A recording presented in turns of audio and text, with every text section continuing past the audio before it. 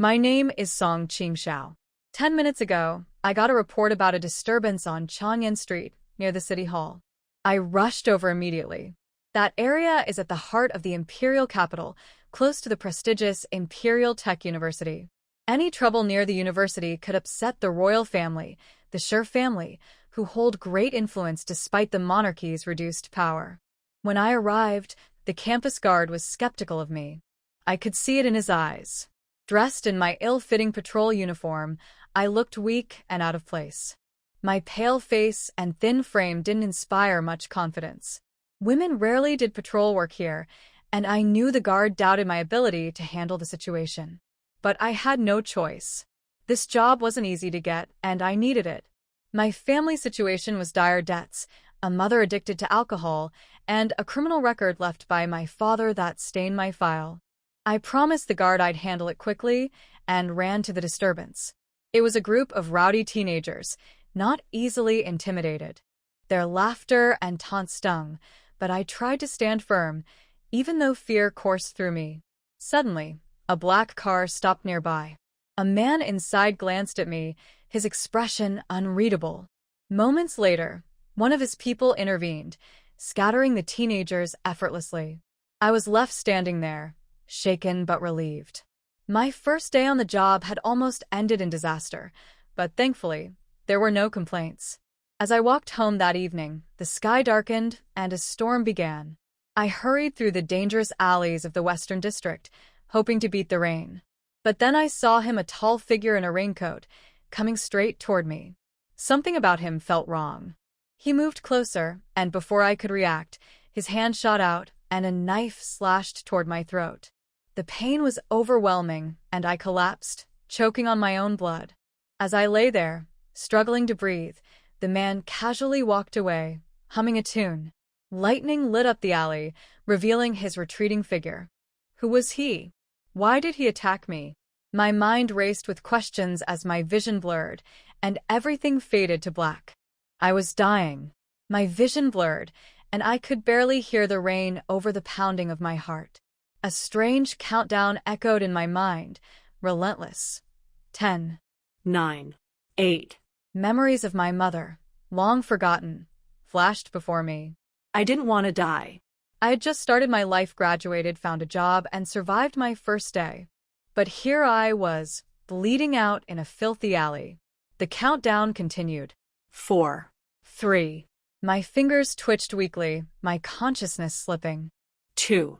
I wanted to scream, to fight, but I could barely move. Is this the end? A question cut through my despair. Do you wish to enter God's trial? I barely managed to whisper.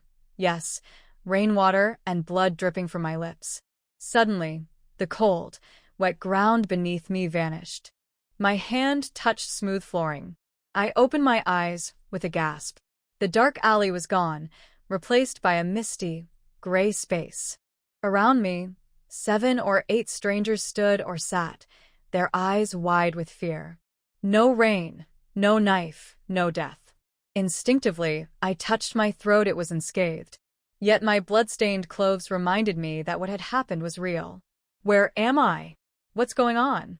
I muttered, my voice shaking. The others stared at me warily, their expressions a mix of fear and disgust. I noticed a woman in a red dress sneering as she eyed me, drenched and bloodied, like I was some filthy stray. "You new girl," she said sharply, her voice cutting through the tense silence. "Who are you? What's your name? How did you get here?" Her gaze was piercing, and everyone else turned to me, waiting for my answer.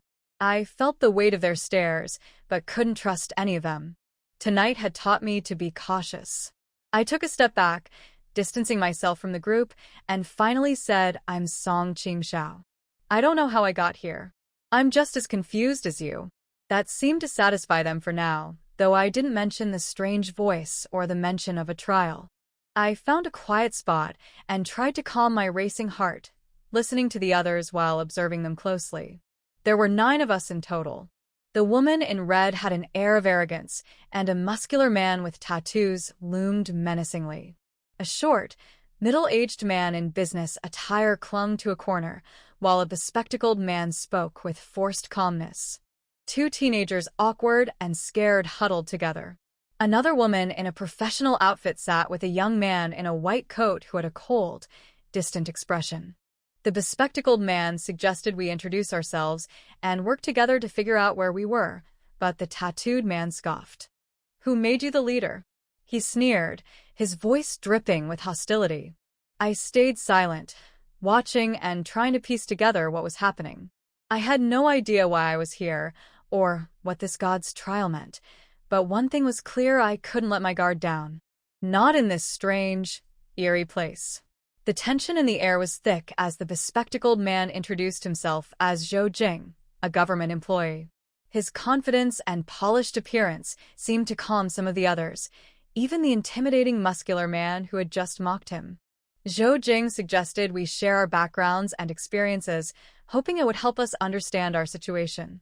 Despite my nerves and shaking hands, I edged closer to the group, careful not to draw too much attention. As Zhou Jing spoke, a man in a white coat, clearly a doctor, pulled out his phone to test for a signal. No signal, he announced, his tone grim. The news unsettled everyone.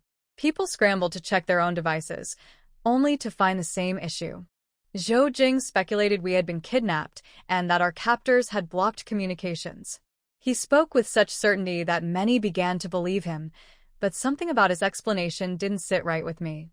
I couldn't ignore the strange voice I'd heard before arriving here. It had asked if I wanted to enter God's trial.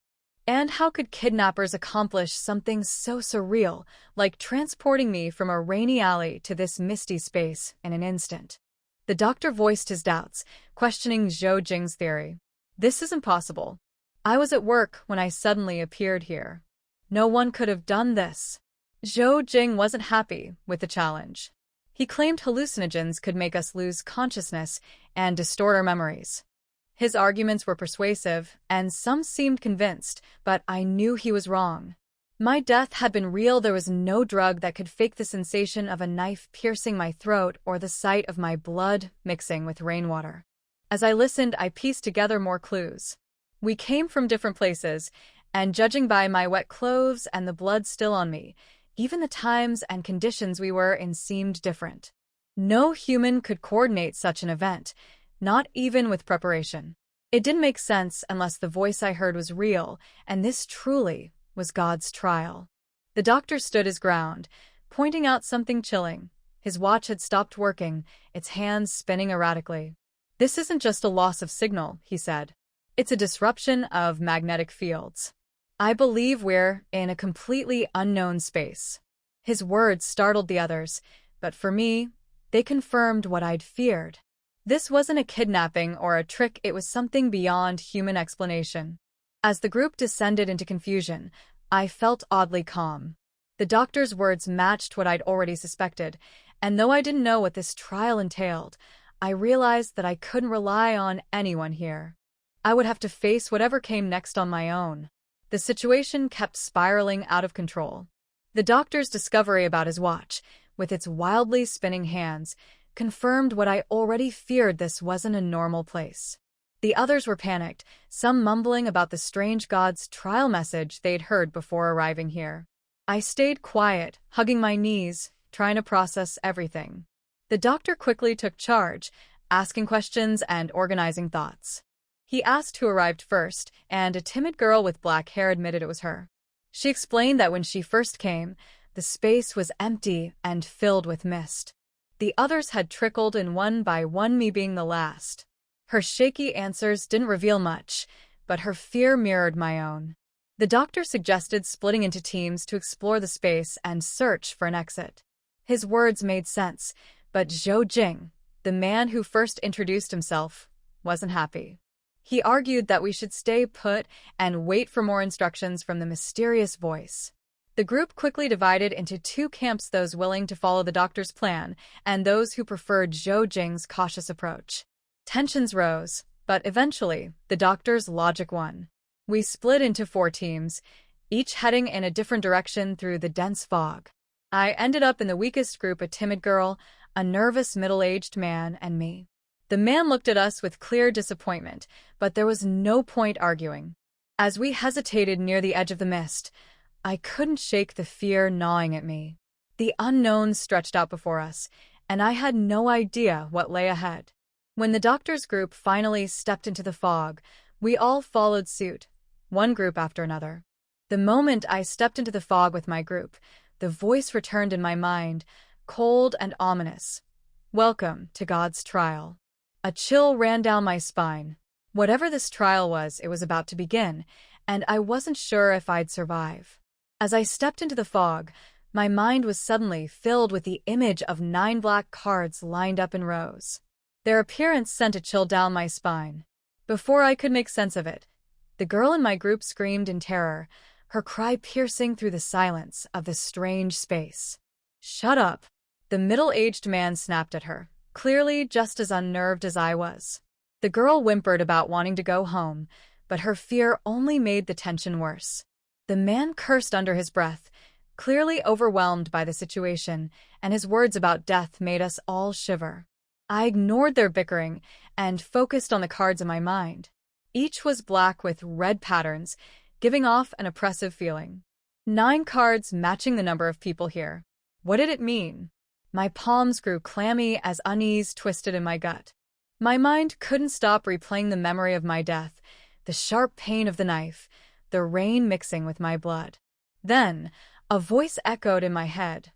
"Object selected." Startled, I looked down to find a dagger in my hand, a short, thin blade that glinted faintly in the dim light. I had no idea where it came from, but it felt solid, real, and sharp. I quickly hid it in my sleeve, knowing it might be my only way to defend myself. The fog began to thin, revealing my companions more clearly. The man grumbled angrily, venting his fear and frustration. The girl flinched at his words, but didn't dare speak back. Suddenly, she screamed again, this time pointing at her hand. A pink phone had appeared out of nowhere. "This is my phone."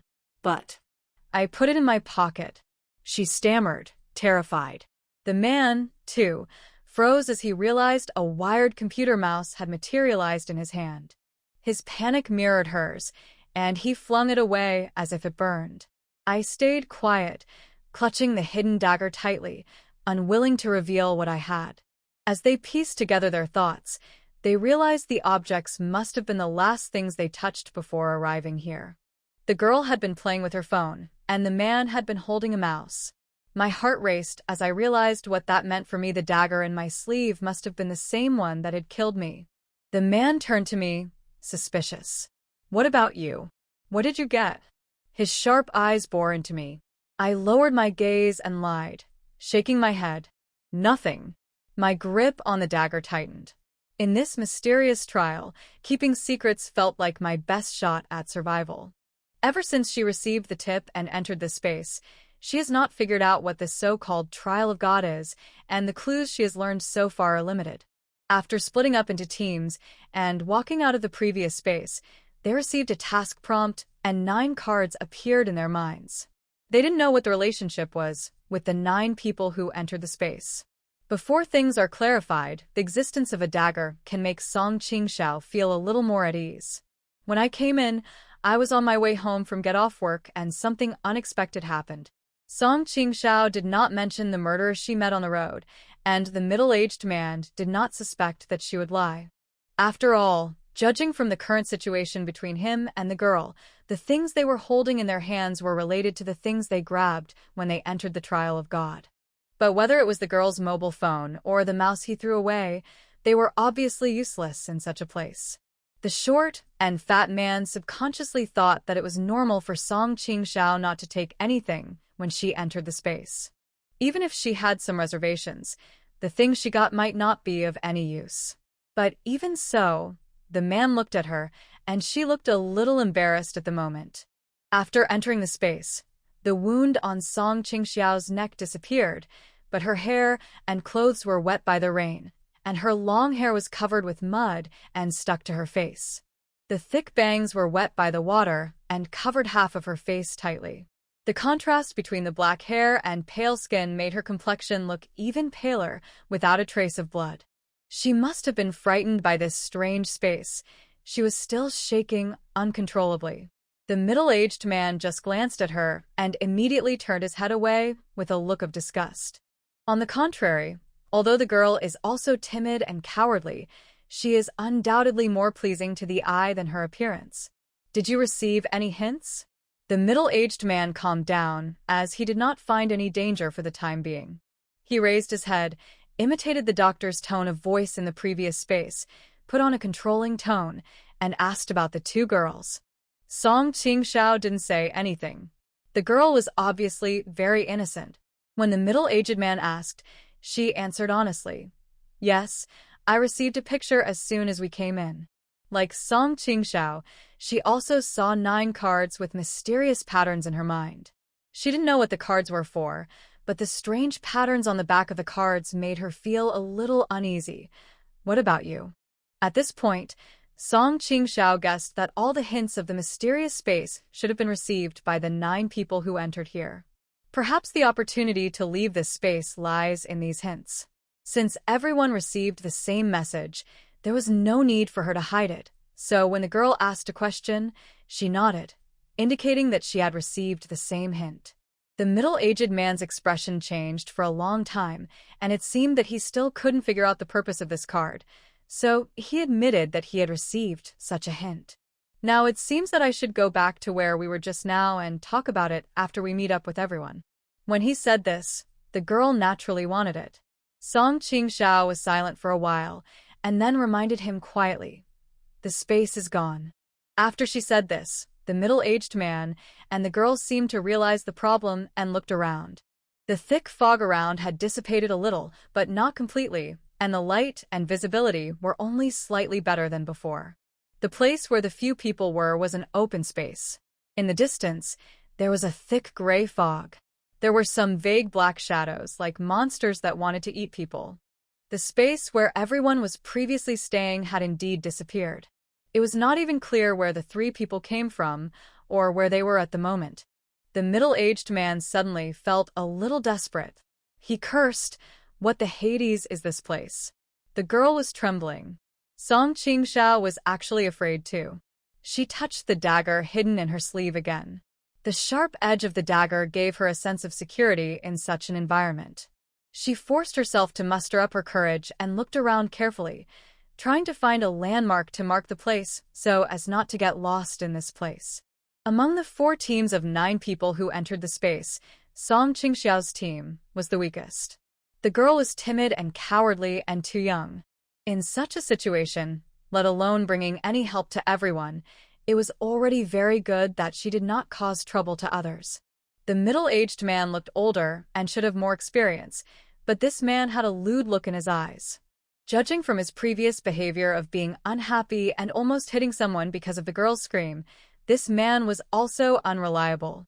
Although Song Qingxiao herself is not very courageous, she does not trust others in a place like this, so she can only rely on herself. Let's find a place first and determine the direction we are in. When the girl and the middle-aged man were at a loss, she took a deep breath and said, "If you want to leave here, you must at least meet up with the other people first, and then find an exit." There was no better way at this point, and the middle-aged man and the girl both agreed with Song Qingxiao's words. Once the decision was made, the middle-aged man quickly tried to establish his position as the boss of the team in the hearts of the 2 girls. He waved at the girl. "None of us knows if this place is dangerous, so it's best not to separate. I'll hold your hand." He puffed out his chest and gave orders. When he saw Song Qingxiao's dirty and embarrassed appearance, he showed disdain in his eyes and ordered the girl, "You hold her." He obviously couldn't remember Song Qingxiao's name, but Song Qingxiao didn't care about it. She was used to the feeling of being ignored. What's more, she felt that in such a mysterious space, facing a group of strangers, it might be better for her to have a lower sense of presence. The girl was obediently held by the middle-aged man, who held Song Qingxiao with one hand. She must have been frightened.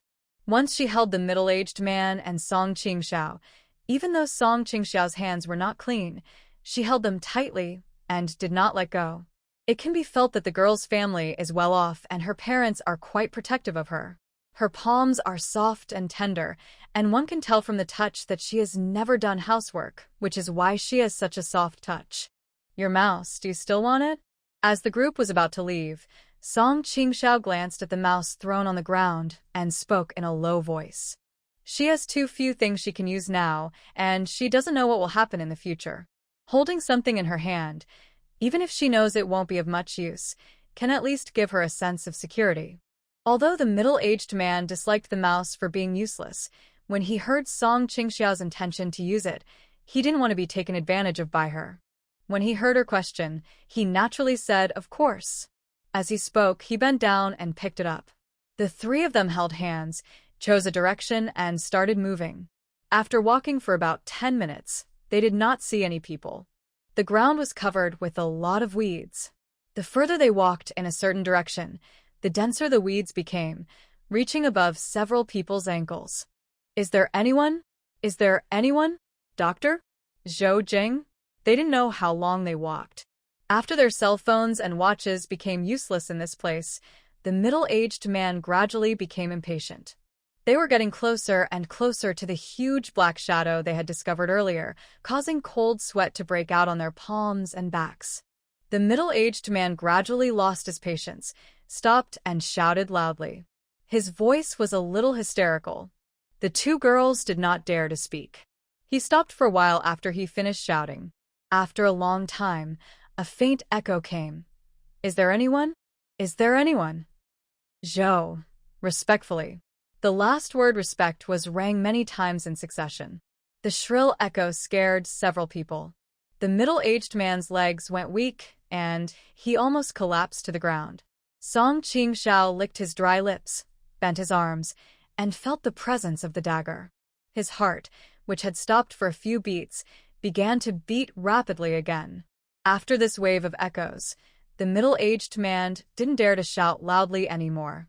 His voice was quite loud before, and he was sure that if Zhou Jing, the doctor, or any group of people in the previous space were nearby, they would be able to hear it.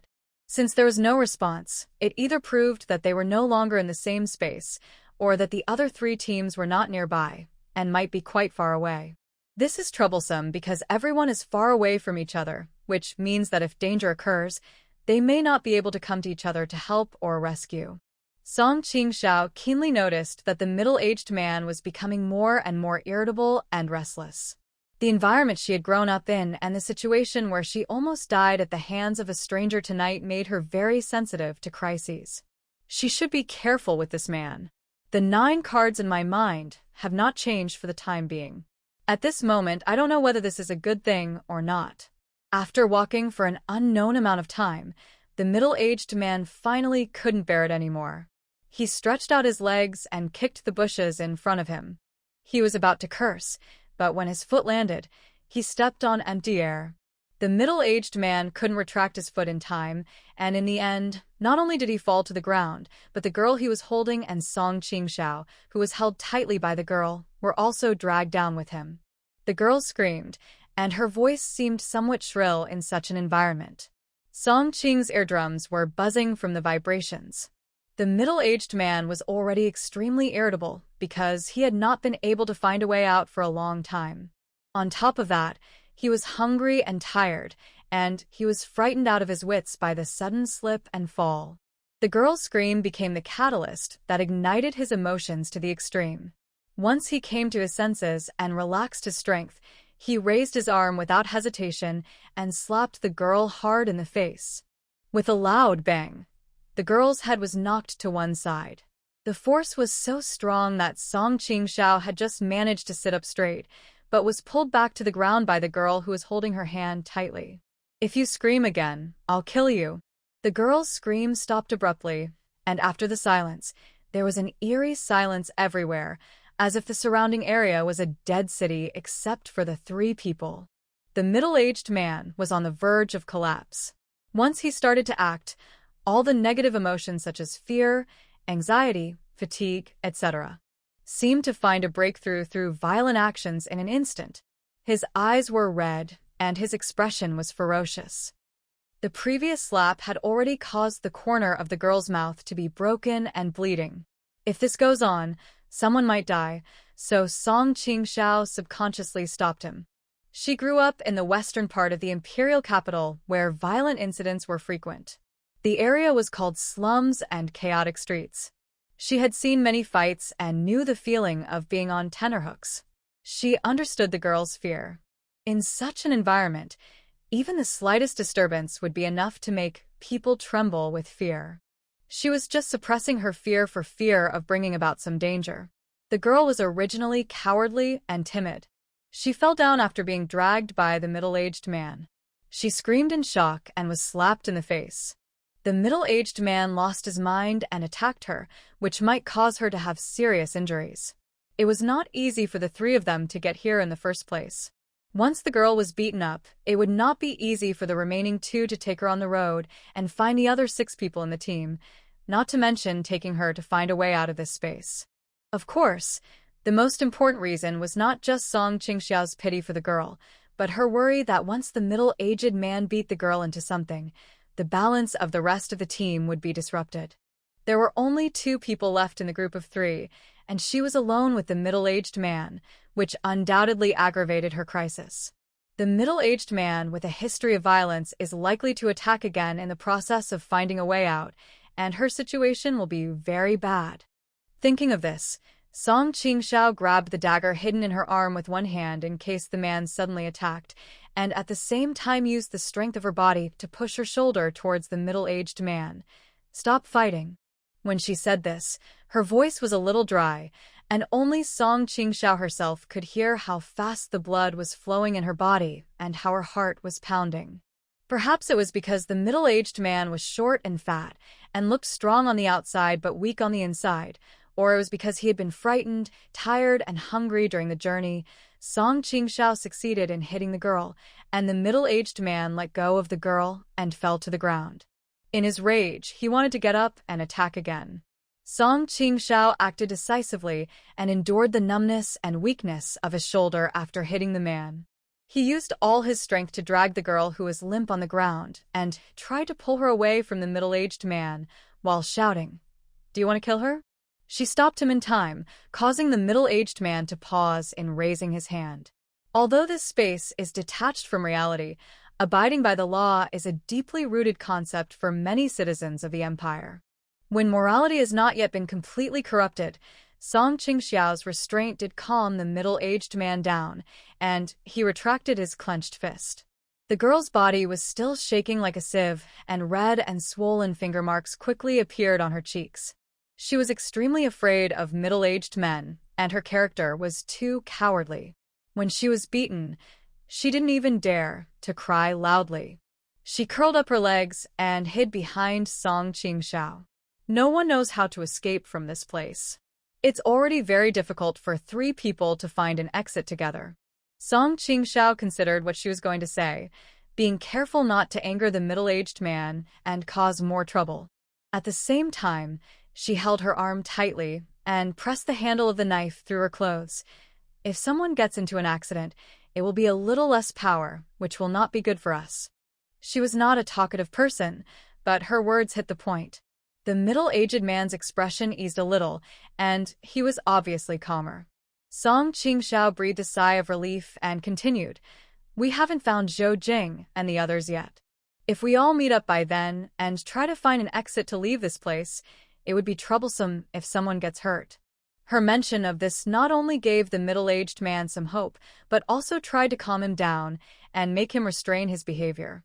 These few words had a very good effect. The middle-aged man suppressed his anger, brushed off the grass debris on his body, snorted coldly, and stood up. He was the first one to slip, and as he was fat, he fell harder than the 2 girls. When he stood up, he gasped, and his right leg was somewhat out of control, so he limped when he walked, with more difficulty than before. After calming down, Song Qingxiao looked around this place. This place was lower than where the previous few people fell. Judging from the solid ground under his feet, it should be a staircase. However, over time, the staircase was overgrown with weeds, and the environment was not particularly clear, so people would not notice and step on empty air and fall. After figuring this out, they became more cautious and walked down the stairs to explore the new area. After walking for an unknown amount of time, the black shadow that had been hidden in the thick fog finally came closer. It was a building similar to a factory shed. The three of them breathed a sigh of relief at first, but then their scalps tightened again. In this strange place, there appeared strange buildings. Not knowing whether there was any danger, several people held each other's hands and walked in. The light inside was darker than outside. This should be an abandoned factory building. The space was surprisingly large. There was nothing else inside except a dozen large vats. There was a heavy lid on the jar, and no one knew what was inside. Unsure, the men were tired and hungry, so they did not dare to lift the lid rashly. After discussion, they decided to look around first. I can see buildings, and maybe there are additional exits. Once I find the exit and leave this place, I will be free. The middle-aged man seemed to have gained strength as well. The three of them walked around the factory. Song Qingxiao silently memorized the locations and terrain he had passed by. After walking for an unknown amount of time, the three of them were exhausted and looked extremely tired. The excitement and hope that the middle-aged man had felt at the beginning when he discovered the factory gradually faded away. His face became increasingly gloomy, he rarely spoke, and his expression became increasingly dangerous. Until finally, everyone's stomachs began to growl, and they could no longer walk, so they found a place to sit down. "Have you got anything to eat?" The middle-aged man stretched out his hand towards Song Qingxiao. Song Qingxiao already felt that something was wrong with him. Her hand was held tightly by the girl all the way, while the other hand was holding the middle-aged man. After being beaten by the middle-aged man, the girl no longer dared to get close to him. She treated Song Qingxiao as her life-saving straw and held her tightly at all times. This made Song Qingxiao unable to hold his dagger all the time, and he was actually a little anxious. No. She let go of the middle-aged man's hand and pretended to rub her arm, but in fact her hand was holding the handle of the dagger.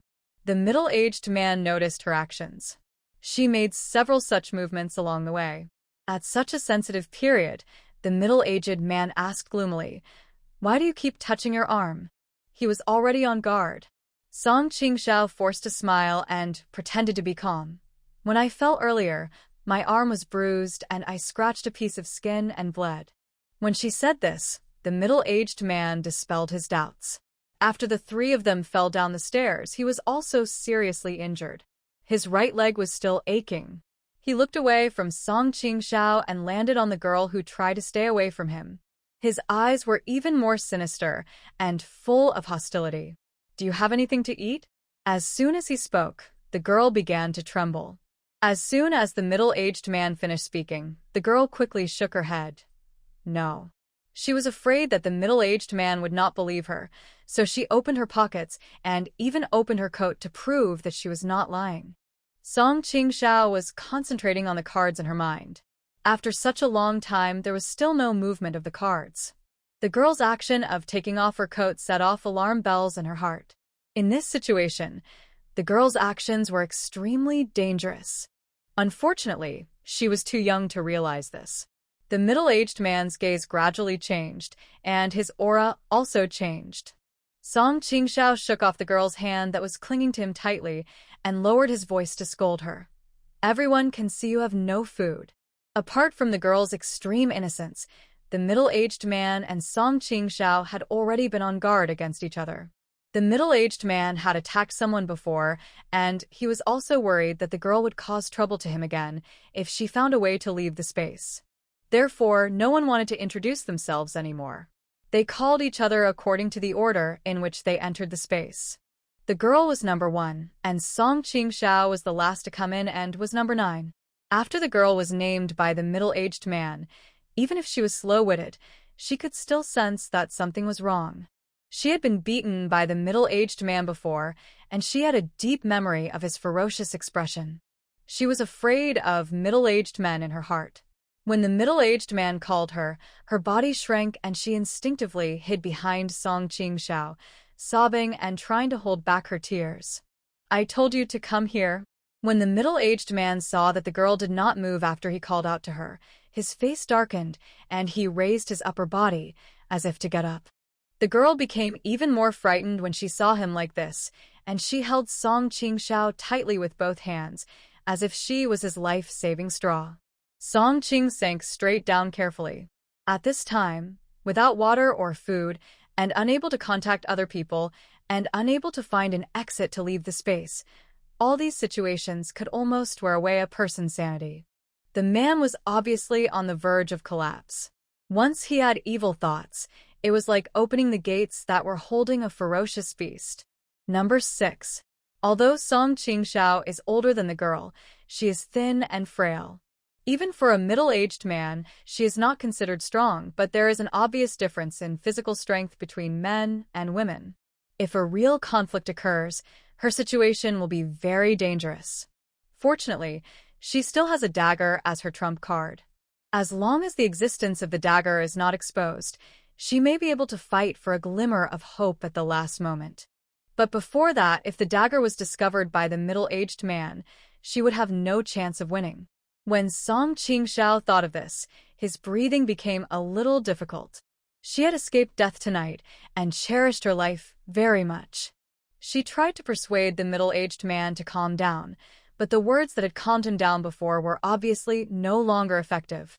The middle-aged man was extremely impatient after not finding any teammates for a long time, unable to find the exit, and lacking water and food.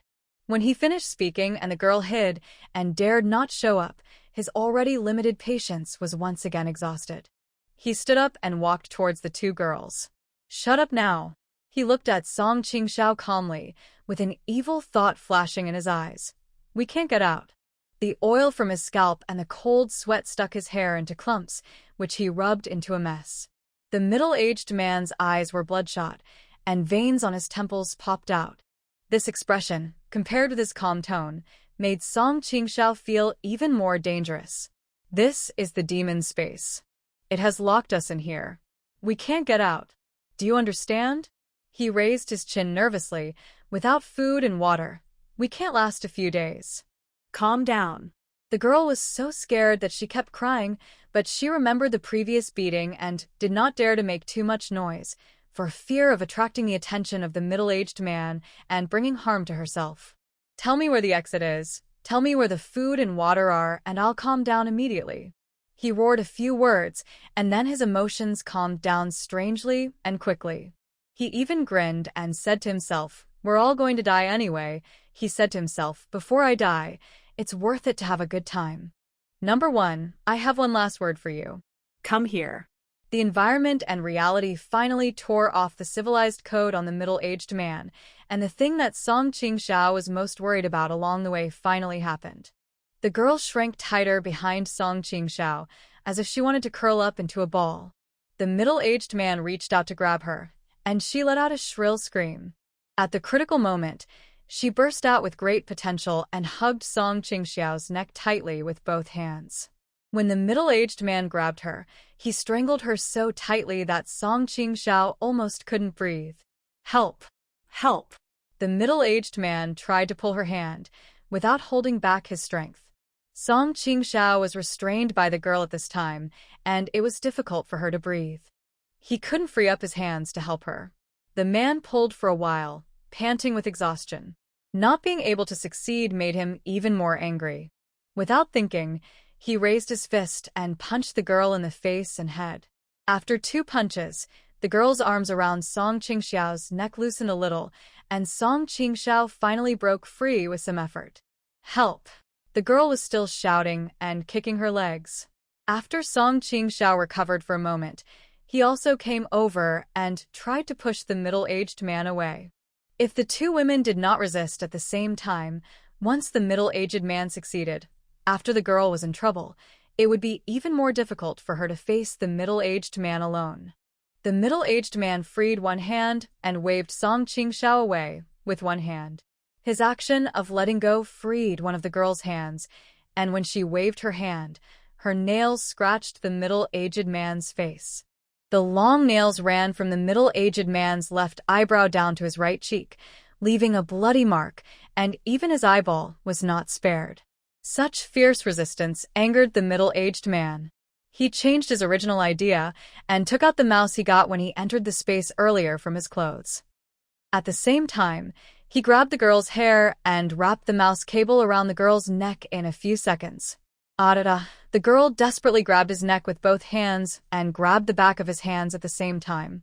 He looked fierce. "Little witch, you dare to hit me. I will kill you."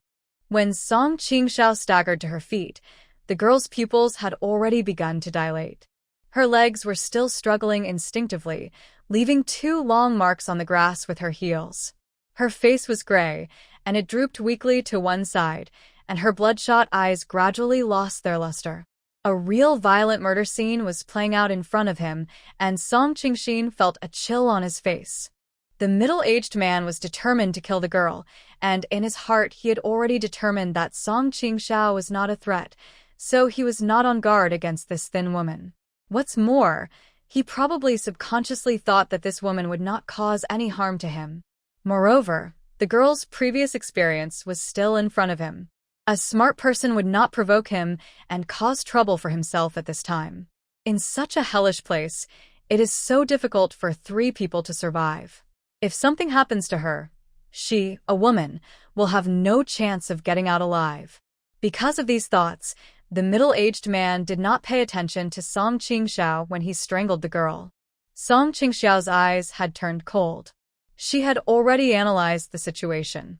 Once the middle-aged man made a move on the girl, he would not be able to stay. This was a good opportunity. She knew what she had to do. All she had to cross was that line of defense. The memory of being nearly stabbed to death in the alley tonight came to her mind. The hope of survival outweighed the psychological burden of killing. She grabbed the dagger hidden in her sleeve, threw herself behind the man, hung her body on him, and stabbed the dagger in her palm into his throat.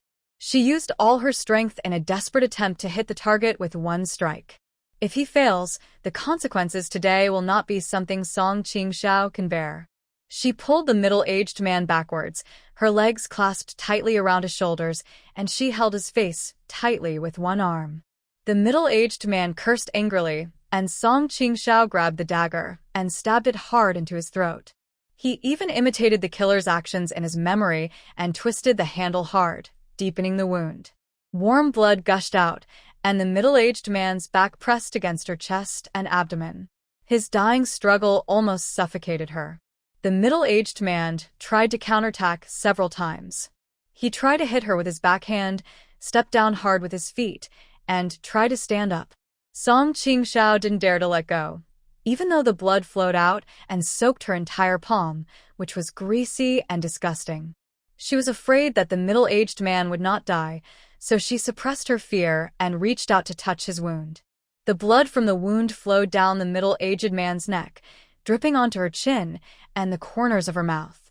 Every time she exhaled, the blood seemed to flow into her mouth, and the taste made her feel sick. The middle-aged man was panting with a puff-puff sound, and every breath sounded like he was choked by blood. This reminded Song Qingxiao of the scene in the alley, and he exerted more force with his hands. His resistance gradually weakened, and after a few final struggles, his hand finally fell down powerlessly, and his whole body was left twitching instinctively. Even if the middle-aged man is not dead at this moment, he is probably not far from death. Only after he was sure that he had cut off the middle-aged man's life force did Song Qingxiao breathe a sigh of relief and began to tremble continuously. Because she had exerted too much force, her legs were not under her control even when she relaxed, not to mention her bloody hands. The brief fight just now had left her body soaked in cold sweat. The middle-aged man's body pressed on her like a heavy mountain. There were originally 3 cards in a row, 3 columns in total, but 2 cards in the upper left corner were flipped over. The moment the photos of the middle-aged man and the girl appeared on the card, Song Qingxiao's breathing stopped. On the first card, a middle-aged man was wearing a black suit jacket and smiling. The words Zhao Rongqiang were written at the bottom of the card. If Song Qingxiao was not mistaken, this should be his name. These cards appeared after everyone entered the space and walked into the thick fog. There was no movement in the middle. After number 1 and number 6 died one after another, 2 cards turned over. Does this mean that the turning of these cards requires the death of the card owner? If Song Qingxiao's speculation is true, then what will happen again after these cards are turned over? She remembered the scene when she and number 1 and number 6 were looking for a way out in this space. Is it possible that their previous method of finding an exit from this space was wrong from the beginning, and the real clue to leave here is likely to be hidden in these cards? Such a thought came to Song Qingxiao's mind, and she vaguely felt that she had found the right direction. Thinking carefully, when she entered this space, the prompt she received was, "Do you want to enter God's trial?" After entering the space, there were 9 people in total, with 3 cards in a row and 1 card in 3 columns. After 2 people died, the 2 cards in the upper left corner flipped over. After summarizing and concluding what she knew so far, Song Qingxiao probably had a rough idea of the task. The trial mission requires infighting. The reason why the number of people entering the trial is an odd number rather than an even number is most likely to indicate that in the end only one person can survive and leave the space. Song Qingxiao figured this out and shuddered. It was a good thing that she was able to kill someone for self-protection but accidentally got clues to the mission and found a way to leave home, but at the moment, the situation was not favorable for her. The 9 people who entered the space received the same clues. Except for the dead number 1 and number 6, the other 6 people should have discovered the abnormality. The only advantage she had was that she knew that the flipping of the cards was caused by the deaths of number 1 and number 6, but as time went on, the others should be able to react to it to some extent. Once everyone realizes this advantage will become Song Qingxiao's weakness. After all, she was in the same group as number 1 and number 6, but both of them died at her hands. Naturally, the others would be more wary of her. This mission requires only those who survive to the end to have the conditions to leave. Compared with men, women are much more dangerous. If Song Qingxiao wants to survive, he has to kill the other 6 people. Putting aside whether she has the strength and stamina to kill everyone when everyone is on guard against her, among the other men, let's not talk about number 3 Zhou Jing. Number 4 Doctor is experienced and cautious, and because of his profession, he is accustomed to life and death. Once the game officially begins, he should be able to overcome psychological barriers faster than ordinary people in order to survive. He is a very difficult and ruthless character. At the same time, number 7 is a burly man with a strong physique. He is the tallest among all the people and is not easy to deal with. But no matter how unfavorable the situation was for her, she was unwilling to let Song Qingxiao sit and wait for death. She had barely escaped death, and she was unwilling to die quietly in this game. She held the dagger tightly in her hand. Fortunately, she had a backup plan. During the fight with the middle-aged man, she unexpectedly knocked him down. This dagger is likely to bring her life in the subsequent trials. What Song Qingxiao herself did not expect was that the thing that almost took her life unexpectedly became her hope for survival now, as if fate was playing a huge joke on her. After calming down, Song Qingxiao first carefully hid the dagger again. There seemed to be a sweet and fishy taste of thick blood lingering in her mouth. She retched twice and saw the hideous appearance of the middle-aged man number 6 after his death from the corner of her eye. He looked completely different from the photo on the card, and the comparison was even more creepy. After the 2 people in the team died, the surrounding environment seemed even more gloomy and terrifying, but Song Qingxiao had no time to worry about these things as the most urgent matter had to be addressed. The girl's body was lying nearby. She had died at the hands of a middle-aged man. The mouse cord was still wrapped around her neck, and her clothes had been torn. She was fine, but the body of the middle-aged man was a bit tricky. There was an obvious knife wound on his neck. If the body was left unattended and discovered by others later, Song Qingxiao's trump card would be exposed and her danger would be greatly increased.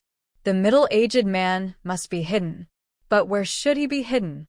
There is grass all around here, and there is an abandoned factory building in the distance, but there is nothing extra to hide. Song Qingxiao carefully recalled what he had seen along the way and remembered the dozen or so large vats in the factory. Each large vat is about half a person's height and is covered with a heavy, thick lid. When the few people passed by earlier, They did not rashly open the lid of the tank because they were not sure whether there was anything dangerous hidden in the tank. When she thought of this, it was obvious that the big vat was the best place to hide the body. The factory was not far from here. She was cautious by nature and had memorized the route and direction along the way. It was not difficult to find it back now. She only needed to hide no SIX's body before others arrived, keep the scene well and hide, and she would increase her chances of survival. Thinking of this, Song Qing stood up with her hands on the ground. Her body was still a little shaky. She had not felt anything when she killed the person because she was too nervous. But now that she had recovered, she felt panic in her heart, dizzy, and her eyes were shaking. This was not the time for her to feel uncomfortable. She bit her tongue hard, shook her head, confirmed her location, and walked towards the location of the factory in her memory. While she was counting the time silently in her mind, she was also paying attention to the cards in her mind. After about a quarter of an hour, she finally determined the location of the factory. Before she could go back the same way, the cards in her mind moved again. The third card in the upper left corner was turned over, and the woman in the red dress, number 8, was smiling at the camera. She was in the same group as the burly man, number 7. When the card was turned over, it proved that number 7 had already attacked her. This was like a signal. Once everyone started to take action, more people would die. After the closest teammates were killed one after another, the survivors of the team would turn into hunters and go out to look for prey. There was not much time left for Song Qingxiao. She returned to the scene and first touched the girl's bag, then took out change and a cell phone from the bag. Money was of no use in this place, so she put the cell phone on herself and took off the mouse cable wrapped around the girl's neck and held it in her hand. At this time, any extra thing she had would count. After doing all this, she suppressed her inner fear and nausea, reached out, and pulled up the body of the middle-aged man number 6. The body is particularly heavy after death, especially the middle-aged man whose body temperature is slowly dropping. His fat body presses heavily on Song Qingxiao's back, almost crushing her to the ground. The blood from the wound on the man's neck dripped down like silk threads, flowing onto Song Qing's shoulders and arms and soaking into her clothes, making her feel slippery and itchy. The corpse's hand hung at Song Qingxiao's side, swaying. Especially since she had killed the man with her own hands, it added a lot of psychological burden to her. It was not an easy journey. When she arrived at the factory, Song Qingxiao had almost exhausted all her strength. She threw the middle-aged man's body aside and pushed open the lid of a large vat with great effort. At first, she held her breath, fearing that something would come out of the vat, but after the lid was opened, she quickly breathed a sigh of relief. There was only a small half-tank of sewage-like liquid in the vat, which looked very turbid in the dim light. Song Qingxiao took great pains to push the body of the short and fat middle-aged man in. There was a splashing sound of water with a plop. Song Qingxiao closed the lid and prepared to start dealing with the traces he had left along the way. Some bloodstains could only be removed by rubbing them off hard, and those that could not be rubbed off were covered with mud. Some scenes that cannot be covered up cannot be hidden, so they can only be covered up in other places in the same way to temporarily confuse others. But anyone with a discerning eye could see that this should be the place where she had the most activities. Even so, Song Qingxiao had no other choice. She couldn't run away. If she ran, she would be like a headless fly. There was a high possibility that she would encounter a hunter. Once she encountered one head-on, with her physical energy greatly consumed, her chances of survival would not be high even with the dagger. It would be better to wait and see, hiding here. There are more than a dozen large vats here, each with a heavy lid. She's checked the water in the vats, and it should be sewage. If others want to find her in these vats, it will take some time unless they are extremely lucky. Not only was this enough time for her to rest, but the moment the lid was opened, she might also be able to launch a surprise attack. She found the large vat containing body number 6, chose a nearby one, opened the lid, crawled in, and then put the lid back on. As the dim light was gradually blocked by the lid, she didn't know whether it was due to psychological influence or other reasons, but she felt that the water in which her lower body was soaked was icy cold, indicating that if she failed, this might be her burial place. After hiding himself and making sure that neither his clothes nor his hair were exposed at all, Song Qingxiao began to pay attention to the prompts in his mind. The death of the woman in the same group as the burly man number 7 did not surprise Song Qingxiao. After all, after the big man discovered the rules, it was only a matter of time before he killed the woman in red skirt in order to find an exit and survive. He was strong, so it was not difficult for him to kill the woman in the red dress. But the irony was that the woman in the red dress was so happy to be in the same group with number 7 in this strange space, thinking that no, 7's tall and strong figure could give her a sense of security. She did not expect that this amulet might also become her death warrant. The death of boy number 5 was also something Song Qingxiao had expected. He was not very old, and the impression he left on Song Qingxiao in the space was that he had a very simple face. It was not surprising that he fell into the hands of Zhou Jing, a man with rich social and life experience, and who was scheming and resourceful. But what surprised Song Qingxiao was Zhou Jing's death and the fact that the professional woman number 2, who was in the same group as the doctor, was still alive.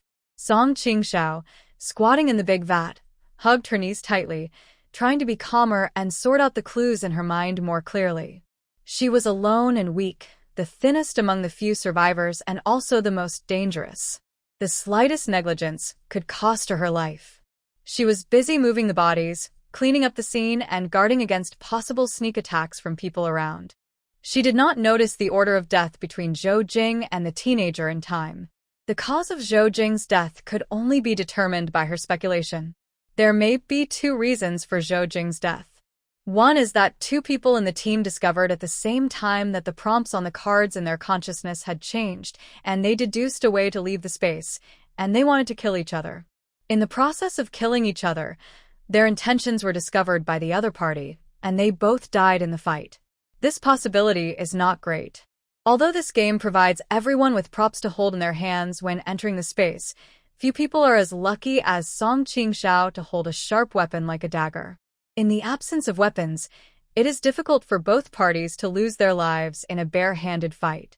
Then there is another possibility, that is, after Zhou Jing or the young man won, they were weak and were attacked by people from other groups.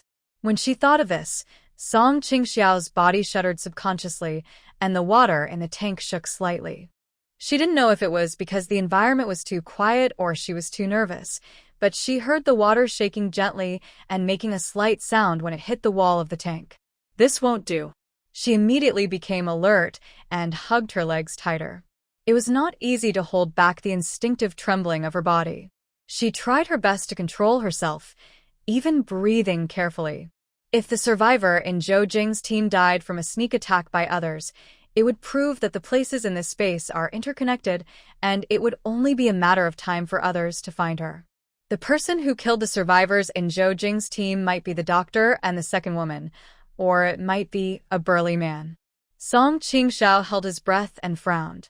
In her initial speculation, the doctor was an intelligent person, cautious and highly observant. After realizing that this game might progress through cannibalism, the professional woman should be very dangerous. But up to now, 5 of the 9 people have died, 3 of the 4 teams have encountered problems, and even everyone in one of the teams has died. However, the woman in red is still alive, which is quite strange. Could it be that after guessing the intention of the game, the doctor still maintained his moral code and noble character? No, this is impossible. After this thought emerged in Song Qing's mind, he quickly rejected it. Before this, she didn't know the doctor, and her understanding of the doctor came from the brief time they spent together in the previous space. However, from the short time they had spent together, when Zhou Jing took the lead in striving for the right to speak and tried to establish absolute authority among everyone, everyone was more or less dissatisfied. The doctor did not refute him rashly, but started with the subtleties, raising issues such as the loss of control of mobile phones and watches, and calmly took control of the overall situation. When everyone was panicked, helpless, and losing their backbone, he established his position and then made everyone obey his arrangements. In this regard, the doctor's actions are much better than Zhou Jing's. Everyone knows that in such a strange space, Having the right to speak and being in a dominant position will bring more benefits to oneself. The doctor's various behaviors proved that he was not a smart man without selfish desires, but it was very intriguing why such a man with means, desires, and strategies had not yet attacked the professional woman. Either the second professional woman realized the danger posed by the doctor and fled in advance, hiding somewhere like herself. However, such an environment is full of dangers, especially when you become the prey and everyone else becomes the hunter. It is undoubtedly a very dangerous thing for a woman to be alone. While Song Qing was still thinking about this in his mind, the cards in his consciousness changed again. The card in the lower left corner was turned over, and the burly man number 7 appeared on the card with a smile. This person, who Song Qingxiao thought was quite difficult, hard to deal with, and dangerous, actually died. Song Qingxiao bit her lower lip tightly. There were a total of 4 people who survived in the space, including her. She hit herself, and the burly man would definitely die at the hands of the other 2. Judging from the height and physical fitness, the former is far superior to the doctor and the professional woman. If these 2 people fight alone, it will not be easy to kill number 7. But if the 2 of them join forces, they will have a chance of winning. It seems that her initial guess was true. For some reason, the doctor did not kill the woman in red. Instead, he reached some kind of agreement with her and worked closely with her, which led to the elimination of man number 7. After the death of number 7, she was the remaining survivor. If the doctor wants to leave the space, he will find her sooner or later. Her location was not completely secret. When girl number 1 was still alive, she screamed several times. Although she did not get a response from others, it still left a hidden danger. When Song Qingxiao thought of this, her whole body tensed up. The tip of the dagger in her sleeve pierced through her clothes and stabbed into her flesh. The pain awakened some of her rationality, but it also caused her blood to flow faster. An unknown amount of time had passed, but because she was too nervous, Song Qingxiao vaguely heard the sound of rustling coming from the bushes outside. This slight disturbance made her highly alert. Cold sweat broke out on her forehead, vest, and back of her neck. The toes of her feet curled up involuntarily. She bit her lower lip hard and tried to calm herself. All she could hear was the small echo of her own rapid breathing in the tank and the chaotic bang-bang-bang sound of her heartbeat. She held the phone in one hand and the mouse cable in the other. The cold water in the tank brought waves of chills that made her shiver. At this moment, the footsteps became louder and louder. It was definitely not her hallucination. The voice of the second professional woman rang out. Number 9? The moment the voice of professional female number 2 sounded, a series of tremors uncontrollably climbed up Song Qingxiao's back and quickly spread throughout his body. The feeling of being stabbed through the throat and being on the verge of death came back again. She subconsciously tilted her neck back and tried to take a deep breath. The tank was already cramped, with a heavy lid that blocked out all light. Plus, the dirty water in the tank soaked my lower body, and it felt like the air itself was very thin. As soon as Song Qing raised her neck, her movements froze, and she slowly exhaled. She touched her throat stiffly with the back of her hand, forcing herself to calm down out of fear of death. Number 9? Professional woman number 2 was still calling out, her voice getting closer and closer, and judging by the footsteps, it seemed as if they had already entered the factory. The feminine voice of a woman seemed a little weird in such an environment, especially when the professional woman No.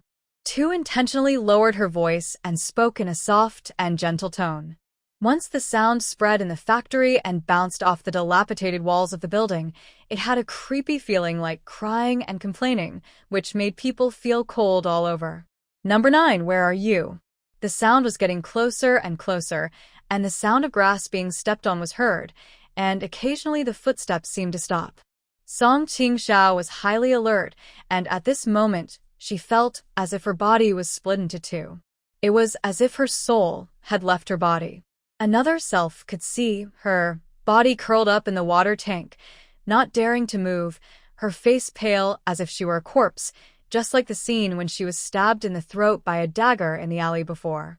She seemed to see the professional woman walking incautiously and lowered her head to look at the traces she had left when she walked back and forth, trying to find her hiding place. "Come out." The voice of the professional woman no. 2 was not fixed, proving that she was walking around in the factory at this time. Apart from that, Song Qingxiao did not hear any other sounds. The reminder in my mind showed that there were still 3 cards left to be turned over, proving that the doctor was still alive, perhaps standing somewhere and watching coldly. Song Qingxiao's heartbeat was getting faster and faster. The footsteps of professional woman number 2 were getting closer and closer. Apart from the sound of clothes rubbing against the side of the vat and the grass when she walked past the vat, the professional woman did not shout again. Such eerie silence makes people even more frightened. After a few breaths, footsteps appeared lightly near the large vat where Song Qingxiao was hiding. As she was highly focused, she became more sensitive to the sound. It was as if something was gently knocking on the edge of the vat. The second professional woman whispered with a smile, "Found you." The tone and manner of this sentence almost made Song Qingxiao scream out loud. But she vaguely felt that something was wrong, so the moment she realized something was wrong, she bit her tongue tightly and suppressed her instinctive reaction, fearing that she would be discovered immediately. But even if she didn't scream out loud, her pores opened wide due to extreme fear, cold sweat poured out of her, her body began to cool down rapidly, and she began to tremble unconsciously. Fortunately, after the professional woman knocked on the tank and finished speaking, she did not hear any noise from inside the tank and left again soon. She walked to the other side of the tank and knocked on it gently, then lowered her voice and said, "I see you." When Song Qingxiao heard this, her stiff body relaxed, and she realized that the professional woman had not really discovered her, but was just pretending to find her. Such an action proved that the doctor was most likely standing nearby, waiting for the professional woman to find her, and then kill her in one fell swoop. Her heartbeat was getting faster and faster, so fast that Song Qingxiao felt like she was about to faint and suffocate. This was not a good time for her to faint without worry. She bit the tip of her tongue hard again, and the smell of blood spread in her mouth.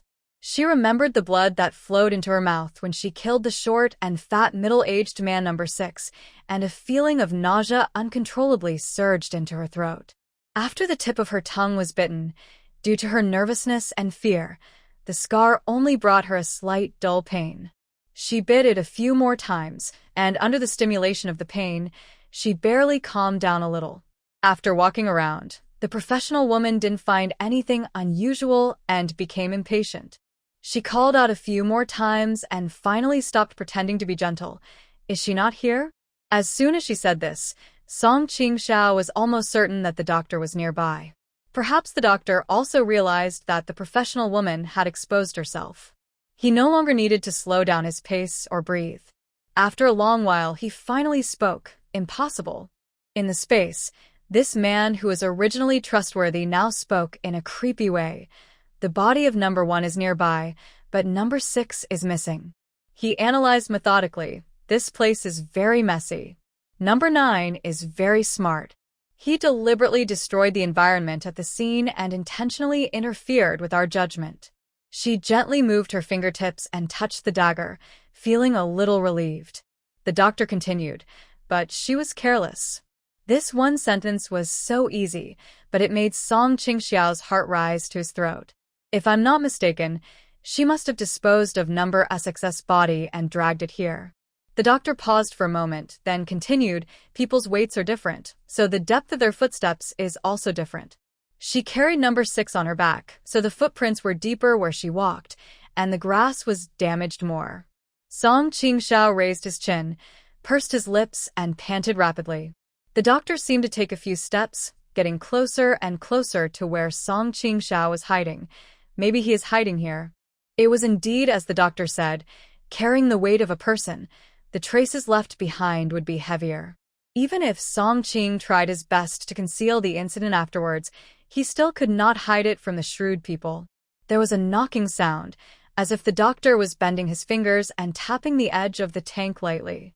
Here, this way, or that way. When the professional woman heard this, she seemed to take several steps back, and her voice became a little alert when she spoke. Is she in here? I don't know. It's possible that she hid alone. It's possible that she stayed with the body of number 6. The doctor thought for a moment, and the professional woman asked, "How about taking off these lids?" As soon as she made the suggestion, the doctor paused for a moment and said with a smile, "Go find some dry grass and light it under this jar." As he spoke, he seemed to swing something in his hand. There was a click, click sound, which sounded like a lighter. Song Qingxiao also heard a small boom when the fire started. It just so happens that the lighter left by number 7 comes in handy. The doctor's advice was undoubtedly very vicious under such circumstances. Song Qingxiao's body trembled, and the hand holding the mobile phone subconsciously reached out to prop up the lid of the tank. But the next moment she remembered the incident of the professional woman knocking on the edge of the tank. The doctor used the same tactic to attack her heart. He first sent the professional woman away, and then he was responsible for luring Song Qingxiao out. What should I do? Song Qingxiao was struggling in a tug-of-war. The current situation is too unfavorable for her. The three of them now have blood on their hands, proving that everyone's desire to survive is very strong. It seems that the professional woman and the doctor have formed an alliance. It would be too dangerous if she was discovered. I'll count to 1, 2, 3, and you'd better come out by yourself. As the doctor spoke, his eyes began to move around the large vat in the factory. 1, 2. His tone became longer and longer. Before he counted to 3, the professional girl did not go far and said, "Why not move these cylinders away and have a look?" The doctor agreed to her plan. The footsteps of the two people were getting closer and closer to Song Qingxiao's hiding place. Among the several suspicious large vats that the doctor had pointed out earlier, they pointed to Song Qingxiao's hiding place.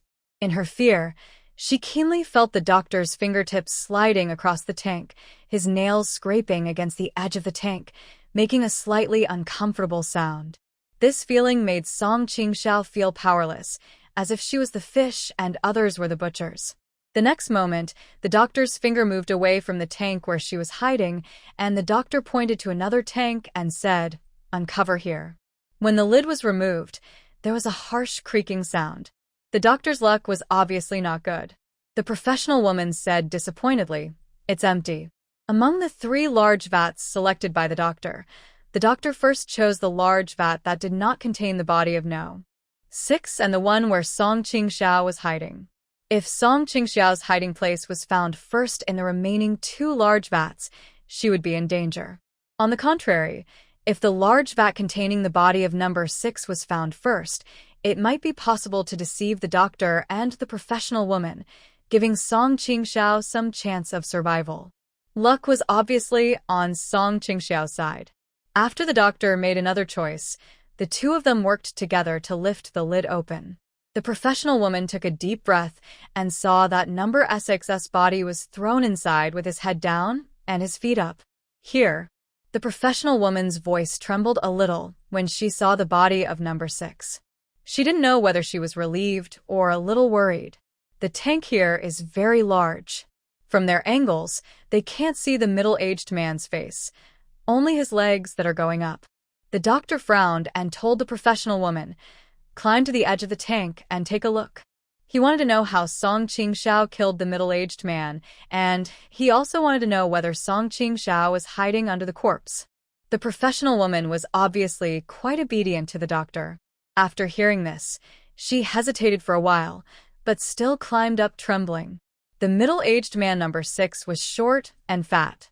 After Song Qingxiao threw him down, his body filled the jar very full, with his head folded forward, at an angle that was absolutely impossible for a living person to reach.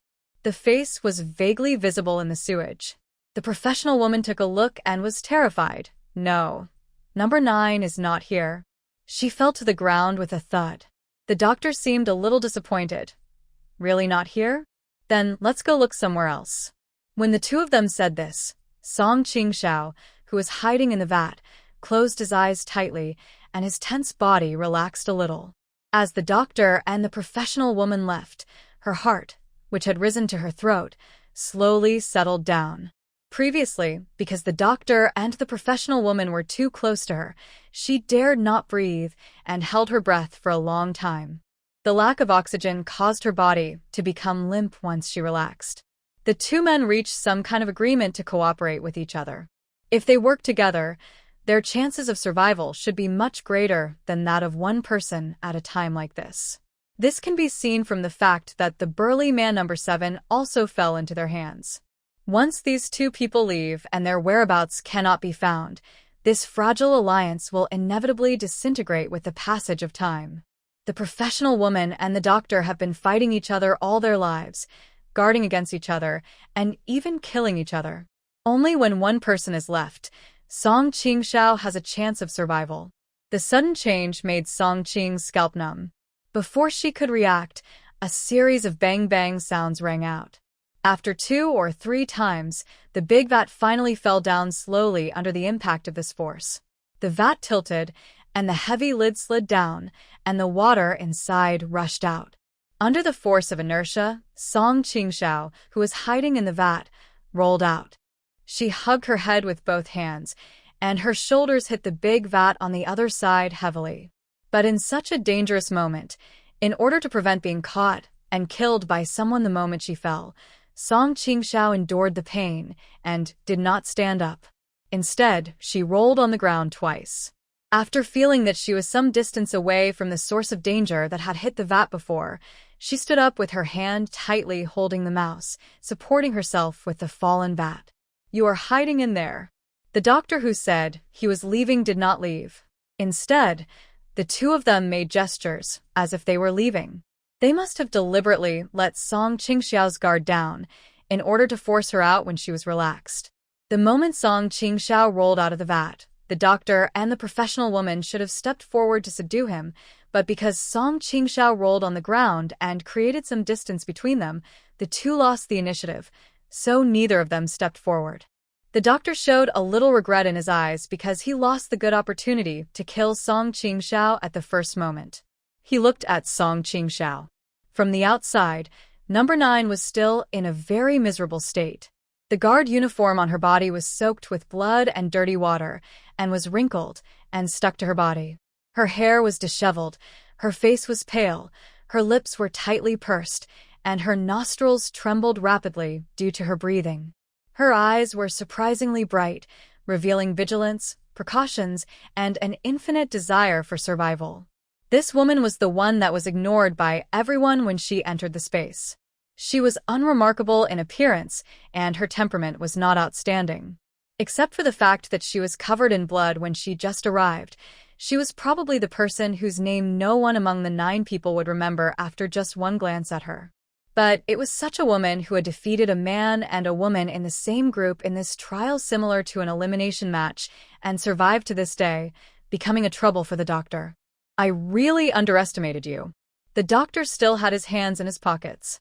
His eyes fell on the hand that Song Qingxiao placed on the tank to support her body. The back of her hand was very thin and had several scrapes, but she seemed not to feel the pain. She gripped a wired mouse with such force that you could vaguely see the marks of the metacarpal bones. The mouse cable was hanging down danglingly, and a corner of the mouse was missing. Looking closely, there seemed to be some blood stains on it.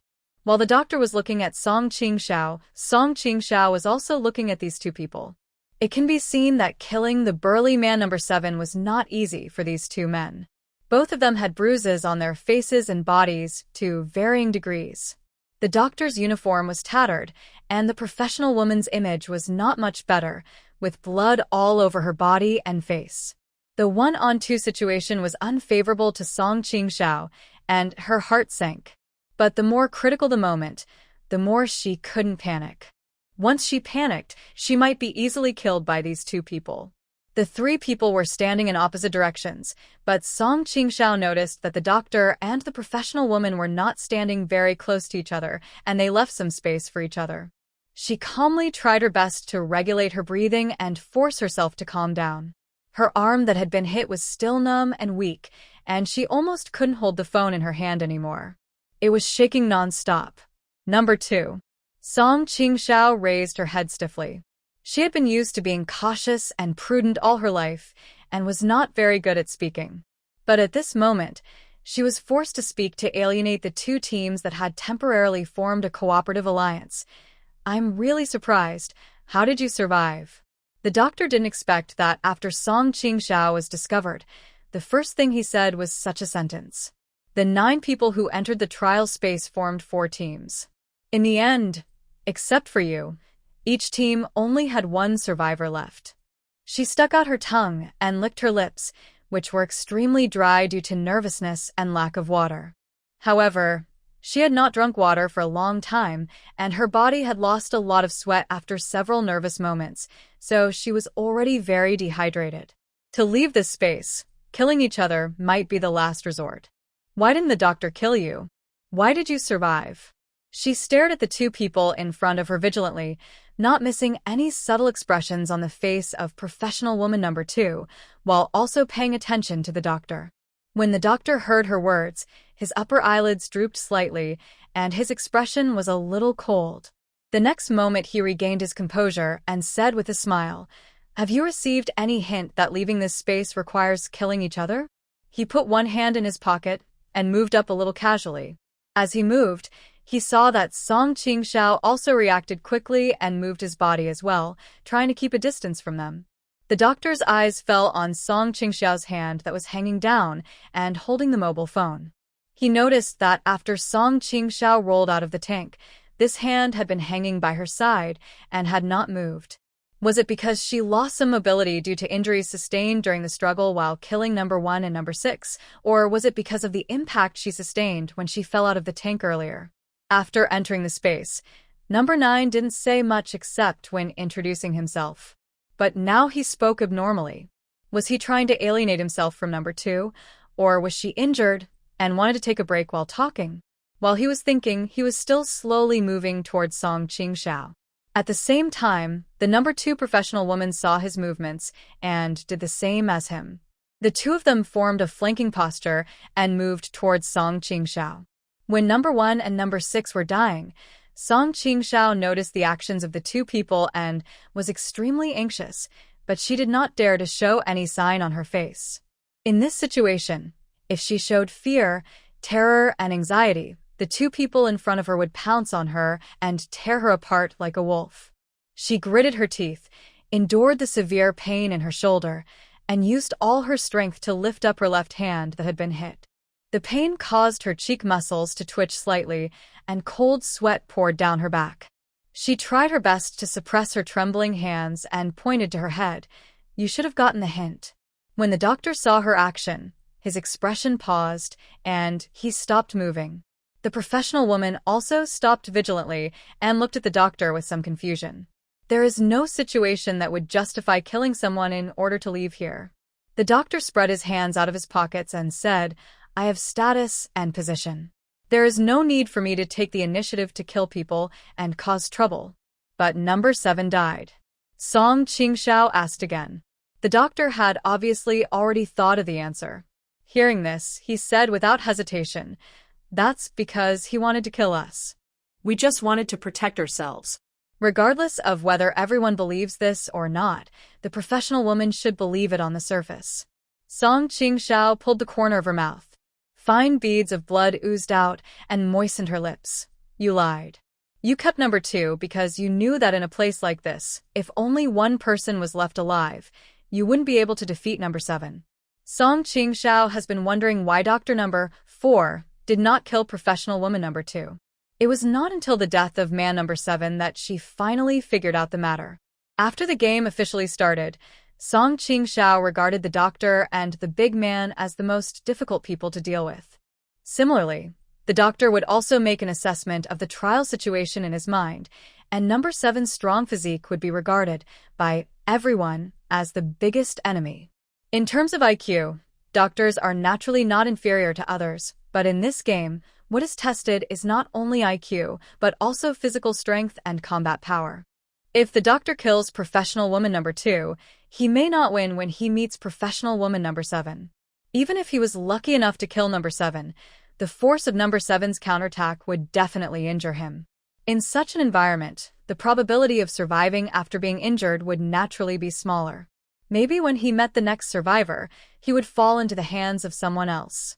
In this situation, if two people temporarily form an alliance, it is always better than being alone, and the chance of survival will be greatly improved. None of the three survivors would believe the nonsense the doctor had said before. What he said about not wanting to get into trouble by killing someone here and that he was forced to kill number 7 were all nonsense. What he said was contrary to his behavior of taking the initiative to find Song Qingxiao. But professional woman number 2 may not understand this truth. She is not as naive as girl number 1 who died earlier, nor is she as beautiful as the woman in the red dress. No. 8. The reason why she is willing to cooperate with the doctor is that she probably understands that in this space, if she falls out with the doctor and leaves alone as a woman, she may not survive. To deal with such a woman, simple and straightforward provocation will not make her change her mind, unless it is something more realistic. Song Qingxiao swallowed his saliva again and again, forcing himself to calm down. The current situation is that 3 people are facing each other. I have just been hit when I was thrown out of the tank, and my mobility has been greatly reduced. On top of that, I am hungry and tired, and I have been soaking in the dirty water in the tank for a long time. I have sweated a lot and lost my strength out of fear. Now I can barely stand, all thanks to my perseverance. Although the doctor and the professional woman were injured in the fight with the big man number 7, these injuries did not affect their mobility. Although they might also be suffering from hunger and fatigue at this time, their situation should be similar to Song Qingxiao's, but the doctor is a man and the professional woman is undoubtedly more advantageous than Song Qingxiao's thin figure. Number 2, there are only 3 of us left in this entire space. Song Qingxiao carefully considered what he was going to say, fearing that a wrong word would lead to his own disastrous end.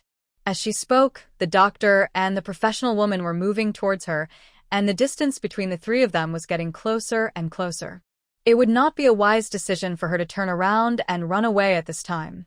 Song Qingxian was extremely anxious and wanted to reach out to grab the hidden dagger several times, but as soon as the thought came to her mind, she suppressed it. If she took out the dagger, it would temporarily scare the doctor and the professional woman, but since she was armed, she would definitely be regarded as a dangerous person by the 2 people in front of her, forcing them to cooperate again. Moreover, a dagger can only be used to achieve success by surprise. When facing 2 people, with her current abilities, there is no way for her to kill these 2 people. We are both women. It would be easy for you to kill me. In the face of danger, Song Qingxiao's expression became calmer, but after I die, how will number 2 survive? The crisis Song Qingxiao is facing at this moment is the problem that the second professional woman will have to worry about later. The doctor still had the upper hand when facing her. Have you ever considered cooperating with me to kill the doctor, and then consider other things when it's just the 2 of us? She calmly discussed her own life and death, and objectively analyzed the current situation for the professional woman. Number 2, you see, I am less dangerous than number 4. You are stronger than me, so it will be much easier to kill me than number 4. What she said made the doctor laugh and cry. Number 4 showed a half-smile on his face. Before he said anything, the doctor noticed from the corner of his eye that the professional woman, who was originally forcing her way towards Song Qingxiao, had stopped. This action proved that Song Qingxiao's words touched the most important part of No. 2's heart, making her feel a little moved. The doctor's smile froze, and his expression gradually solidified. Is it easy to kill you? The doctor also stopped and turned his head to look at the professional woman's face. Number 2, you don't believe her words, do you? The doctor noticed that while he was talking, the professional woman had subtly stepped back a few steps, increasing the distance between him and him. Originally, he and the professional woman were the closest to each other among the 3 people, and the 2 of them were approaching Song Qingxiao. But Song Qingxiao's words easily destroyed this delicate balance, making the professional woman defensive against him. She was in the same group as number 1 and number 6, but number 1 and number 6 both died, leaving her alone. She was also the first to kill. Do you think she'd be easy to deal with such a dangerous person? The professional woman took small steps back one after another. The 3 of them stood at an angle, like an equilateral triangle, keeping a certain distance from each other, and the situation became a stalemate. Although the doctor was still talking, he felt regretful. The fact that Song Qingxiao was able to kill number 1 and number 6 and survive proved that this person was not an easy person to deal with. He shouldn't worry too much and give her the opportunity to talk too much. He should have followed his original plan and first cooperated with number 2 to kill Song Qingxiao, and then kill number 2, and left this place. Number 2's expression was a little uncertain. This was not an ordinary gamble. If you lost the bet, you would lose your life. When Song Qingxiao saw this scene, she quickly said, "Number 6 wanted to kill us, and number 1 and I had no choice but to join forces to fight back." Her words revealed that the death of number 6 was the result of a joint effort between her and number 1, and she was just lucky to have survived. Such words greatly encouraged number 2 and made the professional girl think that if she teamed up with Song Qingxiao to kill the doctor, she might be as lucky as Song Qingxiao during the fight. When she teamed up with Song Qingxiao to deal with the doctor and Song Qingxiao might die together, and she might become the final winner of this trial. Number 2 finally made up her mind. She swept away her hesitant expression, turned her head, and when her eyes fell on the doctor, she had some murderous intent and vigilance. Well, the doctor sighed, as if he was a little regretful. "It looks like you've made your decision." "I can't help it. I want to live too." Number 2's eyes were cold. "Besides, you want to kill me too. Otherwise, why haven't you asked me my name in all the time we've been working together?" The doctor didn't ask her name because he had planned that after killing her, the card belonging to her in the consciousness would be turned over, and sooner or later, he would know her name. At this point, everyone has torn their faces apart, so there is naturally no need to whitewash it anymore. This outcome is not pleasant for doctors, but it is inevitable. The 2 women surrounded him, and the doctor gradually backed away until his back hit the large vat containing the body of middle-aged man number 6. When he could no longer retreat, the 2 women got closer and closer, and the doctor turned his head, and his eyes fell on Song Qingxiao. He no longer concealed the murderous intent in his heart. At that moment, Song Qingxiao felt as if she was being stared at by a poisonous snake. She understood that the doctor had seen her weakness and had chosen her as the target for slaughter. He planned to get rid of her first, and then deal with the professional woman to reduce the pressure of dealing with 2 people at the same time. Song Qingxiao noticed that because of the doctor's choice, professional woman number 2 had an unconcealable smile on her face.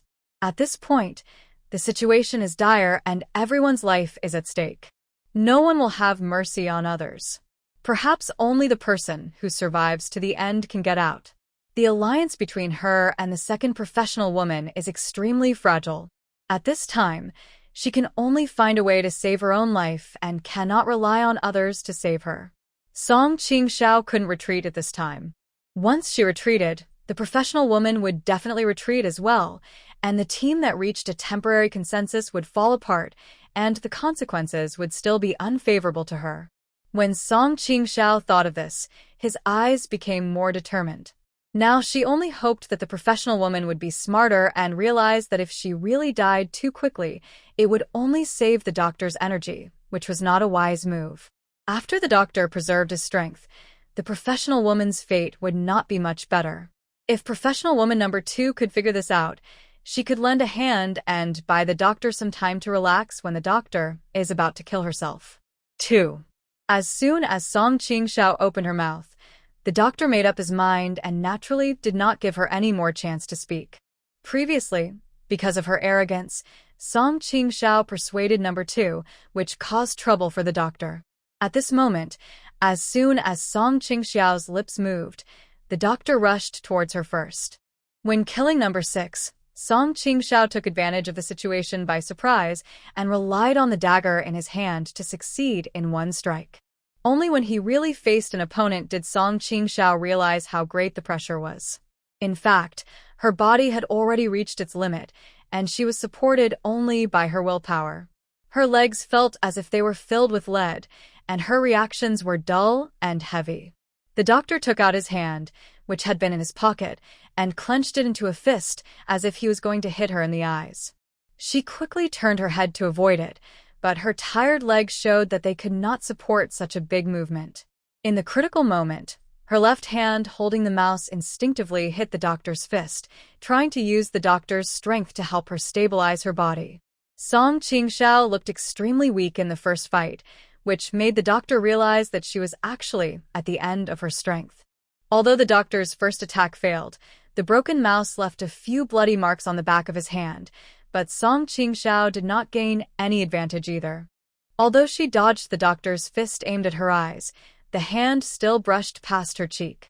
The doctor stumbled forward and she turned around warily, took 2 breaths and took a step closer to the professional woman, only to realize belatedly that her cheek was vaguely painful. At this moment, she didn't dare to reach out to touch her face, but she vaguely felt that her cheek was cut and blood began to ooze out. When the doctor attacked, she vaguely noticed that the doctor was holding something in his hand. This must be the doctor's trump card that he had been hiding, and he just showed it at this time. Song Qingxiao resisted the urge to touch the dagger and gasped heavily. The doctor's attack failed, and after stopping his forward movement, he turned around. In his right hand, he was holding a pen with its cap removed. The tip of the pen was stained with flesh and blood, and it must have been the one that cut Song Qing's cheek just now. After noticing this, Song Qingxiao felt scared. The doctor was aiming for her eyes. Fortunately, she dodged it, otherwise the consequences would be disastrous. The two changed directions, and the doctor didn't stop and rushed towards Song Qingxiao again. He learned from his previous lesson and rushed over.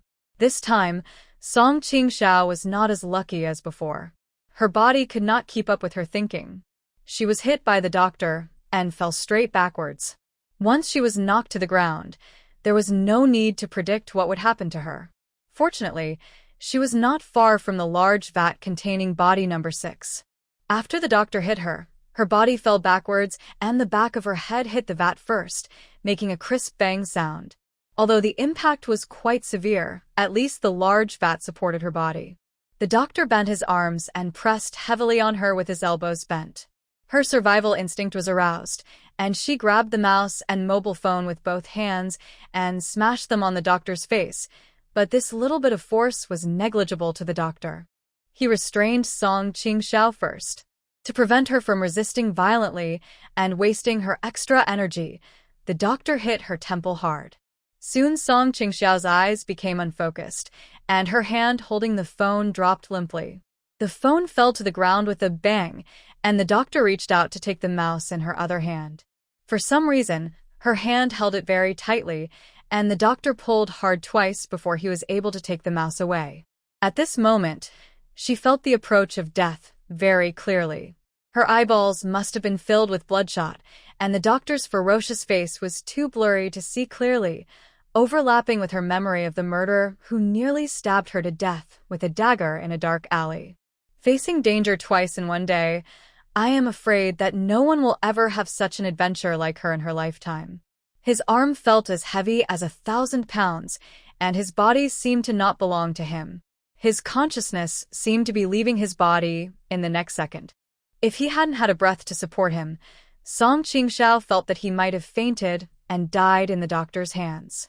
The arm that was stuck on her neck pressed tighter and tighter, almost breaking her larynx. This feeling of suffocation seemed familiar. She moved her fingers that were hanging down at both sides of her body. There was a dagger hidden inside her sleeve. Ho-ho, she opened her mouth and tried her best to breathe, her chest rising and falling slightly. She used one hand to try to push the doctor away to buy herself a chance to breathe. At this time, Song Qingxiao's actions were like a mantis trying to stop a chariot, and the doctor did not take her slight resistance seriously. On the contrary, the professional woman next to her was stunned when she saw this scene. She is a smart person, and she can think clearly about what Song Qingxiao had thought of before. She knew that after Song Qingxiao's death, the doctor would kill her next. Regardless of whether the rules of the game allow only one person to get out alive, I have witnessed the doctor killing people, and there is no way he will let me go.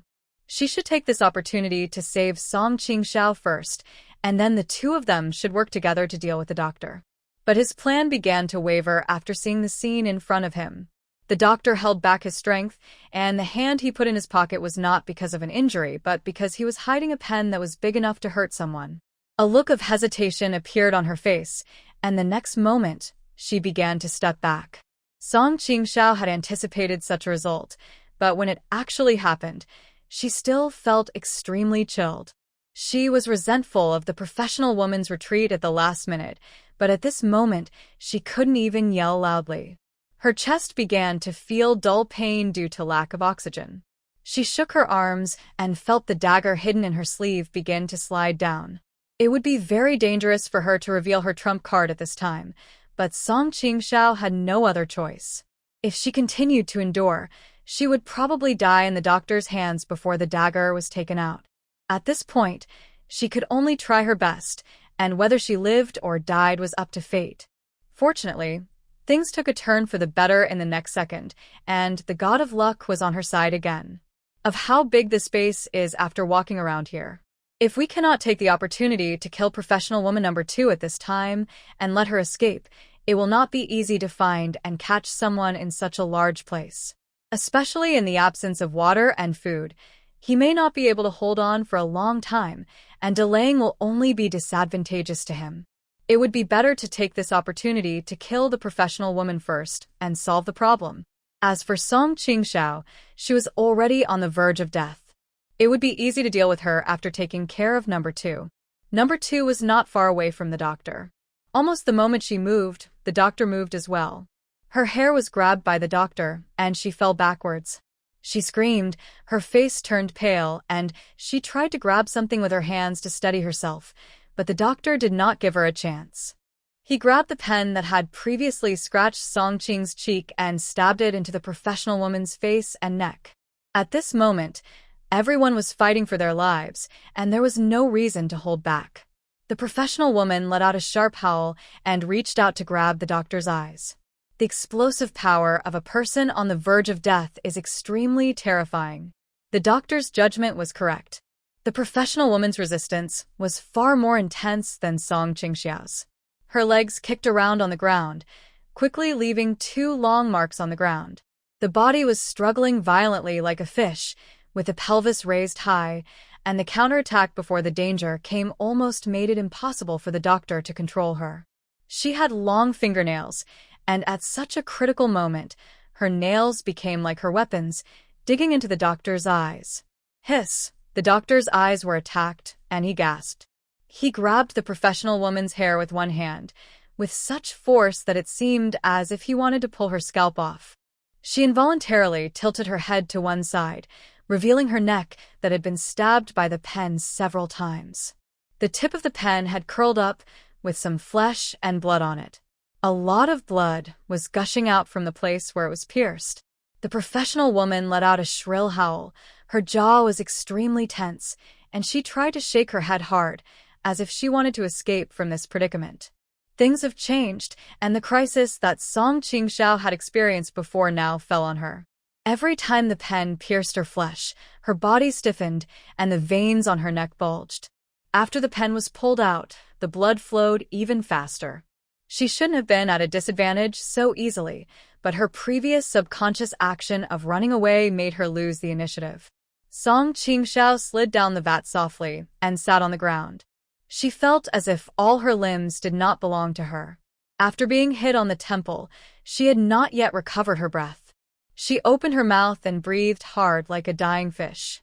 I could hear the professional woman screaming miserably, and the grass was rubbed by her legs, making a rustling sound. In Song Qingxiao's blurred vision, she noticed that the doctor had his back to her and was dealing with the second professional woman. The two fought fiercely for survival and both risked their lives. No one noticed that she, who was leaning against the vat, had slowly opened her eyes, and murderous intent was revealed in her bloodshot eyes. Having experienced the threat of death, the more critical the moment, the calmer Song Qingxiao became. She knew very well that she was at the end of her strength and was about to run out. Even if the doctor had his back to her, she would at most injure the doctor if she staggered forward with a dagger hidden, but the possibility of killing him was slim. Moreover, from the sound coming out of the professional woman's throat, which was getting weaker and weaker, it could be heard that she must have suffered a great loss at the hands of the doctor. It was only a matter of time before the doctor would kill her. If he rushed forward rashly like this, he might have helped her and freed the doctor's hands to kill him. It would be better to accumulate strength and look for opportunities later. She repeatedly calmed herself down and dared not make any extra movements except breathing, taking this time to recover her strength. The doctor had treated her as a dead person and did not notice that as she shook her hand slightly, a dagger slowly fell from the tight cuffs of her sleeves and finally slid into her palm, which she held tightly, as if she had grabbed a life-saving duckweed. The professional woman was stabbed 7 or 8 times in the neck. Her entire neck was like a lotus pod. Her struggling strength gradually weakened, and her screams became weaker. Blood gushed out from every wound, then gathered together and slid down. Her pupils gradually dilated, and her body began to twitch instinctively. It was obvious that she was no longer going to survive. In her mind, the card belonging to professional female number 2 had been turned over. The doctor made sure that she was dead before releasing her arms. She supported herself on the ground with both hands, breathing heavily. The pen in his hand had been deformed after the murder. He took a look at it and threw it away. There were bloodstains all over his palms, and the doctor breathed heavily, causing the bloodstains to get on his clothes. He turned his head and looked back, and saw Song Qingxiao leaning against the vat, supporting himself with his hands. His breath was weak, but he was still breathing. He himself did not expect that this woman who seemed to be the easiest to deal with did not die early, but lived to this day. The doctor blinked hard. The scratched eyeball was stinging unbearably. There are 9 cards in total, 7 of which have been turned over. Only the middle card and the card on the right side still have a black background with red stripes, as if to indicate that once the card on the right is turned over, the person on the middle card will survive. The doctor didn't want to stay in this place for a moment. Even if the so-called opportunity to leave was just a guess, the doctor was unwilling to give up. He got up from his knees, holding the mouse in his hand, and crawled towards Song Qingxiao. At this time, the doctor killed the professional woman who he thought was the most threatening. He thought that Song Qingxiao had lost her ability to resist and was like an ant in front of him, so he was not so wary of her. He wanted to kill Song Qingxiao and leave quickly. His eyes were gouged and he was afraid of the risk of infection. He couldn't wait to return to the real world and wanted to survive, but he was also afraid of going blind. Anxiously, he ordered the doctor to relax his guard. When he wrapped the mouse's hand around Song Qing's neck, he didn't notice that the girl's body was tensing up. The mouse cord was wrapped around Song Qing's little neck, and the doctor tied it with a familiar knot, which seemed to indicate that the matter was mostly successful. His face even showed joy. The next moment, he tightened the cord with his hands, preparing to destroy Song Qing's little life in one go. At that moment, the man's legs, which were originally like a bag of loose sand and had lost all resistance, exerted force and hooked his thighs. Song Qingxiao used all the strength he had accumulated for a long time in this moment. The doctor was not prepared for what she would do and fell straight in the direction of Song Qingxiao. When he was shocked, he saw Song Qingxiao opening her eyes that had been squinting. His panicked expression was reflected in his bloodshot and turbid eyes. Before he could steady himself with his hands, Song Qingxiao had already raised his hand and stabbed his neck with the prepared dagger. He was very familiar with the feeling of the flesh being cut with a sizzle sound. It was the sound made when the knife stabbed into the flesh, subtle enough to be ignored. If it hadn't been stabbed into his body and close to his ear, he might not have been able to hear it clearly. The doctor was still wondering where Song Qingxiao got the weapon from. He regretted being too careless and thought he had a sure win, but he didn't expect to fall into her hands. In the face of danger, he only felt his neck swelling, and he didn't even feel the pain. It was like he was punched, and his whole body was weak. He subconsciously let go of the hand that was pulling the mouse cable around Song Qingxiao's neck and wanted to cover his wound, but Song Qingxiao succeeded in one move and didn't give him a chance to react. She gritted her teeth and used her arms to repeatedly try to turn the dagger, making the wound on the doctor's neck bigger. The pain came belatedly, making the doctor break out in a cold sweat and regain his senses. He understood the current situation and immediately grabbed Song Qingxiao's hand to stop her from causing a bigger wound, while at the same time, he used his other hand to grab the mouse cord that was strangling her neck. Just like when he killed number 6, although both were surprise attacks, the situation this time was obviously much more dangerous than then, and the doctor was more difficult to deal with than no. 6. Song Qingxiao used all her strength to lock the doctor's thighs with her legs. The doctor held her neck with one hand and grabbed the mouse cable, and used the other hand to pry her hand that was holding the dagger.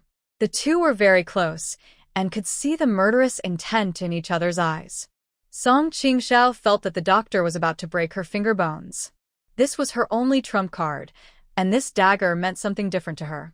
She had to get out alive, take this dagger, and find the murderer who had killed her in the alley before. If the dagger was taken away by the doctor at this time, she would have no hope of survival.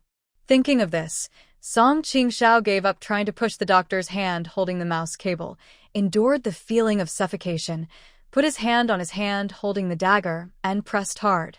The two were very close, and Song Qingxiao could clearly see the doctor's clenched cheeks and the bulging blood vessels on his temples. The blood vessels in his neck were dilated, and the aorta was beating. She regretted that she was not calm enough in her panic and failed to cut it open in one go. The doctor gritted his teeth and endured the pain. The breath that came out from between his teeth was tinged with saliva, and one could faintly smell the sweet scent of blood. One of his eyes was swollen from being dug by the professional woman, and the other eye was wide open. The sweat from his forehead wet his hair, and the muscles on his cheeks were twisted and twitching. A slight negligence brought serious consequences. The mouse cable became tighter and tighter, making it impossible for her to breathe. Her arms and legs weighed more than 1,000 pounds, and she had almost no strength to hold on to the dagger and move forward. The trouble was that her thinking began to slow down, affecting her movements. She could not feel the heavy pressure of the doctor on her body, and many past memories flashed through her mind at that moment. Is this going to kill me? She had this thought, and somehow at that moment, she thought of number 1. Like number 1, she had the fatal mouse cable around her neck, and the faces of the doctor and number 6 overlapped, like the god of death holding a sickle, trying to reap lives. But she was different from number 1. When number 1 was killed, she had no power to resist, but she still had the dagger. When Song Qingxiao thought of this, she was refreshed, her scattered eyes gathered again, and she burst into spirit. She didn't want to die here. She didn't want to be like number 1, who disappeared silently. She wanted to live. She had finally grown up, graduated successfully, found a job, and didn't die in the alley. She didn't enter this space to die or become a stepping stone for others to leave. Song Qingxiao gritted her teeth and raised her head to hit the doctor's face. She thought she had used up all her strength, but in fact the force was not great. Fortunately, the two were very close to each other, so she still hit the doctor's face with a dull bang sound. The doctor was strangling her neck with one hand and trying to pull her hand away with the other. It was already very strenuous, and Song Qingxiao's impact caught him off guard.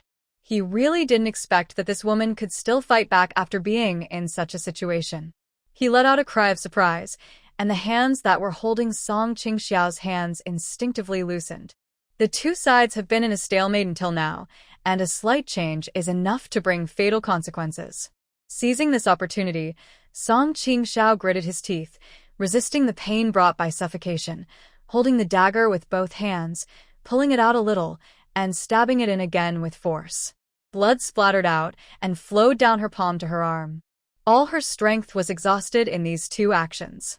If she failed, she would no longer have the strength to resist. She sank her consciousness into her mind and paid attention to the cards there. The two cards were still not turned over. Her body had begun to twitch, and perhaps all her resistance was in vain. The doctor's body pressed on her, as if to squeeze out her last breath. The cold vat was pressed against her back. Number 6 in the vat had died in her hands. His eyes, still open in death, must have been staring at her through the bottom of the vat. The corners of Song Qingxiao's mouth twitched, the force on her neck gradually weakened, and the mouse cable that was tightly wrapped around her slipped out of the doctor's hand little by little. In her mind, The card on the right side finally turned over at a speed that seemed extremely slow to Song Qingxiao. The doctor's gentle smiling face appeared on it, and his name emerged below the card. Lu Yixuan, Shiwan. The air was breathed into her lungs again, and Song Qingxiao gasped for breath. Her whole body was so limp that she couldn't muster any strength. She couldn't even muster the strength to push away the doctor's body that was pressing on her. She tremblingly pulled out the dagger that was stuck in the doctor's neck.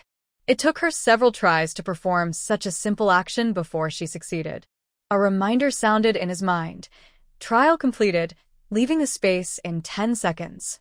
When this sound rang out, Song Qingxiao grinned, revealing a smile that was uglier than crying. She succeeded. The way to leave the space was exactly as she expected. It required the last survivor. The card that represented her in her mind was the middle card among the 9 cards.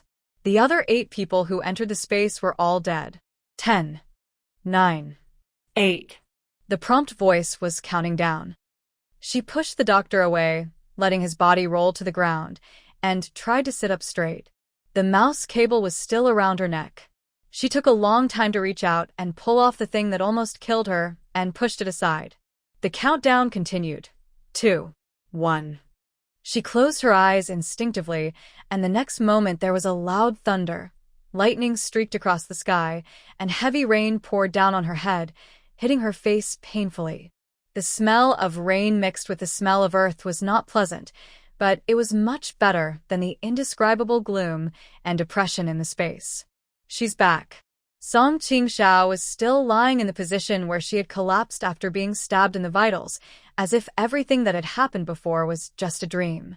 If she hadn't still been holding the dagger in her hand and the heavy rain hadn't yet washed the doctor's blood off her palm, she would probably have thought that everything that happened tonight was just her imagination. Her throat was still burning with pain. She looked up at the night sky. The lightning lit up the sky. The rain fell on her face, making a paw-paw sound, and flowed into her eyes and mouth. She swallowed twice. Only then did she truly feel that she was still alive.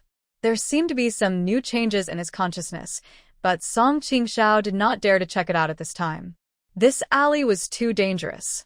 She didn't know how long she would be away from real life after entering the space, and she was also afraid that the man who had killed her before would come back again. Her current condition did not guarantee that she could withstand anyone's attack. She drank a few sips of rainwater, slowly stood up with her hands on the wall, and staggered towards home. Entering through the front door was not possible, so Song Qingxiao climbed into the room through the back window. There was still a loud thunder outside. His mother in the room was snoring after falling asleep after getting drunk, and he had no idea what kind of thrilling experience she had experienced before. There were watermarks on the window where she had crawled over, but she had no strength to clean them. Song Qingxiao collapsed to the ground, all his strength exhausted, and he was unwilling to move even a finger. She still held the dagger in her right hand, as if only this could make her feel at ease. The after-effects of the murder surged into her heart, and the feeling of blood remaining in her mouth made her chest churn. She tilted her head and dry-heaved twice, spitting out some water. After tossing and turning for a while, she calmed down, and Song Qingxiao finally had time to pay attention to the prompts in her mind. The card that originally appeared in her consciousness disappeared after she left the space, and was replaced by a brand new interface, which displayed her available points. 200. This should be the reward after completing the trial. She tried to feel the points with her mind, and a redeemable interface appeared in her sea of consciousness. She took a quick look and found that there were not many things. The most eye-catching thing in the first row was the imperial coins. The number of 100,000 per portion clearly indicated the number of points required to be redeemed. 20. As far as she could remember, Song Qingxiao's family was not well off. Her father committed a crime and disappeared in his early years, leaving behind a huge debt, and her mother was an alcoholic. She was able to complete her studies by relying on excellent grades and the royal family's subsidies and loans for outstanding students. She still owes student loans, which is one of the important reasons why she is eager to find a job after graduation. The 200 points she has are enough to exchange for a huge amount of money, allowing her to pay off the loan and live a less tight life. If he had not experienced the thrilling trial tonight and had not almost lost his life in that mysterious space, so much money would definitely be very attractive to Song Qingxiao. But her previous experience made her remain highly alert even after she left the space. She had already pulled the mouse cord that the doctor had put around her neck, and the doctor had even died in her hands, but the shadow cast by this incident had not been eliminated. She always had a feeling that danger was following her like a shadow, as if the life-threatening crisis had not really been resolved, making it difficult for her to feel at ease. At this point, all the evidence makes it difficult for Song Qingxiao to deceive himself into thinking that what happened tonight was just his imagination. There is no doubt that the trial of God is real. She survived a near-death experience in this space before she could temporarily get a glimmer of hope for survival. She had a vague feeling that the success of the first trial did not mean that she would be safe from now on. This might not be the end, but perhaps just the beginning of a game. It was as if the door to a new world was slowly opening before her. She took one foot in and could no longer take it back. The rules of the real world don't apply there, and anyone who wants to survive has to try their best. These points were hard-earned, and although the money was very tempting to her at the moment, compared to getting rich overnight, Song Qingxiao still wanted to stay alive more. She did not hesitate to exclude money from her plan. In addition to money, the interface in her consciousness can also be used to exchange guns, ammunition, daggers, machetes, and whips. The exchange price of new guns is 100 points, but bullets also need to be exchanged, and each bullet requires 50 points. Although Song Qingxiao hasn't figured out the rules for earning points, her total score is only 200, so she frowned. Under the weapon is the change and improvement of bloodline, and the choice requires exactly 200 points. She touched it with her consciousness and got a prompt. Once the bloodline is selected, it cannot be changed. Next to change bloodline is a mysterious pattern that says, Special Reward. Exactly 200 points are required to exchange this pattern. It is not displayed like the previous coins, weapons, and bloodline upgrades and changes, which means it is something unknown. Song Qingxiao hesitated for a moment. Perhaps because of her limited points, she did not have many choices. She did not consider money for the time being. Although guns and ammunition could ensure her safety, they were too eye-catching and could not be relied upon as a backup plan to achieve a surprise victory. She was quite curious about changing and improving her bloodline, but what excited her even more was the totem that displayed this special reward. She always felt that there seemed to be something waiting for her in the totem. After hesitating for a long time, she gritted her teeth and gave up the choice of changing and improving her bloodline, and instead chose the special reward. A prompt came to my mind. Do you want to choose the special reward? Song Qingxiao took a deep breath and chose yes. This was like a gamble. Maybe the special reward items were not what she wanted, or maybe it would bring her a surprise. She lay on the ground, biting her lower lip tightly. After she confirmed that she chose yes, a prompt sound came from her mind, accompanied by a sharp pain. Even though Song Qingxiao was prepared after choosing to redeem the reward, she still almost lost consciousness.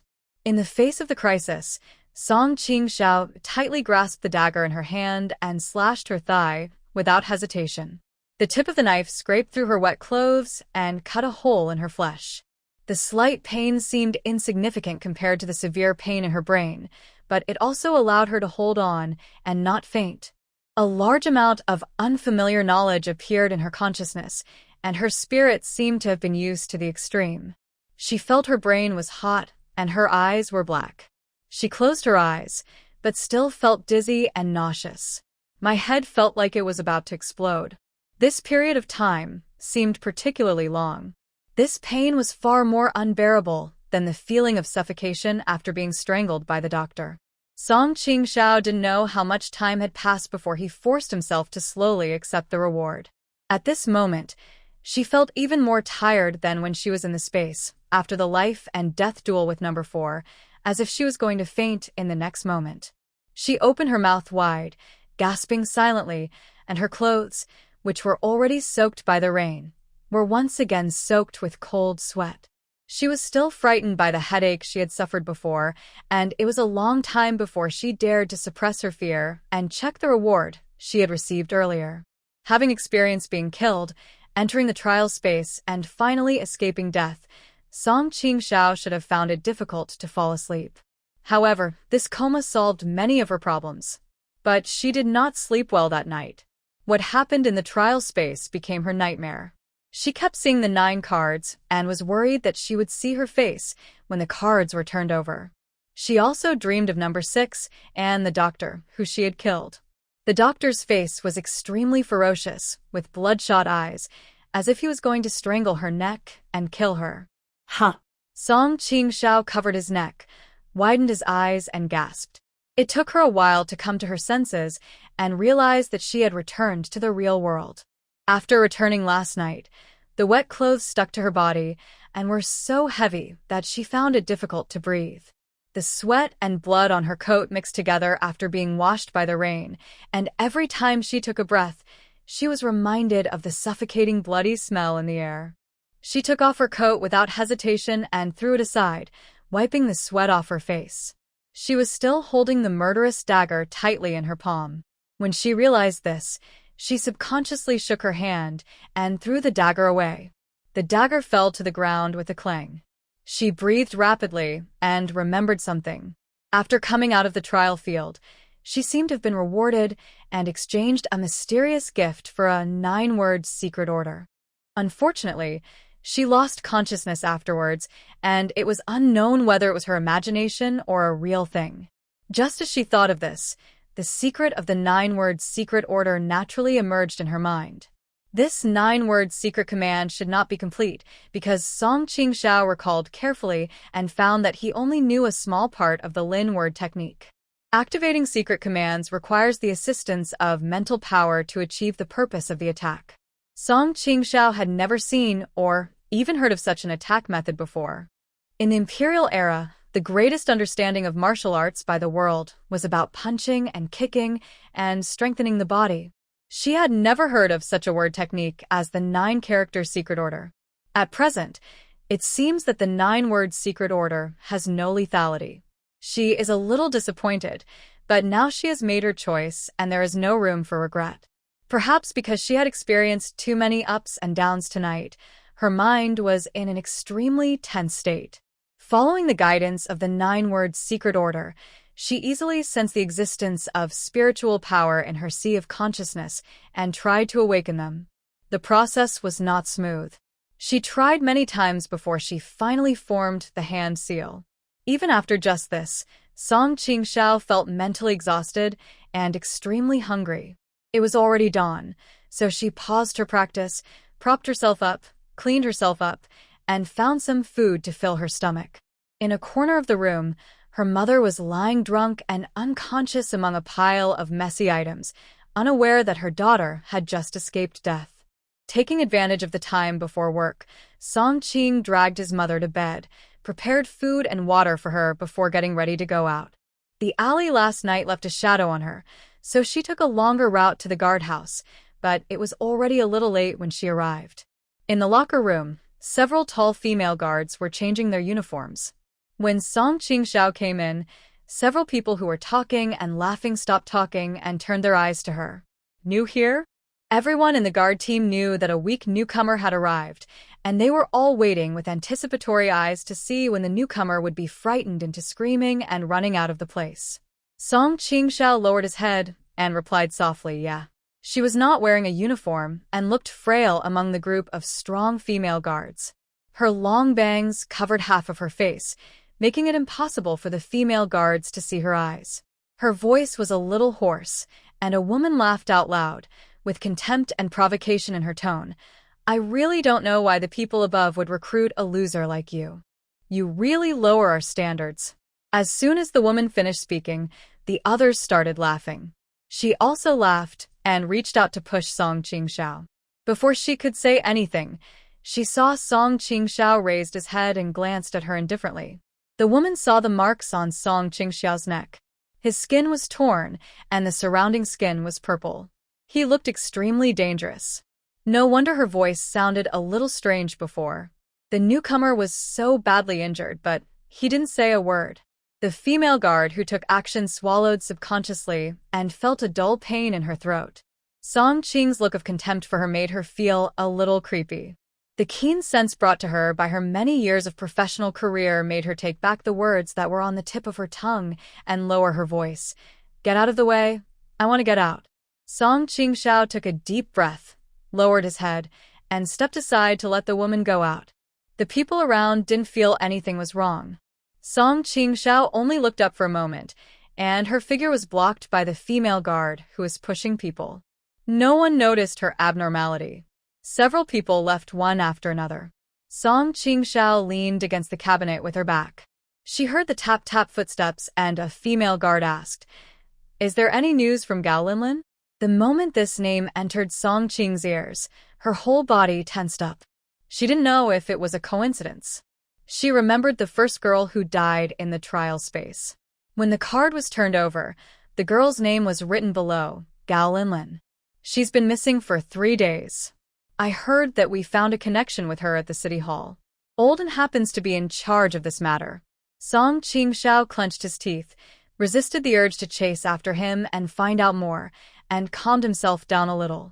She wanted to find her locker to change her clothes and get ready for work, but she discovered that her locker had been pried open and locked again, and her other uniform that was in the locker had been thrown onto the storage cabinet in the corner.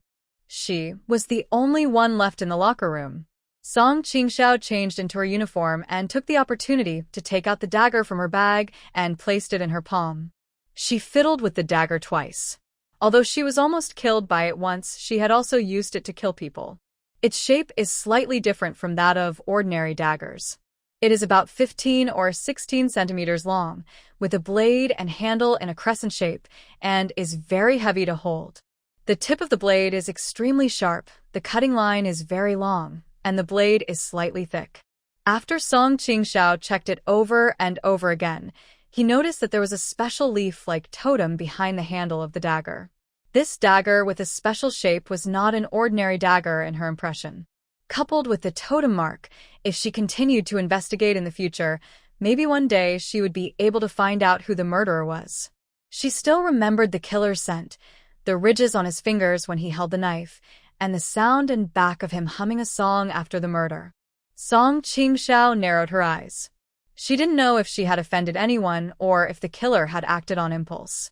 But no matter what, she was in trouble at the moment and should be more careful. She sighed silently and hid the dagger in her sleeve. When she came out, she happened to meet the person sent by Captain and to call her over. Captain and was the head of the West District of the guard team, where she worked. He was a strong man in his 40s with an irritated look on his face. When Song Qingxiao came in, he was standing and talking on the phone with someone. He didn't even look in Song Qingxiao's direction and completely ignored her. The West District has been short of manpower for a long time. His voice was loud and his expression was fierce. He must be asking his superiors to send more manpower. Song Qingxiao stood in front of the desk for a while and saw the water cup in front of Captain N. His attention was all on the phone call with someone. Song Qingxiao silently formed a seal with his hands and carefully tried to release his mental power. Under the pressure of her mental power, the surface of the glass of water rippled slightly. Captain N seemed to have sensed something was wrong and subconsciously stopped the topic and turned his head. The office was quiet and Song Qingxiao stood there with his head lowered, as if the strange feeling before was just an illusion. Captain N frowned. After ending the call, he dragged a chair and sat down, folding his arms across his chest and staring at Song Qingxiao. He still remembered the newcomer who had just joined the guard team yesterday, a freshly graduated student, introverted and quiet. The people who went out on patrol in the guard hall were all big and strong. Captain N was very impressed when she came in. But for some reason, after just one day, this newcomer gave him a different feeling. "I don't know why you were summoned in." Captain N didn't want to think about some things that he couldn't figure out. He originally summoned Song Qingxiao to ask her to leave. When the guards summoned her to join the army, they didn't investigate her life in detail. It was only later that they found out that her father had a criminal record. But after seeing Song Qingxiao at this time, Captain N changed his mind, But the guards don't keep idle people. As he spoke, he took out a stack of documents from the drawer and threw them to Song Qingxiao. Someone recently assigned a mission to find a missing girl. When the information fell on the table, there was a paw sound.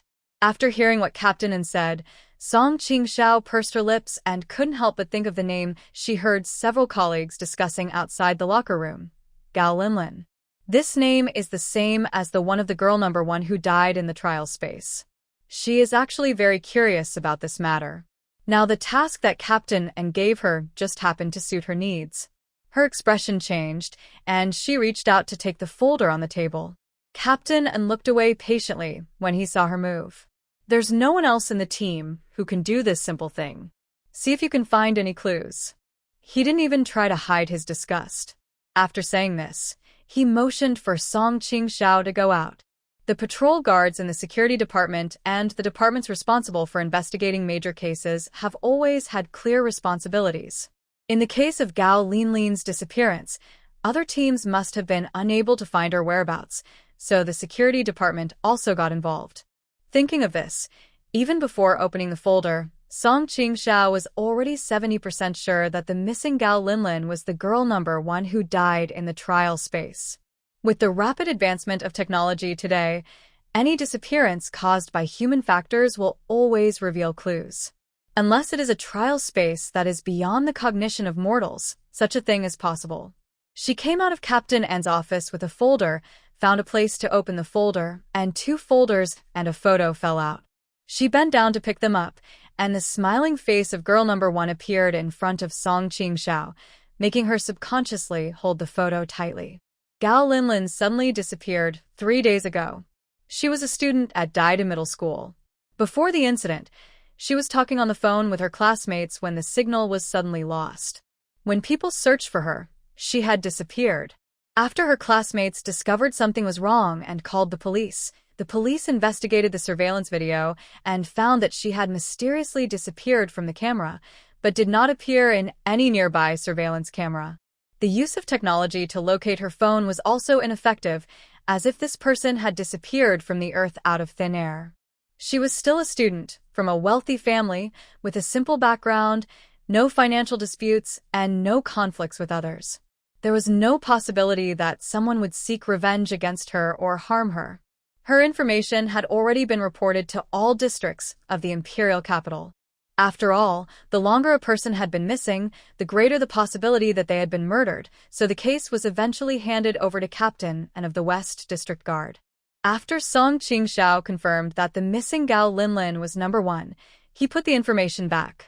Number 1 had died in the trial space, and the final outcome of the case was nothing more than a dead end.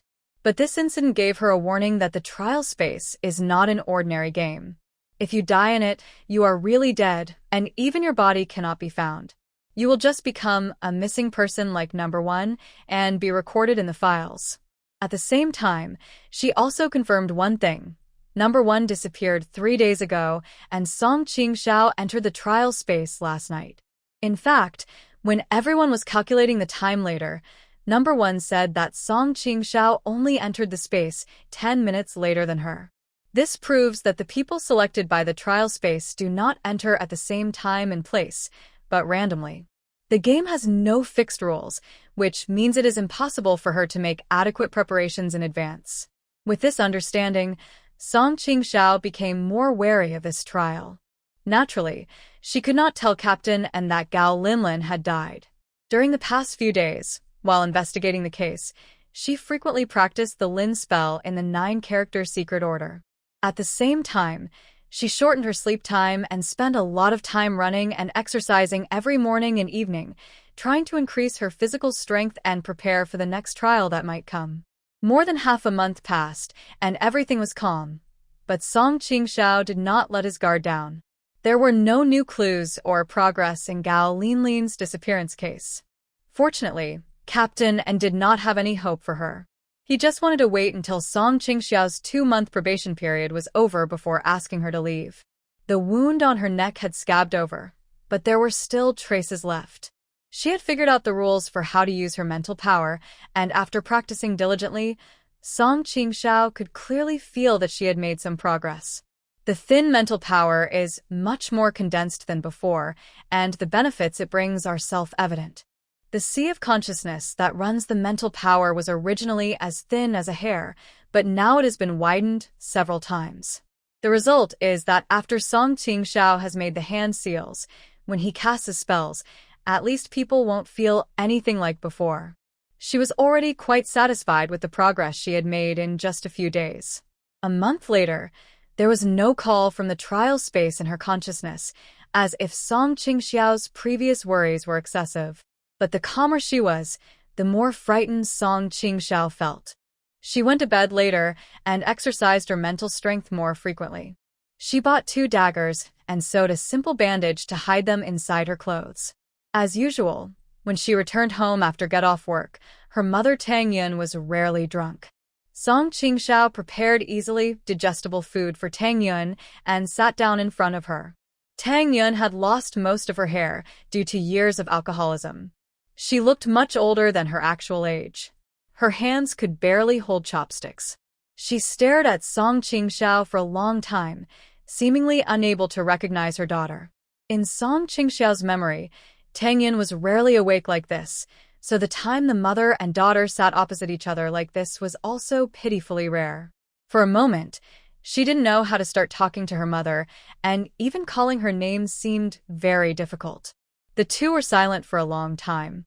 As soon as Song Qingxiao opened his mouth, he heard the long-lost reminder in his mind.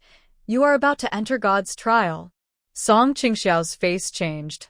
The reminder of this trial came too suddenly. She didn't care about Tang Yun at this moment.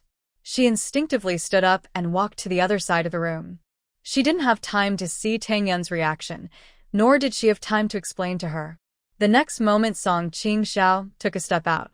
The scene in front of her changed. It was no longer her old house, nor the dim light. Instead, it was replaced by the familiar cold feeling in the trial space in her memory. Welcome to the trial space of God. She blinked her eyes. In the open space in the thick fog, a dark gun barrel was pointed at her face. The cold barrel of the gun pressed against her forehead. The force was so strong that she took several steps back. A man's teasing voice sounded. "Welcome." This sudden change made Song Qingxiao's hair stand on end, and she broke out in a cold sweat. But in a flash, a message flashed through her mind quickly, and she remembered the scene when she used points to redeem after completing the last trial mission. At that time, her exchange options also included guns and ammunition, but they were not cheap. The exchange price of a gun is 100 points, and the exchange price of each bullet is 50. She believes that someone will exchange for such a powerful weapon, but unless the points are enough for people to squander, after using the points to exchange for a gun, the bullets that can be exchanged with the remaining points will definitely be limited. According to Song Qingxiao's experience in the last trial, the maximum number of people in each trial can reach 9. Assuming that one bullet will definitely kill one person, then with a total of 9 people in the trial field, he will need at least 8 bullets, which is not a small number. Besides, this was Song Qingxiao's second time participating in the trial. Judging from the scene where there were people holding guns in the space, everyone should have had at least one trial experience. Those who survived the last trial and exchanged items should have their own self-defense skills. Gun holders have bullets, so they should at least consider the possibility of keeping bullets for self-protection. Therefore, when bullets are precious, he may not shoot easily. One shot cannot kill anyone. Not only will it waste bullets, but it will also make enemies. After she entered the trial space, she encountered this person threatening her with a gun. The reason might be for intimidation or other reasons, not necessarily that he really wanted to kill her. The biggest possibility is that the gunman wanted to take this opportunity to test everyone's instinctive reaction and make people reveal their cards so that he could obtain more information and gain more chances of survival in this trial. When people encounter danger, they will subconsciously try to save their lives, and this is the time when they are most likely to be exposed. In the last trial, Song Qingxiao was able to win the fight precisely because she kept her biggest trump card and killed the doctor by surprise. She was well aware of the importance of trump cards, and the 9-word secret order was undoubtedly one of her biggest trump cards at this time. A thought flashed through Song Qingxiao's mind, and she forcibly loosened her hands that had been raised to form a seal. Holding back her fear, she grasped the muzzle of the gun with one hand to try to pull it away, while reaching for her waist with the other hand. Before entering the trial space, she bought 2 daggers and sewed a belt to hide them close to her body.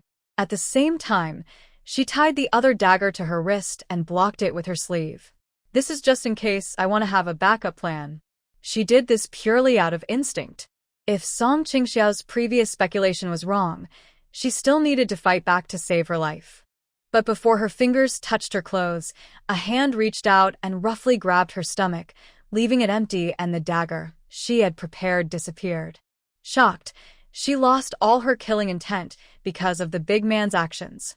The next moment, the muzzle of the gun against her face was removed. A tall and strong man grinned at her, but his eyes were very cold. "Put your hands up." The tall and strong man's attitude showed that he would not shoot easily, just as Song Qingxiao had expected. She took a deep breath, looked at the viciousness in the gunman's eyes, and raised her arm hesitantly. There was a curved dagger firmly attached to her flesh, fixed by a bandage. For some reason, the dagger she hid on her belly disappeared when she entered the space, but the dagger that had followed her to kill someone in the last trial did not disappear. After raising his arms, the sleeve slowly slid down, revealing his slender wrists. Song Qingxiao's heart was in her throat. The dagger was hidden on her arm. If her sleeve fell down, it would be exposed and discovered. She pursed her lips. Beads of sweat appeared on her forehead. She didn't dare raise her hands anymore. She shrunk her shoulders as much as possible and forced a look of fear. The Khan with the gun did not suspect her behavior. While he was talking, he used one hand to hit Song Qingxiao's body with the gun, including her chest, back, and legs. Perhaps Song Qingxiao's subconscious action of touching her belly had misled him. After he did all this, he raised his eyelids and looked at Song Qingxiao's raised arms. Her sleeve slid up because of the action of raising her hands, revealing a part of her arms.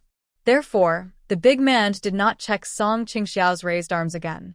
After confirming that she did not hide any weapons, he tilted his head, moved his chin in a direction, and said with a somewhat contemptuous attitude, "Go over there, number 3.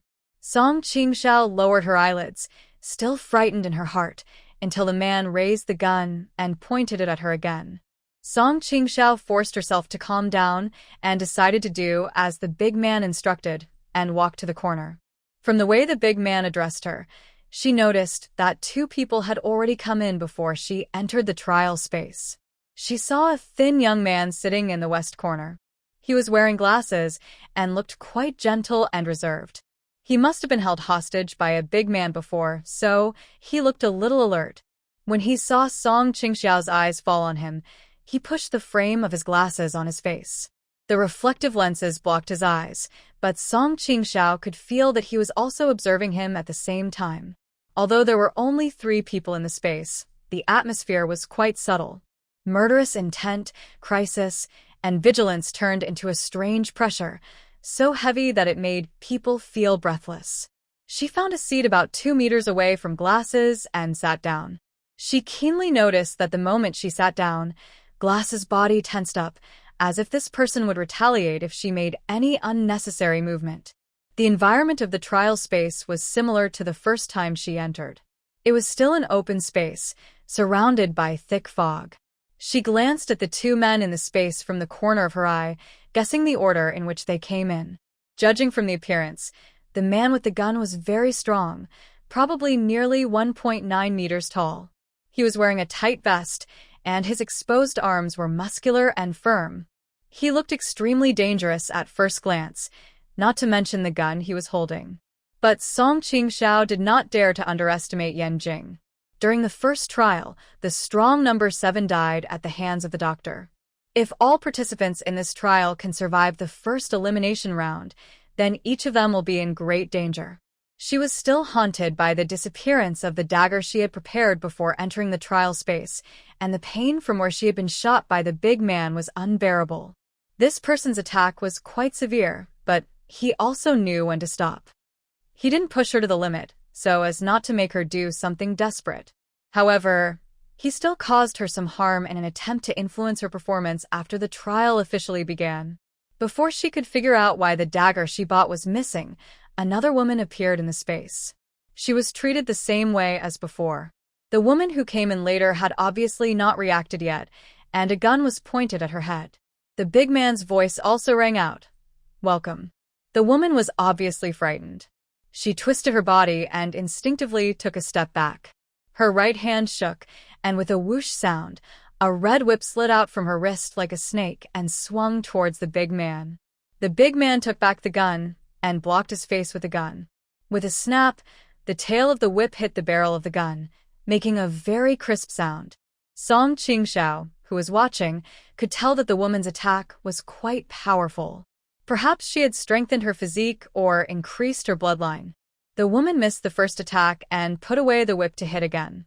The big man took 2 steps back. The barrel of the gun in his hand was hit by the woman's whip, leaving a faint mark. He made a gesture of surrender. "Beauty, it's just a joke." He was smiling, and his attitude towards Song Qingxiao was different from before. The woman holding the whip stood still, holding the whip, her face uncertain, her eyes cold and vigilant, as if she was guessing whether what the big man said was false or true. Young General Songqing saw this scene and regarded the big man as a dangerous person in this trial, and at the same time, he had even more murderous intent towards him. She did not empathize with the woman with the whip, nor was she angry because the big man had a completely different attitude towards her and the woman with the whip. This man looked rough on the outside, but he was actually very careful. The people who participated in the trial this time were undoubtedly more experienced than those in the first trial. The red whip girl number 4 faced the gunman's playful attitude with anger in her eyes. Those who can enter the trial again are not stupid. The red whip girl certainly understands the big man's intention of doing this before, and she also knows that she has revealed the trump card information.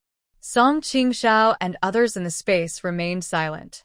The big man's actions were also beneficial for them to find out the details of other people. The red whip girl wanted to kill the big man at this time, but the trial had not started yet, and everyone was on guard against each other. She was also quite afraid of the gun in the big man's hand, fearing that if the two of them fought, both would be injured, and the other would take advantage of her. Under such circumstances, the woman with the red whip suppressed her anger, glared at the big man fiercely, stared at everyone vigilantly, and found a place to sit down opposite Song Qingxiao and the other man. The big man with the gun had a cunning look on his face, as if he had predicted such a situation. Not long after, a figure appeared in the space again. The big man raised his gun, as usual. The rest of the people were silent. Even the red whip girl, who had suffered a loss before, was waiting to see the show. "Welcome." Before the big man could finish the remaining 2 words, the newcomer who had just entered begged for mercy. "Don't kill me." The newcomer, number 5, was a middle-aged man in his 40s, with shiny black hair combed back, revealing his forehead. He was wearing a brand new suit, which seemed somewhat incompatible with his temperament. The big man with a gun obviously didn't expect the newcomer to act like this, and a look of surprise appeared on his face.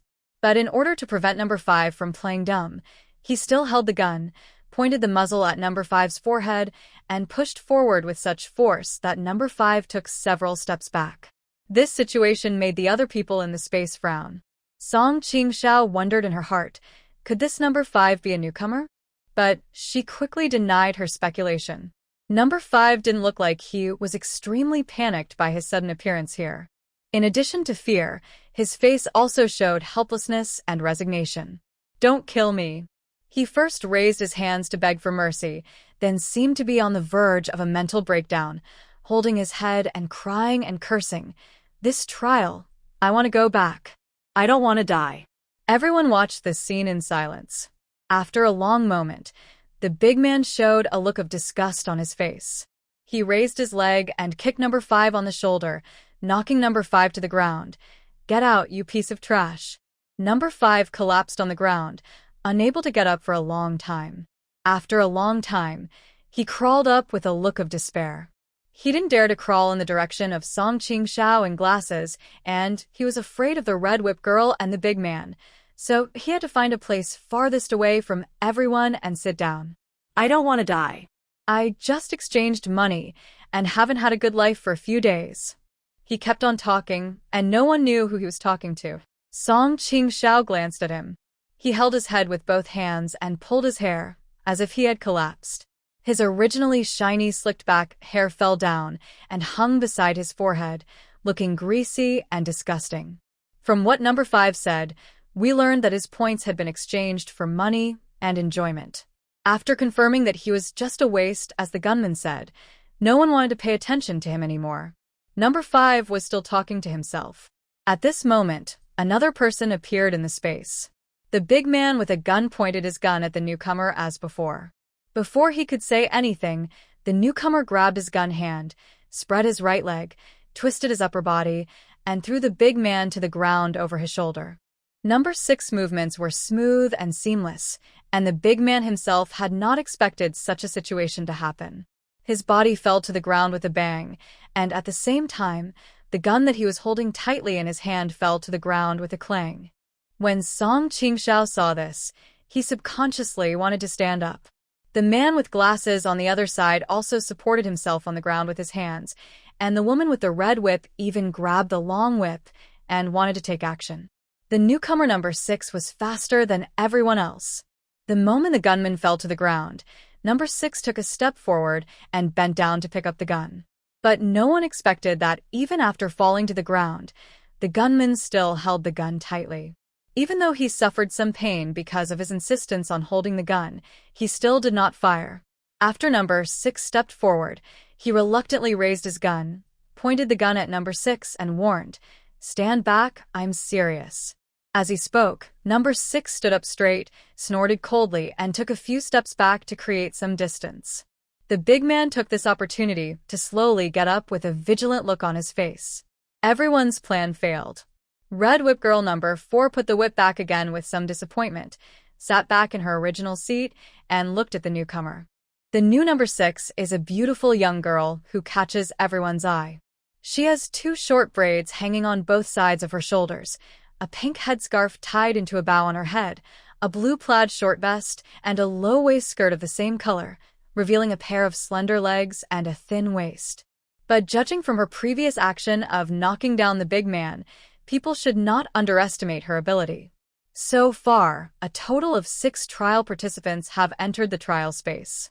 Although Song Qingxiao dislikes the big man with a gun, she has to admit that thanks to the big man with a gun's actions, she was able to grasp a lot of useful information in a short period of time.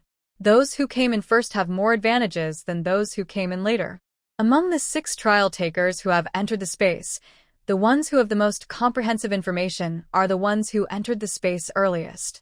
Now Song Qingxiao knows that, apart from himself, Yan Jing can't see any other abilities, so he won't mention it for now. The man with the gun is strong and has a very lethal weapon. From his action of not daring to shoot and kill people rashly, it can be inferred that there are not many bullets in his gun, and it is even possible that there is only 1 bullet. After I entered the space, woman Number 4 followed.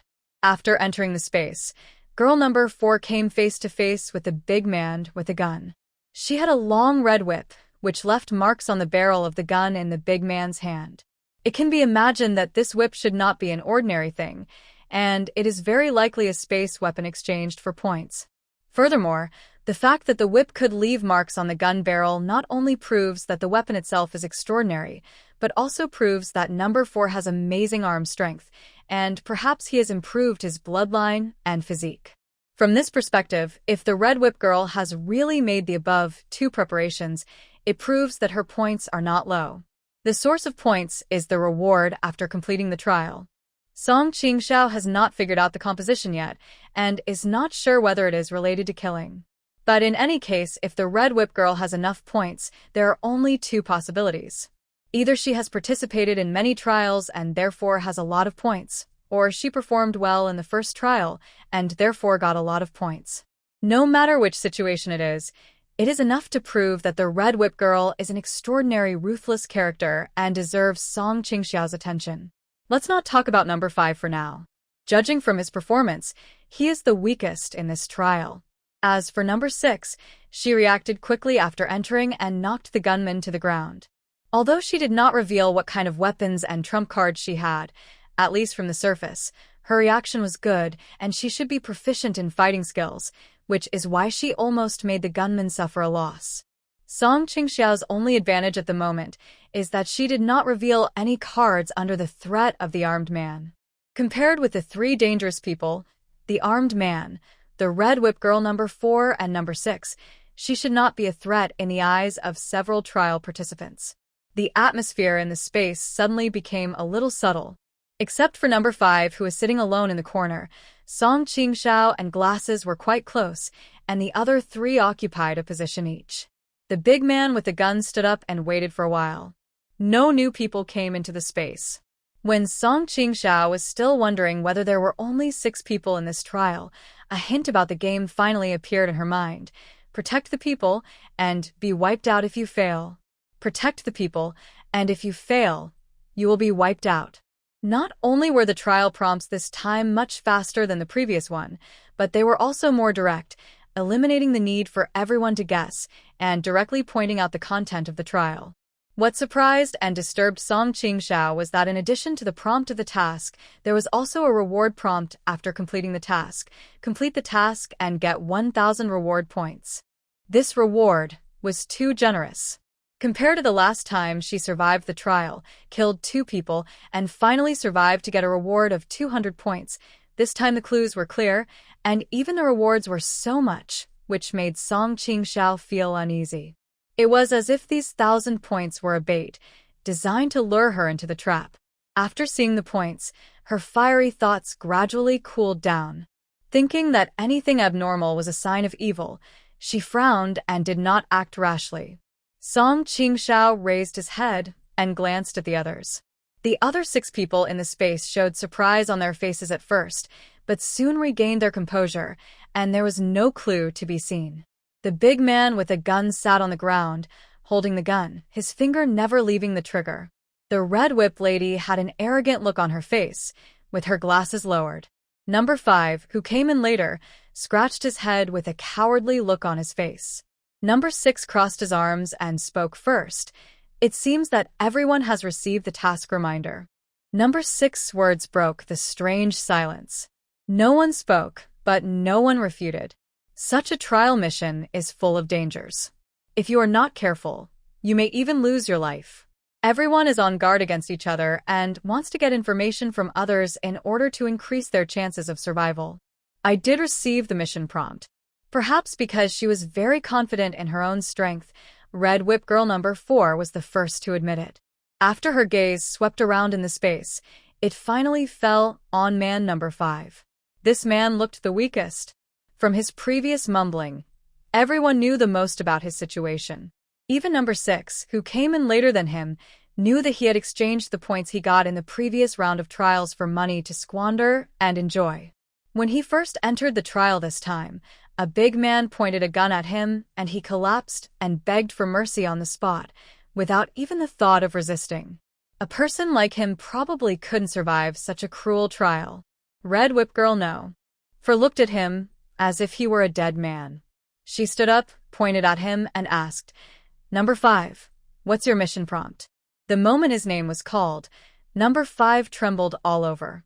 Number 4 confidently asked him about the content of the task prompt. The people around him watched coldly. In an environment where the strong prey on the weak, no one was willing to speak for him and defend a powerful opponent like number 4 first. Number 5 bent his legs and buried his face between his knees. He couldn't even speak clearly. Number 4 seemed a little impatient. She swung the long whip from her wrist and swung it hard. The whip made a loud sound of breaking through the air in mid-air and finally fell heavily to the ground with a pop sound. The sound made people's muscles tense and goosebumps stood up. Even though the whip didn't hit anyone, Song Qingxiao could imagine how painful it would be if someone was hit by it. "I don't know. Don't kill me. Don't kill me." Number 5 seemed to have collapsed and suddenly began to cry loudly. In order to avoid number 4's long whip, he quickly turned over and crawled towards the thick fog. "Don't kill me. Don't kill me." No one expected that things would turn out like this. Number 4 herself didn't expect that number 5 was so psychologically fragile that he would be frightened by the slightest threat.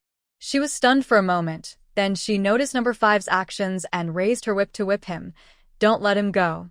The people around reacted and prepared to stop number 5, but number 5 had been sitting alone in a direction a little far away from the crowd. Everyone began to look down on him for his cowardly and useless appearance, thinking that since the trial had just begun, it would not be difficult for everyone to kill him no matter how far away he was. Therefore, they did not take the fact that he was sitting the farthest away from the crowd to heart. Once he escaped, it was too late for everyone to chase him. Number 5's figure quickly sank into the thick fog and disappeared, and his pleading and crying came to an abrupt end.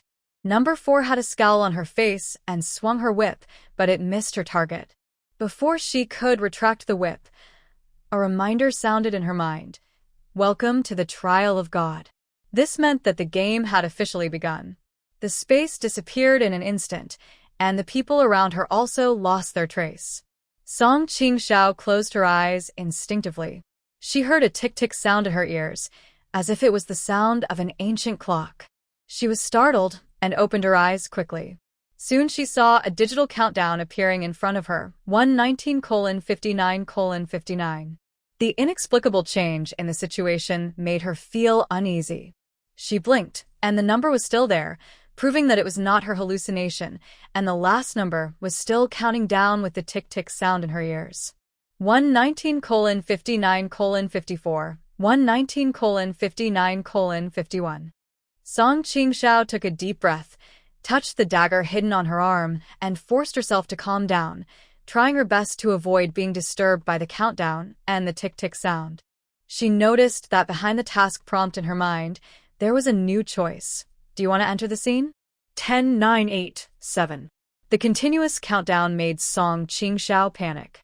She hadn't figured out what this so-called scene was, but when she saw the numbers counting down in front of her, she had a vague feeling of uneasiness. She had no idea what kind of scene the prompt had asked her to enter, and she was not sure whether it would be dangerous after entering. Tick-tick sound in her ears, and the numbers in front of her meant in a short period of time, and she didn't dare to be sure what the consequences would be if she didn't enter the scene.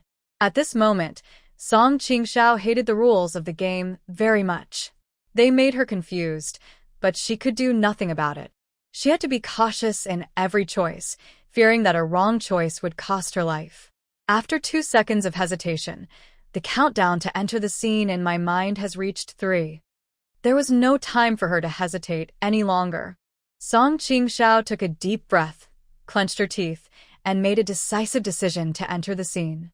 The moment she made the choice, she instinctively pressed her wrist where the dagger was hidden, grabbed the dagger, and took a defensive posture.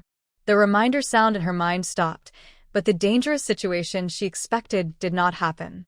Instead, the reminder asked her to make a choice again: medical staff or patients. Song Qingxiao was still in shock. The repeated choices made her nervous, and cold sweats flowed down her back. The countdown for the choice appeared again. She couldn't help cursing in her heart, and finally chose medical staff before the countdown ended. A chill rose from the soles of Song Qingxiao's feet and quickly spread to his limbs and bones. Under extreme tension and excitement, her blood began to flow faster, her scalp felt numb, and she pressed the dagger tied to her other wrist with one hand, her whole body shaking. The doctor sitting behind the desk staring at her was clearly the participant she had killed in the last trial. She was afraid that she was hallucinating due to extreme nervousness, so she closed her eyes tightly. When she opened her eyes, the doctor was still sitting there, wearing a white doctor's robe, with a calm expression that was almost indifferent. There was a name tag on his white robe that read, Lu Yixuan. The doctor's arms were placed on the table, with one hand holding a form. Because of this movement, his sleeves moved up slightly, revealing a part of his wrist. The watch that he had shown to everyone in the first trial space and that was moving around due to the disordered magnetic field was worn on his wrist. The table was very tidy, with a computer on it and an uncapped pen placed on a medical record. Song Qingxiao was very familiar with this pen. Her cheek twitched slightly. The wound where the doctor had scratched her with a pen had clearly healed, but it was still painful at this moment. What is going on? Song Qingxiao was speechless and wanted to step back away from the doctor, but his body had frozen and didn't obey his commands. He stood there without moving. The surroundings were eerily quiet, but the ticking sound in her ears was still ringing, like a time bomb, giving her an urgent feeling that it would explode and destroy her at any time. The doctor's face turned slightly pale. In Song Qingxiao's sight, the strange number above his forehead was still counting down 1:19:58:46. Are you okay? The doctor's eyes fell on Song Qingxiao and he frowned. His voice was a little strange, and it was straightforward, as if there was no extra emotion and it felt stiff and rigid like a robot. Song Qingxiao's memory was still stuck on the final fight between the two. His throat seemed to still be tightly wrapped by the doctor's mouse cable, and the pain of impending suffocation resurfaced. Without looking in the mirror, Song Qingxiao knew that his face must be very ugly at this moment. The strange things that happened one after another made Song Qingxiao's spirit tense to the limit. If he had noticed that the doctor did not rush over to kill him the moment he saw Song Qingxiao appear, Song Qingxiao would probably have collapsed by now. Violent thumping of the heart and the clicking sound in the head intertwined together, almost drowning out the doctor's voice.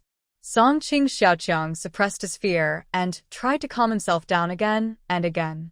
She has entered the trial space, and everything that happens here is beyond her common sense.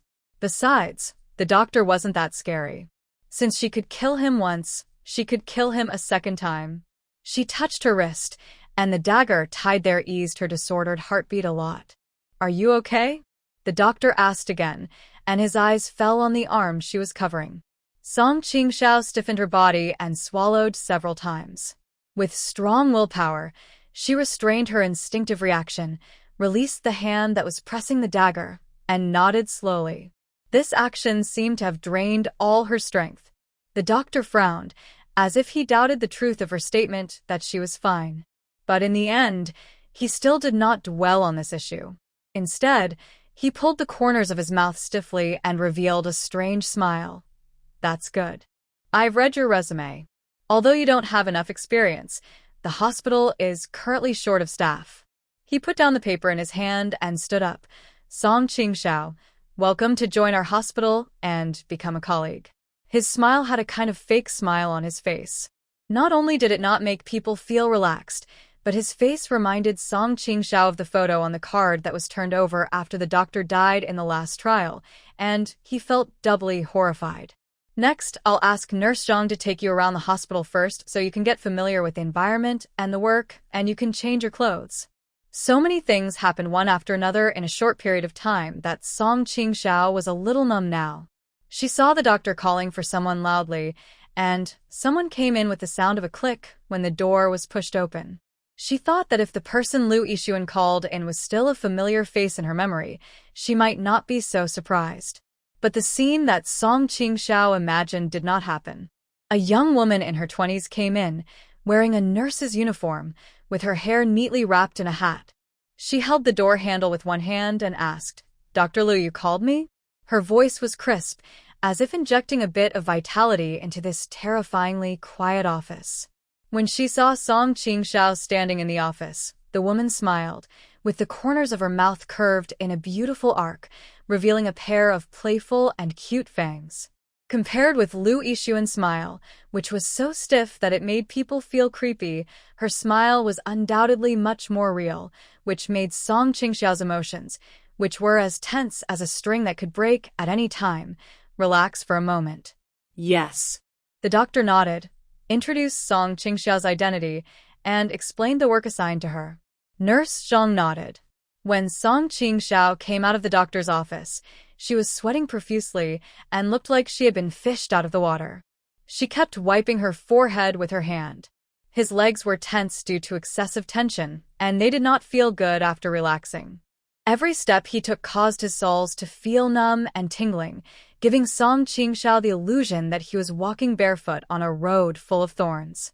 Tapping sound was still ringing in my mind, and in the scene before my eyes, the numbers were still rapidly receding. Our hospital is a serious mental hospital and is under strict closed management. Nurse Zhang led Song Qingxiao through a corridor and introduced the situation of the hospital to Song Qingxiao. At this time, Song Qingxiao discovered something very troublesome. There was a constant tapping sound in her head. She had to concentrate very hard to hear what Nurse Zhang said, otherwise she would easily ignore her words.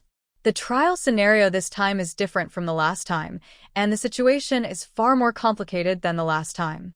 Currently, she knows very little about the situation and has many doubts in her mind. Some things still need her to figure out. If she is affected by the tapping sound in her mind at this time, she may miss some important clues.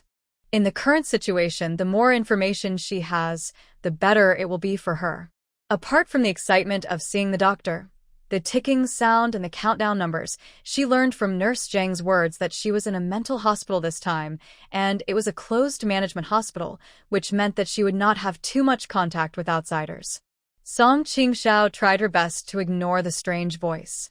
Her behavior made Nurse Zhang misunderstand her and smiled, but we have special supplies, and the vehicle comes every 5 days.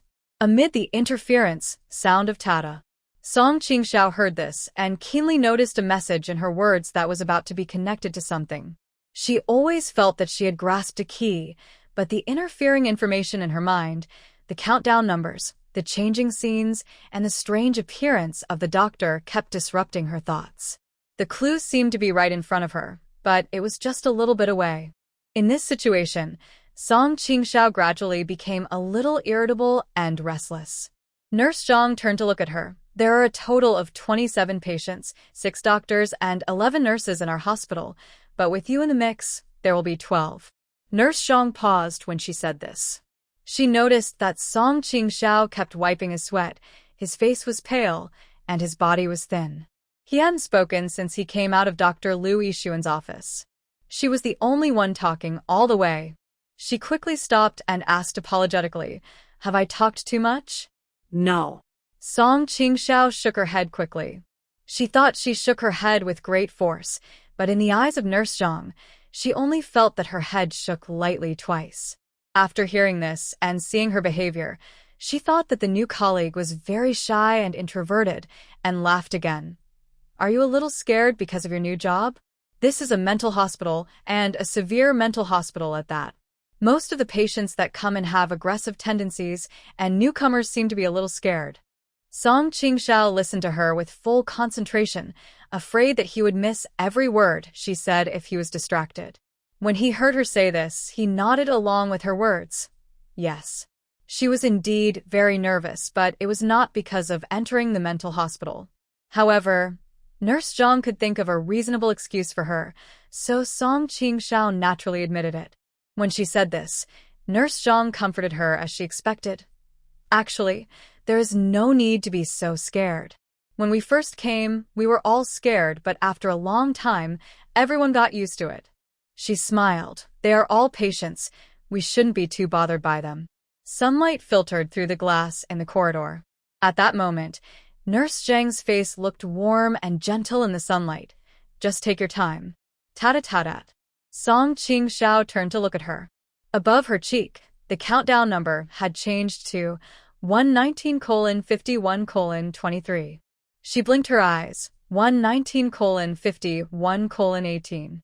Nurse Zhang was still smiling, but Song Qingxiao couldn't help but think of his mission this time, to protect the people. From what Nurse Zhang said, we learned that this is a severe psychiatric ward and the patients may behave aggressively. Does the trial content of protecting the public mean protecting these doctors from being killed by aggressive mentally ill patients? She wanted to raise her hand to rub her aching head, but after trying several times, she was unable to move on her own. The shock she experienced today was too great, and she hasn't fully recovered yet. Nurse Zhang noticed her movements and reached out to pull her. When her fingertips just touched the palm of Song Qingxiao's hand, Song Qingxiao felt like he was electrocuted and subconsciously tried to push her away. "Oh, your hands are so cold." As soon as Nurse Zhang arrived, she grabbed Song Qingxiao's hand tightly, not paying any attention to her struggle. She even smiled when she saw Song Qingxiao's defensive behavior. "You look like the patients in our hospital sometimes." She said this unintentionally, but it was like a warning bell that made Song Qingxiao raise his head. After Nurse Zhang finished speaking, she pulled Song Qingxiao and said, "We work in shifts every 5 days, and we have to stay in the hospital for food and accommodation during work. You are new here, and you are not used to it yet, so why not share a dormitory with me?" She paused for a moment and continued, "Come on, I'll take you to see the dormitory and change your clothes." The tick-tick-tick sound was still ringing, and the countdown numbers had jumped to 119:40, 6:57. 5 days. Song Qingxiao noticed that Nurse Zhang had mentioned this word twice in succession. The vehicle came every 5 days, and the nurses took turns every 5 days. She felt that this time should be critical to the task, but the interference in her mind and the numbers in front of her always distracted her attention, making her unable to calm down and think carefully.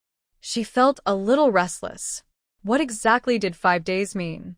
Nurse Zhang was still talking with her mouth open, pointing out the buildings and the hospital to Song Qingxiao. She nodded perfunctorily and repeatedly slowed down her breathing to prevent herself from being controlled by her emotions. 5 days, the ticking sound of the old clock in my mind, the countdown in front of my eyes, and the mission of protecting the people. All the clues were strung together and twisted into a line. Song Qingxiao captured the key. Time. 5 days, and the ticking sound of the clock all pointed to time. The task of protecting the people might also have a time limit.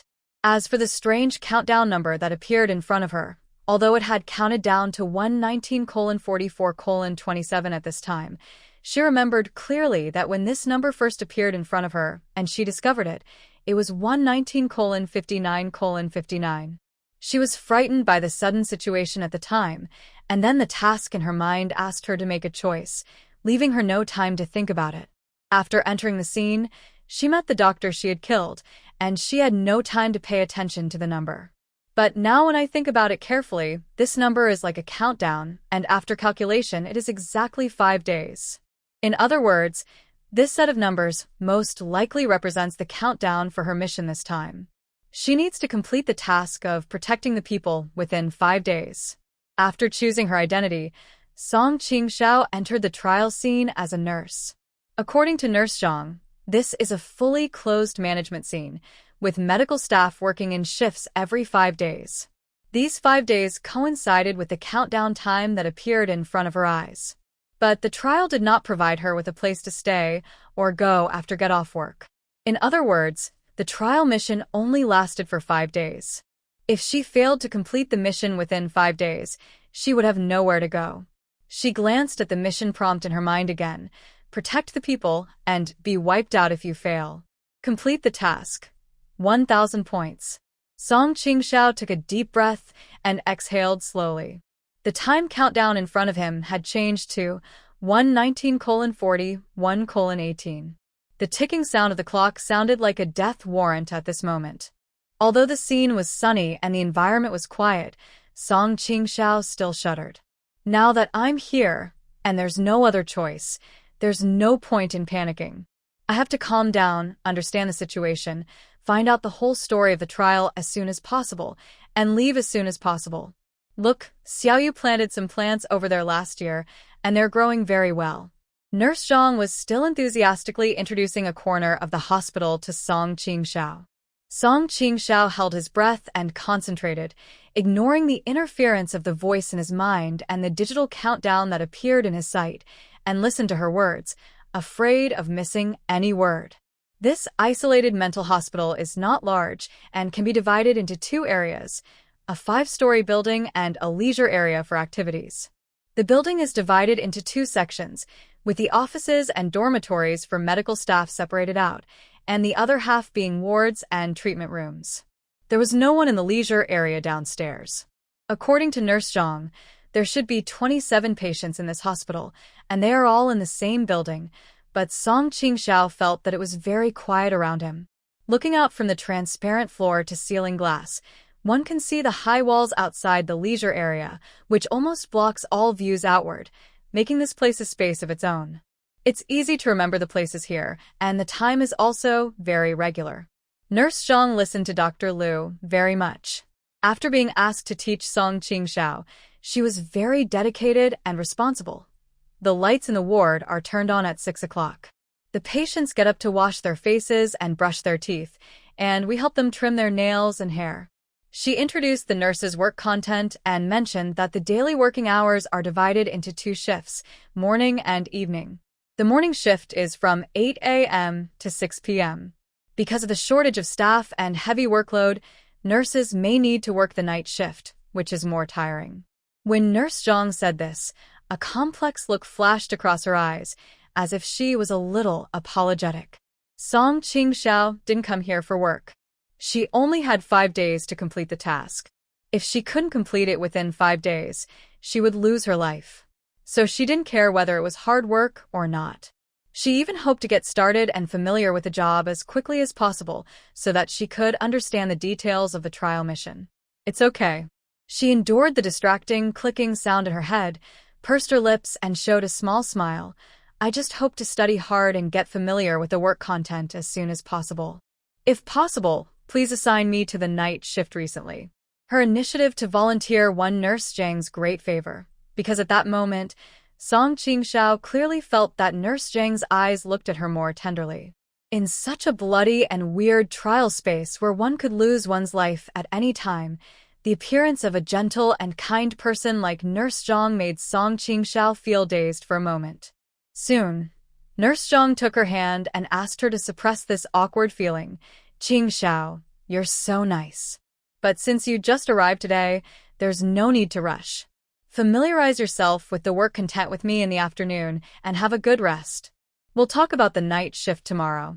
The staff dormitory in the mental hospital was not far away, with 2 people living in a room with bunk beds. Nurse Zhang took Song Qingxiao to collect her personal belongings first and then took her back to the dormitory. She originally lived in the lower bunk. After Song Qingxiao came, perhaps because she was impressed by her previous initiative to ask to work overtime, this warm and gentle woman packed up her things and moved to the upper bunk without saying a word. When changing clothes, Nurse Zhang considerately left some space for Song Qingxiao. Taking this opportunity, Song Qingxiao had a short period of time to be alone. The prompts in her mind remained unchanged. After getting used to the ticking sound of the pointer, she gradually learned to control herself and do 2 things at once. But she still hadn't figured out what happened when she saw the doctor today, and Song Qingxiao always felt that this was not a coincidence.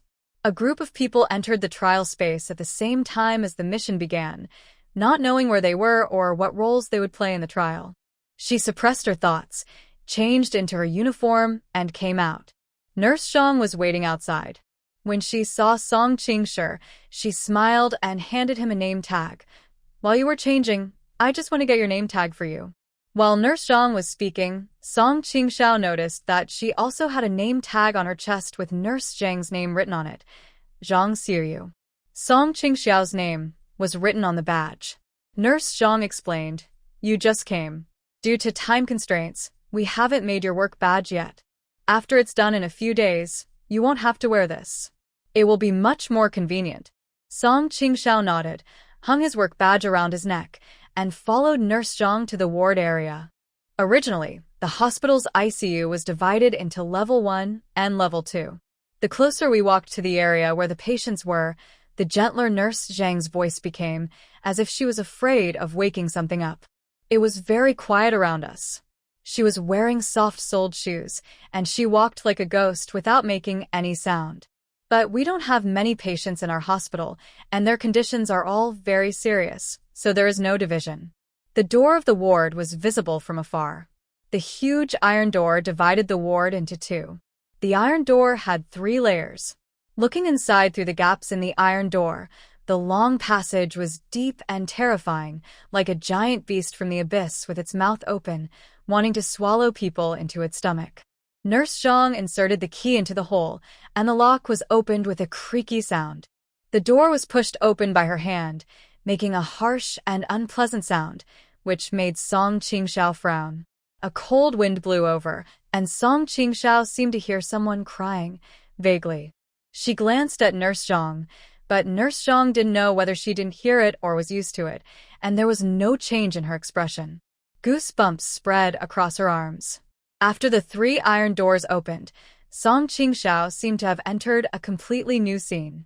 Although they are all in the same building, the office building and dormitories where the medical staff are located appear to have been newly painted in a newer white color, with bright and clean windows and desks, and the facilities are not old.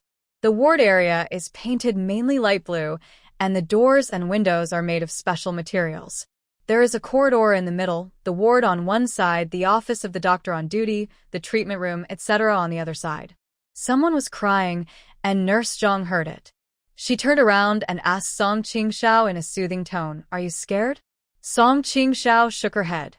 As far as she could see, the countdown numbers had become 119:21:36. At this moment, nothing could be more terrifying than this. She forced herself to ignore the existence of the numbers and looked into the ward through the glass.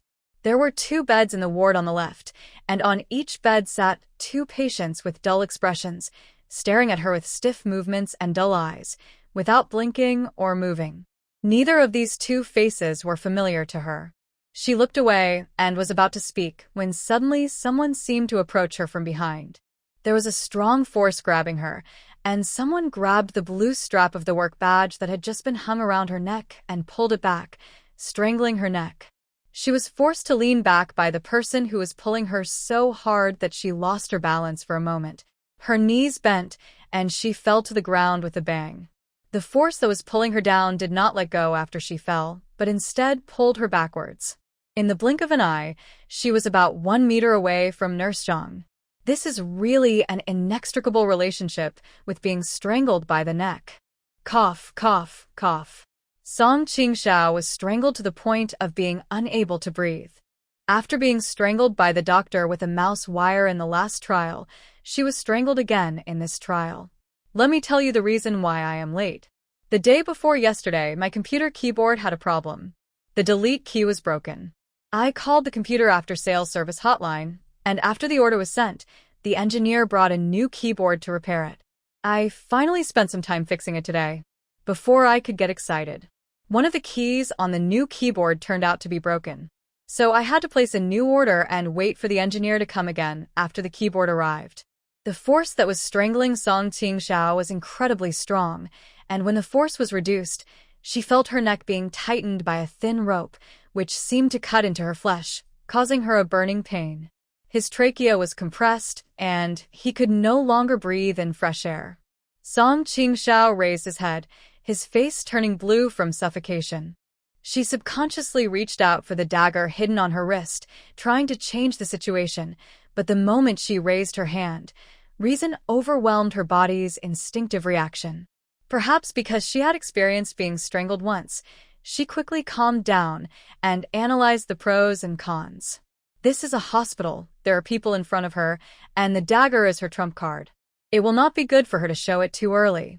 Besides, Nurse Zhang was still there, and if she was strangled, she would at most suffer a little, but she would not die. But after the trump card was revealed, she would really lose a great support. Thinking of this, Song Qingxiao changed the direction of his raised hand and stretched it back to grab the person who was attacking him from behind.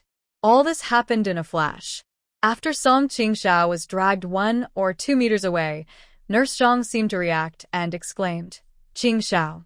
As Song Qingxiao thought, she hurried forward to try to help Song Qingxiao out of his predicament, while calling out to her colleagues loudly.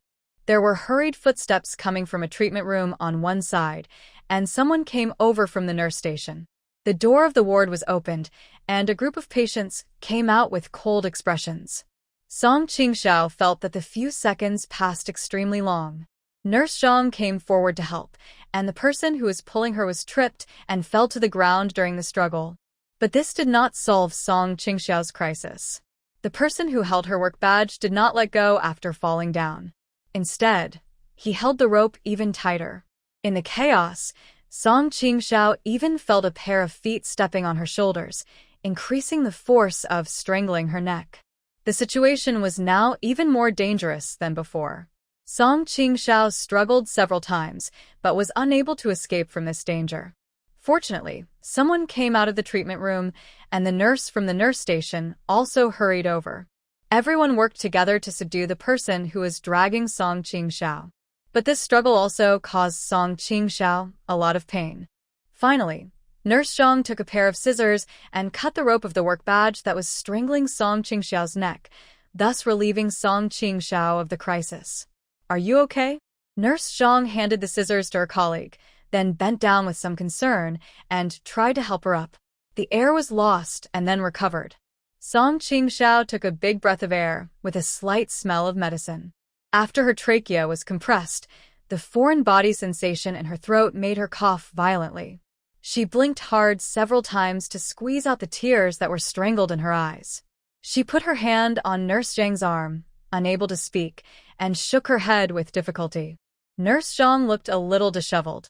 The hat on her head was scratched askew, and even her chin was scratched with several bloody marks. The wound was oozing blood and had become swollen. Song Qingxiao stood up with the help of Nurse Zhang and turned his head to look at the person who was pinned to the ground. The moment he saw the patient, Song Qingxiao's coughing movement, which was covering his neck, paused, his pupils shrank slightly, and a murderous intent flashed across his eyes. Number 6, with 2 pigtails and wearing a blue striped hospital gown, was lying on the ground, being restrained by 2 strong nurses. His eyes met hers, and the corners of his mouth turned up, revealing a slightly weird smile. Number 6 was still tightly holding onto the work badge strap that had been wrapped around Song Qing's neck. Cough, cough, cough. Song Qingxiao coughed twice. Nurse Zhang looked a little worried. She patted her back to help her breathe better and asked, "Are you okay?" Number 6 was quickly taken away by the others and taken towards the elevator. "It's okay." Song Qingxiao managed to speak. Nurse Zhang was relieved to hear that she could still speak. "This is a new patient today." Perhaps in order to comfort Song Qingxiao, Nurse Zhang quickly explained, "It should be that doctor he ran out while examining her and injured her." She pointed to the examination room behind Song Qingxiao, where the door was open. Song Qingxiao followed her gaze and nodded. "My throat was still burning with pain. My skin must have been injured." Nurse Zhang came over to take a look and said, "Fortunately, the wound is not deep, but we need to apply some iodine to disinfect it." She lowered her eyelids and sighed. "In order to avoid such a situation, it seems that I can't wear my work badge." She looked a little regretful but soon smiled and pointed to the name tag on her chest. But special name tags like this should be made in a few days. By then, Qingxiao will be the same as me, so it doesn't matter if she doesn't wear this. Song Qingxiao twitched the corner of his mouth, barely a response, but did not say anything. More and more patients came out from the surrounding areas, and soon several people appeared in the corridor. Each of them had a dazed expression, like a wandering soul. Nurse Zhang became anxious when she saw this situation. Without saying anything more, she immediately asked a colleague who stayed behind to take Song Qingxiao to the nurse's station to apply medicine, while she herself prepared to take the patients back to the ward first. She tidied her hair and put on her hat again. Song Qingxiao looked at the wound on her chin and said, "Nurse Zhang, the wound on your chin. It's okay." Nurse Zhang paused, then smiled with her eyes curved. "They are patients. You can't argue with them." Her tone was gentle and patient. The hideous wound on her face did not seem to arouse her anger. Song Qingxiao's eyes flashed, and the nurse who stayed behind said, "Sister Xiuyu is the most gentle person here." Song Qingxiao turned around and saw the name tag on the nurse's chest read, Wang Xiaoli. Wherever Nurse Zhang went, patients hurried back to their wards. This is not the time for activities. Patients cannot move around at will. As Wang Xiaoli was talking, Song Qingxiao was still immersed in the memory of meeting number 6 and being almost killed by him. The incident that happened before made Song Qingxiao feel confused. After being threatened by number 4, number 5 panicked and started the trial scene. Everyone was caught off guard, including Song Qingxiao. They didn't have time to find out the mission information of the other trial takers and were forced to enter the scene. After going through a series of choices and entering the mission, I had just figured out the approximate time of the mission, but before I could figure out the clues of the mission, I ran into number 6 and suffered a loss at her hands. The numbers in his sight counted down to 1:19:17:51. The urgency of time and the incident with number 6 made Song Qingxiao frown. At present, it seems that she and number 6 have opposing identities in the mission scene. One is a medical staff and the other is a patient. The prompt in the consciousness has not changed at all and still shows, protect the people and be wiped out if failed. Complete the task. 1,000 points.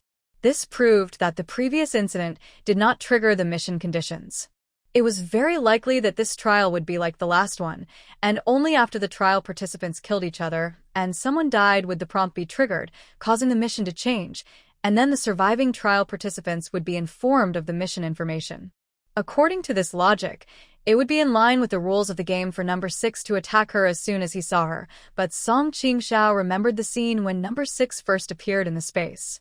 When she just entered the trial space, the big man pointed a gun at her.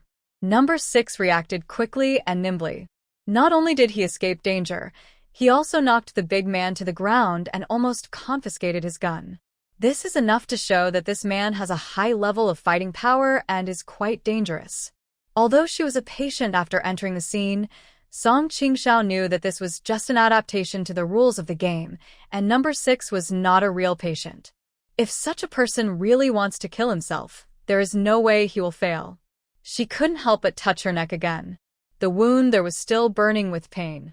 Number 6 should understand that she was wearing a nurse's uniform and there were other people around her.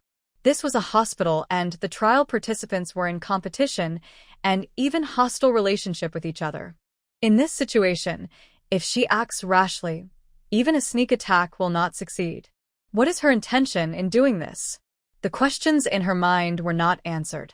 Wang Xiaoli saw Song Qingxiao touching her neck. Are you a little scared? Song Qingxiao endured the discomfort, swallowed her saliva, and put her hand down as if nothing had happened. Before she could speak, Wang Xiaoli seemed not to need her to answer and smiled and said, maybe something even more terrible will happen later? Nurse Zhang sent the patient, who came out of the corridor back to the room and walked towards Wang Xiaoli and Song Qingxiao. There was an open operating table next to the nurse station. Nurse Zhang stood there, took a cotton swab dipped in alcohol, disinfected the wound on her chin, and called Song Qingxiao over. Diagonally opposite the operating table was a ward that had been attacked before. Song Qingxiao had been bitten by a snake once and was afraid of ropes for 10 years. When she came over, she subconsciously turned her head and looked around to make sure there was no one behind her. The moment she turned her head, she looked through the glass of the ward and saw that on a bed in the ward, number 5 had changed into a blue-striped hospital gown and was sitting on the bed shivering. He seemed to have noticed Song Qingxiao's gaze, and he raised his head. The timid man with greasy hair widened his eyes the moment he saw her, with a look of fear on his face, and he quickly lowered his head.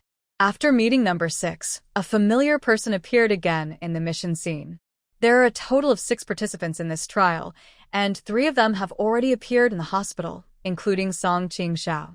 Amid the noise of the ticking second hand, a ding sound came from the elevator entrance. After the door opened, Song Qingxiao had a flash of inspiration. She vaguely felt that she had found a clue. Just as she was about to think about it carefully, someone suddenly reached out and patted her shoulder heavily. Hey! There was a sharp pain on his shoulder. After the previous sneak attack by No. 6, it would be a pity to be patted by someone. Song Qingxiao subconsciously turned on his toes, moved his body away, leaned his waist against the edge of the operating table, leaned his upper body backward, and turned to face the person who patted his shoulder. The person who patted her shoulder was a nurse, not one of the 6 trial takers. She was about 30 years old, wearing soft-soled shoes and walking without making any sound. No one knew when she came over. Song Qingxiao's movement in avoiding people just now made her look a little embarrassed. She raised her hand, and the moment she saw Song Qingxiao, she said, "Is he new here?" After asking this question, she muttered to herself, there seemed to be a lot of newcomers recently. What the new nurse said was particularly intriguing. The moment Song Qingxiao heard it, he narrowed his eyes. As the numbers were still counting down, she noticed the new nurse had a name tag on her chest. It had the nurse's name written on it. Tu Xiaoyan. Knowing that he had reacted strongly after being slapped before, which made Tu Xiaoyan unhappy, he looked a little embarrassed. Without knowing the content and mission of this trial, Song Qingxiao, who had just arrived, still hoped to establish good relationships with this group of colleagues in order to find out more information, which would be beneficial to the development and progress of the mission. She needed to be liked by others, so after noticing that Tu Xiaoyan frowned while speaking, Song Qingxiao quickly thought of a way to deal with it in her mind. She raised her left hand and rubbed her shoulder, with a look of hidden pain on her face, while she went to see Nurse Zhang. "What's wrong?" When Nurse Zhang saw Song Qingxiao's actions, she asked with concern. "It seems like I was kicked in the shoulder before." When Song Qingxiao said this, Tu Xiaoyan looked puzzled. Nurse Zhang explained, the new patient admitted today suddenly came out and attacked Qingxiao, injuring her neck. While Nurse Zhang was speaking, she obtained Song Qingxiao's consent and prepared to pull open her collar to take a look at the shoulder that had been kicked. Song Qingxiao is 1.68 meters tall, but the nurses working in this mental illness center are not short either. Nurse Zhang pulled open her collar, took a look, and exclaimed in surprise, "Oh, there are some hematomas." Number 6 was not gentle. She grabbed the rope of the work badge around Song Qingxiao's neck with both hands and kicked Song Qingxiao's shoulders with her feet, leaving red and swollen marks on both sides of her shoulders. After learning what happened, Tu Xiaoyan showed a guilty look on his face. He took a cotton swab and dipped it in iodine to apply it to Song Qingxiao's wound, while saying, "By the way, there may be a new person coming to our hospital. Dr. Zhou is currently preparing to meet him. If he can stay, the hospital will have one more doctor." The skin on his neck was torn by the rope, and it was a little stinging when the iodine was applied, but these irritations were nothing compared to the news Song Qingxiao heard from Tu Xiaoyan. She remembered what Tu Xiaoyan had said before. There seemed to be a lot of new arrivals recently. Tu Xiaoyan did not specify whether these new arrivals were medical staff or patients. It was very likely that they were both, such as herself, and number 5 and number 6 she had seen before. Now there is a new doctor in the hospital, and she can't help but guess the identity of this new doctor. Assuming that everyone participating in the trial enters the same scene, in addition to the 3 people who have appeared so far, there are also the man with glasses, the big man with a gun, and the woman with a red whip number 4, who have not appeared. The new doctor that Tu Xiaoyan mentioned should be one of these 3 people. There are 5 floors of wards in this building. According to what Nurse Zhang said before, there are a total of 27 patients. I wonder where the other 2 trial takers are among these patients. She was thinking about something. Tu Xiaoyan was still talking amid the ticking of the clock. Suddenly, a bang was heard. The sound was clear but not muffled. It seemed to come from far away. However, due to the special geographical location of the hospital, the lingering sound echoed in the air. Not only did Song Qingxiao feel a heavy shock as if her heart was shaken, even Nurse Zhang and others who were talking were startled. Tu Xiaoyan's hand holding the cotton swab shook, and the end of the cotton swab poked Song Qingxiao's injured neck, causing her to gasp in shock with a hissing sound. "What's going on?" Wang Xiaoli was a little surprised, but Song Qingxiao's eyelids kept twitching, and she felt something was wrong. She had personally experienced how good the sound insulation of this hospital was. It was clearly in the same building, with 27 patients living on one side and medical staff offices and dormitories on the other side, but when she entered the mission scene and was interviewed by Lu Yixuan, she didn't hear any noise from the ward at all. It was not until I changed into my nurse uniform and followed Nurse Zhang over and opened a few iron doors that I heard the patients crying. The loud bang just now sounded like it came from the other side of the building where the medical staff worked. What kind of noise could be heard so far away? Moreover, the noise didn't sound like something falling to the ground or something being broken. It sounded more like someone firing a gun. At this moment, Song Qingxiao thought of the big man with the gun and licked his dry lips. Tu Xiaoyan said that there are new people coming. So far, the big man with a gun, the man with glasses, and the girl with red whip number 4 have not appeared. The new doctor may be one of the 3 of them. Now it seems that the big man with a gun is undoubtedly the most likely one. The pain in her neck caused by being strangled by number 6 became even worse, and Song Qingxiao's breathing quickened. After the gunshot, she keenly sensed the breath of death. It was a powerful intuition brought about by two experiences of walking on the edge of life and death. Song Qingxiao immediately paid attention to the prompt in his consciousness. Sure enough, the prompt in his mind that originally displayed, "Protect the people, failure will be eliminated, complete the task, 1,000 points," had changed to "Protect the people and erase the failure. Complete the task, 950 points." The reward has changed. When Song Qingxiao raised her head, there was a look of surprise and excitement in her eyes. Although it was very likely that someone had died in the hospital after the previous gunshot, it was just as she had expected. Once someone died, it would prove that this trial had truly begun. She half closed her eyes, looked past Tu Xiaoyun and others, and through the glass wall of the ward, saw number 5 raised his head. He was obviously also startled by the previous gunshots, and his face was full of unconcealable fear. After noticing Song Qingxiao's gaze, number 5 hugged his head with both hands, slowly lowered his head, and his body began to shake again. Before everyone in the ward could recover from the gunshot, a sharp and piercing woman's scream rang out from afar. Ah! The scream was sharp and loud, with a hint of misery, which was really creepy, especially in such a quiet and eerie environment. It was even more terrifying. Even the patients in the ward were infected by the screams and seemed to sense the uneasiness. The patients who were previously driven back to their rooms by Nurse Zhang began to make a commotion again. The patient in the same room with number 5 slipped out of bed and walked towards the door with a dazed look on his face. "Go and see what happened." Nurse Zhang was a little anxious. Song Qingxiao had just arrived, so she brought him along. Tu Xiaoyun and Wang Xiaoli stayed with other people at the nurse's station to comfort the patients. Hearing the gunshots coming from the medical staff's office, Nurse Zhang hurriedly took the key to open the triple iron door. Under such circumstances, she did not forget to apologize to Song Qingxiao. "I'm sorry, Qingxiao. You just arrived today, and I should have taken you to familiarize yourself with the environment," she hurriedly explained, looking a little embarrassed. "But I don't know what happened." "It's okay. Let's go see what happened and see if we can help. As for getting familiar with the environment, I still have time."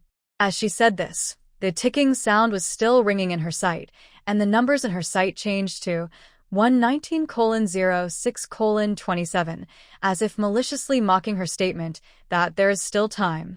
Song Qingxiao blinked his eyes, swallowed the pain in his throat, suppressed his inner anxiety, and tried his best to ignore the string of numbers. At this moment, she also urgently wanted to verify her innermost guess, to see if the gunshot just now was related to the gunman with a gun who was one of the 6 trial takers. She also wanted to see who was in trouble so that she could understand why she lost 50 points for no reason. When the two came out of the ward, they heard a noisy noise outside. The sound seemed to come from downstairs. Nurse Zhang trotted to the elevator and pressed the button. The elevator arrived quickly, and Song Qingxiao followed her in. The light in the elevator was pale, making the sealed environment look extremely eerie. Neither of them spoke. Song Qingxiao only heard Nurse Zhang's slightly heavy breathing, which revealed her deep anxiety. When she turned to look at Nurse Zhang, she found that she had her head lowered. The light shone on her. Under her pale forehead, her eyes were shrouded in the shadow cast by her brow bones. Song Qingxiao could only vaguely see her tightly pursed lips. The elevator went down to the first floor and the door opened with a ding, but she stood there without moving until Song Qingxiao reminded her. "Xiuyu." Nurse Zhang seemed to wake up and started running. The medical office area seemed to be awakened by the gunshot. Several people had gathered outside a doctor's office. When Nurse Zhang and Song Qingxiao came over, there was still a lot of noise in the office. Song Qingxiao saw a man sitting on a chair, his body leaning back on the back of the chair, with his head tilted abnormally to one side towards the door. His hands dropped to his sides and he was dead. There was an obvious bloody hole on his forehead caused by a bullet. The powerful force of the bullet caused purple bruises to appear under the skin around the wound, as if earthworms were crawling all over his head. His eyes were still open. The blood in the wound, which had not yet completely cooled, slowly flowed down from his forehead, dripping over his brow, nose tip and eyes, and finally gathered under his cheek, dripping down onto his white doctor's coat, staining a large patch of bright red blood. Perhaps he did not expect to be suddenly attacked. He still maintained the smile he had when he was alive, with the corners of his mouth pulled up, looking quite eerie and strange. This look reminded Song Qingxiao of the photo of the trial taker after his death in the last trial when the card was turned over. There was a name tag on the doctor's uniform that read, Zhou Yu. There was a nurse standing next to her, covering her mouth with one hand and holding a gun with the other, her whole body shaking. The sharp scream before should have been made by her. Song Qingxiao glanced at her name tag, Zhu Xiaoke. The big man on the ground was held down by someone and was still struggling hard. Even 2 security guards and a nurse couldn't hold him down. His legs kicked wildly, his face was pressed to one side, veins bulged on his temples, and his face turned red. Song Qingxiao's gaze stayed on the gun held by the nurse for 2 seconds, and he swallowed lightly. "Let me go." The big man was still growling. Nurse Zhang saw this scene and shook her body twice. "What's going on?" While Nurse Zhang was speaking, she rushed towards where Dr. Zhou was, with Song Qingxiao following behind her. When the female nurse holding the gun heard her words, her body trembled twice, as if she was frightened. When she turned around and saw Nurse Zhang, tears welled up in her eyes. "Sister Siryu." She took 2 steps forward with the gun in hand, looking down at the gun, as if she was holding a hot potato, wanting to throw it away, but not daring to. Song Qingxiao's eyes flashed, and taking the opportunity to comfort her, he tentatively reached out to touch the gun. Nurse Zhang did not notice her movements, but was busy examining Dr. Zhou. From the hints in his mind, Song Qingxiao knew that he was beyond saving, but he did not speak out to remind her, allowing Nurse Zhang's attention to be diverted. She placed her hand gently on the shoulder of Zhu Xiaoke, who was sobbing, and then slowly slid down. She felt that her body was tense, and she was obviously a little scared. Song Qingxiao's hand rested on the back of her hand for a moment, and finally his fingertips tentatively touched the gun. The barrel of the gun was warm, like the burning feeling after a bullet was fired to kill someone. At this moment, Nurse Zhang was checking Dr. Zhou's condition. The frightened nurse was trembling. The security guard and 2 nurses on the ground were holding down the big man. No one noticed the excitement that flashed in Song Qingxiao's eyes at this moment. Her heart began to beat wildly, almost jumping out of her throat. Such an opportunity was rare, and if she could get the big man's gun, she would undoubtedly have an extra layer of protection in this trial. "What happened?" She spoke in a slow tone again and again, afraid that her trembling voice would startle the nurse with the gun. Because it was too stimulating, her blood was gurgling all over her body, her senses were magnified again and again, and the tapping sound in her mind was so loud that it almost drowned out the sound of her own voice. But in the end, her hand was smoothly placed in the young nurse's hand. The young nurse did not resist, and almost obediently let her hold the gun. Song Qingxiao's breathing was disordered for a moment, and then she pursed her lips and used a little strength, and the nurse holding the gun let go. When she held the heavy gun in her palm, Song Qingxiao could hardly believe that things were going so smoothly. Joy appeared involuntarily in her eyes. She held the gun tightly, with her finger on the trigger. She did not dare to make any unnecessary moves, for fear of waking up the people in the house and discovering her actions. Zhu Xiaoke let go of the gunman, held her face with both hands, and spoke reluctantly. "Dr. Li left recently, and the hospital is preparing to recruit a few new doctors to fill the vacancies. Dr. Zhou is interviewing the newcomers today." Song Qingxiao suppressed his excitement and looked at her intently, afraid of missing a single word she said. "But I don't know how a conflict arose, and the new guy was holding a gun, and something happened. Did you call the police?" Song Qingxiao listened to her 2 sentences and asked calmly, slowly trying to put the gun into his pocket. The panicked nurse shook her head helplessly. "The call can't be made." The despair in her voice brought an ominous feeling. "An hour ago, I just received news that there was an accident while repairing the road at the foot of the mountain. The only way down the mountain was dug up and the signal tower collapsed. It will take 5 days to restore it. In other words, within these 5 days, this mental hospital will be a closed trial place. This situation was also within Song Qingxiao's original expectations, but it was only at this time that it was confirmed by the nurse. Although a death occurred shortly after entering the scene, some useful information was also learned. The trial site is located in a mental hospital, and the people she needs to protect in her mission must be those in the hospital. And judging from the fact that her points were deducted by 50 due to Drive Zhou's accidental death, doctors must be included in the protected civilian among the people she wants to protect. Before she put the gun into her pocket, she heard a burst of hurried and chaotic footsteps outside. Song Qingxiao keenly noticed a pair of eyes falling on her. She subconsciously looked up and saw Lu Yixuan and 2 other people dressed as doctors coming down from the office door.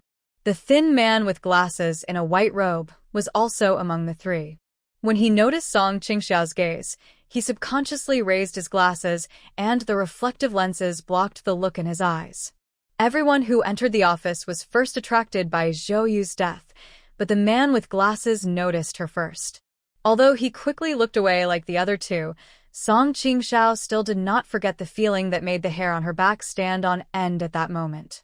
There was a sinister malice hidden in it. Including the man with glasses, 5 players have appeared in the trial, and the red whip girl number 4 is still missing. The man with glasses followed Lu Yixuan and the others in hurriedly. He glanced at the big man who was pinned down and still struggling on the ground, raised the corner of his mouth slightly, and a flash of sarcasm flashed across his eyes. Nurse Zhang quickly stepped aside, and 2 doctors went over to check, shaking their heads with some regret. It has lost all signs of life. Song Qingxiao naturally knew this news a long time ago, but after Lu Yixuan announced the news of Dr. Zhou's death, several nurses still sighed with regret. At this moment, she noticed that the man with glasses also shook his head. His expression showed a feeling of forced sorrow. Song Qingxiao stood beside him and saw through his profile that his eyelids were half drooped under his glasses. His eyes were a little cold, as if he was not surprised by the news. With a woman's sixth sense, Song Qingxiao was certain that before entering the room, the man with glasses should have already learned about Dr. Zhou's death from the prompts in his consciousness. Let go. The big man on the ground was still fighting like a trapped beast. Perhaps he knew that his life was at stake, so he struggled violently. The 2 security guards and the nurses' faces turned red. They tried their best, but could hardly hold him down. Get the restraints and put a tranquilizer on him. The new doctor gave instructions in an orderly manner, frowning. The road down the mountain is blocked, and the phone can't be used. Let's clean up here first. Put Dr. Zhou's body downstairs temporarily, and lock this man up first. Let me go. The blood vessels in the big man's neck were bulging, and his hands were scratching at the ground. As soon as the doctor in the hospital finished speaking, Nurse Zhang took out a needle and medicine from a small refrigerator on the side of Dr. Zhou's office. After 1 injection, the big man's struggle weakened, and the nurse and security guard who were holding him down breathed a sigh of relief. The moment he saw the big man lose the ability to resist, the man with glasses narrowed his eyes, clenched his fists, gently raised them and pushed the frame of his glasses, then turned to look at Song Qingxiao, only to find that Song Qingxiao was also looking at him, so he quickly turned his head away. After this happened, the atmosphere in the hospital changed immediately. Dr. Zhou's body was taken down from the chair, and the big man was carried by 2 security guards, ready to be sent to the first-level intensive care unit in the ward. It was obvious that in the next few days, the hospital staff wanted to treat him as a patient with a serious illness. After entering the first-level security intensive care unit, he was restrained and injected with drugs and was watched 24 hours a day. This person should have been ruined almost as soon as he entered the trial venue. What's going on? After coming in, the man with glasses who had been watching all this silently suddenly spoke. Song Qingxiao noticed that when he was asking questions, his eyes lingered on her for a moment and finally fell on the pocket of her nurse uniform, where was the gun belonging to the big man that she had taken from Zhu Xiaoge. She stuffed it into her pocket when no one was paying attention and held it tightly without letting go. Now that the man with glasses started asking questions, her palms were covered with sweat, and she could hardly hold the gun handle tightly. The questions from the man with glasses were obviously directed at her. She knew it very well. Song Qingxiao felt murderous in her heart and lowered her head without saying a word. Zhu Xiaoke spoke again and explained the origins of the gunman. The hospital has been short of staff recently. Dr. Li left and Dr. Gua is taking a break, so they recruited a few doctors. This man was interviewed and is going to start work today. Maybe it was because the big man was subdued and some time had passed since Dr. Zhou's accident. Zhu Xiaoke's mood was much more stable than before. I don't know why. This man had a gun. I heard him yell outside, and then the gunshot rang out, and when I came in, Dr. Zhou. What she said made Song Qing's scalp tingle. He remembered the scene when he entered the scene and looked up at Lu Yixuan. He still looked like he was killed by himself in the previous trial. If he had not been in the scene for a while and Song Qingxiao had not been mentally prepared, he would probably have found it difficult to remain calm in front of him. After all, the person who almost killed him and was eventually killed by his own hands suddenly appeared in front of him again. The impact on his psychological defenses was really indescribable. At this point, from Zhu Xiaoke's words, Song Qingxiao could almost infer what happened when the gunman entered the trial scene. After everyone entered the trial space, they immediately received a task reminder. Then, Red Whip Girl number 4 lost her patience and tried to attack Cowardly Man number 5, hoping to get some task hints from him. But number 5 was frightened by the woman with the red whip. Before her whip fell, number 5 ran away, and then everyone started the mission unprepared. During the mission, Song Qingxiao boldly speculated that if the man with the gun was just like himself, a prompt sound and a countdown number would appear in his mind the moment the trial officially began. These two changes would have made him feel uneasy. Then the choice of whether to enter the mission appeared again, and a decision had to be made in a short time. At this time, people's spirits are already tense to the extreme. Those who have survived the first trial are much more vigilant than ordinary people. The big man should know clearly that even if he enters the trial scene immediately, he may face danger, but he still has no choice. In fact, at this time, his spirit has been tense to the extreme. The sudden sound of seconds ticking, the countdown numbers in front of him, and the imminent choice added little by little to the invisible pressure. After the scene changed, his defense and vigilance reached a certain level, and the slightest stimulation could cause him to make violent movements. Song Qingxiao understood this excitement when he saw Lu Yixuan. No matter how good a person's psychological quality is, after continuous stimulation, when he sees the person he has killed with his own hands appear in front of him, he is very likely to suffer a mental breakdown. The moment Song Qingxiao entered the mission scene and saw the doctor, he couldn't help trembling all over and subconsciously touched the dagger tied to his arm. The big man's reaction should be similar to hers. Zhou's appearance was probably the last straw that broke the camel's back for him.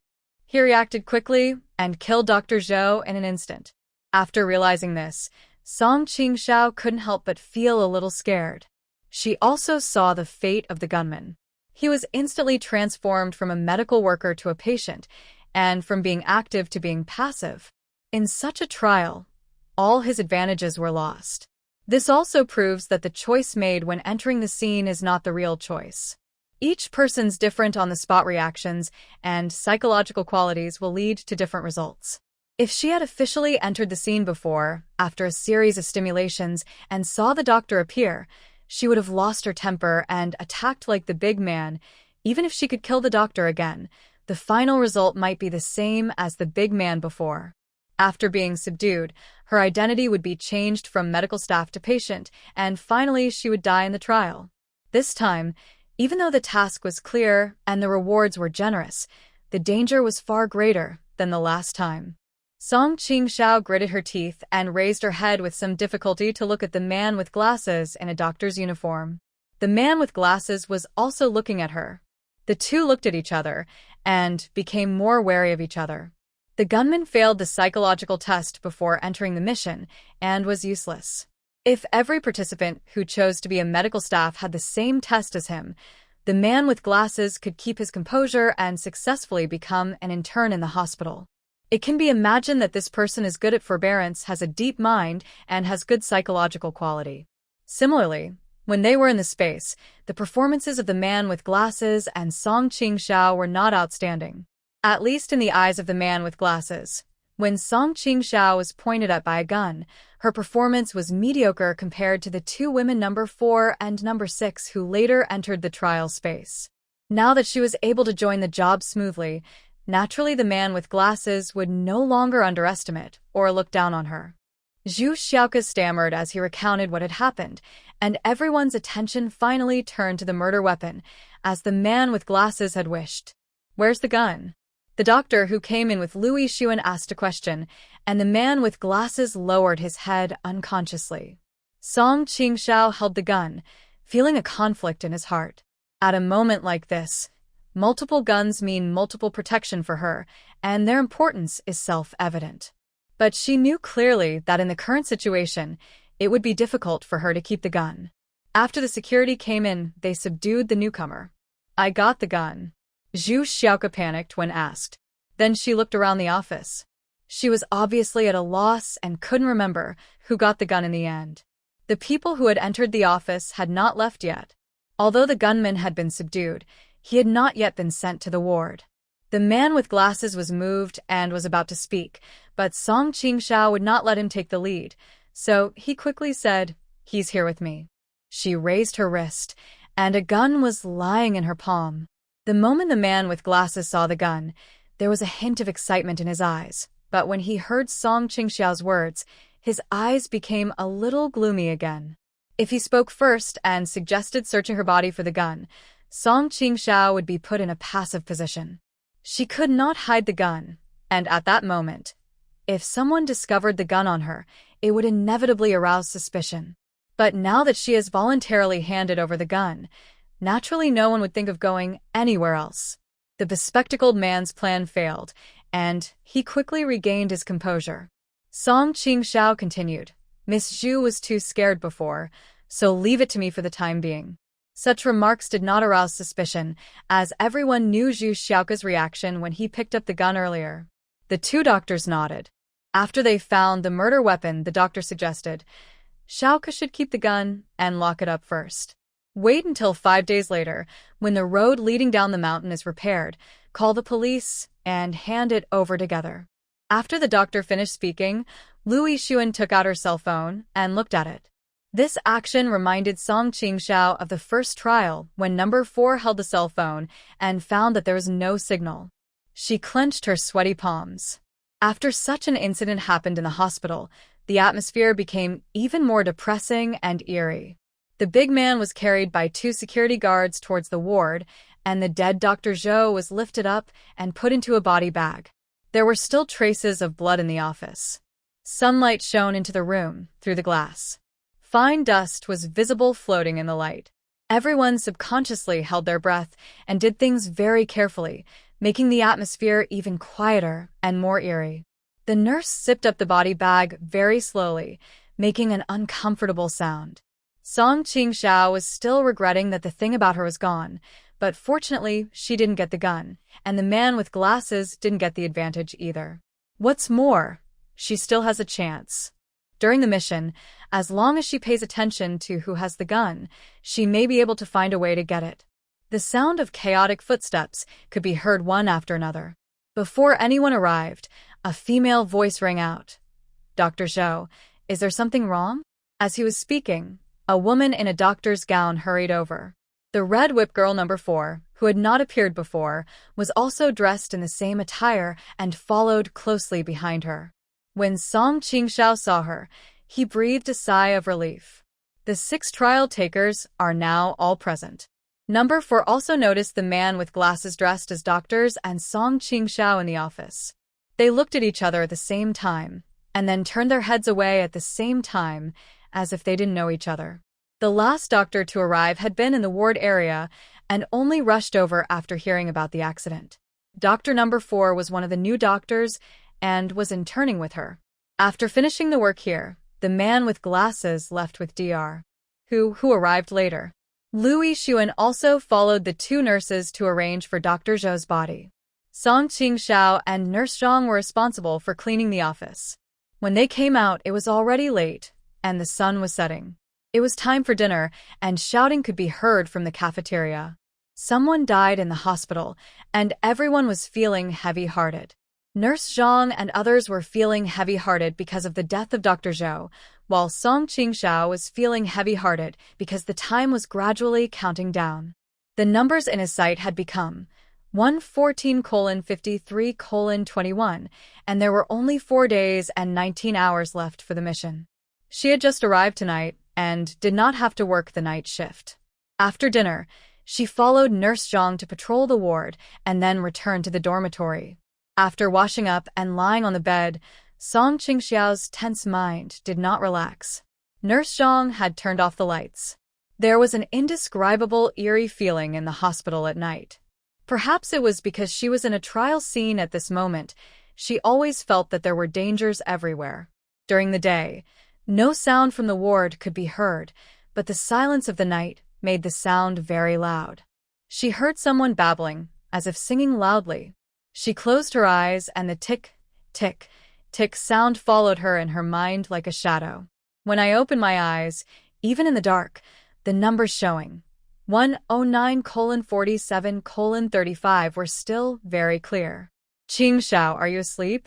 Nurse Zhang on the upper bunk turned sideways and looked down. The moonlight shining through the curtains stretched the shadow of her hair very long. The reflection of her hair on the wall was like a group of tentacles, as if trying to grab Song Qingxiao. Not yet.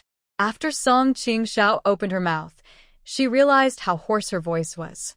Nurse Zhang thought it was because she was injured during the day, so she didn't take the strangeness of her voice to heart and comforted her. Are you still thinking about what happened during the day? She paused for a moment. Don't worry too much. Go to sleep. Everything will be resolved in 5 days. After 5 days, Song Qingxiao's problem was still not solved. The mission prompt in my mind was the same as in the afternoon.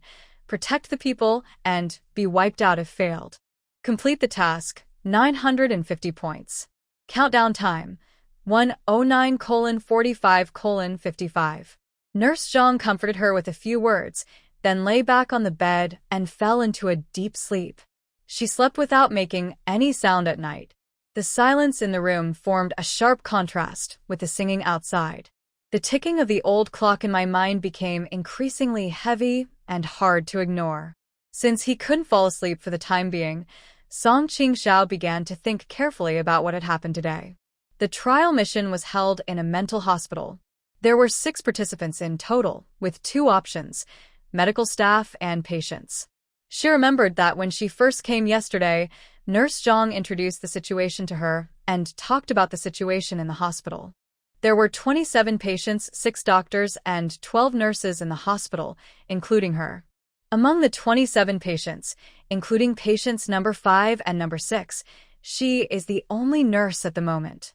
According to Zhu Xiaoke in the office of Dr. Zhou, who was killed today, Dr. Li has left the hospital and Dr. Gua is on vacation, which means that 2 of the 6 doctors are temporarily missing.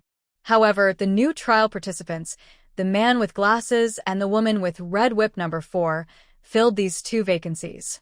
The gunman killed Dr. Zhou, and he himself lost the qualification to choose and passively became a patient. In other words, one of the 6 doctors' vacancies remained vacant due to the death of Dr. Zhou, and Song Qingxiao was deducted 50 points for this. In comparison, the number of patients increased by 1 from the original 27 mentioned by Nurse Zhang. She vaguely felt that she had grasped an important clue, but she almost didn't know how to connect the clues. The prompt in her mind did not change. She paid close attention to the prompt task completed, points 950, and felt that something was wrong. What's wrong? In the darkness of the night, she opened her eyes, lost in thought. A faint singing voice came from afar, and the numbers in my sight were moving backwards.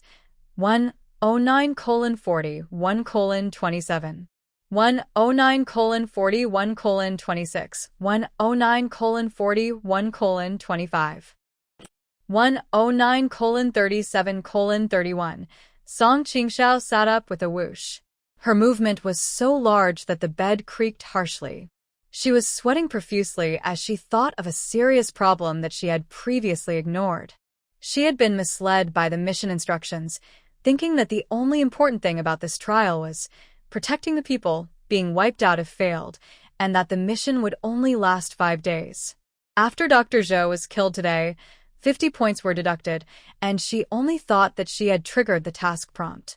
The time in her sight was counting down. 5 days was like a string stretched in her mind, reminding her of the importance of time, but she almost forgot that although she could get 1,000 points after completing the mission, if 50 points were deducted for every death, then when all the points were deducted, what would she take to be deducted? Assuming that the people she had to protect in the mission were medical staff, then there were a total of 18 doctors and nurses. Calculated at 50 points per person, 1,000 would be enough. But based on the situation in the last trial, where the mission required everyone to kill each other, Song Qingxiao felt that things would not be that simple.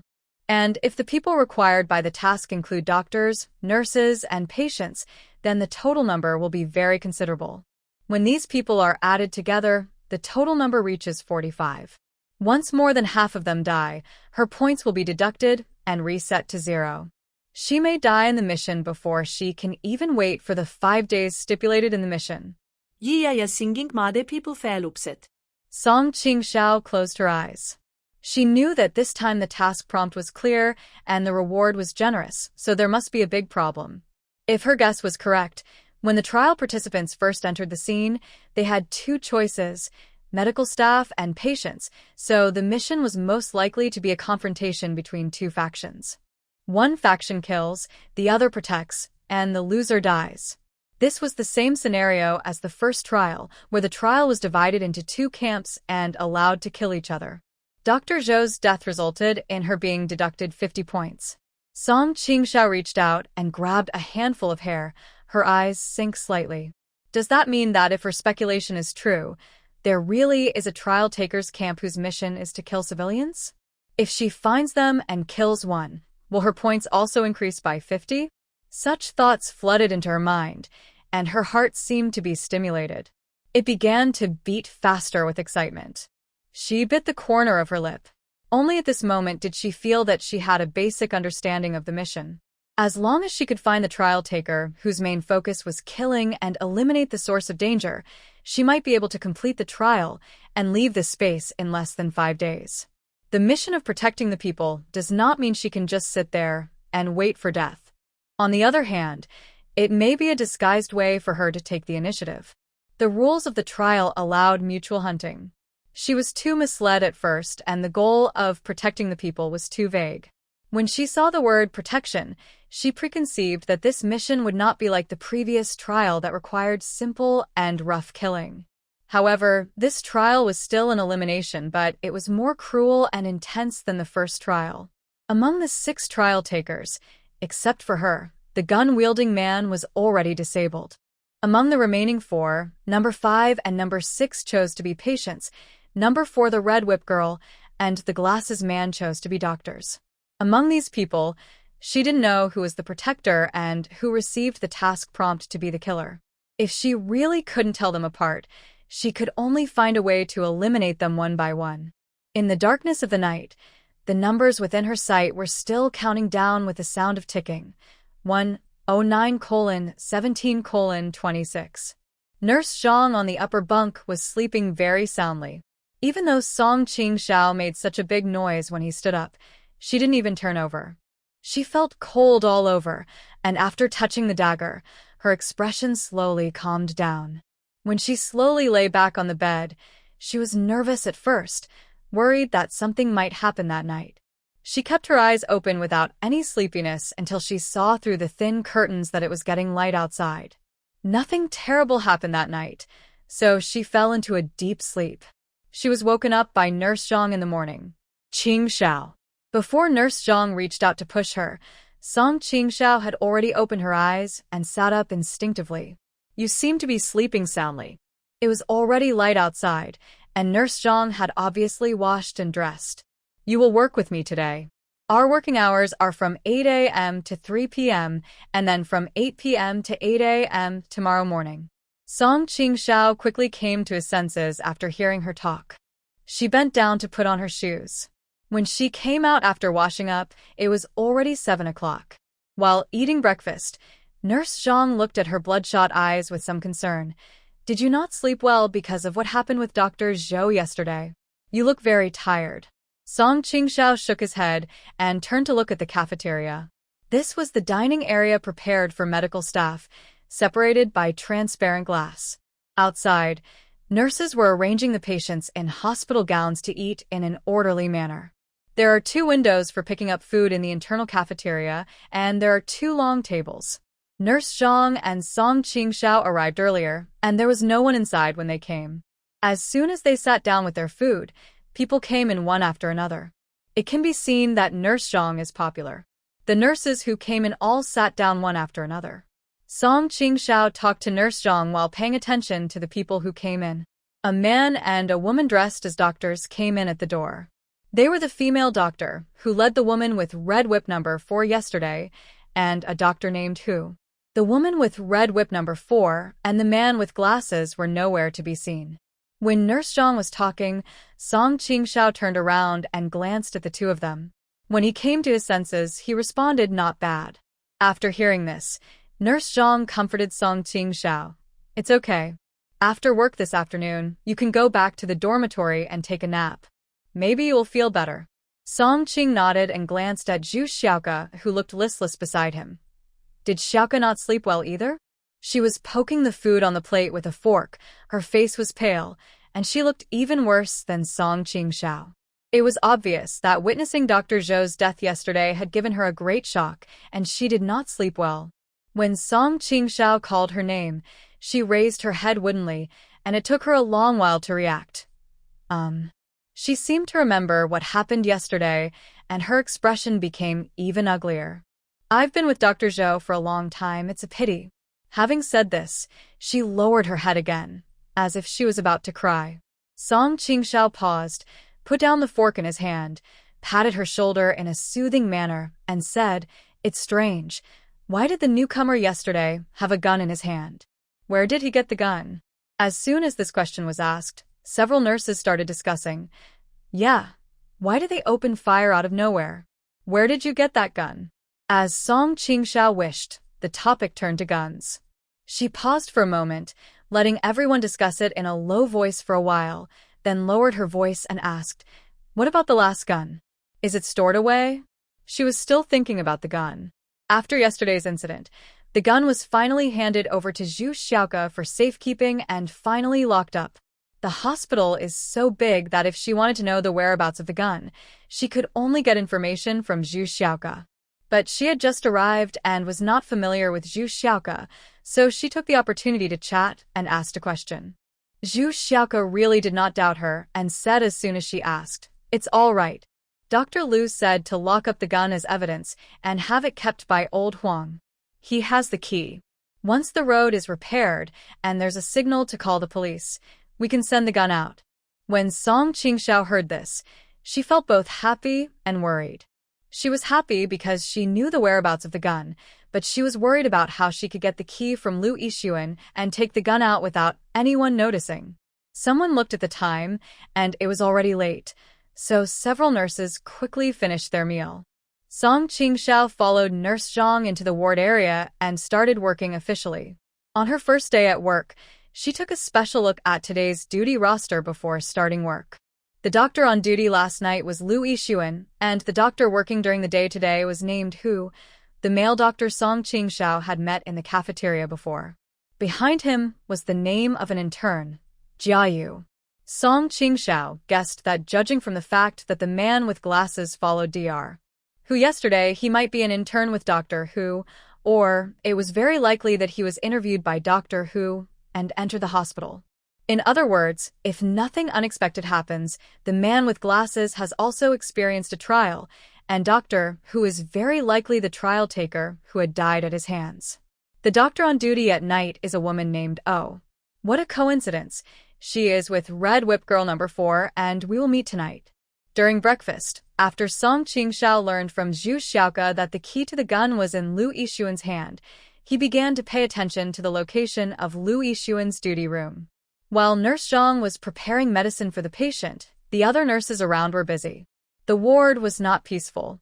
The patients on the third floor were making a lot of noise. She was standing at the nurse's station, which happened to be facing the door of Lu Yixuan's duty room. The door was half open and the curtains on the glass wall were drawn. From where she was standing, the room was dimly lit and she couldn't tell clearly whether anyone was inside. Great Heavenly Father! Someone was singing loudly with ups and downs in the voice. She turned her head and saw that several people had already approached the door of Ward 19. Song Qingxiao paused for a while, and while no one was paying attention to him, he quietly moved towards the doctor's duty room. The closer she got to the door, the more nervous she became. She tried pushing the half-open door, and it creaked open. The office was not big, there was no light inside, and the curtains on both sides were drawn. There was an office desk in the office, and a sliding door behind the chair. Lu Yixuan was not in the office. The mouse on the desk was lit, but the monitor was black, proving that he had been away for some time. She stood at the door for a moment and looked around. It was too noisy in Ward 19. A patient's singing caused dissatisfaction among others, and everyone started arguing. Several nurses had gone over to resolve the dispute. Under such circumstances, there was no movement in the office. It seemed that Lu Yixuan was not in the office. Nurse Zhang was still preparing medicines for the next patients, and no one noticed her. Lu Yixuan didn't know where she went. She gently pushed the door open further, and her figure nimbly flashed into the doctor's duty room, then slowly closed the door. With a soft click sound, the door closed, blocking out the lights and noise in the corridor, and the room suddenly became dark and quiet. Song Qingxiao stood there quietly for a while, and after his eyes adjusted to the light, he slowly walked towards the desk. In the dim environment, the computer case in the office made slight noises while running. She was careful not to touch the chair and make any noise, for fear of attracting the attention of people outside. There is a computer case on the left side of the desk, a small cabinet with sliding doors on the right side, and a drawer on top which is locked. She grasped the door handle of the small cabinet and was about to pull it open to take a look when a faint male voice suddenly sounded from behind her. "What are you doing?" Song Qingxiao was extremely shocked. She subconsciously reached out and touched her waist, where her dagger was hidden, and turned her head away. She supported the table with her backhand and pushed the keyboard due to excessive movement. The keyboard hit the mouse during the movement. After a flash of red light, the computer screen, which had been dark, suddenly lit up. With the help of the bright light, she saw that the curtain was pulled up. On an examination bed at the back, Lu Yixuan was lying straight, holding the curtain with one hand and looking at her with a strange expression. Even if his face turned into ashes, Song Qingxiao would never be able to forget it. Even though he already knew that he was in a trial scene, and that the Lu Yixuan in front of him was not the number 4 who had fought with him and died in his hands in the last trial, but suddenly seeing this face in such an environment still gave Song Qingxiao goosebumps on his back. His face looked pale against the pale blue light of the screen, and his eyes were pitch black, like 2 bottomless whirlpools. Song Qingxiao suppressed his feelings, slowly put down his hand that was pressing on the dagger, and said respectfully, "Bed number 19 is making a noise. Xiuyu, please go over and take a look." Lu Yixuan had been in the office the whole time. He should have been aware of her actions after she came in, but he did not say anything until this moment. Song Qingxiao made up an excuse at random. She was still thinking about what she would do if Lu Yixuan didn't believe her. While she was thinking, Lu Yixuan's eyes fell on her face, and he looked at her calmly for a long time. Until Song Qingxiao thought he was going to make trouble, Lu Yixuan slowly sat up. When he stood up, his white doctor's robe opened, revealing the casual clothes underneath. Under the doctor's uniform, he was wearing a white shirt. In his chest pocket, a key tied with a red rope was visible through the thin fabric. Not knowing whether this key was the key to the hidden gun, Song Qingxiao lowered his eyelids, took 2 steps back, walked to the door as usual, and opened it. When he looked back, Lu Yixuan was bending over to put on his shoes. His leaning forward movement caused the key in his chest pocket to roll out, and it made a crisp ding sound when it fell to the ground. He picked it up as usual and put it back in his pocket. There was indeed a fight in Ward 19. The patient in bed number 1 was singing loudly, which caused dissatisfaction among the patients in other beds. The situation was much more serious than Song Qingxiao had imagined. Despite the nurse's intervention, the patient in bed number 1 was still held by 2 people in blue-striped hospital gowns, pressing the singer's face against the glass window, almost deforming it. Song Qingxiao looked at her through the glass. Someone was pulling her hair, but she was still singing with her mouth open. Stop singing, stop singing. The patient in bed number 2 was furious and grabbed her hair and banged it against the glass. Amid the loud bang-bang sounds, the singing patient seemed not to feel any pain. The patient was so furious that several nurses could not stop her. In addition, the surrounding patients seemed to be gradually infected by her emotions and became irritable as well. Even Zhang Xiuyu, who was pushing a cart loaded with medicines, came over and tried to separate the 2 fighting patients. However, the patient was so impulsive that she was extremely strong, and several nurses were unable to pull her away. After being hit several times in a row, the woman's head soon had a cut, and blood spurted out, splashing on the glass and sliding down along the transparent glass. Ah! Seeing this scene, several patients who gathered around let out terrified screams as if they were shocked. Some began to tear their clothes desperately and scratch their faces with their nails. After 2 or 3 scratches, their faces were covered in blood. The situation suddenly became chaotic. The blood was getting more and more, and the singing patient was breathing weakly. Several nurses took out restraints. When the patient saw this, he became even more stimulated and struggled like crazy.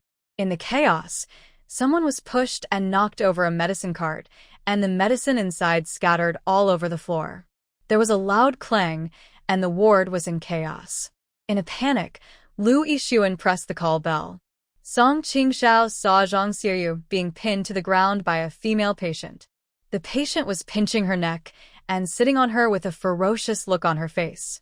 Seeing this, she hurried forward to pull the patient away, but the patient held Zhang Xiuyu tightly and refused to let go until Lu Yixuan came over and grabbed the patient's collar, shouting, "Anyone who doesn't obey will be given electric shock treatment."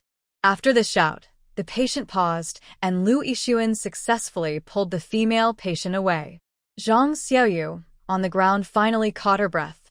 Her eyes were tearful. The skin on her neck was bloody from being pinched by the patient's fingers. Her eyes were bloodshot. She covered her chest and coughed continuously. Her whole body was shaking. Dr. O came with Red Whip Girl number 4 and several nurses and calmed the situation. The patient who was singing in bed number 1 was taken away for treatment, and the others who beat people were sent to the intensive care unit and forcibly put in solitary confinement. This small conflict almost led to a major disaster. Although no one actually died, there were still horrible bloodstains on the glass window of Ward 19. The patient in bed number 1 was carried away, and the patients in beds 2 and 3 were detained because of fighting. Ward 19 was suddenly empty. 2 nurses took handkerchiefs to wipe the dried blood on the glass, and Song Qingxiao treated the wound on Zhang Xiuyu's neck. She was still shaking, obviously frightened by the incident of being almost strangled to death. Song Qingxiao was not good at comforting people, so he silently disinfected her wounds. Her body was covered with wounds, her nurse uniform was torn, her hair was disheveled, and her hat was kicked away during the fight. They were both silent. After a long while, Song Qingxiao asked her, "Are you okay?" Zhang Xiuyu was silent for a long time. When Song Qingxiao thought she would not answer her, she said quietly, "It's fine." Her voice was trembling, and it was unclear whether she was speaking to Song Qingxiao or comforting herself. They are patients. It's not intentional. In the distance, Lu Yixuan and Dr. O also looked embarrassed. They had both been grabbed to varying degrees in the process of separating the patients. The 2 were talking, obviously handing over their work. While talking to Dr. O, Lu Yixuan pointed to the duty room and said something. What finally caught Song Qingxiao's attention was that he took out the key tied with a red rope from his pocket and handed it to Dr. O, who eventually put it into the doctor's uniform pocket. When Song Qingxiao saw the scene, he subconsciously looked up at the red whip girl number 4 standing in the distance. She lowered her head and talked to an injured nurse. It was unknown whether she noticed it. As if she had noticed Song Qingxiao's gaze, number 4 turned her head. She would naturally not fall for the provocation of number 4 at this moment. She lowered her head, avoiding number 4's sight. When she was about to talk to Zhang Xiuyu, she seemed to hear number 4's mocking TSK in her ear. After being injured, Zhang Xiuyu was in a bad mental state and obviously could not continue to work. After explaining the situation to Dr. O on duty, she prepared to go back and rest for a while. Before leaving the ward area, she handed over her work diary to Song Qingxiao.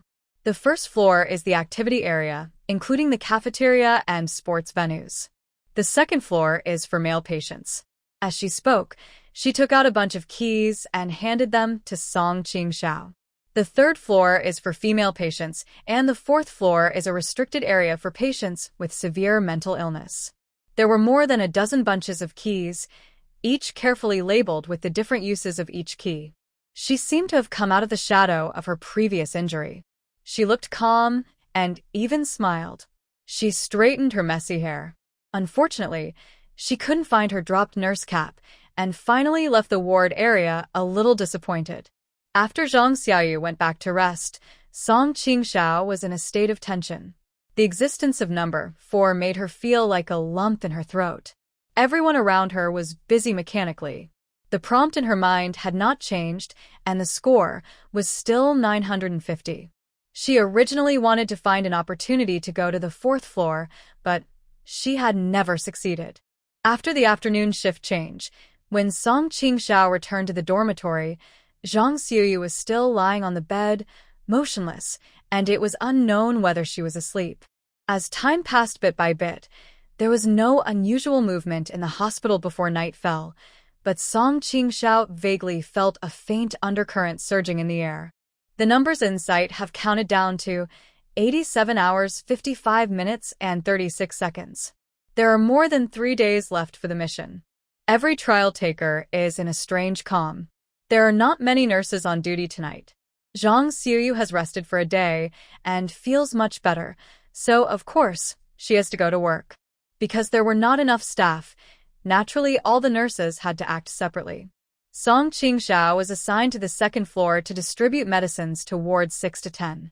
These drugs contain certain sedative ingredients, and after taking them, the patient will quickly fall into a deep sleep. She watched everyone finish their medicine until she entered Ward 9, where she immediately saw Ward 5 lying on the bed. Number 5 had only been in this mental hospital for less than 2 days, but he already looked listless. The moment he saw Song Qingxiao pushing the medicine in, he opened his eyes wide and opened his mouth, looking like he wanted to escape, but didn't dare to. The patient in the same room as him obediently took the small bottle of medicine and swallowed it. When it was number 5's turn, his face turned pale and his whole body was shaking. "Don't kill me," he pleaded in a low voice. When Song Qingxiao handed him the medicine, he was very resistant and didn't dare to reach out to take it. "I am not a threat to any of you," he said with a sad face. "Don't kill me. I just want to live." Number 5 seemed to have been frightened out of his wits, speaking incoherently.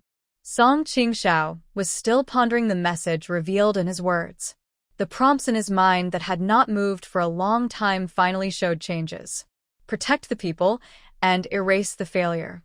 Complete the task, 900 points. The score was reduced by 50, which proved that someone had died in the hospital just before. Song Qingxiao frowned. Although she tried her best to hide it, the surprise that flashed across her eyes was still keenly captured by number 5. "Don't kill me. After you leave this place, I will give you money, a lot of money." Who would still want to talk to him about money at this time? If he can't protect the people here, after all the points are deducted, I'm afraid he'll even lose his life. She didn't have time to chat with number 5 at this moment. She just wanted to know who started the fight and who died. There were still nurses on duty in the other wards, and Doctor who was taking over the shift, hadn't left yet. Now was not a good time to kill number 5.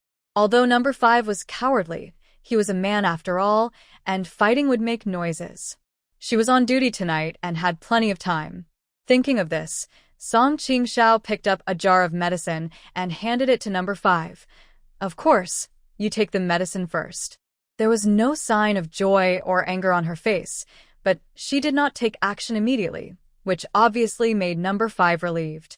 He immediately took the medicine and swallowed it in front of Song Qingxiao. After he swallowed the medicine, Song Qingxiao immediately pushed the cart out of the ward and locked the door. After parking the car, she pressed the elevator to go up to the 3rd floor. On the 3rd floor, Zhang Xiaoyu and others were feeding people and delivering medicine. The light in Dr. O's duty room was still on. Through the drawn curtains, she could see Dr. O sitting at his desk, looking down at something. There were no screams or cries from the medical staff's office area or dormitory. It shouldn't be so quiet after someone died. Song Qingxiao immediately pressed the elevator button and prepared to go to the 4th floor. It's strange to say, she had taken the elevator up earlier, and logically, the elevator should have stopped at the 3rd floor, but at this time the elevator showed that it had already reached the 3rd floor. She went over to check the location of other people on the 3rd floor. In just a moment, at such a night, no one should be walking around. The nurses were all busy, and the patients had taken their medicine and were ready to go to sleep. Who would suddenly go up to the 4th floor at this time? Song Qingxiao was still thinking about something, and soon the prompt in his mind changed again. Protect the people, and be wiped out if failed. Complete the task, 850 points. It had only been a few minutes, and another person had died. This situation was clearly not right. She didn't bother waiting for the elevator and quickly ran to the emergency passage on the side. There was a staircase there, but not many people usually walked there. The lights were dim, and the walls were already a little mottled. Her figure was stretched out by the lights, almost covering the entire corridor. Looking down along the iron railings, you can see the bottom of the 1st floor, which looks like a bottomless abyss. The 4th floor is a level 1 intensive care unit, and patients sent here are kept in solitary confinement. The 2 patients in bed number 1 who were injured in Ward 19 during the day were also kept there. In addition, number 6 who tried to strangle Song Qingxiao yesterday and the gunman who shot Dr. Zhou were detained here. The patients who come in here are extremely aggressive and need to be watched at all times. Song Qingxiao had heard from Zhang Xiaoyu during the day that the 4th floor is full of surveillance cameras. When she came up from the emergency passage and pushed open the security door, she subconsciously raised her head. The corridor was very quiet. The pale light made the 4th floor look eerie. The cameras every few meters above her head were silently smashed. The door of the monitoring room was open. A person dressed as a nurse was lying on the table. It was unknown whether she was dead or alive. All the images on the monitoring interface showed a snowflake. Someone must have come in before this. Song Qingxiao's heart sank, and he didn't even bother to check on the nurse, as some trial participants had already come up and started taking action. She hooked her leg on the half-open door and locked it with a bang to prevent the nurse from being alive and someone else from sneaking in and killing her while she was away. The layout of the wards on the 4th floor is somewhat different from those on the 2nd and 3rd floors. One side is a special treatment room, and the other side is a ward. Because the patients living here are extremely aggressive, there should be security guards on the 4th floor in addition to nurses and doctors. But something happened in the monitoring room. After she went upstairs and closed the door with a crisp sound, the 2 sides of the corridor were unusually quiet. No one came out to check. Even the nurse's station was quiet. This situation was not normal. Song Qing was so careful that his throat was raised. He tried his best to slow down his pace and walk close to the wall. When passing by the door of ward number 1, the door was locked and there was no light on inside. Through the light in the corridor, General Song Qing's ward was in full view. Apart from the medical equipment, the bed was empty. No one lived here. Just by taking a look, Song Qingxiao's whole body tensed up. After making sure that there was no one there, she quickly moved to the treatment room on the other side. This treatment room was still closed. She tried to hold the door handle, but the door was locked and could not be pushed in. She checked 3 wards in a row, but there was no one there. When she arrived at the 4th ward, She was about to reach out for the key hanging on her body through the light in the corridor, but she saw from the corner of her eye that although the lights in the ward opposite the first treatment room were also turned off, the door seemed to be ajar and not closed tightly. The old TV hanging on the wall was silently playing the boring designated content in a loop. Song Qingxiao exhaled slowly, clenched his hands into a seal, and slowly moved towards the ward. The door was indeed not locked. The lock tongue was pressed on the lock head, and the door was slightly open. The light from the corridor shone in through the gap and just illuminated the bed. The bed was a little messy. Song Qingxiao held his breath, pressed the dagger behind his waist with one hand, and at the same time stretched out his left hand, touched the door with his fingertips, and pushed it gently. The door was slowly pushed open, and more light shone in. There was no one on the bed, and the restraints on both sides of the bed were scattered beside the bed, as if they had been hastily torn open by someone. A motionless nurse was lying on the ground, with a shiny silver medicine tray upside down on the ground and medicines scattered all over the floor. This scene proved that there were people living in this intensive care unit before, and the nurse was attacked while delivering medicines. Song Qingxiao stepped in slowly, holding his breath and concentrating, fearing that his breathing would be too loud and he would miss the slightest movement and ignore someone lurking in the dark. After she let go, the door lost its resistance and slowly closed, blocking her figure. The room was filled with the smell of medicine and disinfectant, but not of blood. She reached out to touch the nurse's neck, and it was warm and her arteries were beating, proving that she had fainted after being attacked. The door lock tongue hit the lock frame, making a slight click sound. The sound made Song Qingxiao's hair stand on end. She immediately touched the dagger at her waist and stood up. The next moment, the lights in the corridor outside went out.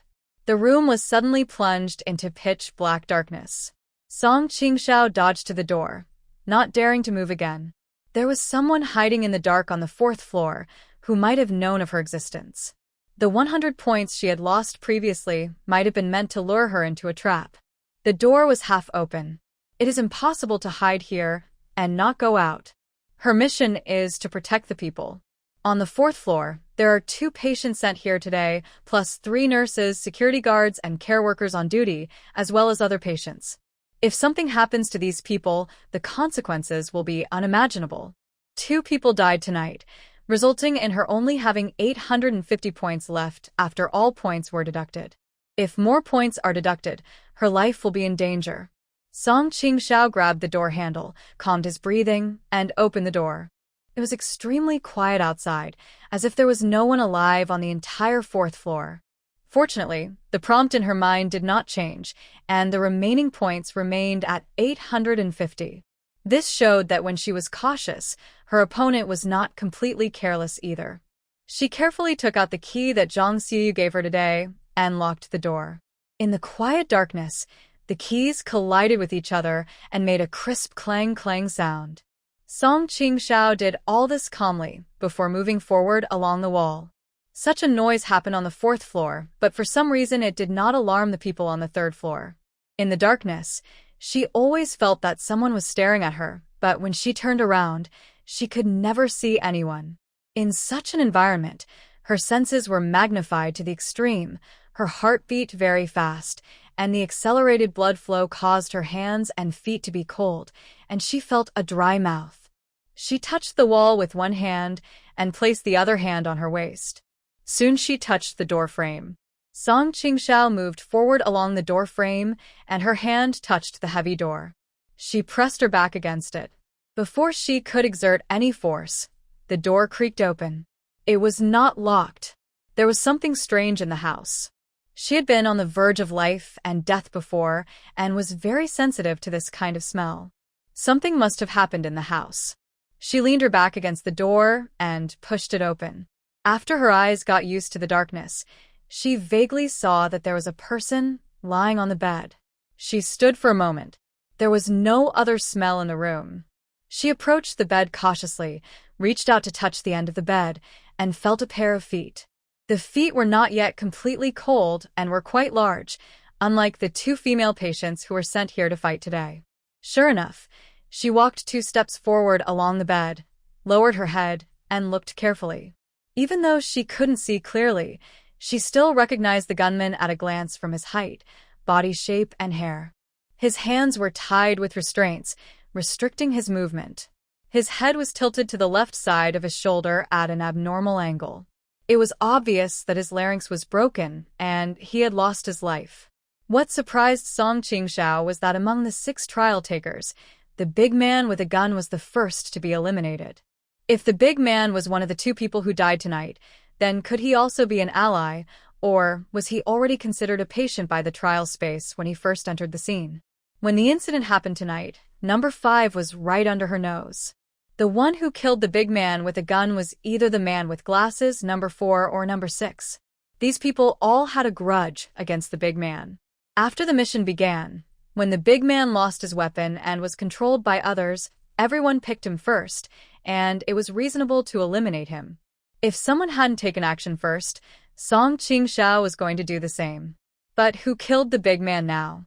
She quickly left the ward and left the door ajar. In this short moment, when she wanted to check other places, the prompt in her mind changed again. Protect the people and erase the failure. Mission completed. 800 points. Another 50 points were lost, proving that at this moment, someone was still killing people. Under the cover of night, someone was hunting wantonly and reaping lives. Song Qingxiao bit her lip, not daring to hold back any longer. She moved quickly along the wall, searching from the left side first, even the toilet at the end of the corridor, and then searching the wards on the other side. Every time he touched the door of a ward, he pushed it. Some of the wards were empty, while others were occupied. In the rooms with patients, the patients had fallen into a deep sleep after being sedated and had no idea what was happening in the outside world. It was not until he reached Ward 23, which was right next to the nurse's station, that Song Qingxiao finally discovered another dead person. The door of Ward 23 was locked, but through the glass wall, one could still see a person half lying at the end of the bed, with her waist pressed against the iron bars of the modified special bed, her upper body hanging down in a kind of upside-down posture, her hair falling down to cover her face. Even though her features could not be seen clearly, Song Qingxiao could recognize her from her hairstyle. This should be one of the 2 women who had a fight in Ward 19 today. Song Qingxiao slowly moved towards the nurse's station. The closer it got to this point, the more cautious she became. The nurse's desk that originally faced the corridor had been changed in direction. A nurse on duty, who was supposed to sit at the back with her back against the wall, was moved to the outside. She was lying on the desk with her back facing Song Qingxiao, who was in the ward on the other side. She buried her face in her folded arms, not knowing whether she was alive or dead. Under the table, there was a large shadow hidden to the right side of her feet, as if someone was hiding. In this situation, even if nothing happened to the nurse, she would not dare to speak out if someone was coercing her. Song Qingxiao stood against the wall for a moment, the cold temperature of the wall seeping into her limbs through her thin clothes. She licked her upper lip and pulled out the dagger hidden at her waist. The sweat in the palm of her hand quickly moistened the handle of the dagger. Song Qing held the dagger tighter and slowly moved towards the nurse who had her back to her. Before she got close, she had already leaned forward and touched the nurse's head. When her fingertips touched her skin, Song Qingxiao could feel that it was not the skin of a dead person. The nurse was still alive, but for some unknown reason, she had fainted. In order to prevent herself from being attacked, she grabbed the nurse's collar and pulled it up to block herself. Although the unconscious person had no ability to resist, his body was extremely heavy. Song Qingxiao used all his strength to hold the nurse so that she would not fall to the side. During the dragging, the nurse's legs were still hooked on the stool, and the stool legs made a harsh sound when rubbing against the ground. The squeak sound was very long, and in such a quiet environment, it seemed to echo. Song Qingxiao himself was startled by the sound, and goosebumps appeared on his arms one after another. She stopped pulling the nurse and took a step forward. The shrunken shadow under the unconscious nurse's feet did not move. Song Qingxiao held the knife in one hand and the person in the other, while tentatively stretching her legs to touch it quickly. Just as she expected, there was a figure hiding there, but he was not the trial taker who was being hunted as she imagined. When her toes touched that person, he seemed to have lost his balance. He lost the support of the nurse's bent legs and was hooked by Song Qingxiao's foot. He fell limply and finally fell to the ground with a bang, motionless. Such a scene was beyond Song Qingxiao's expectations. Judging from the body shape, this was a man. He should not be dead, but just like the nurse, he was knocked unconscious. The unconscious man was lying on the ground with his legs curled up. In the dim night, Song Qingxiao saw that he was wearing a uniform and recognized that he should be a hospital security guard. 2 security guards are arranged to patrol the Level 1 heavy surveillance area on the 4th floor every night. At this time, 1 security guard is unconscious here. Where is the other security guard? Among the trial takers, 2 were imprisoned on the 4th floor as patients. The body of the gunman was placed in the ward, but the whereabouts of number 6 was unknown. She had patrolled almost the entire floor. When she went upstairs, she had already roughly observed every ward and did not find any place where other trial takers could hide. If someone really went up to the 4th floor to kill someone, where would this person have gone under her nose? After the lights were turned off, almost everyone in the ward on the 4th floor fell into a deep sleep, and the slightest noise was infinitely magnified, especially when she was on full alert. If someone escaped through the emergency passage like her at this time, there was no way she would not have heard it. The person disappeared out of thin air. What was terrifying was that a security guard on the same floor was also missing, and while she was looking for him, he died silently in the hospital building. What kind of person has such ability? Could it be that this person can go to heaven and earth and kill people without leaving any trace? Beads of sweat appeared on her forehead, and her whole body was trembling. The existence of the trial space is mysterious and profound. Those who complete the trial will get points, and the points can be exchanged for many things. After the first round of trials, she can exchange the points for the previously unheard of 9-character secret order. There is no guarantee that other trial takers this time will not get the same strange means as her. As soon as this thought flashed through her mind, Song Qingxiao quickly abandoned her guess. This is impossible. Even if the trial space has such a divine technique, among the early trialists, even if someone has obtained the invisibility-killing technique, it is impossible for them to be invisible for such a long time.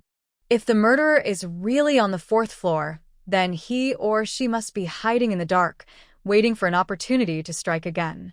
Time was extremely precious to her at this moment. With every passing second, she worried that the prompt in her mind would change again, meaning that someone else had died. She was wondering who the trial taker was. Currently, the man with glasses, the woman with red whip number 4, and number 6 were all strong suspects.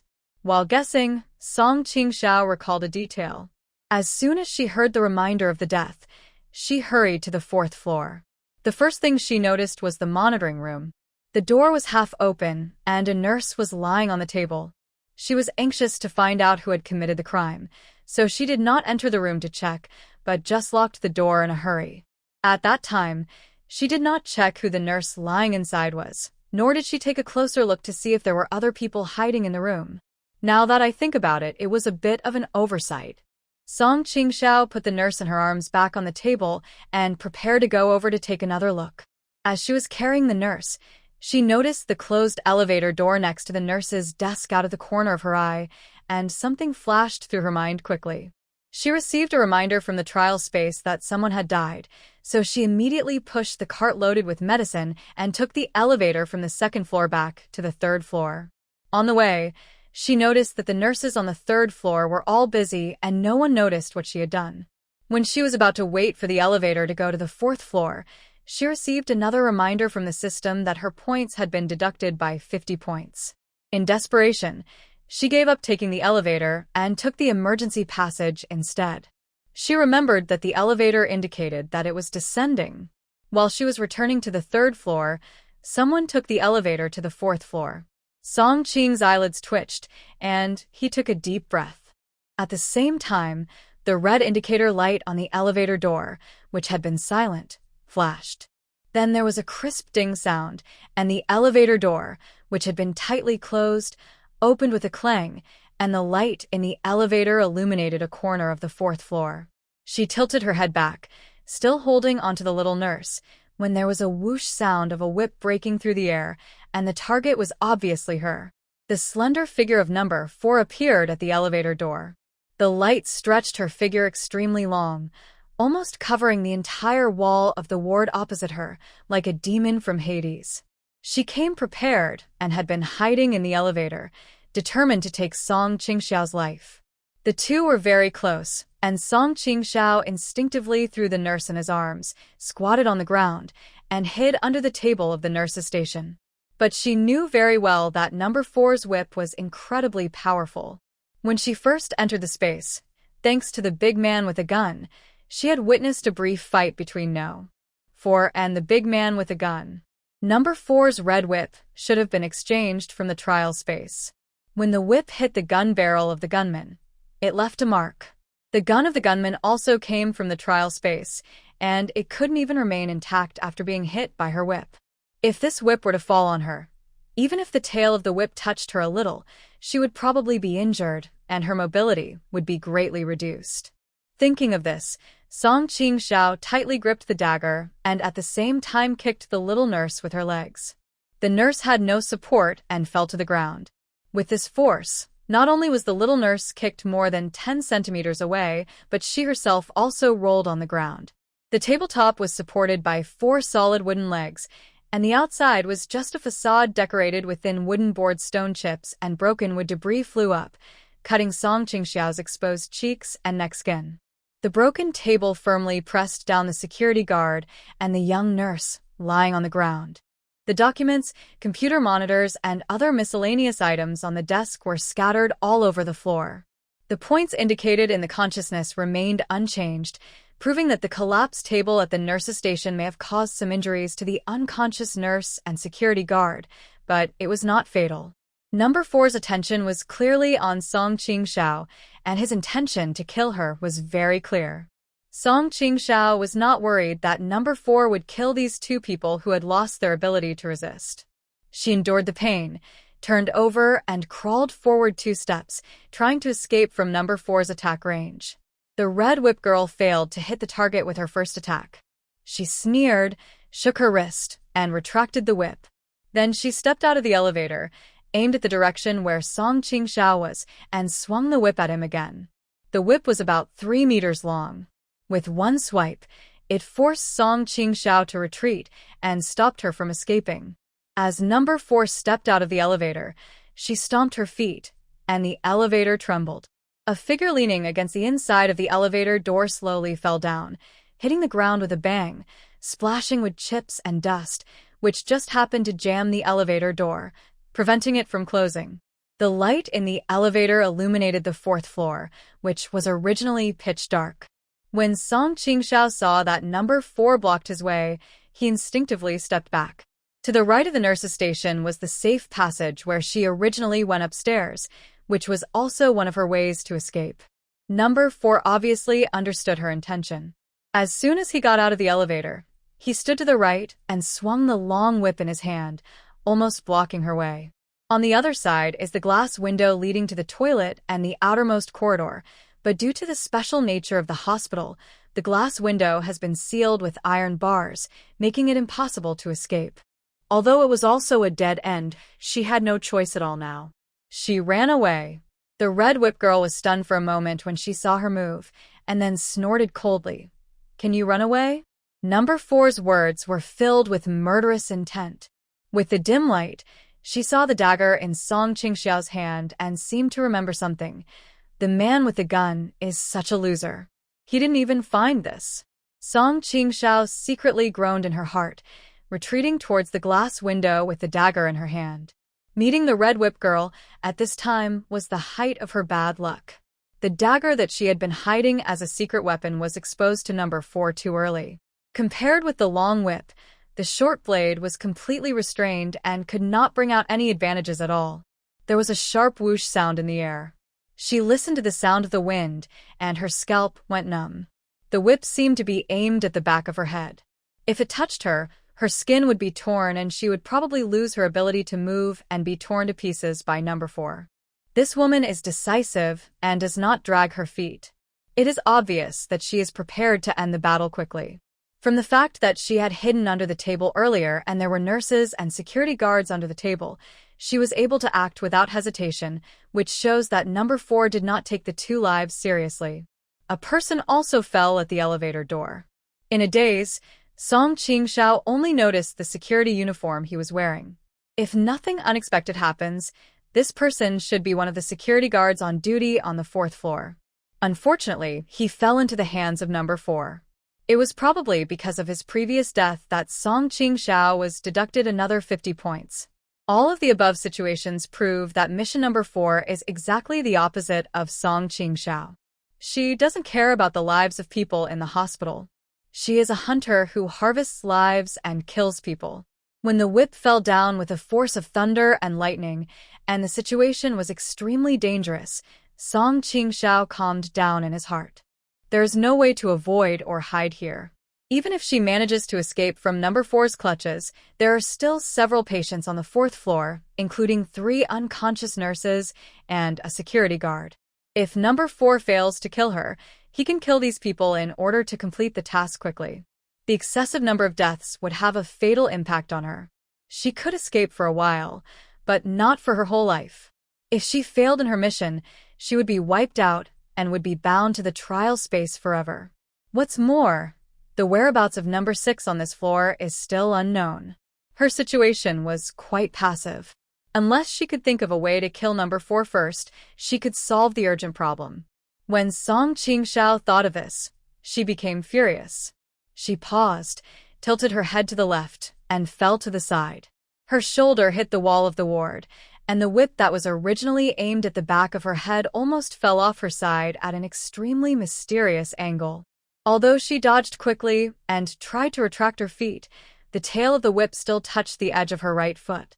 When Song Qingxiao pulled her leg hard, the whip brought one of her shoes to the ground with a loud pop sound.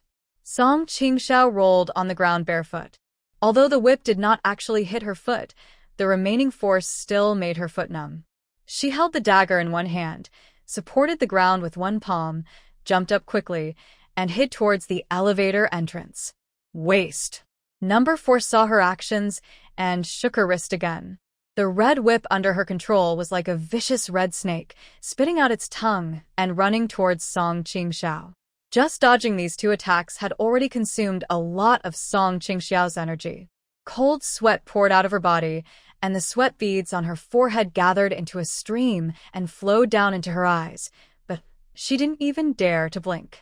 When the whip came down again, Song Qingxiao was forced to step on the security guard's body and hide in the elevator.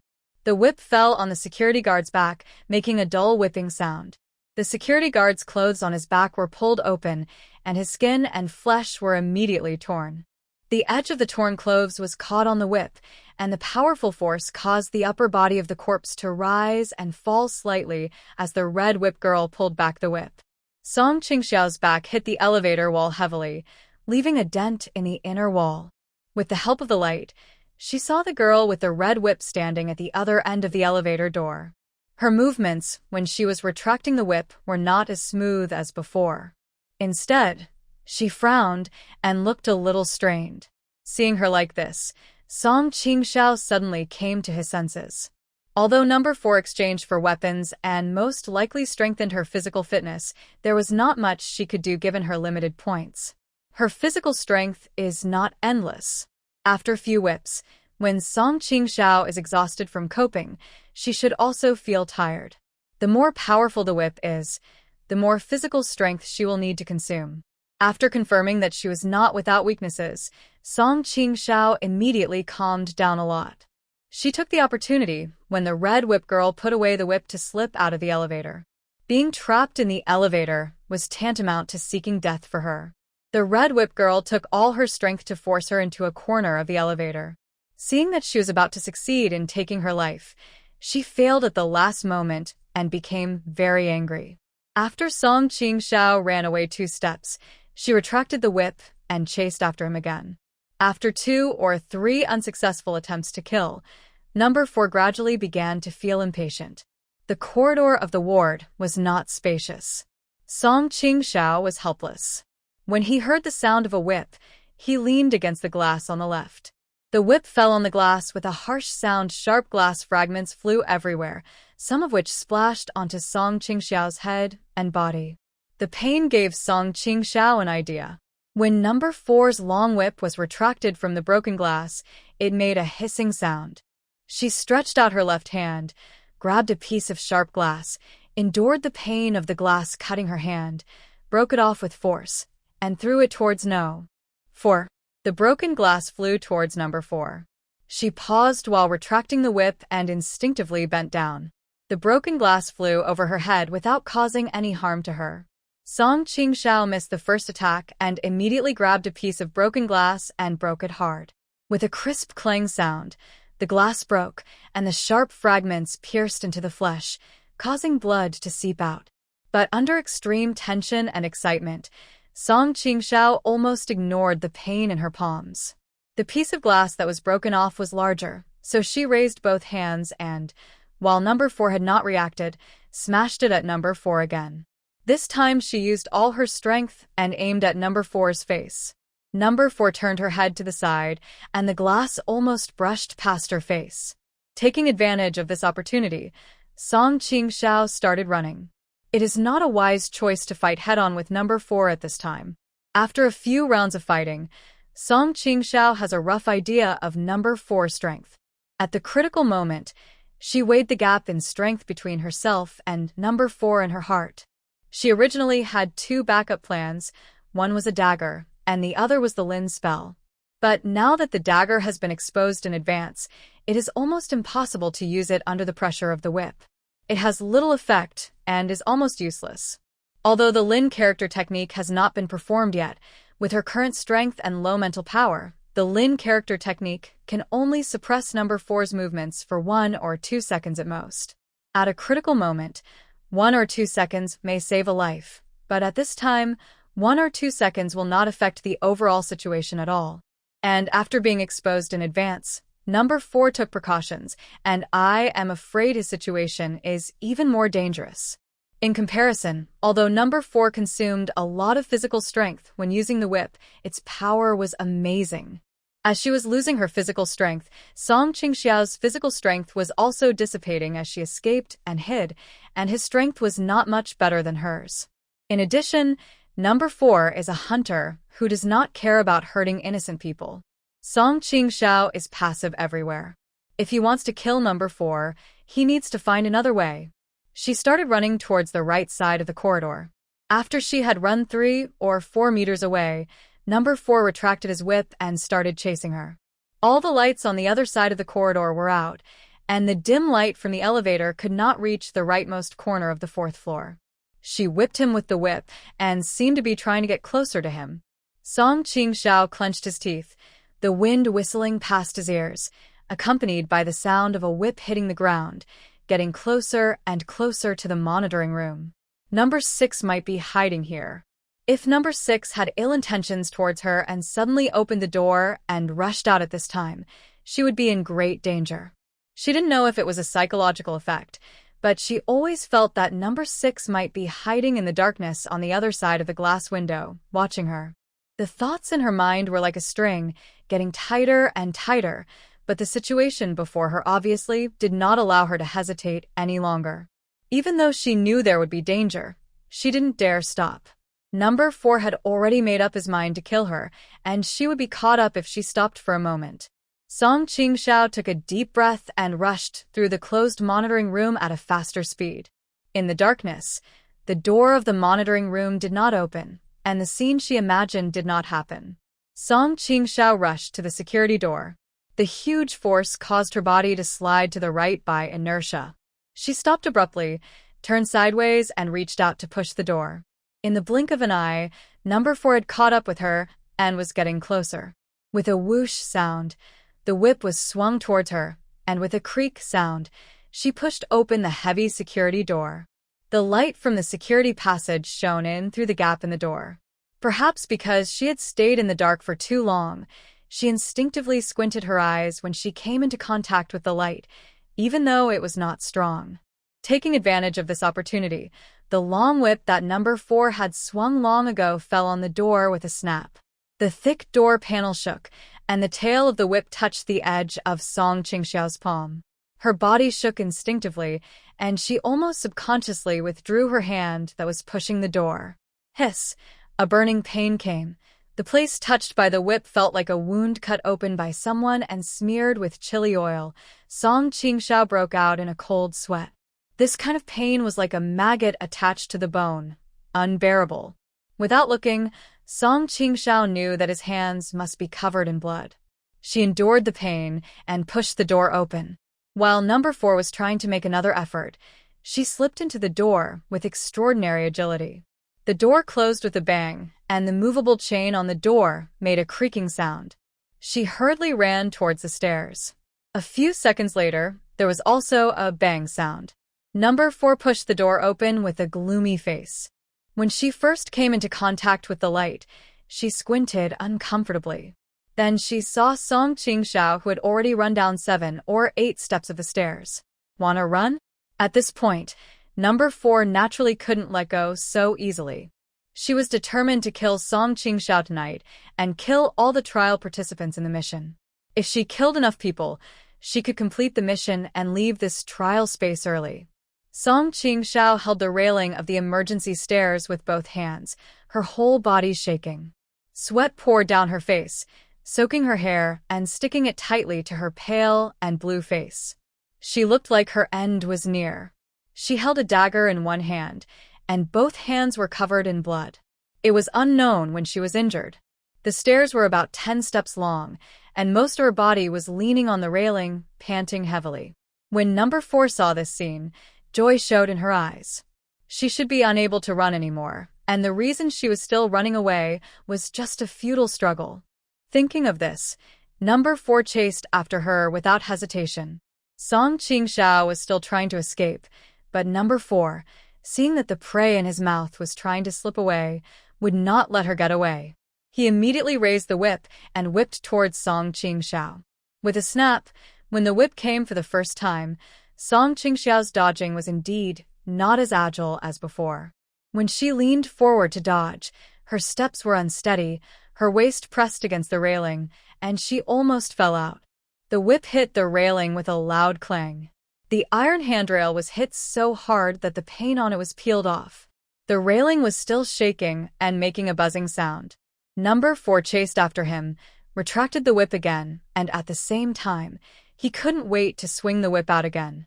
She had already seen clearly that Song Qingxiao was no longer able to dodge, so even if she couldn't hit his vital points with this whip, it would surely make her exhausted again. Song Qingxiao raised the hand holding the dagger and pretended to throw the dagger at No. 4. She seemed to have been forced into a desperate situation and was about to throw away her weapons for self-defense. A look of victory appeared in number 4's eyes, and she whipped Song Qingxiao with lightning speed. At the same time, she threw the thing in her hand towards number 4. Number 4 was not prepared to pull back the whip to block at this time. The whip continued to move forward with all its force. This thought flashed through her mind, and the next moment, before she turned around, she heard Song Qingxiao's suppressed cry of pain.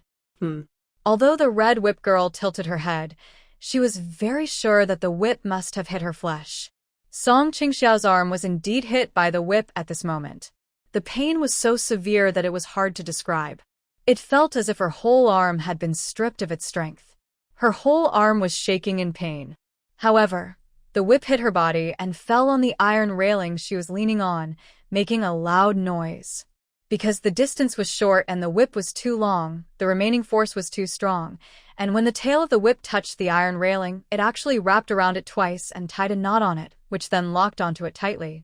Number 4 turned his face to the side, not expecting the unexpected to happen, and subconsciously flicked his wrist, trying to retract the whip. The tail of the whip was tightly wrapped around the handrail.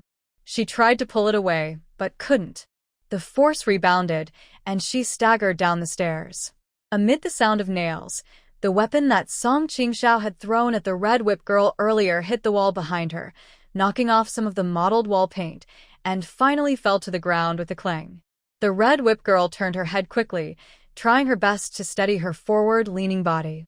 She had not yet recovered from the elation of having hit Song Qingxiao earlier.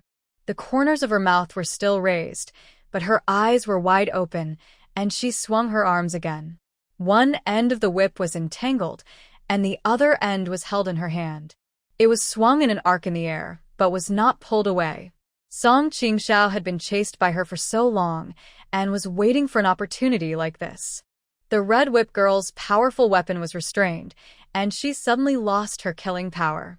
Of course, at this time, we must take advantage of her illness to kill her.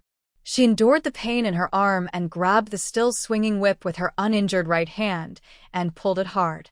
Number 4 screamed and was subconsciously pulled down 2 steps by her.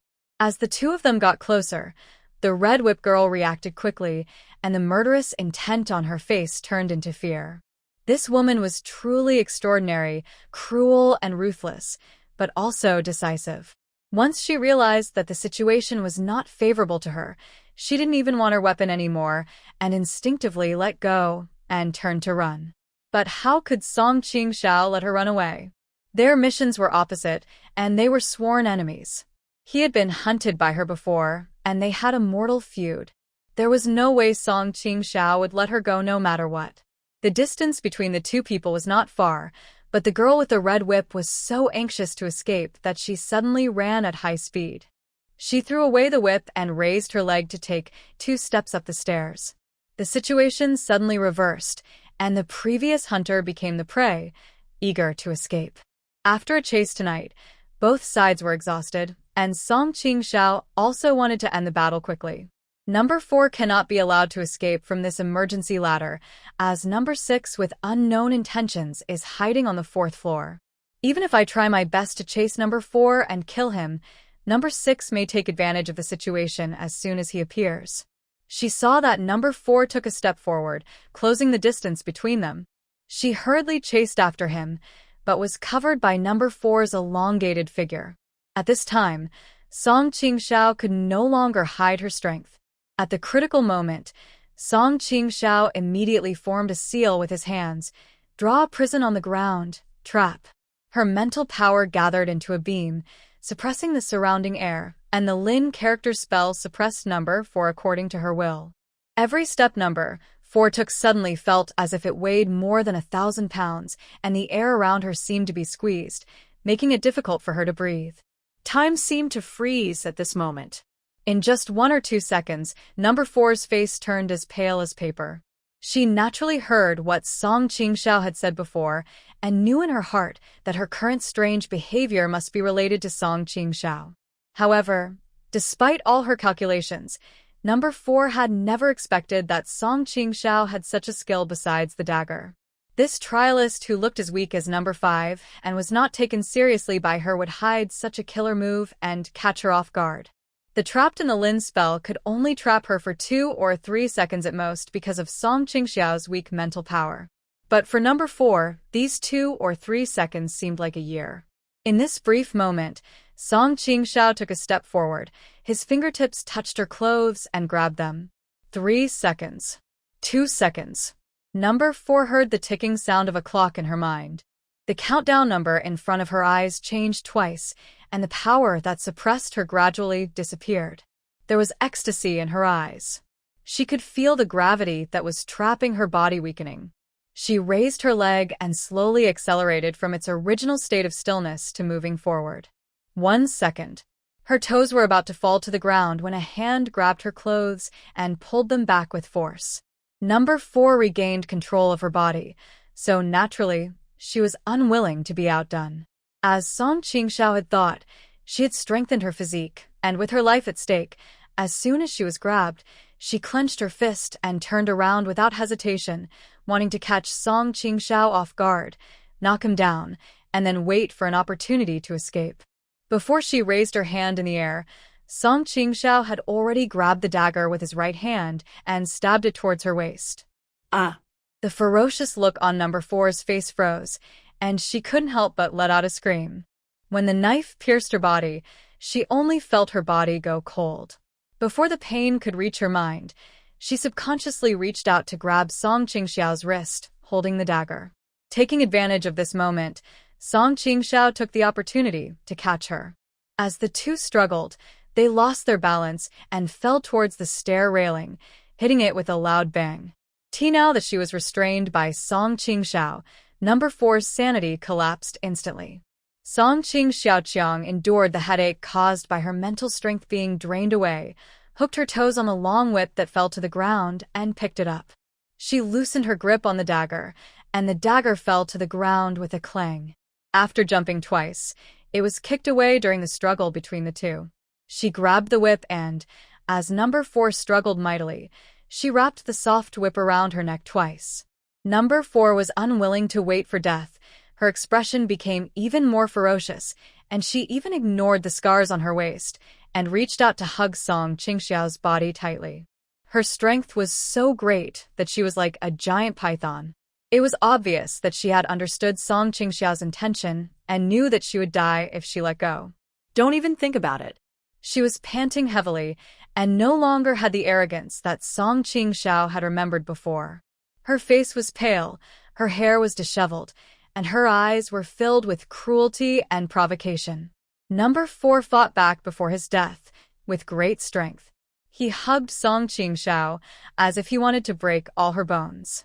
The wound on her left arm that was scratched by the whip was squeezed by her, causing her excruciating pain. Song Qingxiao ignored her and formed a seal with his hands again. She had already used up most of her mental power to trap number 4, so she didn't dare to hold back anymore. Draw a prison on the ground, trap him. The pride on number 4's face turned into panic, and the feeling of being out of control came back. The arm she was holding around Song Qingxiao stiffened, and even the corners of her mouth that were raised fell down at an extremely slow speed, forming a very strange expression. She knew in her heart that Song Qingxiao was already at the end of her strength, and this spell might not be able to trap her for long. 1 second. It was as if the whole body was frozen for a moment, and then slowly regained its strength. Before number 4 could rejoice, Song Qingxiao had already seized the opportunity of 1 second, broke free from number 4's restraints, and pushed him hard. The iron railing of the safety corridor was about 1 meter high, only reaching number 4's waist. Under this railing, she had not yet regained full control of her body, lost her balance, and fell directly out. The tail end of the whip was entangled in the railing, and the other end was firmly held by Song Qingxiao. Number 4's body fell rapidly, about 1 meter below the ground, and the long whip around his neck tightened suddenly. The power of his body was forcibly restrained by the whip, and with the sound of bones breaking, number 4 died instantly without even having time to scream. Song Qing held the whip tightly in her hands. To prevent it from slipping, she wrapped it around her hands twice to hold it tightly. The force of number 4's slide down caused her body to crash into the railing, causing it to shake. Her palms were rubbed with burning pain by the whip, and her head was splitting with pain after her mental strength was exhausted. When she hit the guardrail, stars appeared in front of her eyes, and she was able to hold on only by willpower. The moment number 4 died, the prompt in his mind really changed: protect the people and be wiped out if he fails. Mission completed. 850 points. As Song Qingxiao had originally expected, the points increased as number 4 died. After eliminating an opponent, the tense string in Song Qingxiao's mind suddenly relaxed. She endured the fatigue, wrapped the whip in her hand around the railing, and tied a simple knot. After taking 2 breaths and feeling much better, she immediately picked up the dagger she had thrown on the ground and hid it in her clothes again. She hesitated for a moment, then dragged her tired legs up the stairs, where a bunch of keys given to her by the nurse lay in the corner. The key given by Zhang Xiaoyu played an important role in confusing number 4 and giving him the opportunity to kill her. Of course, the reason why Song Qingxiao picked up the key was not only this. The most important thing was that she had a fight with number 4 tonight, and the noise was so loud that the 4th floor was in a mess after the chase. It would have been fine if all the people on duty on the 4th floor were in a coma, but for some reason, despite the commotion, the 3rd floor was completely silent, and no one had come up to take a look. The mission has not been completed yet. 2 of the 6 trial takers have died, leaving 3 besides Song Qingxiao. The trial is not over yet, and she has to stay in the scene. After tomorrow morning, someone will always find something unusual on the fourth floor, so try not to keep anything that can be left behind. Song Qingxiao touched her head. As for the hat and shoes that were lost in the fight on the fourth floor, these things were distributed uniformly, and there were many nurses in the hospital, so they might not be found on her head. Even if she really checked them one by one, it would take time. She only needed to kill the trial takers who are harmful to the characters in the scene and protect the people. Maybe she wouldn't need to wait until the countdown was over before she could leave the trial space and return to reality. She picked up the key and put it back in her pocket. The body of number 4 hanging on the railing swayed slightly. Song Qingxiao leaned out to take a look. The Red Whip girl's head was hanging on her shoulders. The wound on her waist that Song Qingxiao had stabbed her in before she died was still bleeding. The blood flowed down her thigh, gathered at her toes, and dripped down. She is dead, but her weapon is useful. This Red Whip is quite powerful, and it can be exchanged in the trial space and can be carried freely in and out of the space. Of course, Song Qingxiao wants it. Time was running out, so she reached out to untie the whip. As soon as one side of the whip was untied, the whip quickly slipped from her palm under the pull of the Red Whip girl's body, and no. 4's body also slid down with this force. The whip slid across her neck, making a creepy, sizzling sound, and finally her body slipped away and fell straight to the first floor. After a while, there was a bang sound of a heavy object falling to the ground on the first floor. The sound was so loud that the whole building should have heard it. Song Qingxiao quickly grabbed the whip that was sliding down due to gravity. The moment she heard the sound of number 4 landing on the ground, she gasped and frowned. Before she had time to worry that the sound would attract the attention of the hospital staff, the prompt in her mind changed again. Protect the people and be wiped out if failed. Mission completed. 800 points. The 50 points added for killing number 4 were deducted again in just a few minutes, which means that another person died. Who is it? She instinctively turned her head to look at the emergency passage on the 4th floor, her expression mixed with gloom and joy. Did number 6 do it? The patients on the 4th floor were all in a coma tonight, and the nurse on duty was also knocked unconscious. With number 6's skills, it would be easy for him to kill the person at this time. Song Qing's hands were shaking for a long time. Finally, she gritted her teeth, hurriedly wrapped the whip around her hands, slowed down her pace, and turned to go downstairs. A lot of time has been wasted in the safety corridor, and it is not advisable to stay here any longer. Although there are patients, doctors on duty, security guards, etc. on the 4th floor, there is no way to save her given her current condition. If number 6 really wants to kill someone, then he'll have to reluctantly give up these points temporarily and save his own life first. Having made up her mind, she opened the door to the emergency passage on the 3rd floor. Silence had returned to the safety passage, except for a few marks on the iron railings left by a whip, which seemed to tell of the intensity of the previous fight. The smell of blood still lingered in the air after Song Qingxiao came out of the emergency passage. He felt as if he was in another world. Her clothes were soaked with cold sweat and stuck tightly to her body. Her face and neck were covered in dust and debris, as well as some small wounds. Her arms were injured, with the palm of her left hand hit by the tail of number 4's whip. She had only felt pain because of her nervousness before, but now that she relaxed, she realized that the wound was very deep and bloody. The palm of her hand was pierced by broken glass, leaving many crisscross wounds, and she couldn't even clench her hand. I just killed number 4 tonight, and it got me into a very embarrassing situation. Song Qingxiao smiled bitterly. The most troublesome thing was that her mental strength was exhausted, and she was extremely tired. She was afraid that she would be discovered in this state. She originally wanted to hide for a while and sneak back to the nurse's temporary lounge to tidy up her appearance when there was no one in the corridor. However, before she came out from the corner, a deafening female scream rang out. Aw. The sound sounded extremely shrill in the quiet night. Song Qingxiao leaned over to take a look. The sound seemed to come from the doctor's duty room. The corridor was empty, and there was no one even at the nurse's desk. Taking advantage of this opportunity, She dragged her tired legs, lowered her head, and quickly slipped back to the nurse's lounge.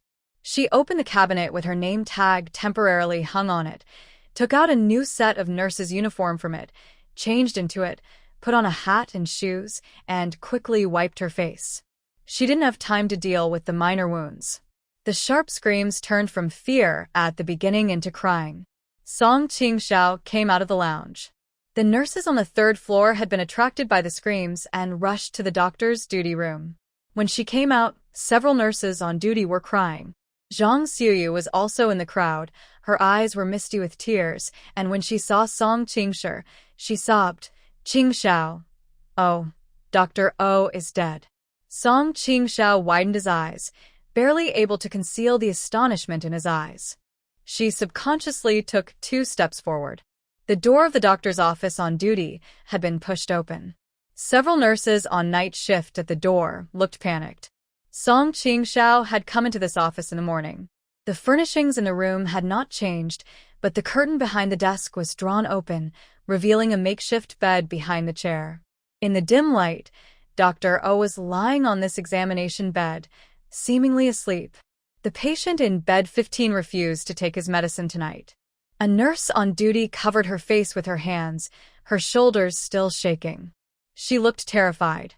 Apparently, she was the first one to discover Dr. O's body. It made a lot of noise. The nurse spoke while crying. This kind of situation is normal in the hospital. Once the patient loses control of his emotions, he is prone to extreme behavior. There are not many nurses on duty at night, so it is inevitable that there will be a shortage of manpower. At this time, when the doctor hears the noise, he will usually come forward to help, check the patient's condition, and then prescribe the right medicine. But the patient in bed 15 was making a big fuss and was chasing and beating up several people. Dr. O didn't come out yet, so I wanted to come over to ask, but when I came over, I saw something was wrong with Dr. O.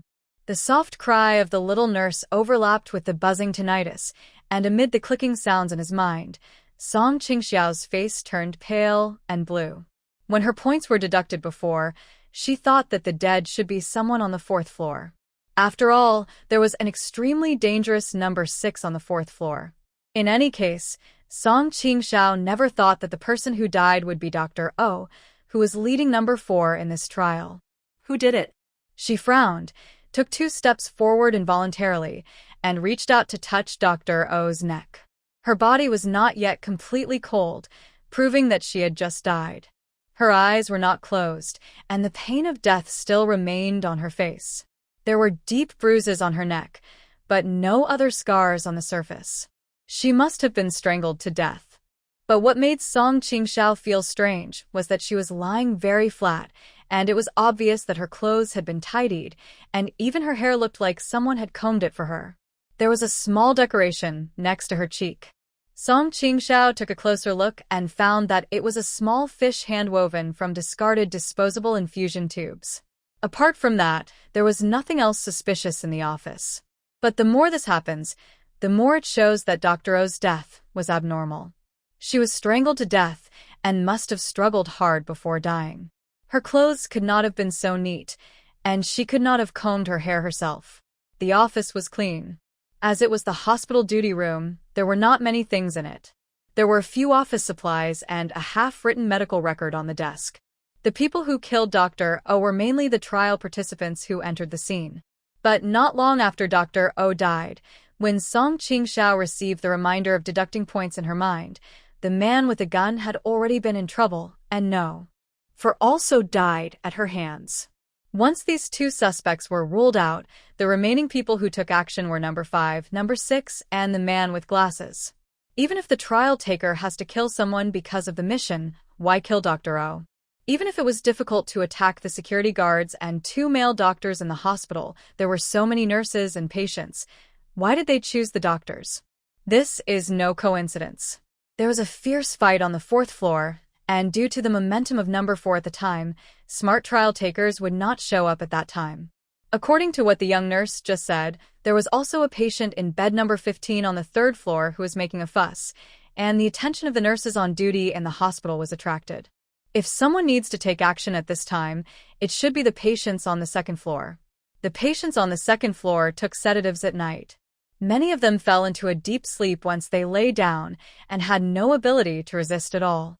If someone really attacked them, they wouldn't have to worry about it at all. But the person who attacked chose to attack the only doctor on duty on the third floor, which was something Song Qingxiao should think deeply about. Her head hurt so badly. Her mental strength was too weak. Using the word Lin twice was already too much for her. She vaguely felt that she had forgotten something important. What was it? She struggled to move her shaking arm. The long whip wrapped around her right wrist reminded her of the sarcastic and arrogant face of number 4, who had stood outside the duty room in the morning and hooked his finger at her. Thinking of this, Song Qingxiao suddenly remembered an important thing. In the morning, 3 patients in Ward 19 got into a fight. Dr. O and Ward 4 came to help, and together they subdued the patients. When Lu Yixuan was taking over the shift, in addition to handing over the medical records and work notes to Dr. O, he also handed over the key with a red rope to Dr. Ooh. That key is most likely the one Zhu Xiaoke mentioned, locking the gun he got from the big man. When Song Qingxiao thought of this, her body swayed, and someone next to her immediately supported her. The hand that reached out just happened to grab her arm that was grazed by number 4's long whip, and Song Qingxiao shivered violently in pain. Stimulated by the pain, she quickly turned her head and saw Zhang Xiuyu reaching out to support her with a look of grief on her face. Go and ask Dr. Lu and Dr. Hu to come over first. Zhang Xiuyu grabbed Song Qingxiao's hand, not realizing that Song Qingxiao's body was tense, and slowly said, "I was very nervous tonight," as if something else had happened. She paused and said, "Just now there was a sound of something heavy falling to the ground. Did you hear it? There was also a lot of noise on the 4th floor. I wonder if the 2 patients who were carried to room 19 during the day started quarreling again." After someone spoke, the other panicked people barely calmed down. When Zhang Xiuyu talked about the noise on the 4th floor, Song Qingxiao lowered her eyelids to look at her hands. Her right hand was clenched into a fist and hidden in her sleeve, trembling slightly. Her left hand was grabbed by Zhang Xiuyu, and the wound was extremely painful. Fortunately, no one was surprised by her behavior. They all thought that she was also frightened by Dr. O's death. Lu Yixuan and Dr. Hu arrived first, and Song Qingxiao noticed that the man with glasses did not come with them. The elevator was out of service and had been stuck on the 4th floor. The door seemed to be stuck by something, making it impossible for the elevator to operate. The 2 male doctors called 2 security guards and decided to take the emergency stairs upstairs to check things out. Several nurses were guarding the duty room, and they had sensed something was wrong, but no one spoke for a while. Time passed by little with the sound of tick-tick-tick. The young nurses around him looked anxious. In comparison, Song Qingxiao was extremely calm. She knew that Lu Yixuan and others had already gone up to the 4th floor and should have seen the mess upstairs and discovered the bodies. There was no reminder of losing points in the sea of consciousness, and number 6 hiding in the dark would not act rashly when the doctors outnumbered him. She breathed a sigh of relief and lowered her head. The numbers in her sight have counted down to 85 hours 47 minutes and 29 seconds. Time is running out, and she still has several tough battles to fight. Her eyes were a little dazed, and the sequelae of mental exhaustion made her yawn uncontrollably. She felt sleepy. Outside the quiet corridor, a ding sound was heard, signaling the elevator to go downstairs. Song Qingxiao, who was originally drowsy, perked up. She squeezed her injured palm, and the stinging pain made her much more awake. Dr. Lu and the others are coming down. The nurse who was speaking looked like she was greatly relieved. After a series of mysterious deaths in the hospital, a heavy shadow was cast over the people in the hospital, which inevitably made people feel emotional. The surrounding wards were filled with mental patients. After taking sleeping pills, the whole hospital became so quiet that it was a little scary. Several nurses were sitting together, and when they heard Dr. Lu and others coming down, they all stood up. Lu Yixuan had a serious expression on his face. Before the nurses could speak, he was the first to say, "Something happened on the 4th floor." His words made several nurses' faces change. Song Qingxiao lowered her head and heard him continue, security guard Lao Zhao was murdered. 2 patients died in the first-level ward. One of them was the man who just came in yesterday and killed Dr. Zhou.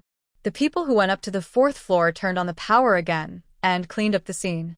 2 of the 3 nurses on duty upstairs were unconscious, and 1 and a security guard were crushed by the broken nurse table. They were not seriously injured, but have not yet regained consciousness. In just one night, including the death of number 4 found in the safety passage, a total of 5 people died. Upon hearing this, the nurse's face changed drastically, and she was shaking with fear. However, Song Qingxiao noticed that Lu Yixuan did not mention the disappearance of number 6 in his words. He said that 3 people died on the 4th floor, which proves that he had counted the number of people on the 4th floor. He knew the number of dead patients and security guards. He should have also had someone take care of the unconscious nurse, so he must have checked on the patients as well. Lu Yixuan did not specifically mention number 6, who was in the intensive care unit, proving that number 6 was not missing. But when Song Qingxiao went to the 4th floor to check the ward, number 6 was not in the room. This can only mean that after Song Qingxiao killed number 4, number 6, who was hiding in the dark, might have taken advantage of this time to return to her ward and continue to disguise herself to deceive Lu Yixuan and others. She subconsciously raised her head, originally wanting to find clues from Lu Yixuan's face, but the moment she raised her head, she found that Lu Yixuan's gaze was also on her. Perhaps too many people died tonight, making this hospital look a little eerie. Under the pale light, Lu Yixuan's familiar face, which Song Qingxiao could not forget even in her dreams, glowed with a blue color that made her extremely uncomfortable. "Has any of you been to the 4th floor tonight?" Lu Yixuan spoke coldly. His familiar pocket-grabbing action reminded Song Qingxiao of the doctor in the last trial, and he became even more nervous. "Tonight, Xiaoyan, Xiaohua, and I are on night shift, delivering medicine to patients on the 3rd floor. Qingxiao, Xiaochun, and the others are on the 2nd floor." Zhang Xiaoyu spoke softly. She was the one who arranged the work for tonight. She leaned close to Song Qingxiao and paused for a moment when she said this. Bed number 15 was making a lot of noise tonight. Everyone was busy trying to control her. When the accident happened upstairs and Dr. O was killed, did anyone around you testify that they saw each other? Lu Yixuan's words carried a feeling of impending storm. The security guard and doctor who stared intently at the nurses on duty, trying to find the real murderer among them. The road up the mountain is destroyed. Something like this happened in the hospital in the middle of the night. The murderer must be among us. Lu Yixuan analyzed the situation calmly, just as Song Qing remembered. We can't call the police at the moment, and it's impossible to find help. If the murderer is still hiding, he is likely to strike again. We must catch him to prevent more people from being harmed. Who will speak first? When Song Qingxiao heard this, beads of sweat appeared on his palms. She had an injury on the palm of her hand, which she had not had time to treat. Now, after sweating, the wound felt itchy and painful, as if there were ants drilling into her flesh, but she felt helpless. Qingxiao and I were delivering medicine on the 2nd floor, and then we went up to the 3rd floor. Xiaochun, who was mentioned by Zhang Xiaoyu, was the first to explain. When we went upstairs, it was around 8:30, and after washing our hands, I went to look for Xiaohua and the others. As soon as Xiaochun finished speaking, another nurse nodded. Xiaochun helped us deliver medicine to the patient. When we got to bed number 15, the patient refused to cooperate. The hospital is short of staff, and the nurses have a good relationship with each other. It is normal for them to help each other. First, he attacked and injured someone, then the patient in bed 16 refused to take medicine, and then he started beating people. The 3 of us were trapped in the ward. When talking about being trapped in the ward, the 3 nurses all had looks of lingering fear on their faces. Patients in a mental hospital are fine when they are not sick, but when they are sick, they are extremely aggressive. Especially in this hospital, most of the patients are seriously ill, and nurses and doctors are often chased and beaten. Once you are trapped in the ward, it is almost dangerous. Several nurses had injuries on their faces. When Tu Shaoran mentioned this, she was still afraid. Fortunately, we were all there. When Lu Yixuan heard this, He frowned and looked at Song Qingxiao with some suspicion. What about you? Song Qingxiao's throat tightened and her heartbeat quickened.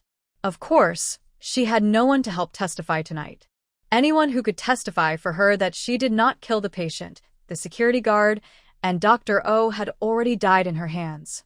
She was new here, and when something happened in the hospital, the newcomers were most likely to be suspected. She racked her brains to come up with a plan to get through this first. Before she could come up with a solution, Zhang Xiaoyu slowly said, "Qingxiao is with me." Song Qingxiao turned to look at Zhang Xiaoyu, her eyes twinkling.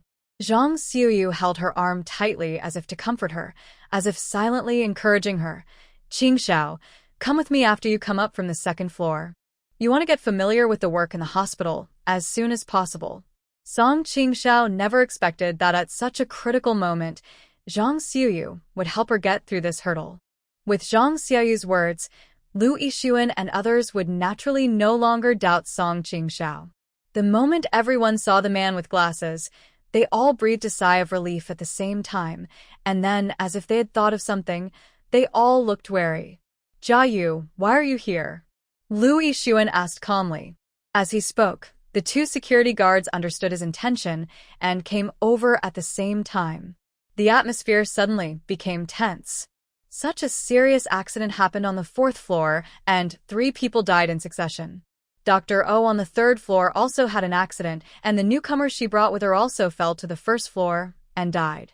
Lu Yixuan is tracking down the murderer, and everyone present at the scene has witnesses to prove that he was not alone when the incident happened. The sudden appearance of the man with glasses in such a situation inevitably aroused suspicion. He obviously felt that something was not right, and when the security guard stepped forward, he subconsciously took 2 steps back, which undoubtedly made people more suspicious of him. Dr. Hu was taking care of him, also frowned and looked him up and down. "Where have you been?" Dr. Hu's tone was already somewhat unfriendly when he spoke. "Something happened in the hospital earlier. When I went to your dormitory to call you, you were not in the room. All the doctors and nurses on duty in the hospital who were still alive were here, except for the man with glasses who was late." Me? After work, I went back to the dormitory, washed up, and then went downstairs to walk around the yard outside. The man with glasses had obviously sensed something was wrong. He looked serious as he spoke. He glanced at Song Qingxiao, then quickly lowered his head and pushed his glasses. "I heard the noise here when I returned to the dormitory, so I rushed over. 2 patients in the ward on the 4th floor were killed, and a security guard also got into trouble." While Lu Yixuan was speaking, he stared straight at the man with glasses. When Song Qingxiao heard this, he felt vaguely relieved. With Zhang Xiaoyu's help in covering up, the people in the hospital have begun to turn their suspicious eyes to the man with glasses. She was secretly delighted. If the man with glasses was suspected, the same fate would probably await him as that of the man with the gun.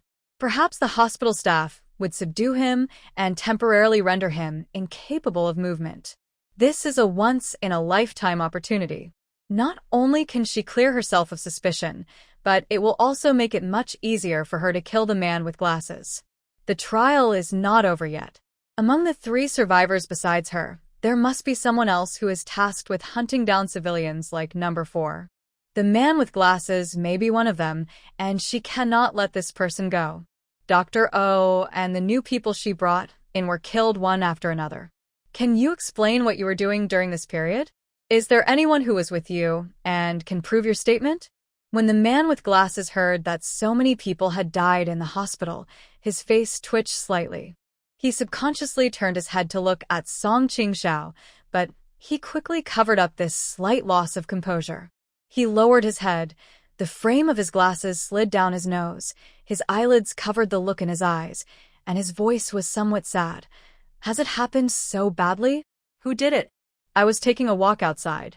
Song Qingxiao always felt that there was a kind of deliberate panic in his voice, as if he was not surprised that so many people died in the hospital.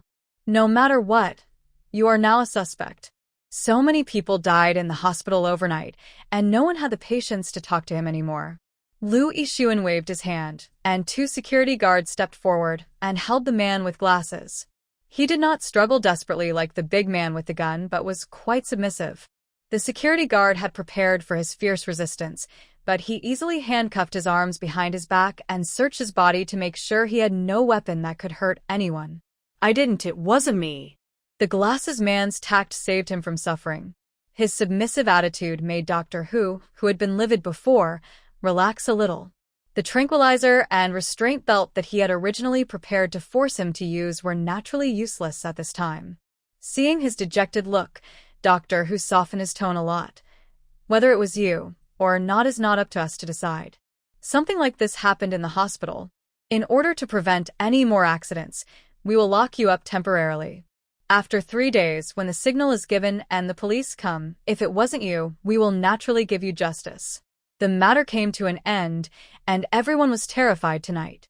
The 2 doctors stayed in the duty rooms on the 2nd and 3rd floors to guard against any further incidents. The other nurses hardly dared to go back to the dormitory to sleep and stayed in the hospital. A recreation room on the 1st floor where patients played table tennis was cleared out and used to temporarily store the body. Nothing unexpected happened that night, and Song Qingxiao didn't know how he managed to get through it. Everyone stared at the window at the end of the corridor. When the dawn broke in the sky, everyone subconsciously breathed a sigh of relief. The patients in the ward woke up one after another, becoming restless and uneasy. Some began to sing, and some began to cry. The nurses also seemed to come alive and were ready to do their work. Qingxiao, are you okay? Zhang Xiaoyu looked at Song Qingxiao with some worry. Her face was pale to the point of bluish, and her eyes were bloodshot, as if she was very tired. It's okay. Song Qingxiao moved her lips. The slightest opening of her lips caused them to break open, oozing blood. Maybe I'm just tired. The blood moistened her dry lips, like red lipstick, adding a bit of color to her fair face. Go back and rest. You haven't slept all night. Zhang Xiaoyu was not feeling well either. Something happened in the hospital last night. She seemed very sad and cried for a long time. What puzzled Song Qingxiao was that she lied to save herself when Lu Yixuan questioned her last night. Why did she do that? I have known Dr. O for a long time. She is a good person. Zhang Xiaoyu was still in a low mood and still worried about Dr. O's death. In this hospital, people without love cannot persist. She still held Song Qingxiao's hand all the way, muttering to herself, skilled doctors and well-connected nurses are unwilling to work here. Tick, tick, tick. The sound of the clock ticking in her mind disturbed Song Qingxiao's thoughts. She squeezed her palms again, and they were numb from the pain. She was extremely tired, so her mental strength was not as focused as at the beginning, but she still tried her best to listen to Zhang Xiaoyu's chattering. The patients here will beat people, hurt people, and may even kill people. It was already 8:30 when the 2 returned to the dormitory. After Zhang Xiaoyu finished washing up, Song Qingxiao went into the bathroom and locked the door. The place on his left arm that was whipped was now inflamed and swollen. When he took off his nurse's uniform, the yellow water from the wound stuck the cloth firmly to his skin. When Song Qing tore the sleeve off his left forearm, he felt as if someone had peeled off a piece of his skin. She was shaking all over, and the sweat on her head soaked the ends of her hair. Zhang Xiaoyu was still outside, so she didn't even dare to breathe loudly. She could only take small breaths and endure the severe pain. Also troublesome was the wound on the palm of his left hand caused by the whip, and the criss-crossing wounds on the palm. Fortunately, this was a hospital, and there was a small emergency medicine box in the bathroom, which contained all kinds of disinfectants. She took out a small clip, wiped it with a cotton ball dipped in alcohol, and picked out the broken glass from her palm. Zhang Xiaoyu was calling from outside. Qingxiao, are you going to the cafeteria? The 2 went straight back to the dormitory after work. Zhang Xiaoyu was in a heavy mood and Song Qingxiao was in a hurry to come back to treat his wounds, so they didn't have the heart to eat breakfast. At this moment, Zhang Xiaoyu remembered to ask a question. Song Qingxiao clenched his teeth and said after a while, "No, I want to sleep for a while after taking a shower." As she spoke, she turned on the faucet in the bathroom. Amid the sound of the water, Zhang Xiaoyu seemed to say something. Soon, the dormitory door opened and then gently closed. When he was the only one left in the dormitory, Song Qingxiao let out a long sigh of relief and leaned softly on the sink. After treating the wound and applying medicine, Song Qingxiao hurriedly tidied herself up, rolled up the whip she had snatched from number 4, and hid it at her waist. When she came out, Zhang Xiuyu had not come back yet. She lay down on the bed. Originally, she wanted to wait for Zhang Xiuyu to come back before going to sleep, but she was too sleepy. Her eyelids closed soon after she lay down. Song Qing slept very deeply this time. Perhaps it was because she had exhausted all her mental energy in the fight with number 4. She did not even dream when she fell asleep. Finally, it was Zhang Xiuyu who woke her up. When she opened her eyes, she was still a little dazed, but her body had already sat up alertly. How are you? Zhang Xiuyu was a little worried. Song Qingxiao blinked his eyes and quickly regained his senses. The lights in the dormitory were on, and it was getting dark outside. Her eyes fell on the table in the corner of the dormitory, where there were 2 steamed buns that had already gone cold. In the corner of my sight, the numbers were still counting down and had already counted down to 65 hours, 31 minutes, and 26 seconds.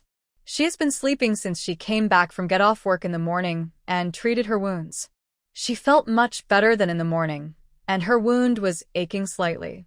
She immediately paid attention to the prompt in her mind: protect the people and be wiped out if she fails. Mission completed. 800 points. This number has not changed since the last death of Dr. O, proving that no one died in the hospital while she was sleeping. She breathed a sigh of relief, but at the same time she felt alert. She had already felt the aftereffects of overusing her mental energy, and she would never dare to be so reckless again next time. Anything could happen in the scene. Luckily, no one attacked her while she was sleeping today. She glanced at Zhang Xiuyu. Unlike her, who had rested well, Zhang Xiuyu looked like she had not slept well, and the dark circles under her eyes were very noticeable. You slept soundly. She didn't look very well, but seemed to have calmed down from the grief of the morning. You fell asleep when I brought you breakfast. While speaking, Zhang Xiuyu pointed to the cold steamed buns on the table. Song Qingxiao smiled, thanked her, went into the bathroom, scooped up a handful of cold water to wash her face, changed into the nurse's uniform she had washed in the morning, and came out feeling much more energetic. She and Zhang Xiuyu were still on night shift tonight, and it was too late to go to work, so she grabbed 2 steamed buns in her hands, ate while walking, and thought about what happened last night. A total of 5 people died last night. The big man with a gun, the female patient in room 19, the security guard on duty on the 4th floor, as well as Dr. O, and the Red Whip girl in room 4. What is certain is that the security guard died at the hands of the Red Whip woman in ward number 4, and ward number 4 died at her own hands. The only ones whose cause of death is unknown are the big man with a gun, the woman in ward number 19, and Dr. O. Let's rule out the death of Dr. O first. The 2 dead on the 4th floor were a trial participant and a hospital patient who was targeted by the trial participants. At that time, besides myself, there were 2 other trial participants, number 4 and number 6, on the 4th floor besides me. Excluding the man with glasses who came up from the safety passage on the 2nd floor, there were 2 other trial participants, number 4 and number 6, on the 4th floor. If these 2 people were not killed by me, then it must have been done by either no. 4 or number 6. Judging from the fact that number 4 killed the security guard and then attacked without any scruples, this person's mission should be the opposite of his own, mainly hunting. The gunman and the patient in room May 19th have died in her hands. But in terms of time, it is almost impossible for number 4 to knock out everyone on the 4th floor, kill the armed man and the patient, and capture the security guard into the elevator in a short period of time. Unless someone cooperates with her directly or indirectly and knocks out the people on the 4th floor first to facilitate her action.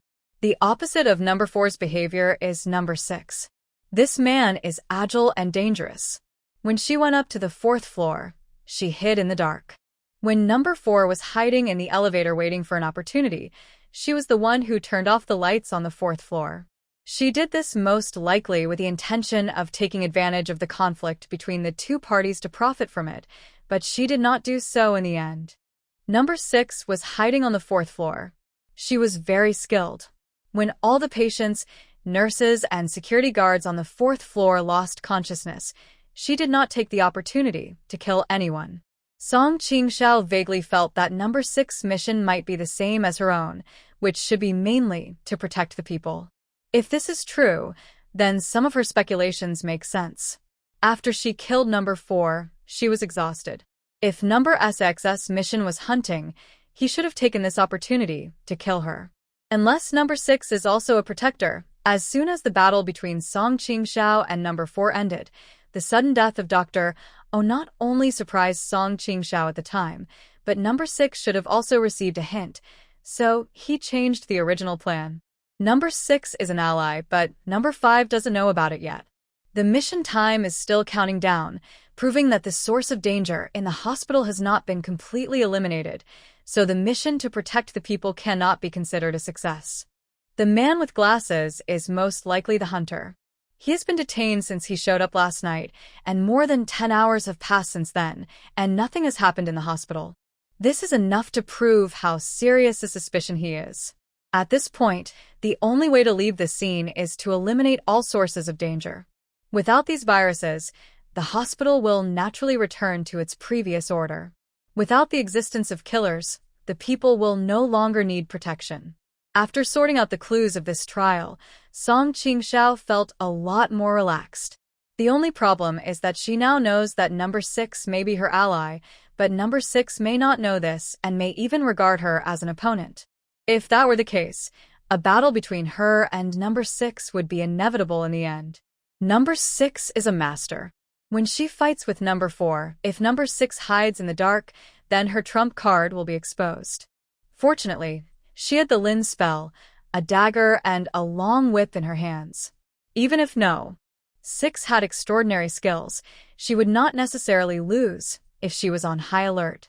The patient activity room on the 1st floor of the hospital was vacated, and the bodies of the 6 people who had recently died in the hospital were placed there.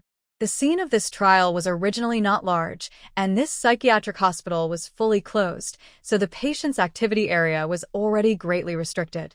Now several people had died in 2 consecutive days, and the hospital was in a panic. Unable to communicate with the outside world, the 2 remaining doctors in the hospital discussed and decided to close the 1st floor of the hospital. Patients themselves have very little time to move freely during the day, and there are few entertainment options in the hospital. After the network was disconnected, the TV on the wall in the corridor kept playing the same video program over and over again. After the 1st floor was closed, the patient's range of activities was further reduced, and the few entertainment activities they had were once again banned, which inevitably made them seem a little irritable and restless. When Song Qingxiao and Zhang Xiaoyu came to the ward to work, the 3rd floor was noisy, which was completely different from the situation in the previous 2 days. The few nurses who worked during the day looked tired, and almost everyone had some injuries on their faces. Zhu Xiaoke, who was on duty in the morning, saw the person who would take over in the evening. He showed an obvious look of relief on his face. He seemed to have found a support and pulled Zhang Xiaoyu's hand. "Sister Xiaoyu, you are here." Her shoulders slumped, and she said weakly, "I'm really exhausted today." She stopped talking halfway and changed her words to, "I'm really too exhausted today." After the incident at the hospital these 2 days, she couldn't help but shudder when she mentioned the word death. "What happened?" Zhang Xiaoyu asked, and Zhu Xiaoke said, "After the incident last night, wasn't the newcomer Jiayu arrested? When the murder happened, Jiayu went out alone, and there were no witnesses. He came late after the incident and became the target of everyone's suspicion. He was locked in the ward and kept under close watch. But I'm not sure if what happened in the hospital was done by him alone. After all, the 5 people who died last night were killed in a very short period of time, and Jiayu might not have such good skills alone. In order to prevent him from having helpers, Dr. Liu and Dr. Hu discussed today and decided to arrange all the patients on the 2nd and 4th floors on the same floor. This will make management easier. After all, we are short of manpower. Everyone was very panicked when something like this happened. They would inevitably be afraid after being separated, which would make it more likely for something else to happen. The fourth floor has been destroyed, so the patients can only be placed on the third floor. Jiayu is being held on the second floor, isolated from the other patients. At the same time, Dr. Liu, Dr. Hu, and the security department take turns to keep him under strict supervision to prevent him from doing evil again. In other words, there are currently 4 floors in the hospital. The first floor is where the body is kept, the second floor is where Jiayu is imprisoned, the third floor is a temporary resting place for hospital residents, and the fourth floor is completely vacant. Song Qingxiao frowned. There were both advantages and disadvantages for the people in the hospital to gather together. The advantage is that when everyone gathers together, there is strength in numbers, and if something really happens, they can still help each other. But the disadvantage is that everyone gathers too close together. If the hunter is eager to leave the hospital and kills without hesitation and has hidden strength, it will be easy for him to succeed. We have been moving equipment and patients all day today. It is really tiring. Zhu Xiaoke rubbed his forehead. There were a total of 28 patients and trial takers in this hospital. The gunman and the female patient in room 19 died last night. Now there were 26 left, all placed on the same floor. The noise was terrible. The TV on the wall was mechanically playing the same program over and over again. Song Qingxiao took a look and asked calmly, "Who is guarding Jiayu now?" The man with glasses was the first trial taker she wanted to eliminate, and she wanted to find out everything about this person. Zhu Xiaoke said, "Today, Dr. Hu and Lao Huang and Lao Wu from the security department are on duty. This hospital is not big, and there are only 4 people in the security department. They are responsible for guarding and preventing patients from escaping from the hospital. 1 person died in the security department last night, leaving 3 people. Perhaps someone died in the hospital yesterday, so Lu Yixuan and others were quite cautious, so they made an exception today and increased the proportion of people guarding Jiayu. Seeing that Jiayu has more people than her, it is not a good time to take action. If she wants to kill Jiayu by force, she must first get rid of these 3 people. Even if she could deal with the 3 people guarding Jiayu, these 3 people were the people she needed to protect. If they failed in her hands, her points would be deducted, which would be disadvantageous to her. If she only injures but does not kill, she will have to pay a greater price. Jiayu is still a threat. He entered the trial space earlier than her, and she knows nothing about him. Unlike the woman number 4, who knows what her trump card is and can be on guard against it. She lowered her eyes, and the numbers in her sight had counted down to 64 hours, 56 minutes, and 35 seconds.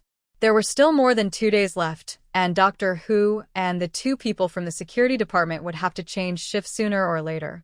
When the shift change came, there would be fewer people guarding Jiayu, and as the time went on, everyone would be tense and tired, so it might be much easier for her to succeed. The patient was noisy all night. After Lu Yixuan discussed with Dr. Hu, due to the special circumstances, he allowed the nurse to add a large dose of sedatives to the medicine given to the patient. With everyone on guard, the night passed safely. The reminder in Song Qingxiao's mind remained unchanged: protect the people and be wiped out if you fail. Mission completed. 800 points.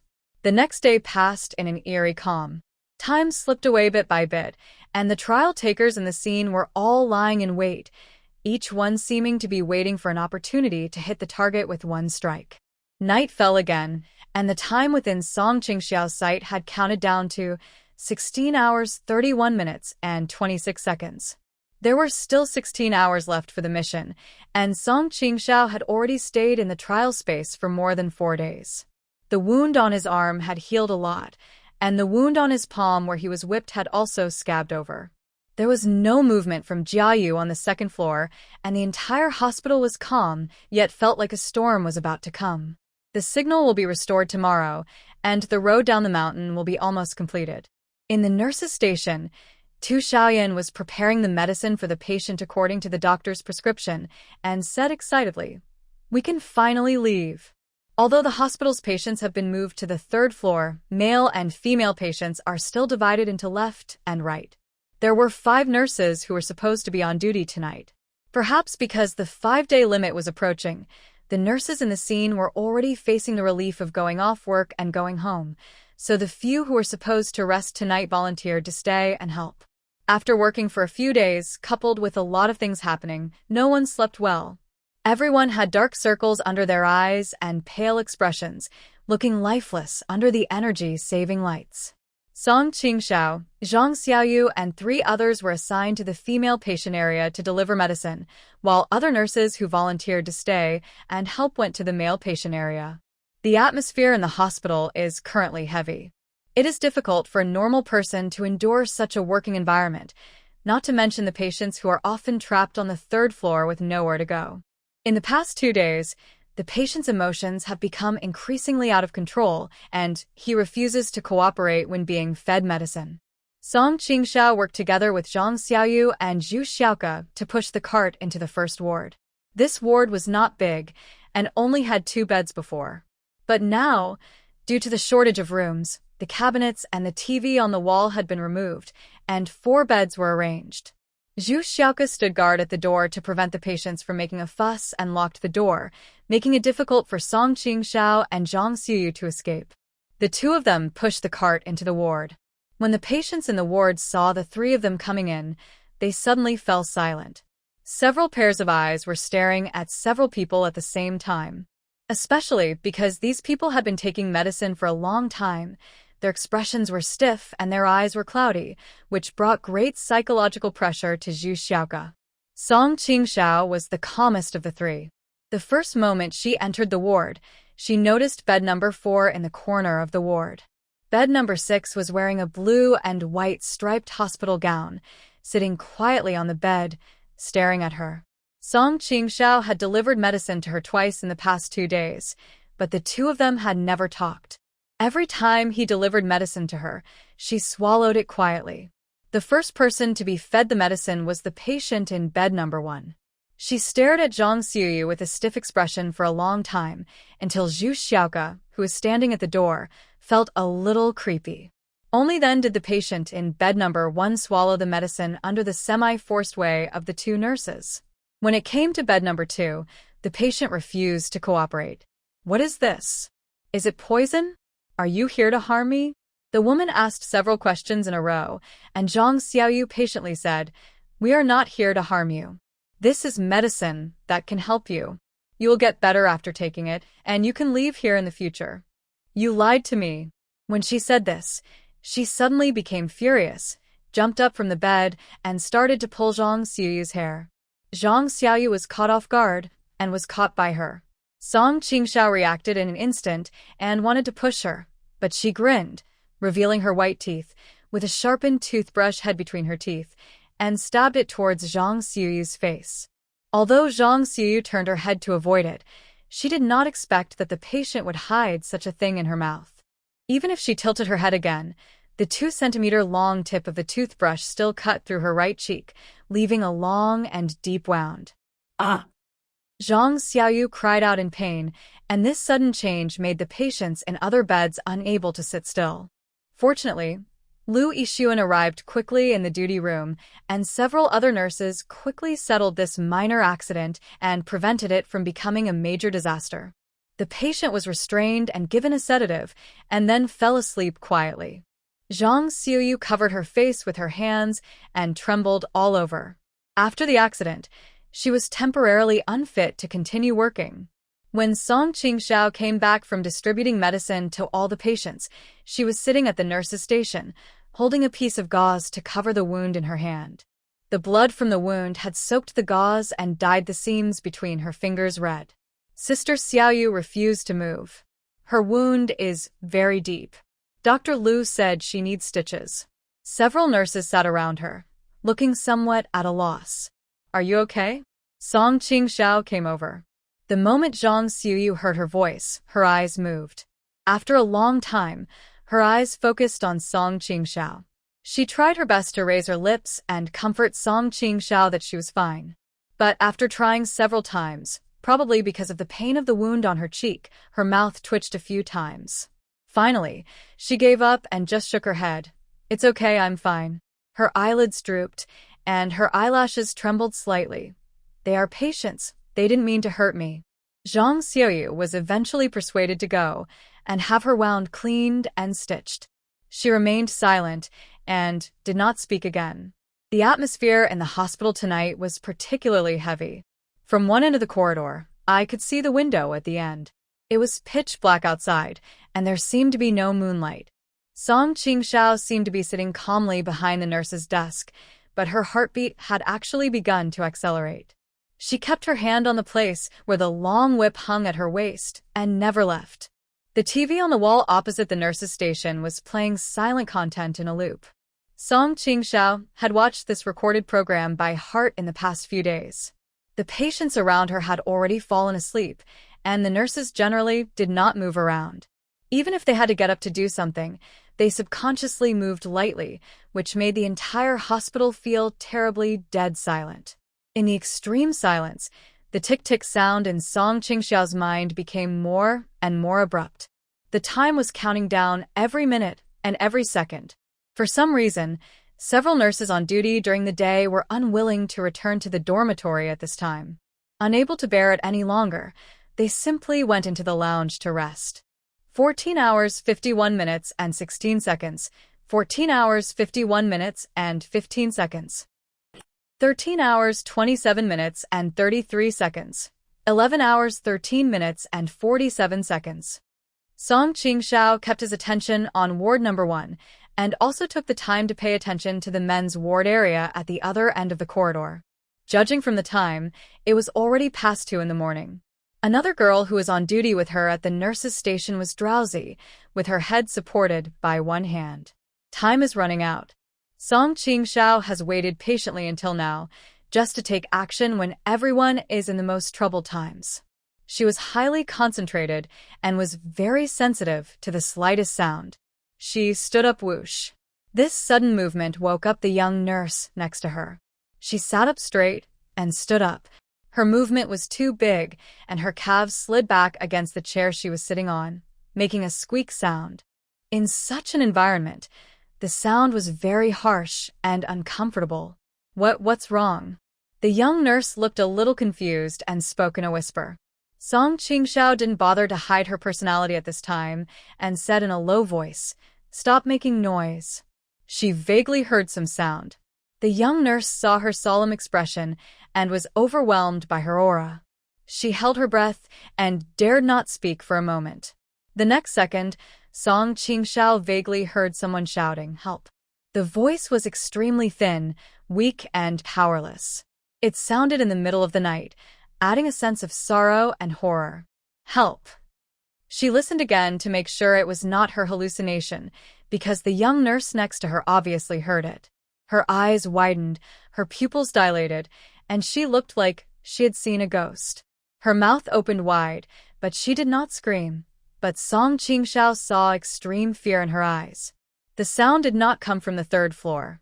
The 4th floor was damaged and had been emptied, so no one was there. Something happened on the 2nd floor. Song Qing became cautious and spoke in a cold voice. At the same time, the reminder in her mind that had been paused for a few days finally changed again. Protect the people and erase the failure. Mission completed, 750 points. The man with glasses is indeed a hunter. As the prompt changed, Song Qingxiao ran to the safe passage without thinking. The little nurse came to her senses and remembered what Song Qingxiao had said before. "Help." The voice rang out again, and the young nurse shouted for help, waking up Lu Yixuan and others in the duty room. When Song Qingxiao ran downstairs quickly, the prompt in his mind changed again. Protect the people and be wiped out if failed. Mission completed, 700 points. It was no more than 10 seconds from the time she went downstairs to now. Even though Dr. Hu and security guard Old Huang had been guarding him for several days and were exhausted, the man with glasses managed to kill 2 men guarding him in a row in such a short period of time. This ability forced Song Qingxiao to be on high alert. There were 3 people guarding the man with glasses on the 2nd floor. 2 of them died and were deducted 100 points. The other one should still be alive. Song Qingxiao pushed open the door of the safety passage on the 2nd floor with a bang. The lights in the corridor illuminated this long passage. The empty second floor was eerily quiet. Open swayed back and forth with a creaking sound due to the force. The sound gave people goosebumps. The man with glasses was detained in Ward Number 1, which was closest to the exit of the safe passage. Except for the light in the room near his room in the corridor, all the lights in other places were turned off. From where Song Qingxiao was standing, it seemed that the light was gradually being swallowed up by the darkness. Help! Help! 2 figures were crawling in the corridor. The door of the ward where the man with glasses was imprisoned was wide open. Old Huang, wearing a security uniform, was leaning against the wall, gesticulating as if he had lost all his mind. No, don't come over. Help! Help! There is. Song Qingxiao reached behind his waist, pulled out the whip, held it in his palm, and slowly walked towards Lao Huang. The security guard and Dr. Hu were lying on the ground, had stopped breathing. Judging from the positions where they were lying, they must have rushed out of the ward after the accident and tried to call for help, but were quickly killed on the spot by the man with glasses. She walked around the 2 bodies and got closer and closer to the ward where the man with glasses was imprisoned. She walked very carefully over the short distance of 10 meters. Gun. Song Qingxiao leaned against the wall. Lao Huang was only 2 or 3 steps away from her. His body began to slide down. When Song Qingxiao just went downstairs, his face was still pale, but now it had turned purple. Blood began to flow from his nostrils and eyes, and his body twitched constantly. When Song Qingxiao came over, he was completely unconscious. He moved his fingers and opened his lips, help. Before he could finish the remaining word, he let out his last breath with a burp, and a reminder came to Song Qing's mind. Protect the people, and be wiped out if you fail. Mission completed. 650 points. Song Qingxiao's face suddenly turned ugly. She stretched out her hand and pushed Lao Huang's body, which was sliding down. Lao Huang then tilted towards the door and fell to the ground with a thump. Taking advantage of the noise, Song Qingxiao took a deep breath, stepped to the door, pushed the half-open door hard, and looked up at the top of his head. As she pushed, the ward door hit the door stopper installed on the wall with a clang. There was no one hiding above her head, and the empty ward was visible at a glance. There was a foldable reclining chair, and nothing else. The man with glasses was not in the ward. He had already killed someone and escaped when Song Qingxiao went downstairs. There was a faint fishy smell in the air, mixed with the smell of hospital disinfectant, barely perceptible. After the elevator outside went downstairs, there was a ding sound to remind him, and Song Qing hid the whip back into his clothes. After the elevator door opened, 3 or 4 people led by Lu Yixuan ran out one after another. When they saw the corpses on the ground, their faces instantly sank. Lu Yixuan's Adam's apple slid up and down, and his voice was a little dry. What's going on? The door of the ward where the man with glasses was imprisoned was wide open. Something had happened to the 3 people guarding him. The situation was very clear, but Song Qingxiao went downstairs first. Lu Yixuan and others tried to get more information from her. 2 minutes ago, I heard some noise downstairs. The young nurse who had been sitting behind the nurse's desk with Song Qingxiao was also behind Lu Yixuan. When she saw the 3 bodies in the corridor, she was frightened and turned pale. However, when she heard Song Qingxiao's words, she nodded instinctively. Then I heard someone shouting for help, so I went downstairs immediately to check. The elevator was pushed to the 2nd floor. In order not to waste time, she went downstairs directly through the emergency passage. When she was going downstairs, something happened. When Lu Yixuan heard that she came downstairs as soon as the incident happened, a look of surprise appeared on his face. He glanced at her with his eyes flashing, but without saying a word, he lowered his head to look at the body on the ground. The bodies of Dr. Hu and a security guard were lying on the ground. Lu Yixuan asked a security guard to turn them over. The 2 dead had black faces and purple lips, and their deaths were hideous. Some foam mixed with blood flowed from the corners of their mouths, and a fishy smell seemed to be emanating from the foam. This symptom is like being poisoned. A few timid nurses didn't dare to look anymore and turned away. Many people have died in the hospital in recent days. The signal will be restored after daybreak and the road will be repaired soon, but they didn't expect such a thing to happen again. Everyone's faces were pale, and a strong sense of despair filled the air. There was a bright light in a corner of the corridor on the second floor, but perhaps it was because the other wards were emptied and the lights were off. Everyone felt like there was a demon hiding somewhere, spying on this place with a pair of malicious eyes. Lu Yixuan suppressed his fear and went to check Dr. Hu's body. From the outside, Dr. Hu did not have any scars. Apart from bleeding from the mouth and nose, no bleeding spots were found anywhere else on the body. He arranged for several nurses to look after the bodies, and he had people turn on the lights on the entire second floor to illuminate the area. He led the security guards to check the other wards one by one to see where the man with glasses was hiding. The last surviving member of the security department looked uneasy and was reluctant to follow Lu Yixuan. Too many things have happened in the hospital. 3 people in the security department have died, and he is the last one left. He is also worried about what might happen. Dr. Liu, why don't we wait until daybreak, call the police, and wait for them to handle the situation? He lowered his head, his voice trembling. He has killed so many people. Even if we find him, we may just be sending sheep into the tiger's mouth. Apart from the male patients, the remaining men in the hospital are Lu Yixuan and the security guard. The few nurses who followed are all girls. They are useless at this moment. It's good enough that they didn't cry or have an emotional breakdown. There is no way to expect them to patrol together and catch the man with glasses. Lu Yixuan raised his wrist again to check the time on it. This action reminded Song Qingxiao subconsciously of Lu Yixuan in the space during the last trial. She took a deep breath, controlled her emotions, and stopped herself from thinking about it. It's not even 3 o'clock yet. It will be several hours before we can call the police. Lu Yixuan calmly analyzed. Jiayu killed someone and ran away. He is very likely to have killed the previous few people. He has killed so many people, he may not stop. If we can't find him and stop him before the police arrive, he may kill more people. When he said this, everyone around him lowered their heads. No one dared to look at him. Song Qingxiao stepped forward and said calmly, "I'll go and see." As soon as she said this, everyone around her subconsciously looked up at her. Even Lu Yixuan did not expect that she would take the initiative to volunteer at such a dangerous moment. "I'll go take a look." Song Qingxiao repeated that it was almost dawn, and the time for the mission was getting shorter and shorter. Just as Lu Yixuan said, if the man with glasses was not found and killed, he would cause greater harm in the hospital and kill more people.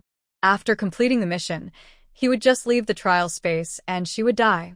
Currently, 350 points have been deducted from her points because of the deaths, and she will lose another 50 points for each death. These people have already been frightened out of their wits. No matter who they take with them, it will be dangerous. If someone dies again, they will just be deducted points for nothing. Song Qingxiao was not discussing with Lu Yixuan at this time, but was directly informing him of her decision. After she finished speaking, regardless of what the people around her thought, she walked directly towards Ward No. 2. The layout of the wards on the second floor of the hospital starts from the direction of the emergency staircase, and the wards are counted from left to right. At the end are the bathrooms and toilets next to the windows. Qingxiao. Several nurses called out to her subconsciously, only to see her walking slowly and almost reaching the door of ward number 2. The security guard lowered his head, not daring to look at the crowd's eyes. Seeing this, Lu Yixuan had to force himself to order, "Settle Dr. Hu and the others first." Just 2 days after the situation had calmed down, a murder occurred again in the hospital. Lu Yixuan couldn't help but become a little angry. The bodies couldn't be left there, and he didn't know how the man with glasses killed them. From the outside, his skin looked like he was poisoned, but there didn't seem to be any wounds on his body. Song Qingxiao had already walked to the door of ward number 2. She seemed calm, but in fact she was nervous. The way the man with glasses killed people was quite unbelievable. He could knock down 3 people in an instant. In order to facilitate nurses to observe the patient's conditions at any time, the upper half of the walls of the wards of the psychiatric hospital are inlaid with glass. She stood in front of the glass and could see the whole scene in the ward. There was only one bed left in the ward, and the sheets and other things on it had been taken away. There was no place to hide in the room, so she continued to move forward. Everyone in the corridor was affected by the heavy atmosphere and dared not make a sound. When the two frightened nurses went to prepare the bed to push the body, they subconsciously lowered their steps. Song Qingxiao walked from ward number 1 to the last ward number 6 on the right, but couldn't find any trace of the man with glasses. Next to ward number 6 was the bathroom and toilet. She took a breath, slowly reached out and pressed the long whip on her waist, and stepped into the bathhouse. The place here is not small. The area of about 30 square meters on the left side is divided into about 20 shower areas, and each grid occupies about 1 square meter. Perhaps due to years of being choked by smoke, the incandescent lamp above the head had become a little dim, making the light in the bathroom insufficient. The tick, tick sound of water drops falling to the ground sounded in a very regular rhythm, blending with the ringing of the clock in my mind. The more it was at this time, the more I couldn't afford to make the slightest mistake. She pursed her lips and looked around. Her blood seemed to be boiling. Her 5 senses were exerted to the extreme at this moment. The slight sound of dripping water was amplified several times in her ears. There was no one in the first bathroom stall, the second, the third. As the sound of dripping water got closer, her footsteps became lighter and her expression more solemn. Tick. Water drops fell to the ground, splashing with a pop sound. She exhaled silently and even took out the whip.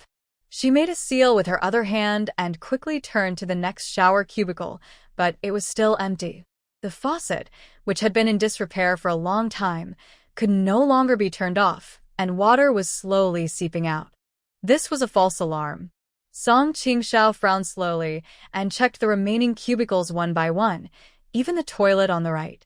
He opened the door of each one and checked, but the man with glasses was not among them. She put away the whip and came out of the washroom, just in time to meet Lu Yixuan, who followed her out of worry. Before Lu Yixuan could speak, Song Qingxiao shook her head. No one. Her eyes fell on the window on one side. The sky outside was as dark as ink. The lights inside the hospital were bright. The window was like a mirror, capturing the figures of her and Lu Yixuan. Lu Yixuan's face was not clear, but his shadow reflected on the window looked ferocious, which easily reminded her of the scene of the last trial. The terrifying thing about this trial is that Lu Yixuan's existence is trying to interfere with her calmness and judgment from beginning to end. I checked the other side too, and there was no one there. If there was no one on the second floor, and the other side of the second floor was locked, the man with glasses should not have had any keys on him after he was suspected and then placed under house arrest. He could not open the door on the second floor leading to the medical staff's office and dormitory. The windows in the corridor on the second floor were welded shut with iron bars, which proved that he could only leave through the fire escape or the elevator. Song Qingxiao was highly focused tonight. The moment the incident happened, she stood up immediately after hearing the noise. The elevator stopped on the second floor at that time, and she went downstairs from the emergency passage. Lu Yixuan and others took the elevator down afterwards. From this point, it can be inferred that the man with glasses could not have gone to the third floor, otherwise he would have bumped into her or Lu Yixuan and others. He either took the elevator or went down to the first floor via the emergency stairs, ready to wait for his opportunity. With the ticking sound of the clock, the time has counted down to 11 hours 1 minute and 16 seconds. There are still 11 hours left, and time is very tight. The reminder in my mind has not changed. It is still, protect the people and erase the failure. Mission completed, 650 points. The third floor is safe and sound. With number 6 here, with her skills, safety can be guaranteed for the time being. But number 5 is an unknown number, and behind the scenes there is a man with glasses who is eyeing the situation and trying to complete the task. The method used by the man with glasses to kill was unknown. She once again regretted that she entered the space too late. Unlike when facing number 4, she was already on guard. Let's go up to the third floor first. Song Qing leaned against the wall, avoiding the shadow of Lu Yixuan, and said calmly, "If Jiayu wants to kill someone, it would be safest for us to stay together. If everyone dispersed, it would be easy for the man with glasses to take advantage of the opportunity and attack. Lu Yixuan quickly understood what she meant and nodded. The bodies of Dr. Hu and others were packed up. Several nurses stood there huddled together. When they saw Song Qingxiao and Lu Yixuan coming over, they all breathed a sigh of relief. The security guard even felt his legs go weak, and he almost sat on the ground. As time went by after Dr. Hu and the others died, more and more black blood flowed out of their 7 orifices, and the fishy smell in the air became stronger. Everyone felt a little unwell. After staying up all night for several days in a row, their faces looked quite ugly. Song Qing analyzed his previous suspicions, and when everyone heard that the man with glasses wanted to kill someone else, they were so scared that they started crying. The man with glasses was most likely on the first floor. He naturally didn't dare to go down from the first floor, so the body could only stay on the second floor temporarily. Several people took the elevator back to the 3rd floor. For safety reasons, everyone gathered together at this time. Although the target was too obvious, it was also the safest way, and it was the only solution. The nurses nervously entered the ward one by one and woke up all the patients who had taken sedatives. Amid the noisy sounds, this eerily silent hospital became a little more lively. Song Qingxiao walked into ward number 1 and went straight to bed number 4. On bed number 4, bed number 6 was lying curled up in a hospital gown. Before she got close, bed number 6's whole body was already tense. A tense atmosphere was slowly flowing in the air. Song Qingxiao reached out and patted number 6 on the back. She slowly turned her head. Her expression was cold, and her eyes were clear. It was obvious that she was not really asleep like the other patients. Song Qingxiao heard the noise on the 2nd floor. She didn't believe that number 6, a martial artist with outstanding skills, would not have heard it. What's more, number 6 did not hear the calls for help from the security guard, Dr. Hu and others downstairs at the beginning, but after the incident, Lu Yixuan and others went downstairs in a big move, so she should have known something about it. If she was a guardian like herself, she would be alerted by the continuous points reminder in her mind. Those who have experienced the first trial have an instinctive wariness and distrust of other trial takers. If Song Qingxiao was not desperate, she would not be willing to cooperate with her. It is too risky. But she had no other choice at this moment. The man with glasses was hiding in the dark, watching her closely. It was still unknown whether number 5 was an enemy or a friend. There is not much time left in this trial. The guardians are in the light, the hunters are in the dark, and there are too many people on the 3rd floor, making them too big a target. The man with glasses was able to kill 3 men in a very short time. He must have had some special means. She wanted to deal with the man with glasses and take the initiative to find this hunter and eliminate him, but the people in the ward on the 3rd floor needed protection, and no one was more suitable to be the guardian than number 6. Song Qing woke up number 6, not really to wake her up, but to reveal his intention to cooperate with her. Number 6 slowly sat up. She should understand what Song Qingxiao meant.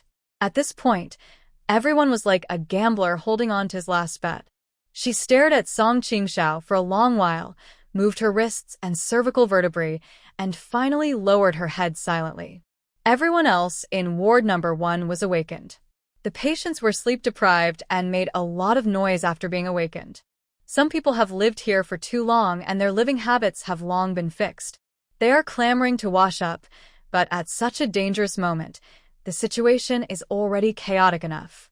The medical staff have been exhausted after experiencing a series of recent events.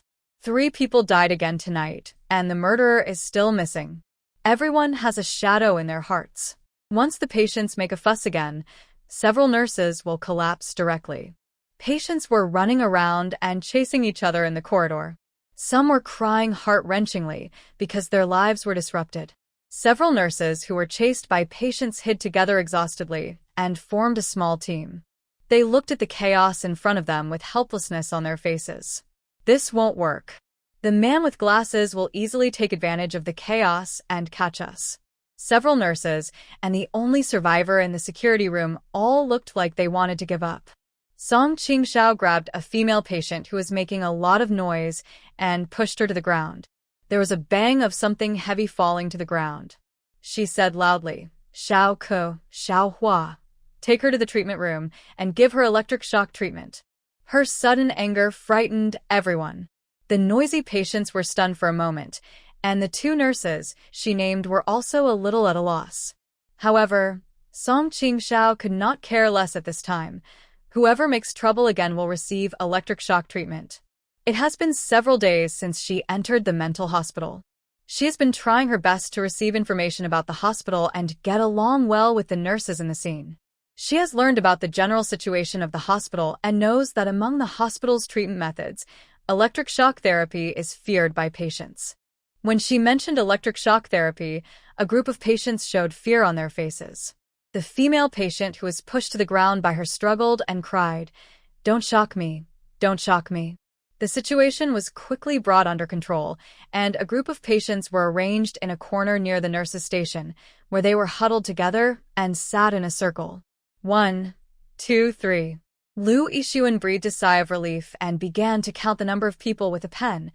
23, 24, 25. He had counted to the last person and frowned.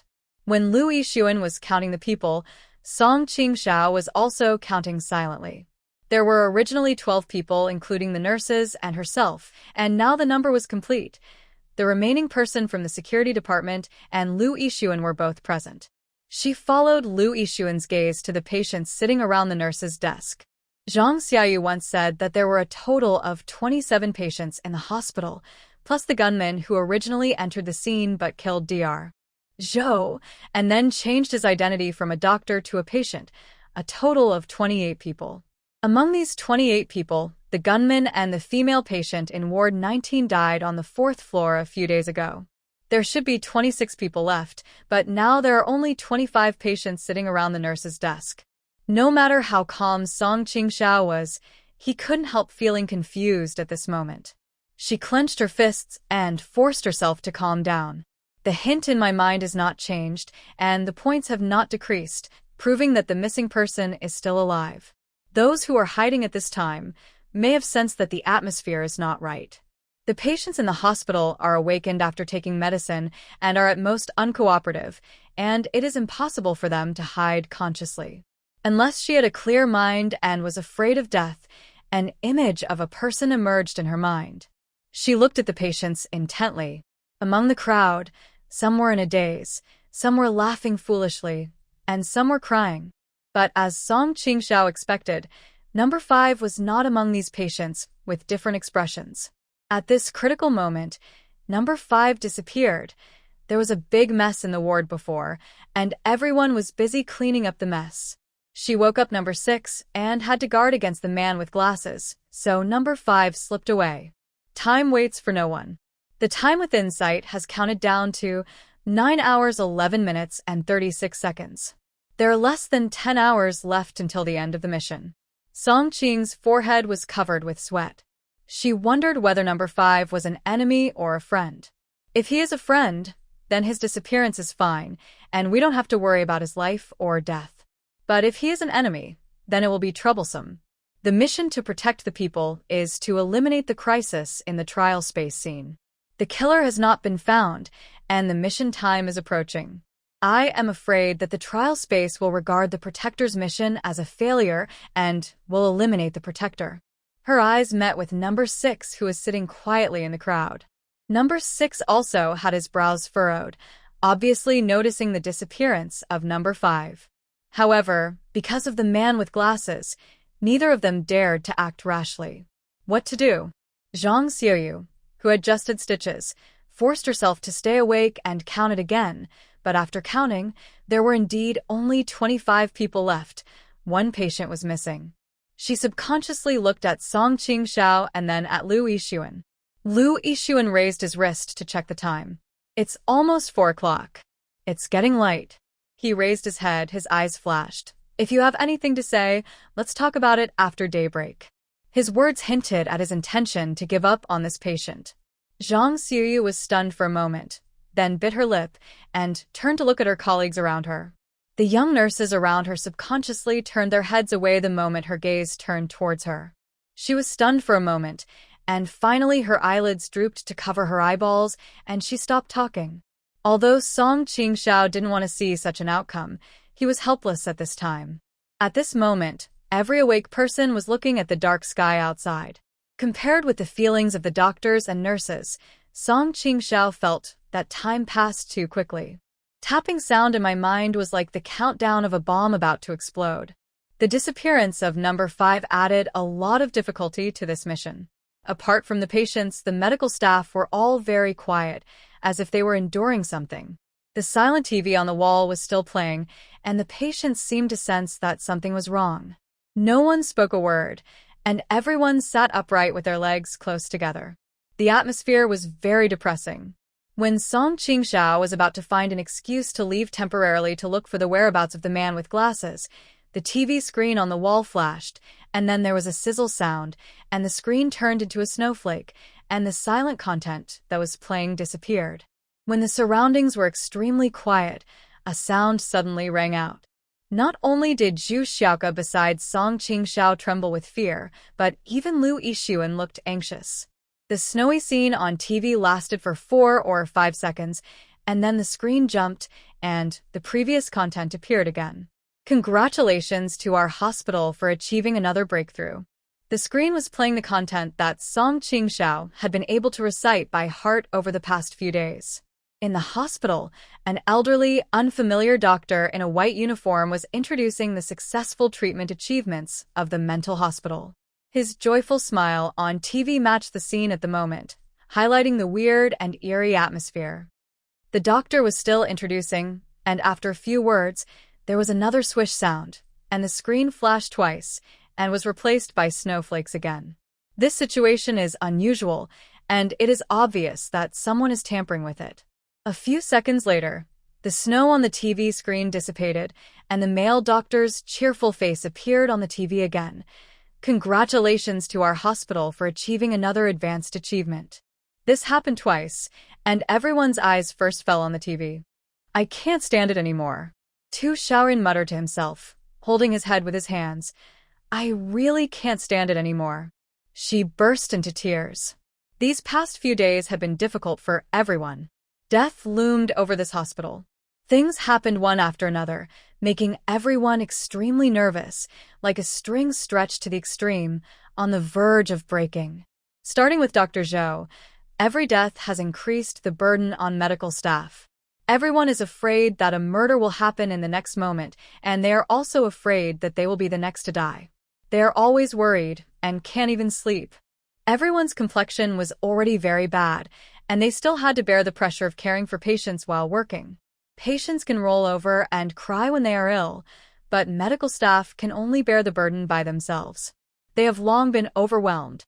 The problem with the TV at this time has become the last straw that breaks the camel's back. She screamed and turned around to hit the wall. Give me a quick death. I can't stand it anymore. Song Qingxiao was about 2 steps away from her. When he noticed that Tu Xiaoran was in a bad mood, it was too late to catch her. The other nurses were so frightened that they had no time to stop her. She banged her head against the wall with a bang, and her fingers dug into the wall, scratching off the paint with her fingertips. The impact was quite powerful, but she seemed to feel no pain. She gritted her teeth and tried to hit him again. Song Qingxiao dodged and grabbed her by the collar and dragged her back. She was still making a fuss. I can't stand it anymore. Let me die. Let me die. Stop it. Song Qingxiao threw her back to the group of nurses. The patient, who had been sitting close to her, gradually lost control of her emotions because of Tu Xiaoyun's influence. Song Qingxiao glanced at the TV. The snowy scene on the TV had just passed, and the elderly male doctor smiled and repeated, Congratulations to our hospital for making another breakthrough. After treatment. At this point, the screen flashed twice again, and with a sizzle sound of electricity, the male doctor's smile was replaced by snowflakes again and disappeared. The TV is like this. There must be someone messing around behind the scenes. I'll go downstairs and take a look. When she said this, Tu Xiaoyan, whose forehead was bruised from the collision, was stunned. The nurses who caught her showed hesitation on their faces. Liu Yixuan did not say a word. The remaining security guards in the security room lowered their heads, avoiding her gaze, and did not dare to look at her. At this point, everyone knew that someone was behind the scenes, and this person was most likely the man with glasses who had killed someone previously. Even though there were so many people at the scene, everyone had already been frightened by the death of Doctor Who and others, and no one dared to suggest going downstairs to wait and see. The place that controlled the live TV broadcast was on the first floor. It had been closed since the accident and was filled with the bodies of people who had recently died in the hospital. No one came in or out anymore. After Song Qingxiao finished speaking, she walked towards the elevator entrance on the side of the nurse's desk. The elevator had been stopped on the third floor and had not moved. As soon as she pressed the button, the door opened with a clang. The walls of this elevator were slightly deformed due to the fight between her and number 4. Naturally, no one came to repair it during this period. The door was not smooth when it closed, and there was a clang-clang sound. In the last second before the door was closed, Song Qingxiao looked up at the TV on the wall. The TV was still flashing a snowflake. This time, dozens of seconds had passed, and the male doctor's face did not appear on TV. The door closed with a clang, and a group of nurses sitting around had uneasy looks on their faces. Number 6, who was sitting among the patients, rolled his eyes. The pair of eyes that originally looked dull and cloudy gradually became energetic and clear. In the cramped space of the elevator, Song Qingxiao was originally going to press the button for the first floor, but for some unknown reason, he pressed the button for the second floor. Judging from the problem with the TV, the man with glasses is undoubtedly hiding on the first floor. This man is cunning and has killed 3 people in a row. Song Qingxiao has not yet found out how he kills people. The preliminary judgment is that he should have poisoned someone, but it is hard to say how he poisoned them. Number 5 just happened to disappear at this time. If number 5 was a guardian, it would be fine. But if number 5 was also a hunter like the man with glasses, then the two would most likely join forces to complete the mission in the remaining time. More than 4 days have passed since the trial began. Among the 6 people who came in, number 4, the gun-wielding man who seemed the strongest, died the first. On the contrary, number 5, who behaved cowardly, has survived safely to this day without even revealing his trump card, which is enough to show his ability. The 2 of them joined forces, while she was alone. Even with a whip, a dagger, and the Lin magic, Song Qingxiao always felt that there was one thing she had overlooked. When the elevator stopped at the second floor, the elevator door opened with a clang. The lights on the second floor were still on. Everyone was so frightened when they left that no one even dared to turn off the lights. Song Qingxiao stepped out of the elevator and walked towards the stretcher carrying the 3 bodies. The elevator door slammed shut with a loud bang. The sound was particularly harsh on the empty second floor. I'm sure people on the first and third floors should have heard it. Doctor Who's body was thin and was placed on top of the 3 bodies. The nurse who placed them was timid and subconsciously placed them face down when she lifted them onto the stretcher. The time with insight has counted down to 8 hours, 56 minutes, and 9 seconds. In less than 9 hours, the mission will be over.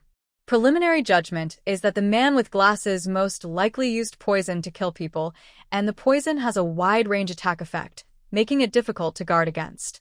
What worried Song Qingxiao the most was not only the poison. After the incident on the second floor, when she went downstairs, the security guard Lao Huang was still alive. She remembered that Lao Huang was shouting for help intermittently, and also shouted, "There is." There was something he was too weak to say it at that time, but the last word he uttered before he died was gun. There were guns in the hospital. The armed man entered the scene and killed Dr. Zhou. The gun was confiscated, and he was captured. Song Qingxiao remembered that he had also thought about taking the gun. In the end, the gun was locked up by Liu Yixuan and others and guarded by security guard Lao Huang, and the key was probably passed around by several doctors. When it was handed over to Dr. O, number 4 had committed a surprise murder that night. Dr. O also had an accident that night, and the key should have disappeared that night as well. Afterwards, the hospital increased its vigilance and temporarily captured the man with glasses. At that time, Everyone's vigilance and alertness increased unprecedentedly as the death toll increased. Song Qingxiao never found a chance to inquire about the whereabouts of the gun.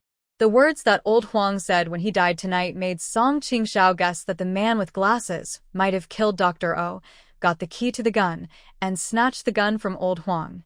With the ability to kill people with poison and a gun in hand, the man with glasses has cards no less powerful than Song Qingxiao's. If he doesn't make more arrangements, Song Qingxiao might suffer a setback. In this situation, in order to survive, you have to make some necessary preparations. Song Qingxiao stood there for a long while before he finally took out a mask from his pocket and put it on to prevent the man with glasses from using the air to poison him and to buy himself some time. At the same time, he gritted his teeth and reached out to grab Dr. Hu's hand. She had this idea, and she learned it from number 4 at that time. Number 4 wanted to ambush her at the time, so he pulled a security guard and hid him in the elevator and killed him. The security guard's body eventually got the elevator door stuck, making the elevator unable to move. She also planned to follow suit and hide a dead body in the elevator. When she found the man with glasses, she would jam the elevator door and render the elevator useless. There were a lot of targets on the 4th floor, including medical staff, security guards, and patients. Song Qingxiao was afraid that he would not be able to catch him, and he would eventually find time to get into the elevator and slip up to the 4th floor. The hospital is located on a mountain. The 3 people died in the early morning when the temperature was low. They had only been dead for about 2 hours, but their bodies were already stiff. She was actually in a state of extreme tension. The accelerated blood flow and the discharge of a large amount of sweat took away the heat from her body. Her hands were cold and trembling, not sure whether it was because of the suppressed fear or the cold environment. But Dr. Whose body was much colder than her already cold hands. That feeling is really hard to describe in words. The skin of a dead person, when touched through a thin layer of clothing, feels dry and waxy. The hand under his palm was stiff, and there was no pulse. As soon as Song Qingxiao touched it, he subconsciously shook his hand away.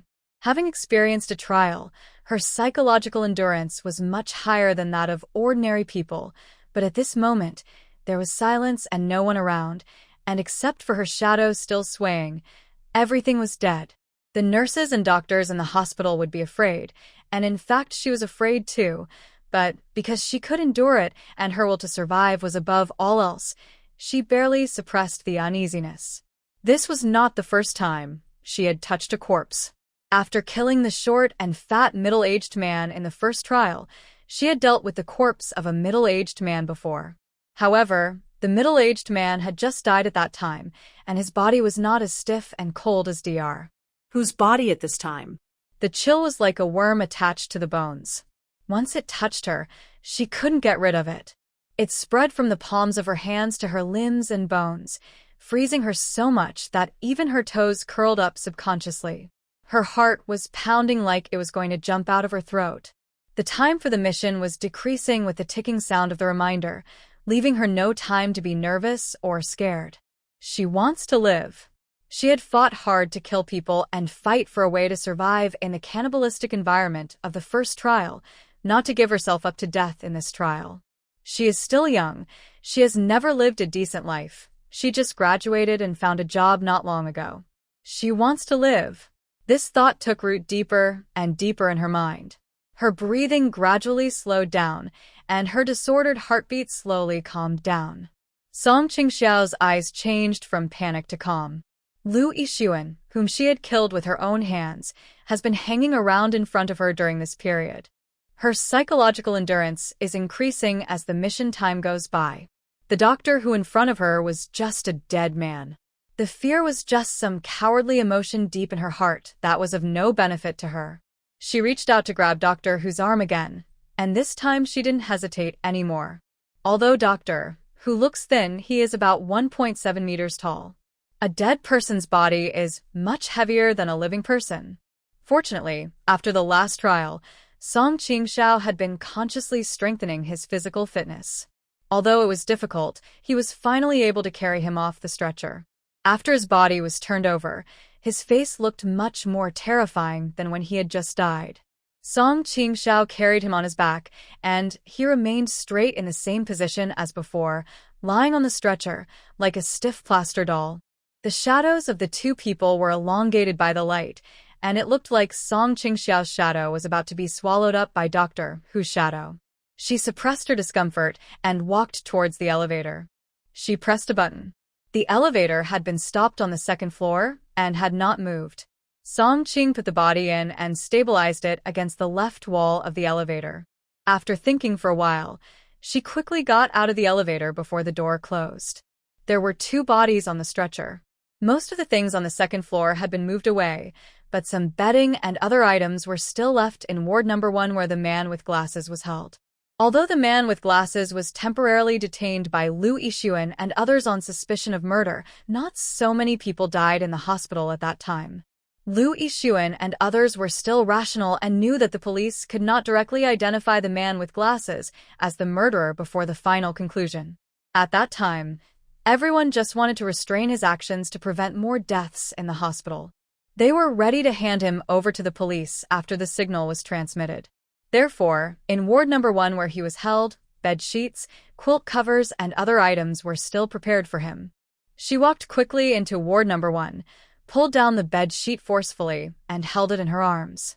When she walked to the stretcher, she covered the two bodies on the stretcher with the sheet, leaving only a little hair and half a leg exposed, so that one could tell at a glance that there were bodies inside. After doing all this, Song Qingxiao pressed the elevator button again, and went in. Doctor Who's body was pressed against the side of the elevator, facing her. As Song Qingxiao pressed the button for the first floor, the elevator clanged down. Doctor Who's body leaned against the wall of the elevator, shaking and hitting the elevator, making a slight, creepy clicking sound. His face was dark blue and purple, and his eyes were gray, as if covered with a layer of mucous membrane, looking indescribably hideous. Song Qingxiao didn't look up at him. He reached out and took out the long whip hanging on his waist and held it tightly in his hand. The elevator reached the first floor and made a ding sound, which was not only reminding Song Qingxiao, but also alerting the man with glasses who was hiding on the first floor. The door opened slowly with a clang, and light filtered out little by little from the gap in the elevator door. It was pitch black outside, like a beast from Hades with its dark mouth wide open. The first floor has only been vacant for a few days, but the desolate and eerie feeling it has is far superior to that of the second floor. After the elevator door opened, the faint light that came out seemed unable to dispel the haze, and the fine dust in the air floated under the light. Song Qingxiao's figure was stretched out under the light. Even though she tried her best to restrain herself, her footsteps could still be clearly heard with every step she took. Different from the layout of the second floor, the entrance to the elevator on the first floor is in the corridor. On the left side of the corridor are various control rooms, activity rooms, and temporary inspection rooms, and on the right side is a hall with a larger activity space. The air was filled with a peculiar musty smell that came from a room that had been sealed for a long time, mixed with a faint stench of decay and blood, which mixed together to form a disgusting smell. The bodies of Dr. Zhou and others were temporarily placed in the lobby. Number 4 fell from the safety stairs on the 4th floor. After being placed there for a few days, the body had begun to rot, and the smell could not be blocked even with a mask. The man with glasses has been hiding here for several hours. He must be more familiar with and accustomed to the environment on the first floor than I am. She turned her head and looked around. It was very quiet around her, so quiet that she could hear no other sounds except her own breathing, heartbeat, and the ticking sound in her head. There seemed to be a pair of eyes in the darkness, watching her movements coldly. After the elevator door had been open for a long time, it automatically closed with a clang, and the little light was slowly swallowed up by the darkness again. Out of instinct, Song Qingxiao subconsciously raised her arm to block the elevator door that was about to close. The elevator sensed the obstruction, and the door opened with a clang. Song Qingxiao reached into the elevator and grabbed Doctor Who's clothes. She originally wanted to pull him out to block the door, but as her fingertips just touched Doctor Who's body, she had another idea and forcibly withdrew her hand. Song Qingxiao is in the light, and the man with glasses is in the dark. The light allows her to see the surroundings clearly, but at the same time, the presence of light also makes it easier to expose the location of her target. She suppressed her nervousness and watched the elevator door slowly close again until the last ray of light disappeared and the surroundings were utterly dark. Song Qing's back was pressed against the wall. Her heart was beating wildly. Her throat was dry due to nervousness. She licked her lips with her tongue before moving to the left. In the darkness, she didn't dare to breathe, let alone blink, and the soles of her shoes rubbed against the ground, making a rustling sound. As soon as she noticed the sound, she immediately stopped again. The surroundings returned to silence. Song Qingxiao slowly breathed a sigh of relief and forced herself to calm down. At this time, she and the man with glasses were on guard against each other. They were just waiting for an opportunity. The man with glasses pretended to be mysterious and wanted to lure her to the next floor. She had already lost the opportunity. If she panics again when the man with glasses might have a gun and could use poison, she would be courting death. She closed her eyes tightly for a moment as they felt sore from being open for so long, and the next moment she opened them alertly and paid attention to her surroundings. The reminder in my mind has not changed. It is still, protect the people and erase the failure. Mission completed, 650 points. She had already figured out the layout of the first floor when she entered the trial scene. The first elevator was a temporary examination room, where doctors usually sat to see patients who had just been sent to the hospital. Next to the examination room are the laboratory and the medicine pickup window, and opposite are several recreation rooms where patients can move freely. The one who can control the TV broadcast on the third floor is the security department on the far left. Not only does it have the right to control the TV broadcast on the entire building, it also has surveillance equipment that can cover every place on the 4 floors that are equipped with cameras. Song Qingxiao immediately decided to go over one by one and find the position of the man with glasses first. After staying in the darkness for a long time, her eyes slowly adapted to the light, and it was no longer as dark as before. She supported herself against the wall with her whip and moved forward slowly. When she reached the door of the examination room, it was locked. She grabbed the whip and pushed twice, but the door didn't move at all. She stood on the glass and looked inside. Through the dim light, she could vaguely see the layout of the office. It was similar to the doctor's duty room on other floors, with only one set of office equipment and an examination bed. There was no one inside. The first floor of the hospital was extremely quiet, causing her slight movements to make a loud noise, as if she was giving guidance to the man with glasses in the dark. After realizing that she couldn't conceal her voice no matter what, Song Qingxiao changed her approach and simply stopped being as cautious as before. She no longer restrained herself. When she walked to the door of the laboratory, the door was still locked and the glass at the window had been lowered, sealing the inside tightly. Because Dr. Hu and the other 3 were very likely to have died of poisoning, she did not dare to use the key to open the door casually, for fear of touching something that should not be touched and falling into the trap of the man with glasses.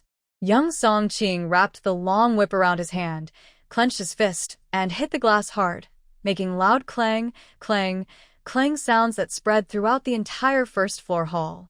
Echoes came from all directions, but Song Qingxiao remained unmoved. The whip was exchanged by number 4 from the trial space with points.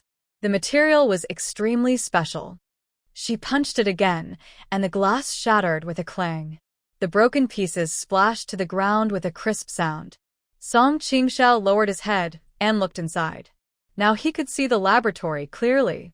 There were many instruments placed inside. There were also several small offices behind the workshop. None of the doors were closed, and there was no one hiding inside. She then smashed the glass windows in several other places in the same way and found that the man with glasses was not hiding in those places. When we walked to the security department in the corner, unlike the doors of the previous offices which were all locked, the door of the security department was half open. The man with glasses had indeed been here. Song Qingxiao slowed down her pace and slowly kicked the door open. The door creaked open with her force and hit the doorstop with a bang. The space inside was not big. There was a window facing the door, a monitor for monitoring on the right, and rows of switches below. The switches here could control the lighting on the first floor. It is undoubtedly very dangerous in this environment. Song Qingxiao instinctively turned around and leaned his back against the wall, holding the whip in one hand to protect himself and raising the other hand to half-block the light.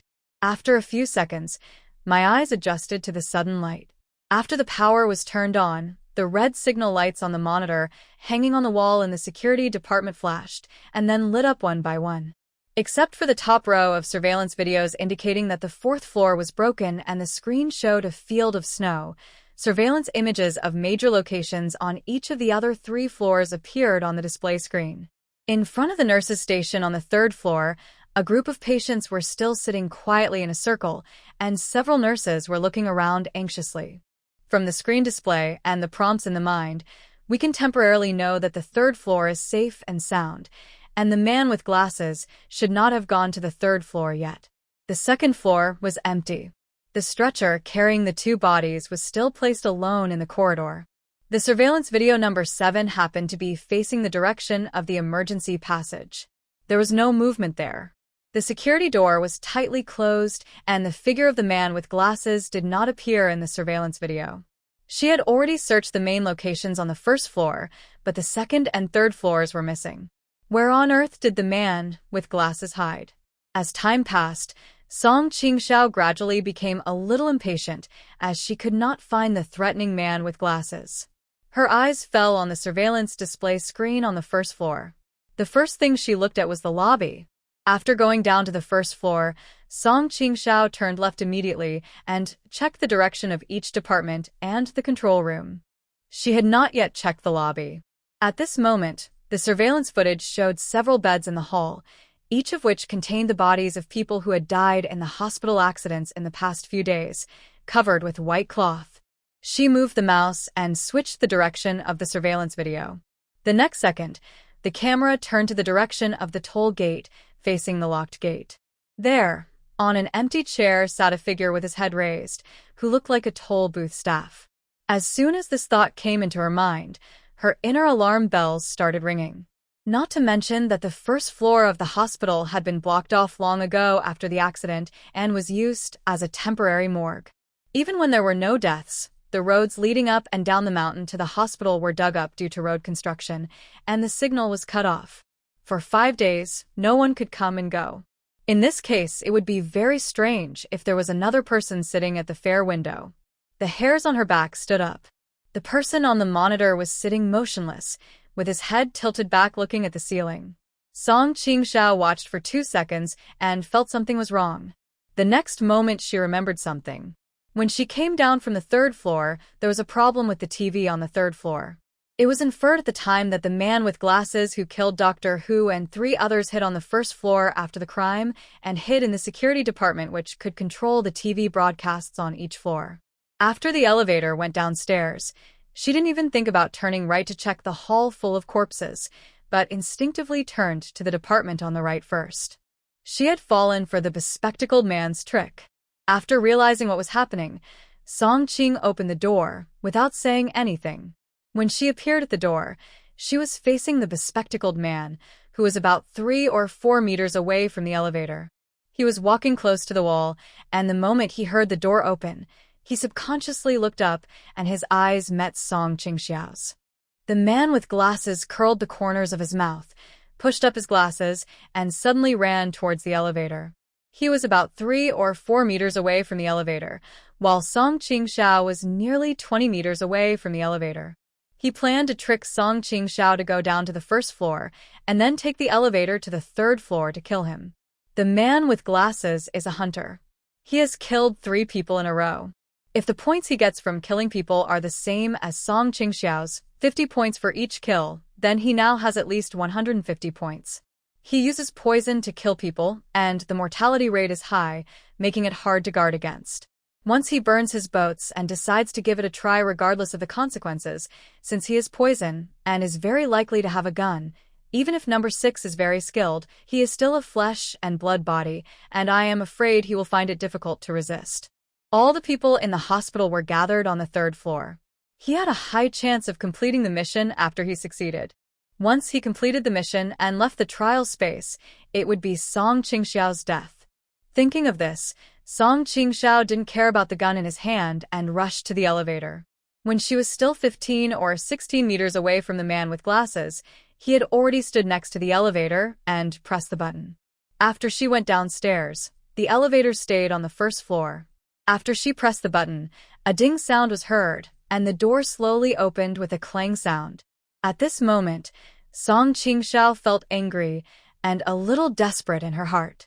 The elevator door opened wider and wider, and her heart almost jumped out of her throat. She was still 10 meters away from the man with glasses, 9 meters away. The door finally opened, and the man with glasses retreated in.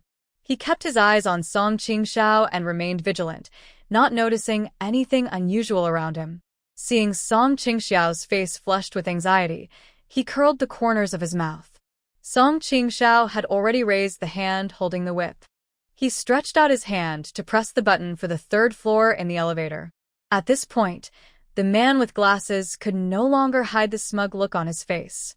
The elevator door was closing slowly with a clang. Song Qingxiao was still 4 or 3 meters away from the elevator entrance.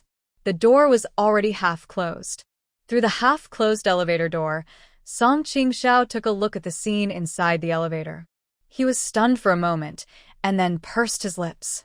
I really didn't expect that the loser number 4 would end up dying at your hands. The door was almost closed, with only 20 to 30 centimeters left.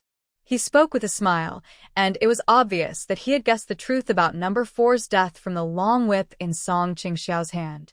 You will die in my hands too. Song Qing took 2 breaths and replied to him that the elevator door was only about 20 centimeters away from completely closing, and she was still several meters away from the elevator entrance, so she could not catch up. At this time, no one could stop him from going up to the 3rd floor and completing the task.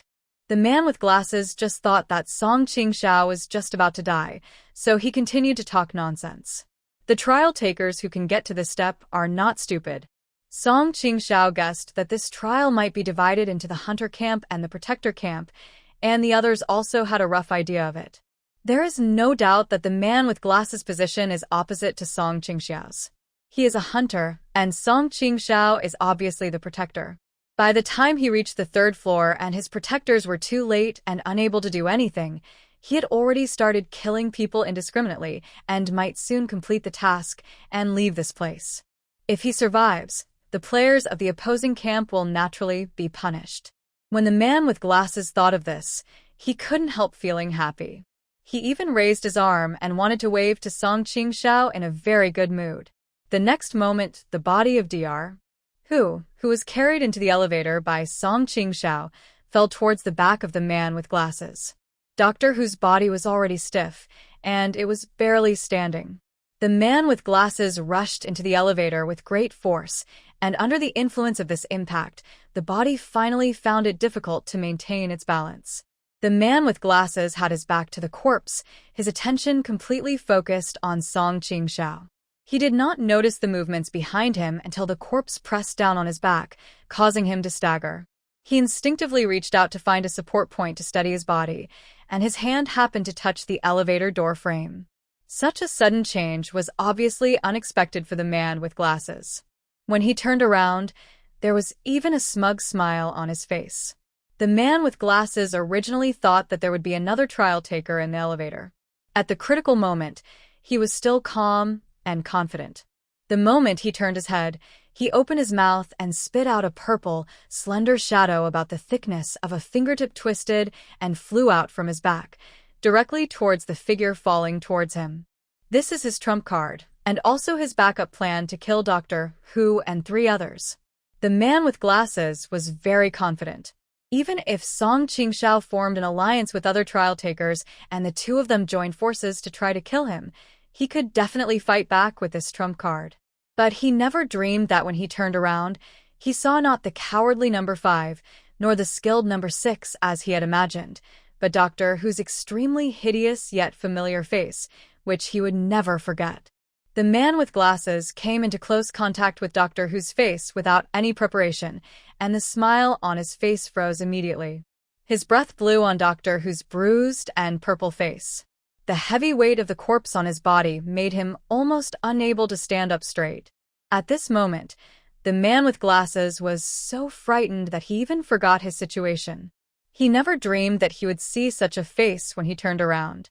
When he was hiding in the security department on the first floor, he was only concerned with tampering with the TV, intentionally exposing his position, and was anxious to lead the trial taker downstairs.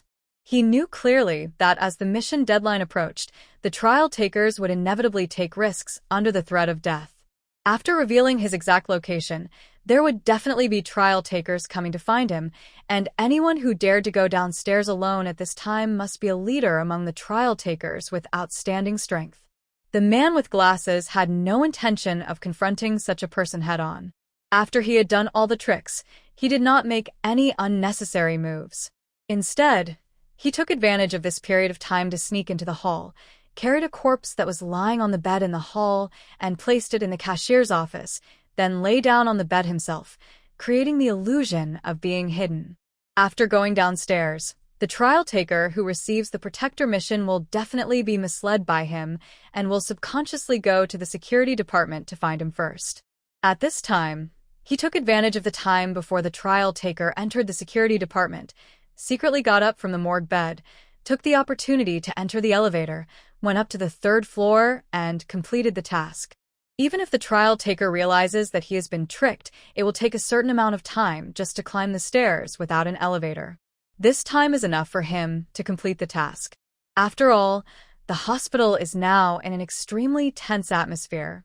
The doctors and nurses on duty have been stimulated by the increasing number of deaths in the hospital and have long been panic-stricken, making it difficult for them to resist him. He had thought well, and things went as he expected at the beginning. After Song Qingxiao went downstairs, he went straight to the departments on the left, giving him an opportunity to take advantage of. But he never expected that there would be such a big surprise waiting for him in the elevator. The psychological quality of the man with glasses was originally very good. Just as Song Qingxiao had guessed at the beginning, in this trial, the first moment each trial participant entered the scene, they saw the eliminated candidates who had died in their hands. He survived the first level of entering the scene and killed Doctor Who again. However, suddenly, the man he had killed twice appeared in front of him again and knocked him down. When he faced such a face at close range, the man with glasses lost all his rationality. Ah! He let out a scream of terror, and a slender purple shadow flew out of his mouth and bit Doctor Who's terrifying face tightly. It was a slender little snake, with scales on its back shining coldly under the light. Doctor Who and others died at the mouth of this snake. But when the little snake bit Doctor Who's face again, apart from leaving 2 shallow tooth marks, it naturally had no other impact on the corpse. Song Qingxiao had already felt the cold feeling of a corpse when he carried Doctor Who on his back. One could imagine how deep the shadow in the man with glasses' heart was at this moment. His body was pressed down by the corpse, and he fell to the elevator entrance with a bang, making the elevator door clang. After the scream, the man with glasses reached out to push Dr.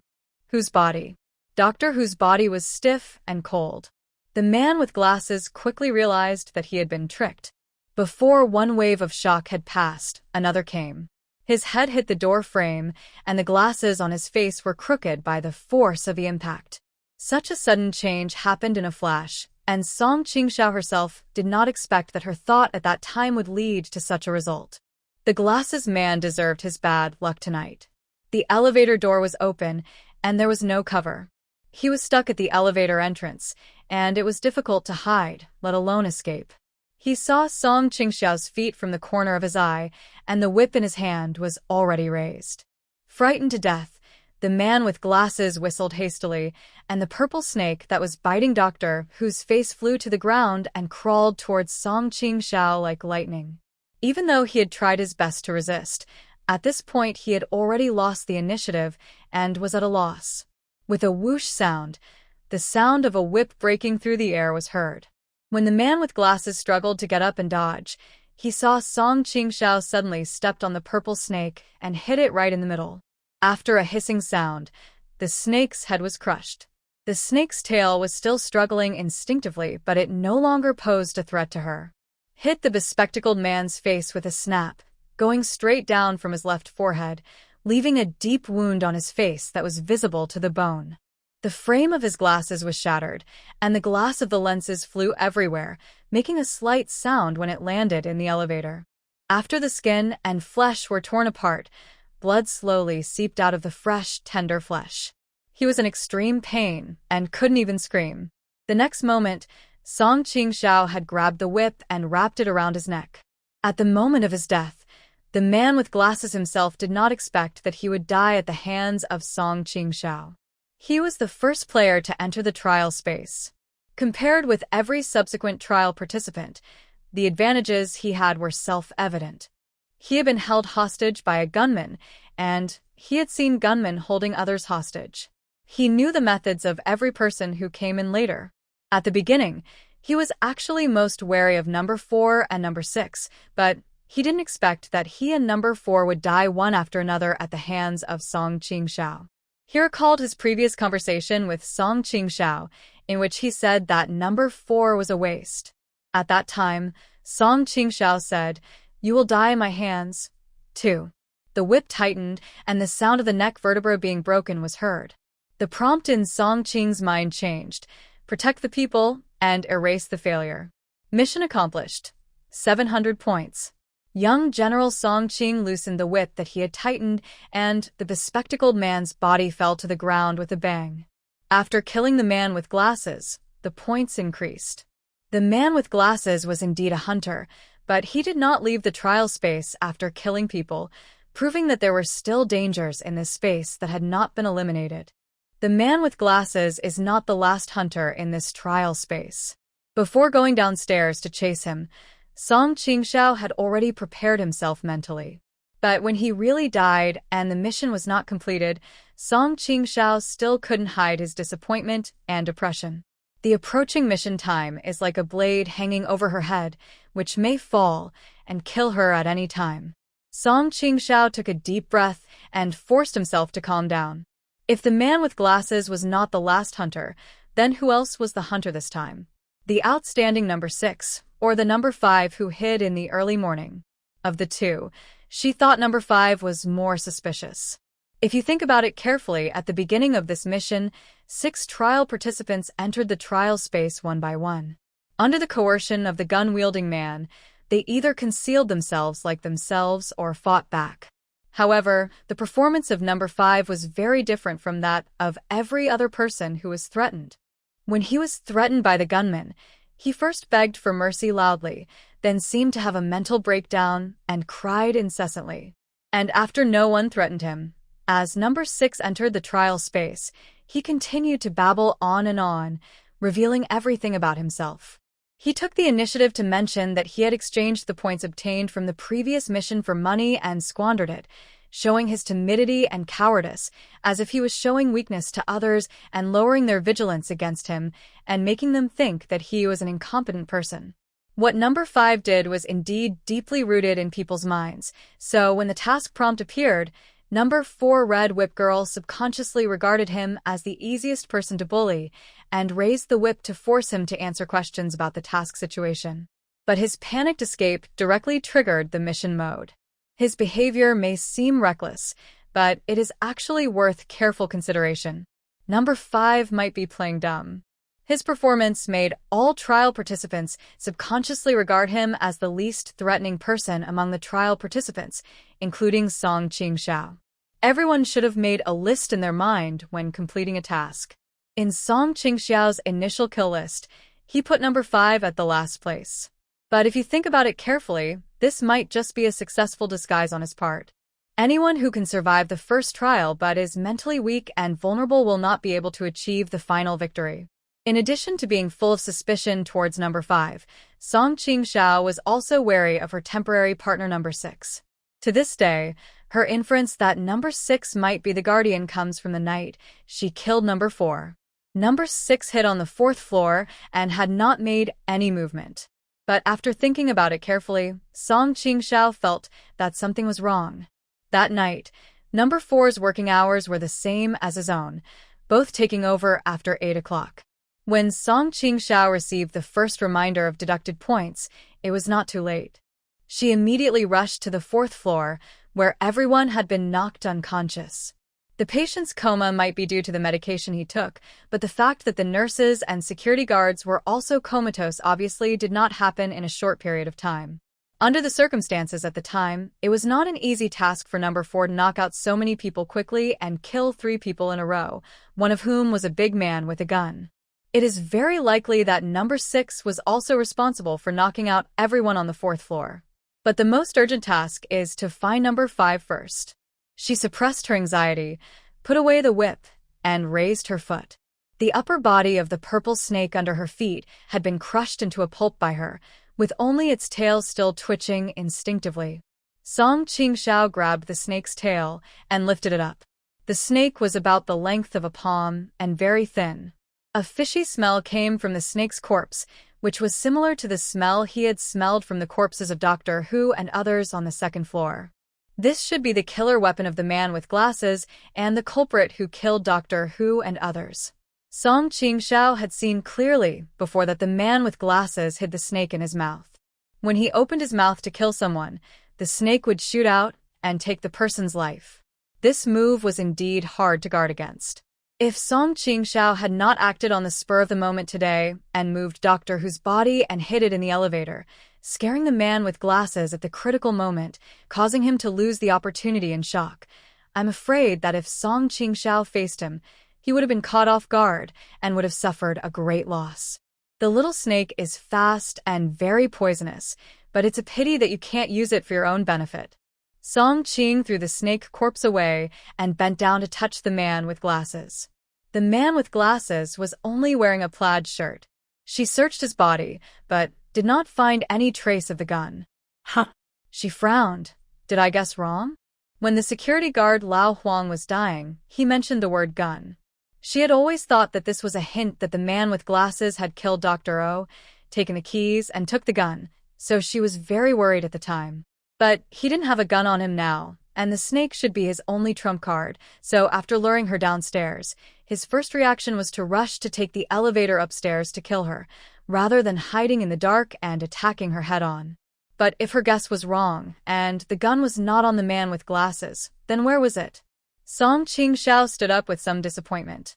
If the man with glasses didn't take the gun must be somewhere. This thing came from the trial space and is also useful to her now. If she can get it, it will naturally be even more powerful. Thinking of this, she quickly walked towards the security room. Even if she didn't get this thing, she couldn't let anyone else get it, especially number 5 whose whereabouts were unknown now. After the armed man killed someone, Zhu Xiaoke, who had touched the gun, once said that the gun was locked up, the key was kept by the doctor, and the gun was guarded by the security guard Lao Huang. Before the incident on the night when number 4 made a scene on the 4th floor, and before the man with glasses was suspected and detained by the hospital staff, Lao Huang and others were on duty at the security department on the 1st floor, and it was very likely that the gun was hidden there. The door of the security department was still open. In the surveillance footage, people on the 3rd floor were still sitting in a group. No one spoke, and no one made any unnecessary movements. If it weren't for the occasional patient moving, the surveillance footage on the 3rd floor would have looked like a frozen movie clip. She took a close look at the surveillance footage and saw that number 6 was also sitting among the patients. Song Qingxiao breathed a sigh of relief. Even if number 6 is a suspect, she probably won't dare to act rashly for the time being. Song Qingxiao from the security department had searched the place once, but this time she was obviously more careful. She opened every drawer of the desk and looked through it. There were sundries, documents, signature books from some patients' family members' follow-up visits, parking tickets, etc., but there was nothing she wanted to see. She also removed the outer casing of the wall-mounted air conditioner in the house and checked inside, but found no traces of a gun. After more than 10 minutes, Song Qingxiao felt a little frustrated. She began to doubt her initial speculation. When she was about to give up, she saw the wide-open door of the security department. From where she was standing, there seemed to be a box above the door that was the same color as the wall.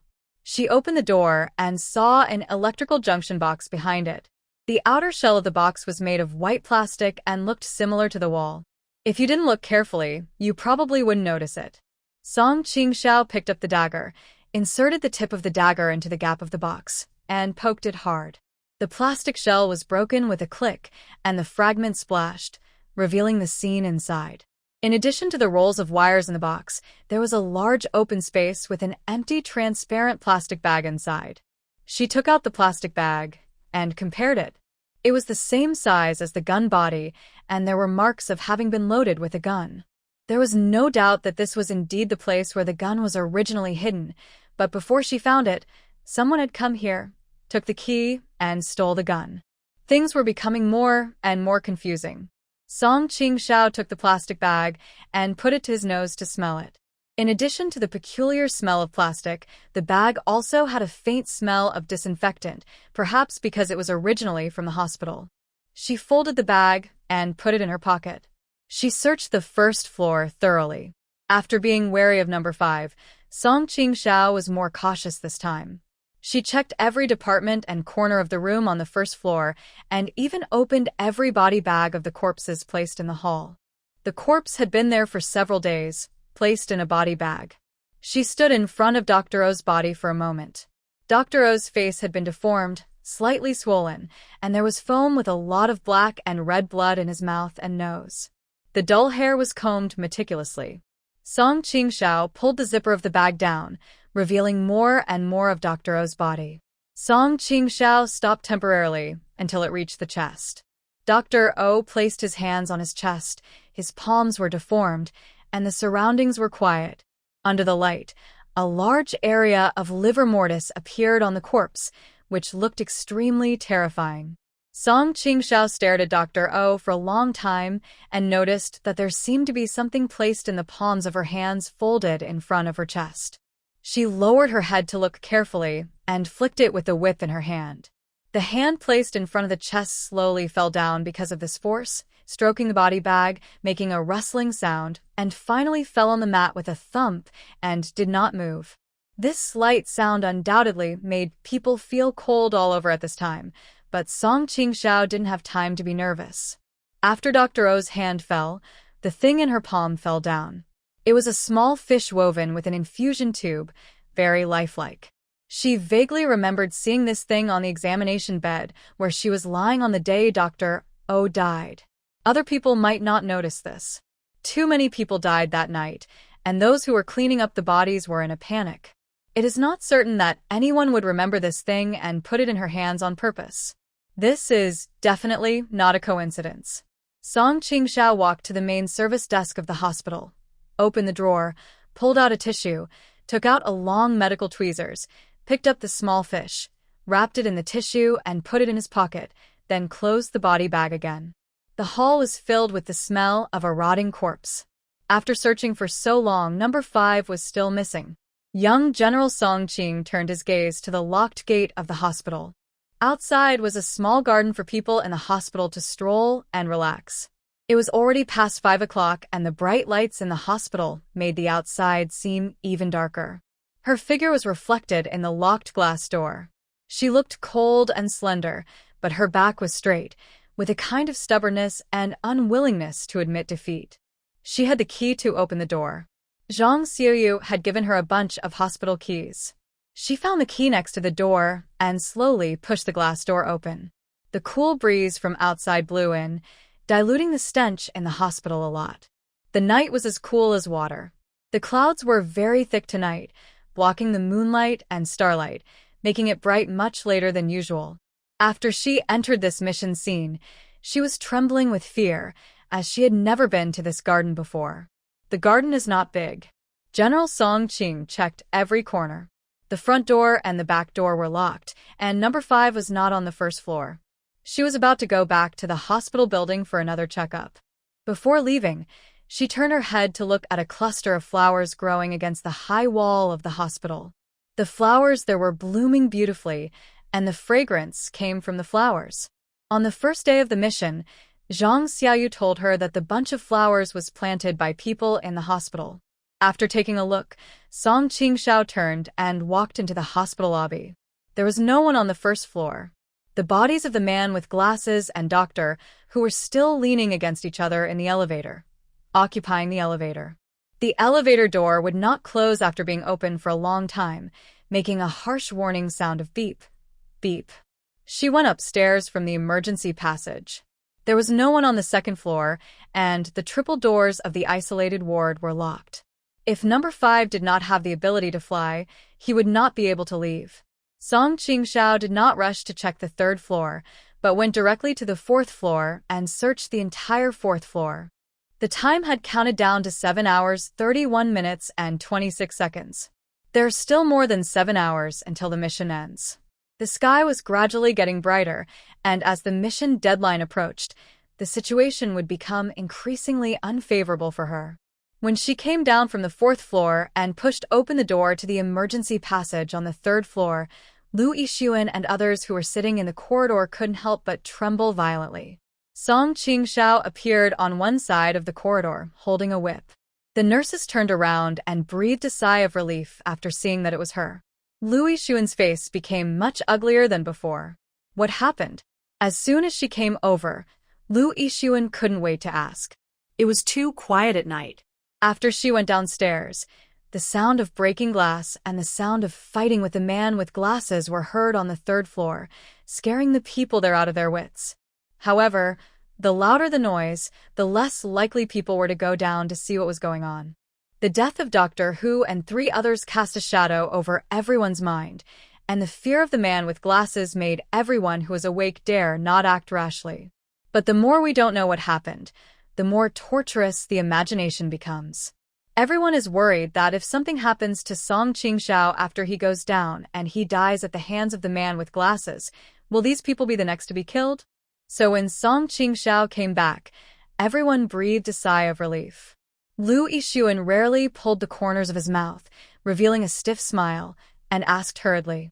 The nurses and security guards around were looking at Song Qingxiao, waiting for her answer. But she was staring at number 6, and number 6 was also looking at her. Both of them had vigilance and defensiveness in their eyes. Apparently, after the death of the man with glasses, the Guardian mission was not completed, which led to a certain degree of vigilance and estrangement between the two allies whose relationship was already weak. Jia Yu is dead. She spoke lightly, and as soon as she finished speaking, everyone couldn't help but cheer softly. Really? Song Qingxiao nodded. It's a pity that number 5 was not found. Lu Yixuan and others didn't understand what she said, but number 6 did. She frowned, but Song Qingxiao had already looked away and stopped staring at her. Number 5 was not on the first or second floor, and there was no trace of him on the fourth floor. When he disappeared, he hid in the chaos. If this person is indeed a hunter and not stupid, it is impossible for him to run away and dodge, while the man with glasses is still alive. It is not known whether the hunters can form an alliance like the protectors, but it is obvious that the 2 hunters Song Qingxiao killed before acted separately and had no intention of cooperating. When the man with glasses was killed, number 5 did not show up to help, which proves that he either knew the time was right and hid himself, or he was not at the scene. In fact, Song Qingxiao thought about it carefully. Since the incident tonight, the doctors and nurses who came to the hospital collectively woke up the patients and arranged them to sit in the same place. This period of time was not long. Number 5 could hide in the chaos, but he should not be able to hide far. Lu Yixuan asked repeatedly, but Song Qingxiao ignored him. Instead, he raised his hand and began to count the patients in the hospital. 1, 2, 3, 4, 5. The nurses were a little at a loss when they saw her action. Too many things happened tonight. After the man with glasses made trouble on the first floor, Song Qingxiao stepped forward and went downstairs. Then a loud noise broke out downstairs. When she came back, she said that the man with glasses was dead. It is conceivable that the man with glasses must have died at her hands. The way people looked at her was no longer the same as before, but now there was a hint of apprehension and fear in them. She was obviously counting the number of patients in the hospital. After counting several times, she finally counted to the patients in the last row, 23, 24, 25. There was indeed one less patient than the original 26, as one patient was missing. Zhu Xiaoke looked up timidly. Everyone was quiet. Song Qingxiao maintained the counting posture and had counted the patient 3 times. This atmosphere was too depressing. With each repetition of the number, the faces of the nurses, the surviving Lu Yixuan, and the security guard present became uglier. She plucked up her courage and used all her strength to keep herself from shaking. However, although Zhu Xiaoke shouted very loudly for herself, the sound was like a mosquito after she said it out loud and was almost drowned out by her violent heartbeat. She swallowed, after you went downstairs. None of us dared to move. Song Qingxiao stopped raising her hand. She turned her head and saw Zhu Xiaoke's face had turned even paler. Under the fluorescent lights of the hospital, her expression was abnormally grayish, and the dark circles under her eyes were very dark. When Song Qingxiao stared at her, she leaned against the wall, barely standing, but her legs were shaking, and she looked like she was about to cry out loud. Song Qingxiao herself had never imagined that one day she would scare people to this extent. Missing? She spoke slowly, turned her head to look at the direction where the patient was sitting, closed her eyes, and shook her head. I don't think so. All floors except the 3rd were searched, but there was no number 5. Although the situation was critical and chaotic at the time, she was not sure how far number 5 could hide in such a situation. The moment the man with glasses died, the mission was not completed, and she regarded number 5 and number 6 as suspects. However, in the process of searching for number 5, Song Qingxiao became more confused. The Protector's mission is to successfully eliminate the crisis and protect the people. In the case of an upper limit on points, as long as you don't care about the points, the trial allows a certain range of deaths.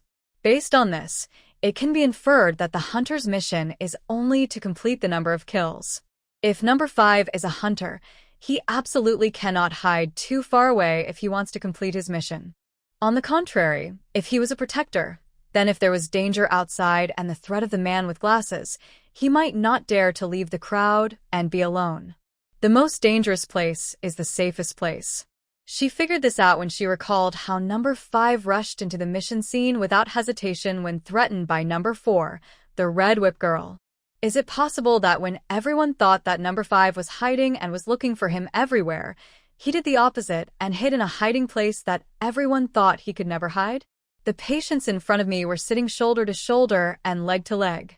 Everyone gathered in a group to prevent the man with glasses from showing up and then sitting apart and far away, making it difficult to help each other. Looking from the outside, every patient was sitting properly with a stool. Young General Song Qing swung his long whip, took a step forward, and reached out to grab a patient. Lu Yixuan, who was sitting, subconsciously wanted to get up. What are you going to do? I want to see if the patient is really missing. As soon as she finished speaking, she grabbed the first patient. This action disrupted the originally quiet crowd, and all the patients became a little uneasy. Song Qingxiao didn't care about anything else at this time.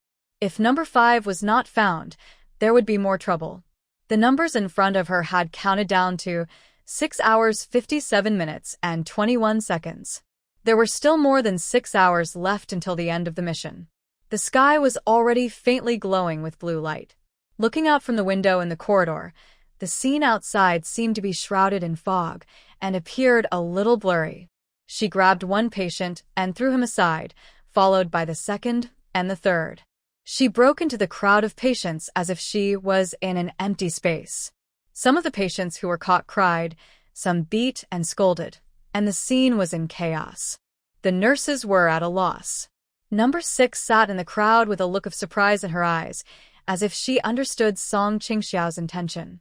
In front of the messy nurse's desk, a group of patients were thrown all over the place. Their stools were scattered all over the floor, and some were crying heart-wrenchingly, pulling their hair and tearing their clothes. The fat male patient sitting in the middle was grabbed by Song Qingxiao, exposing number 5 under his ace, who was sitting on it like a stool. When the cover was pulled away by Song Qingxiao, number 5 still remained in the kneeling position, not even daring to raise his head. You're really good at hiding. Song Qingxiao tutted twice and sighed. I almost lost you. Number 5 looked extremely disheveled at this moment. He was wearing the clothes of a patient in a mental hospital. He had been sitting on them as a stool, which made his clothes wrinkled. His hair, which had been slicked with oil at the beginning, was now messy, and his face looked pale. You said it too, it was almost there. He raised his head with a bitter face, and the patients around him clapped their hands while he spoke. It's a magic trick. My mount. The male patient who was pulled away tried to come over to block number 5 again, but number 6 pushed him away, without leaving a trace. It's a magic trick. It's a great miracle, doctor. Come and see God. The patients were talking at once. Song Qingxiao moved her fingers. Number 5, who had been helpless before, saw her move, and the flesh on his face trembled. The next moment, Song Qingxiao thought he wanted to fight her. She pinched her hands into a seal and was about to freeze him, but number 5 maintained his kneeling posture and hugged her thighs with both hands. Don't kill me, please. He cried loudly, don't kill me. The hunters should all be dead, I know. We are all protectors. I am not a threat to you, really. Song Qingxiao raised her legs and kicked him several times, but he hugged her tighter and tighter, obviously not listening to her words. She reached behind her waist and found a gleaming dagger in her hand. Number 5's eyelids twitched when he saw it. The next second, Song Qingxiao raised the dagger and stabbed him without hesitation. He screamed and rolled aside to avoid it. I'm really not a threat to you, don't kill me. He hurriedly began to explain, and after he finished speaking, he saw that Song Qingxiao was unmoved and was still stepping forward with the dagger in hand. The mission time is almost over, but everyone hasn't left this place yet, which proves that there is still a threat in this hospital. Song Qingxiao killed 2 hunters in a row, which showed that she was undoubtedly a protector. Because of her temporary avoidance, she obviously trusted number 6 more. These 2 women are more ruthless than the other, and neither of them is a good person. Number 5 can still vividly remember the scene where number 6 attacked the gunman. Song Qingxiao was able to kill the extremely ferocious number 4 and the man with glasses, which shows that she is as ruthless as number 6. Faced with 2 such women at once, number 5 was in a bad mood. I'm really not a hunter, I'm a protector. The reason I'm hiding is just to stay alive. Number 5 turned around and looked around. The patients were howling in agony and the nurses were terrified by the situation. It was obvious that they could not help him. Unlike in the trial space, there is no way to escape now. At present, it seems that everyone is on the same boat. Now that things have come to this, if things are not explained clearly, everyone will die. If he doesn't die at the hands of Song Qingxiao and number 6, he will die under the rules of the trial space.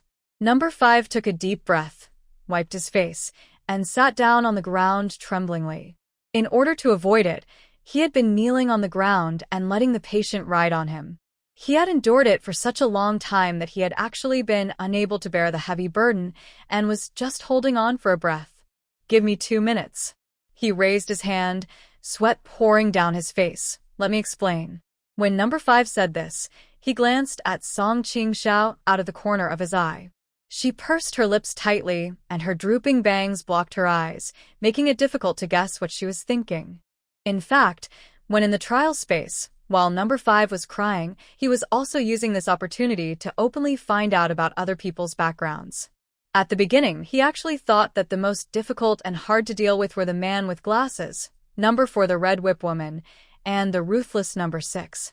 On the contrary, the big man with a gun, who seemed strong and powerful, was actually vulnerable and was not taken seriously by him. Among the several trial takers, he thought that the one who posed the least threat was actually Song Qingxiao. When number 5 entered the space, she was sitting in the corner with her legs hugged and her feet tucked in. It was obvious that she had been threatened by a gunman. She didn't say a word, but people knew that she was still in shock.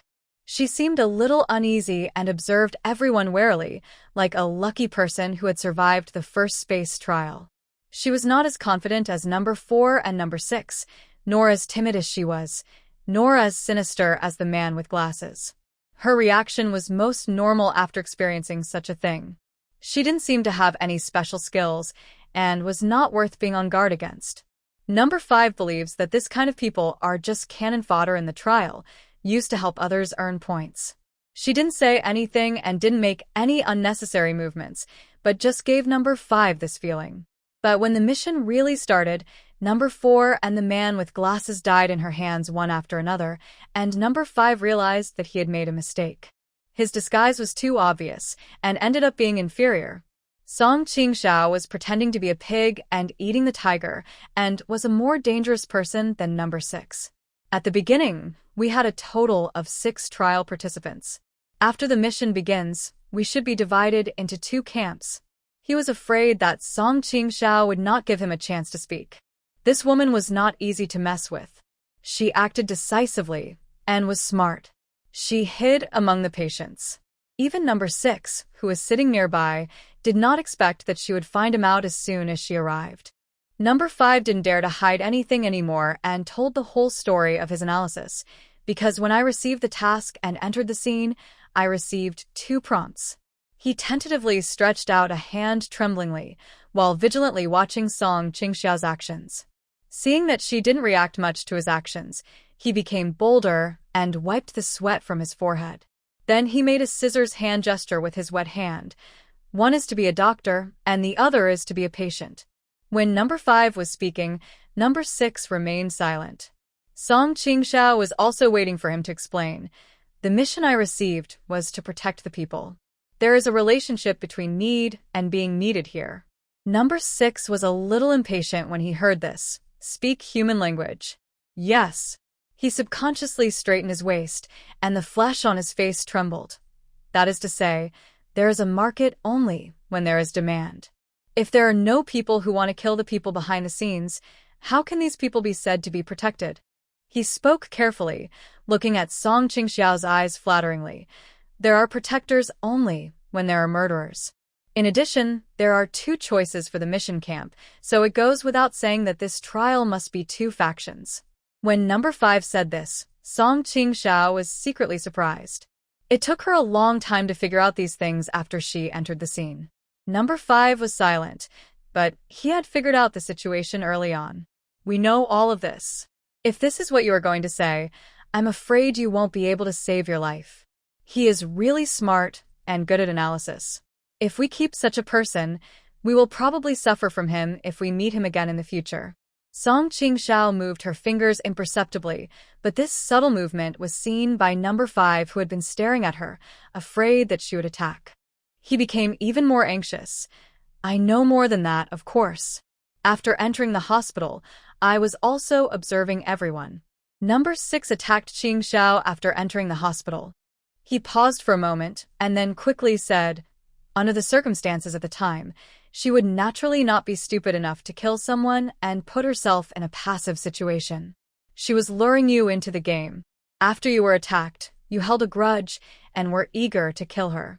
She would give you a chance to confirm your camp identity and then decide whether you would be opponents or enemies.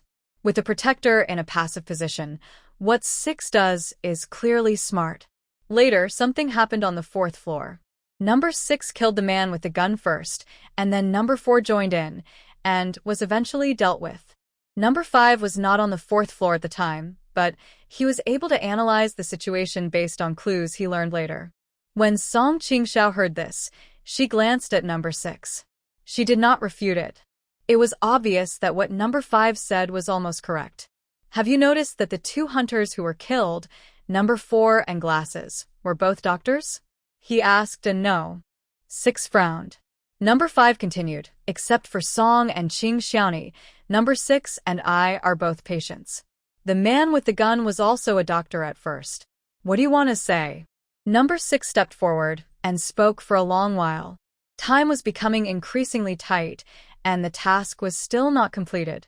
Everyone was inevitably getting a little impatient.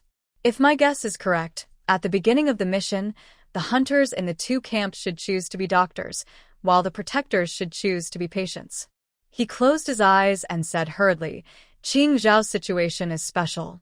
She is a protector, but her mentality has always been that of a hunter, so she should have chosen the identity of a medical staff. However, due to her mission, the trial space automatically changed her identity to a nurse instead of a doctor when she entered the scene. Your guess is wrong. Number 6 curled his lips in disdain. But you are right about one thing. I did kill the man with the gun. After killing him, 50 points were deducted from my score. This is enough to prove that he is not a hunter, but a member of our same camp. That's the point I'm making. When number 6 said this, number 5 finally let out a long sigh, as if the conversation had finally gotten to the point. The gunman was indeed a hunter at first. I suspect his identity changed because he went from being a doctor to a patient. That's why I was able to say those words with such confidence. He closed his eyes and blinked away the cold sweat that had flowed into his eyes. When he opened his eyes again, he said something that made Song Qingxiao and number 6 feel heavy in their hearts. In other words, in this trial, the identities of protectors and hunters are not fixed, but may change at any time according to unexpected events and different situations. Song Qingxiao's expression gradually became serious, and number 5 continued. Number 6 should know best.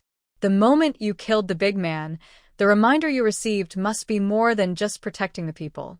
Maybe, he said, supporting himself with his hands on the ground, and instinctively moved a little towards Song Qingxiao, trying to distance himself from number 6. Maybe there are also, kill the civilians, wipe out if failed. Mission completed, 50 points? As number 5 said, this was indeed extremely important news. Song Qingxiao instantly understood what number 5 meant, and goosebumps suddenly stood up on his back. The ultimate goal of the trial space is still to encourage killing. Number 5 moved towards her unnoticeably and reached out his hand, tentatively, to touch her calf.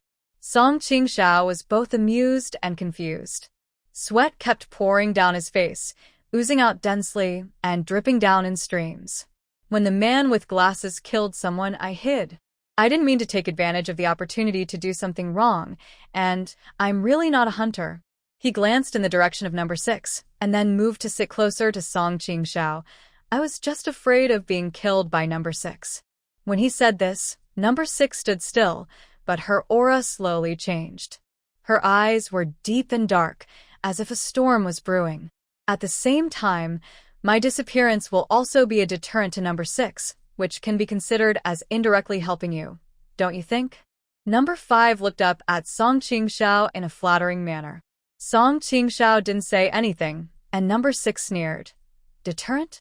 Aren't you thinking too much? Hee. Number 5 was not embarrassed when he heard her contemptuous tone. Instead, he shamelessly agreed with her. Okay. He reached out to wipe the sweat off his head and continued.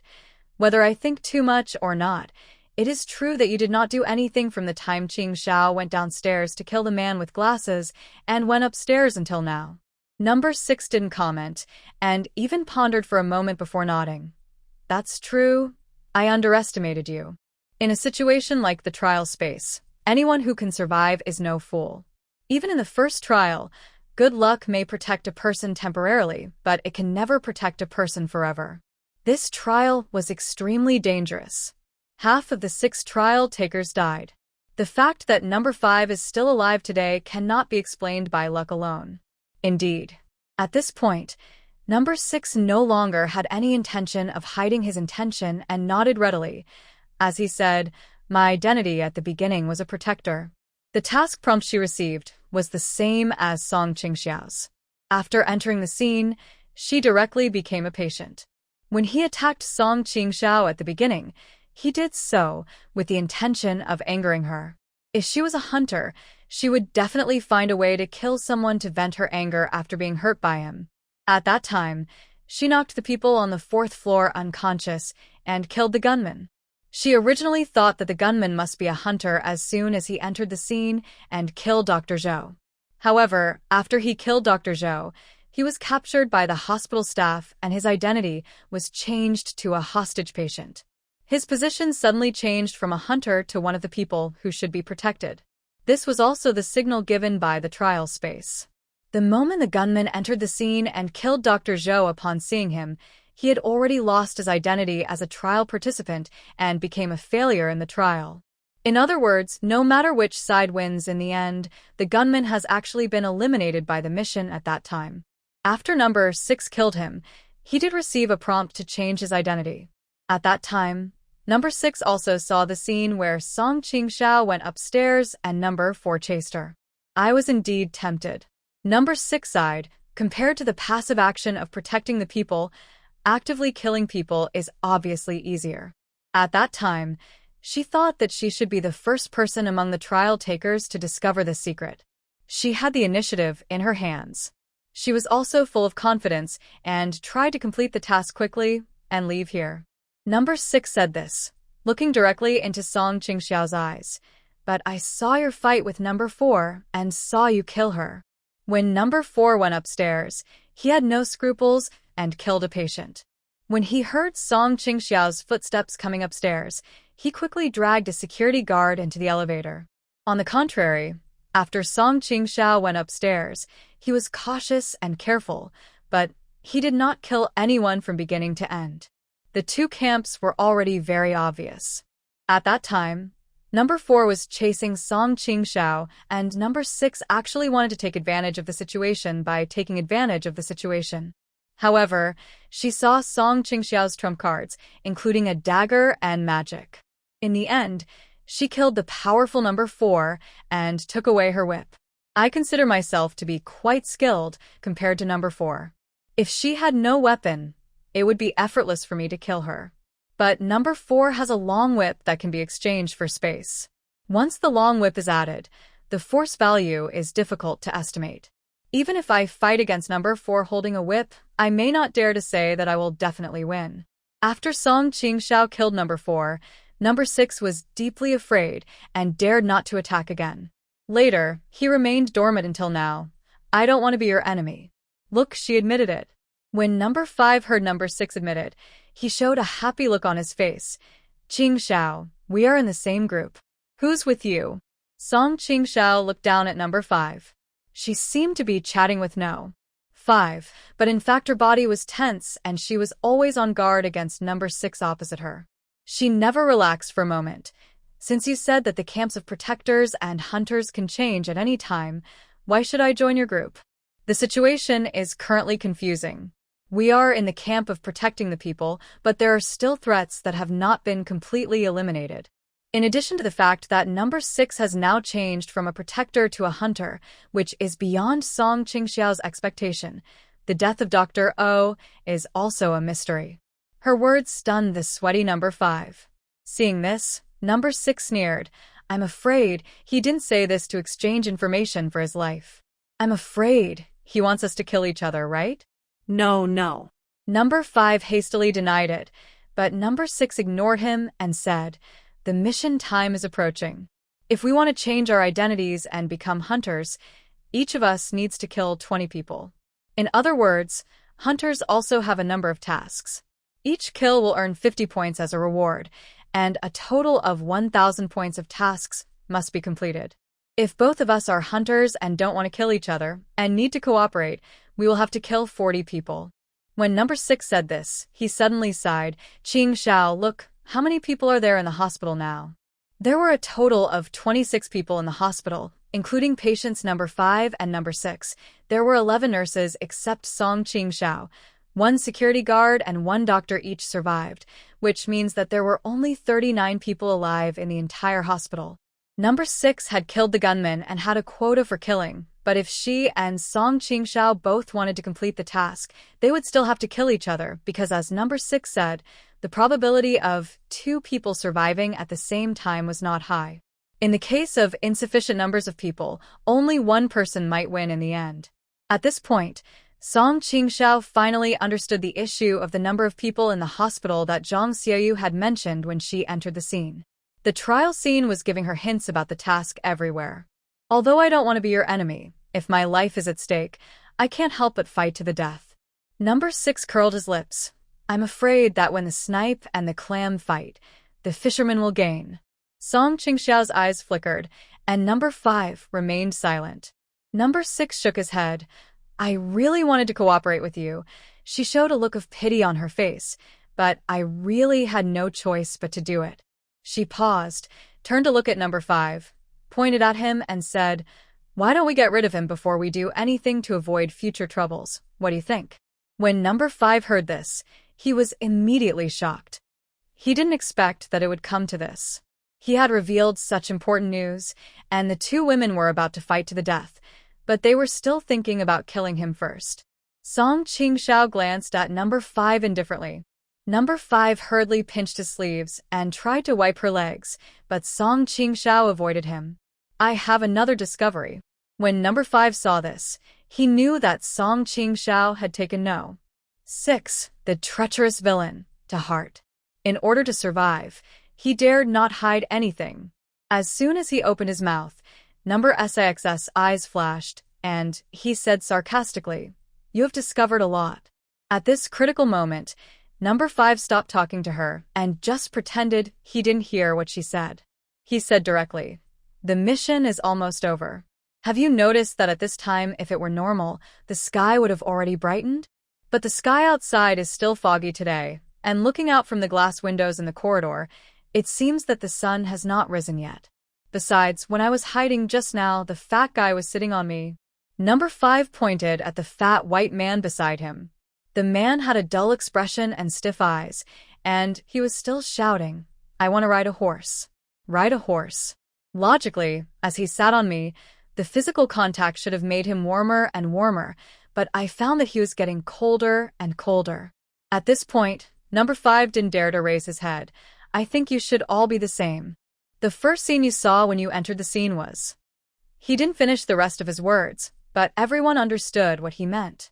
When Song Qingxiao entered the scene, she saw Lu Yixuan, the doctor who was killed by her in the previous trial. That is to say, corresponding to the number of 6 trial takers, at least 6 of the people who appeared in this hospital were actually dead. As the mission time approaches, the people in this hospital may die naturally, without waiting for someone to kill them. As soon as number 5 finished speaking, Song Qingxiao and number 6's bodies shook slightly. The two raised their heads and looked around. Under the light, the faces of Lu Yixuan and the others were already very scary. At first, Song Qingxiao thought that his pale face and dark eyes were due to lack of sleep for a long time and the tension caused by the incident in the hospital in recent nights. What he said does make sense. At present, the number of patients is already insufficient. If, as No. 5 said, as the mission time approaches, these people continue to die naturally, these deaths will probably not be counted in the mission of several people. The 3 of them didn't have much time left, and the numbers within Song Qingxiao's sight had counted down to 6 hours 37 minutes and 39 seconds. Anxiety flashed across number 6's eyes, as if he could no longer hold back and wanted to take action. Song Qingxiao lowered his head and pondered for a moment. She didn't move, and number 6 didn't dare to act rashly.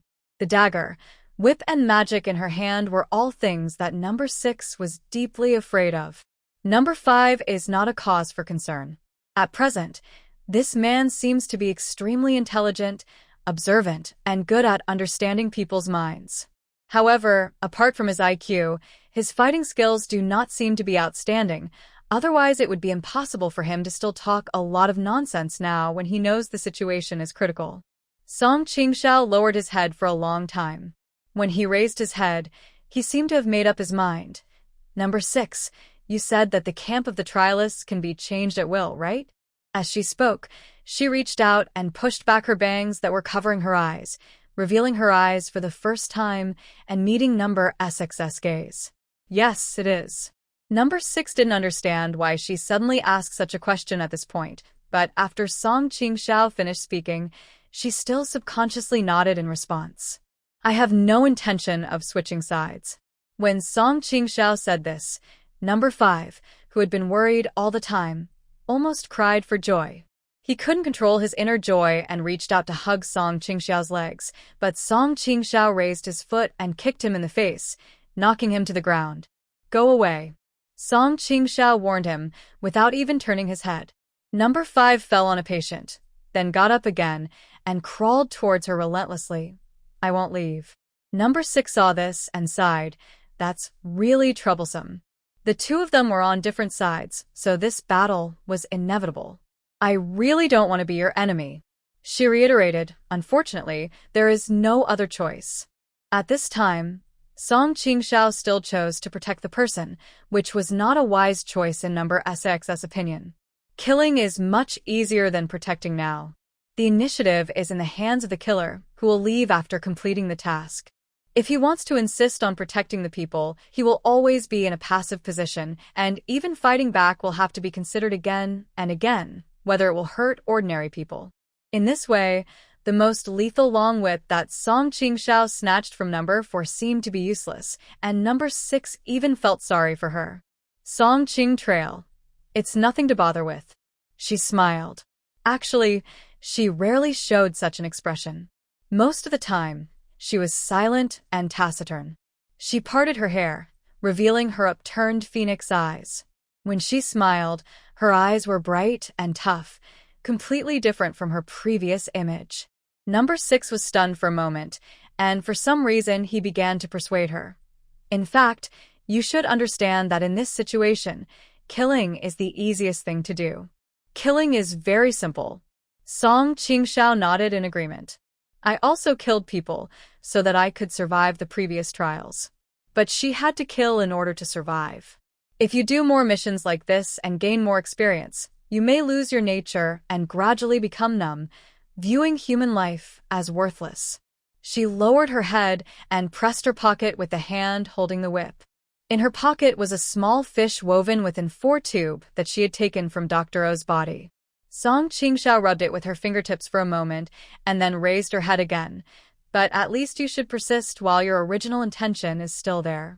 Don't let the trial space change you and make you forget the trembling self you were when you first faced the butcher's knife. When Song Qingxiao said this, she turned her head and looked behind her to the right. There were a group of nurses standing there, huddled together in fear because of her previous behavior. After hearing what she said, number 6 was stunned for a moment. Before he could understand what she meant, Song Qingxiao had already spoken. Xiuyu, is that right?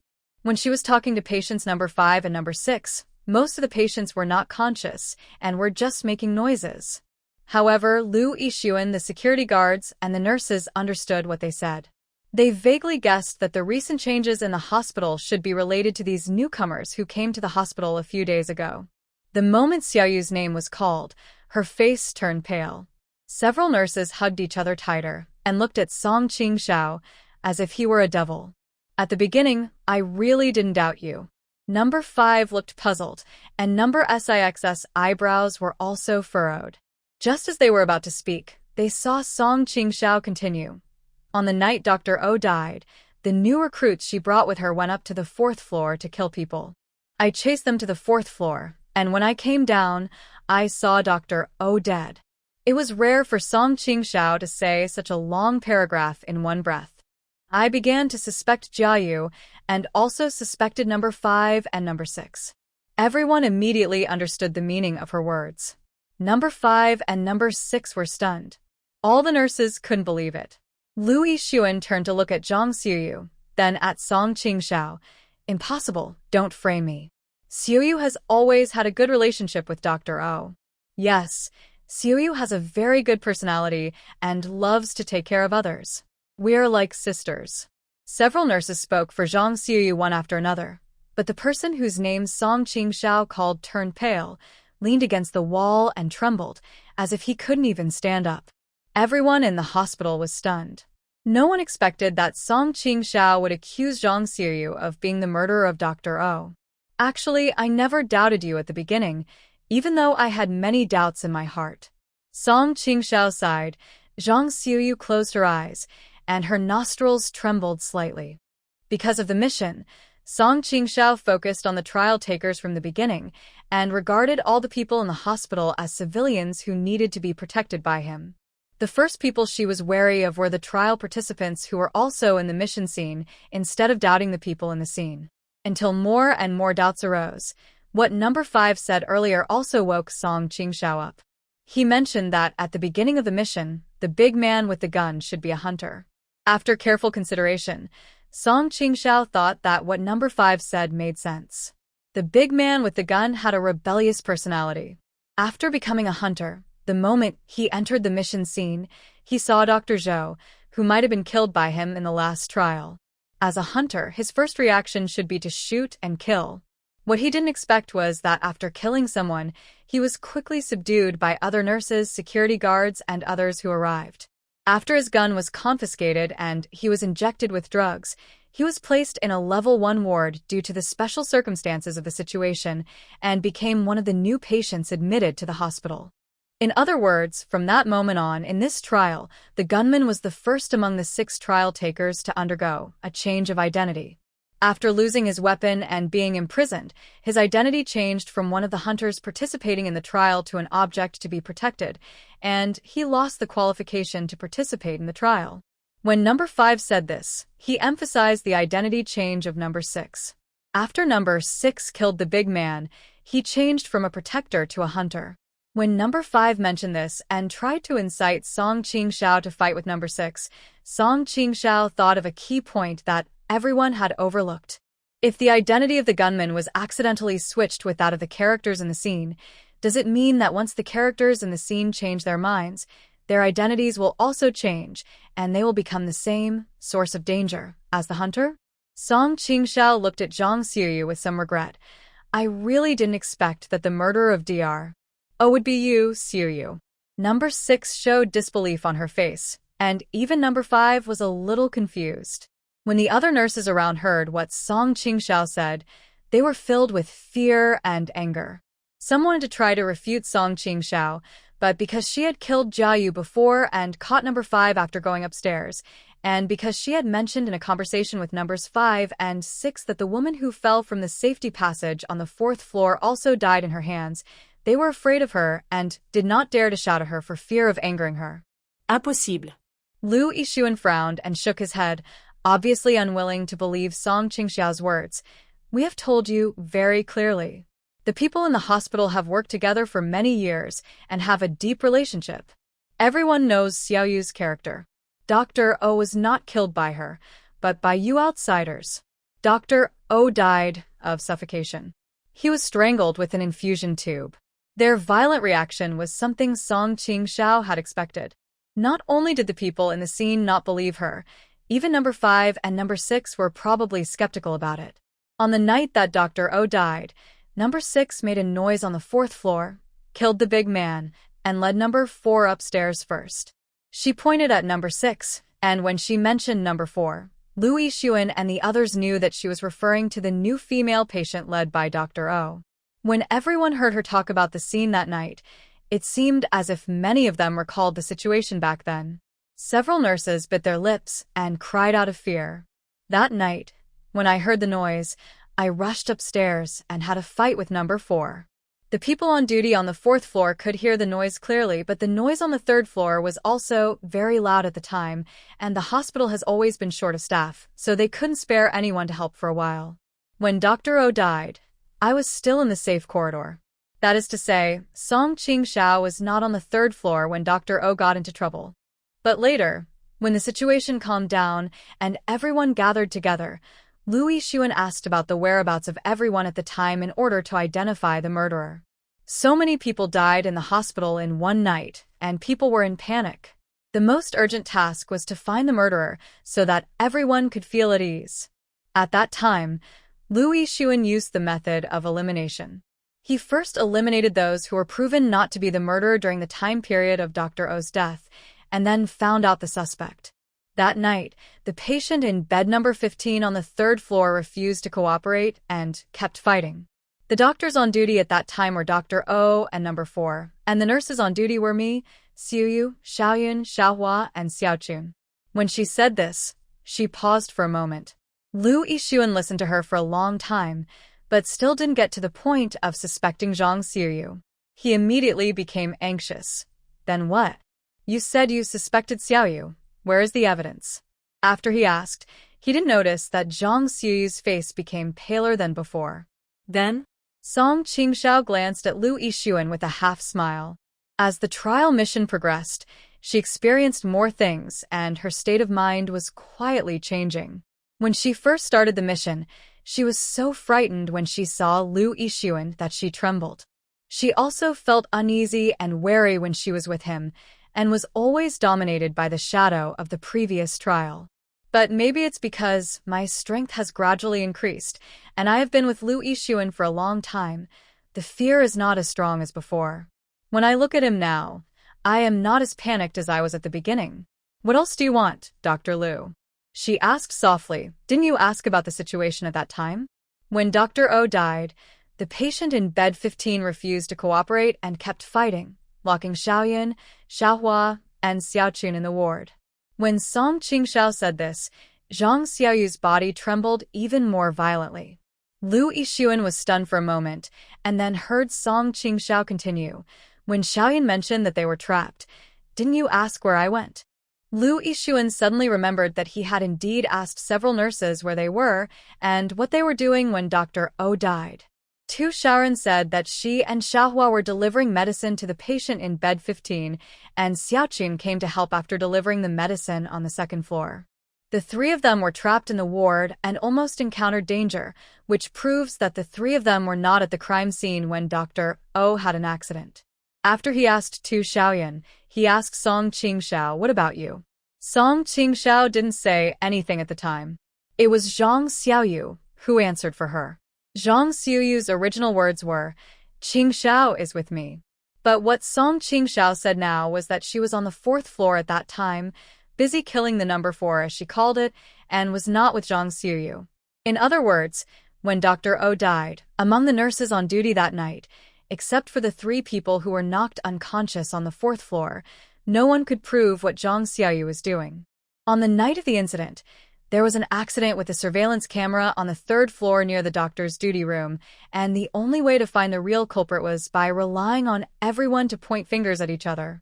It was based on this confession that, when no one had any suspicions, the bespectacled man Jiayu, who finally arrived, was detained as the murderer. At that time, I was wondering, Xiaoyu, why did you help me like this? Song Qingxiao moved his hand, holding the long whip. Later, I realized that you were not helping me, you were also helping yourself. The fact that she dared to say this proved that she noticed that Song Qingxiao was not present at the time. On the contrary, while she was proving Song Qingxiao's case, she also indirectly proved that she was acting alone at the time. Even though the situation was so chaotic that night, she was still able to notice Song Qingxiao's disappearance, which showed that Zhang Xiaoyu had consciously observed the surrounding environment at that time, further confirming that she was a suspect. When Lu Yixuan heard this, he was silent for a moment. The faces of the nurses around him changed drastically. The only surviving security guard also felt goosebumps all over his body. He subconsciously glanced at Zhang Xiaoyu and moved away from her inconspicuously. Even if that's the case, you can't say Xiaoyu is a suspect, right? Lu Yixuan reluctantly spoke, and Song Qingxiao nodded. Of course. She reached her hand into her purse pocket. This action changed the expressions of number 5 and number 6. They seemed to be afraid that she would pull out some terrible weapon and attack everyone in the next second. They instinctively took defensive postures. Even Lu Yixuan and others were startled, but they saw Song Qingxiao take out a ball of tissue from her purse. After Dr. O died, her appearance was tidied up. When we found her, her clothes were neat, and her hair was carefully combed. People who were not familiar with her would not spend time to do this. If the person who killed Dr. O was a trial participant who broke into the scene, everyone would want to kill people to make up the number to complete the task, and would want to leave immediately after killing people. They would not stay at the scene and spend time doing these things, increasing their exposure to danger. The person who was able to tidy up Dr. O happened to be familiar with Dr. O and had a good relationship with her. That was why he felt guilty after killing her and wanted to allow her to leave in a more dignified manner. Except for a few patients who were still crying, everyone was silent. Zhang Xiaoyu slowly raised her head. Her skin looked porcelain white under the light, her eyelashes were trembling, and there seemed to be tears glistening in the corners of her eyes. As Song Qingxiao spoke more and more, her tears became more and more unstoppable. She raised her hands tremblingly, as if trying to cover her ears. Her lips moved, she shook her head, and whispered, "Stop talking." At the crime scene, next to Dr. O's body, I found a small fish that someone had woven with an infusion hose. At first, I thought it was Dr. O's original thing and didn't doubt it too much, Song Qingxiao said. Seeing that everyone was looking at what was spread out in her palm, She smiled slightly and uncovered the tissue. The tissue contained a small fish that someone had woven with an infusion hose, as she said, lying vividly on the paper. I found this from Dr. O's body when I went downstairs to check when I was chasing Jiayu tonight. This little fish was put into the body bag when someone collected Dr. O's body and placed it in her palm. Stop talking. Zhang Xiaoyu whimpered in pain and shook her head desperately. Tears splashed everywhere because of her shaking of the head. She begged in tears. Stop talking. Xiaoyu. Xiaoyu. Song Qingxiao didn't really stop talking just because she said don't say it. Instead, she asked her, are you feeling guilty? Hiss. Everyone gasped when they heard this, and looked at Zhang Xiaoyu with horror. Why, Xiaoyu? Zhu Xiaoke was puzzled. Is it really like this? Not only the nurse in the scene couldn't figure out this problem, but even number 5 and no. 6 looked completely confused. Especially number 6. She originally thought that as the mission time approached, her and Song Qingxiao's identities would be in opposition, and both sides would probably kill each other and leave only one alive. However, as the incident progressed to this point, Song Qingxiao did not take action and started to look for the real culprit in the scene. Because of the key. Zhang Xiaoyu did not answer this answer, and the others did not understand. Song Qingxiao seemed to be thinking about something. When he spoke, Zhang Xiaoyu shook violently. What key? Number 6 couldn't help but ask. When the gunman entered the mission scene, he killed Dr. Zhou and was arrested. The gun he brought in was confiscated and locked in the security department. The key should be kept by several doctors on duty in turn. Song Qingxiao said here, and took out the sealed bag that was supposed to contain the gun from his pocket. The transparent bag was empty. When I came up, I checked the security department. There was a wiring box behind the door. This thing was inside. It should be a gun, but the gun has been taken away. On the morning of Dr. O's death, the key should have been with Lu Yixuan, who handed it to Dr. O when he was on duty. Song Qingxiao saw the scene at that time, and the unruly number 4 also saw it. However, before that, Song Qingxiao's attention had always been on number 4. But after thinking about it carefully afterwards, Zhang Xiaoyu was also at the scene that day, and she should have seen this scene as well. After get off work, Song Qingxiao was slightly injured in the fight with number 4. He was exhausted and mentally exhausted. He returned to the dormitory and fainted after treating his wounds. Song Qingxiao didn't know whether Zhang Xiaoyu was in the dormitory. I heard in the evening that after the accident happened in the hospital, they were very busy that day. The man with glasses was caught, and old Huang, who was in charge of guarding the guns, was also transferred up to supervise the man with glasses. The first floor was vacated to hold the bodies, and the second floor was moved to hold the man with glasses. If Zhang Xiaoyu really wanted to steal the gun at that time, it would have been the perfect time, with all the right people and time. Earlier, when Song Qingxiao pointed out that Zhang Xiaoyu was the murderer who killed Dr. O, no one believed her. But the moment Zhang Xiaoyu took out the gun, it proved that what Song Qingxiao said was indeed correct, and she really was the one who killed Dr. O. The nurses around were frightened and cried out in unison. Most of the nurses who were holding her tightly were frightened and retreated to the sides. Soon, there was space on both sides of Zhang Xiaoyu. The nurses, Lu Yixuan, and the security guards all leaned towards Song Qingxiao's side. When the patients saw this, they all joined in the crowd, and the situation got a little out of control. Guns appeared, and everyone panicked. After being surprised at first, number 6 quickly realized that his chance had come. A hint of joy flashed across her eyes, and she took advantage of the opportunity when everyone was crowding around to dodge and quietly moved closer to Song Qingxiao's back. For number 6 at this time, Zhang Xiaoyu's unexpected appearance was truly a good opportunity given to her by God. She had been struggling with how to carry out this mission. She was supposed to be the protector, but after killing someone, her camp changed. As a hunter, you should kill as many people as possible, complete the task quickly, and leave this trial space. But she was afraid of Song Qing's poor skills, and was also afraid that if she was the first to kill someone, she would become the target of everyone's attack and become the primary target of all trial takers, so she remained silent. Just after her identity was exposed by number 5, She was still thinking that a fight between her and Song Qingxiao was inevitable. She was still a little worried because Song Qingxiao had too many advantages over her. She has weapons, magic, and the ability to switch camps at will after killing someone. If I go against her, I'm afraid I'll be at a disadvantage. But number 6 was already prepared for a life and death fight, and Song Qingxiao changed the subject and went to reveal the mystery of Dr. O's death. At this moment, number 6 didn't care who was Dr. O or who was the murderer. She watched with ecstasy as Song Qingxiao was pointed at with a gun by the nurse in the scene. As long as the nurse fired a shot and eliminated her ability to move, she would have solved a major worry for herself. Even if the nurse was not a sharpshooter and could not hit Song Qingxiao's vital parts with one shot, as long as she could injure her, her chance would come. At that time, number 6 can take the weapon from Song Qingxiao and kill her easily. All the survivors in the hospital were gathered in this place. Now that I had weapons, it would not be difficult to complete the task within the remaining time. These people were all unarmed. Although there were many of them, they had already been frightened by a series of unexpected events. I have weapons and I took the initiative to attack. In their panic, they may not think of resisting and will flee in all directions, making them easier to kill.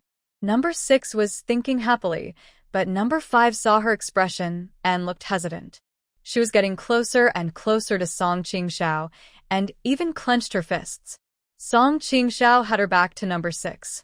There was chaos behind her, and there was also the threat of Zhang Xiaoyu holding a gun in front of her. She probably didn't realize that in addition to the wolf in front of her, there was also a tiger behind her. Such a situation was obviously beyond the expectations of number 5.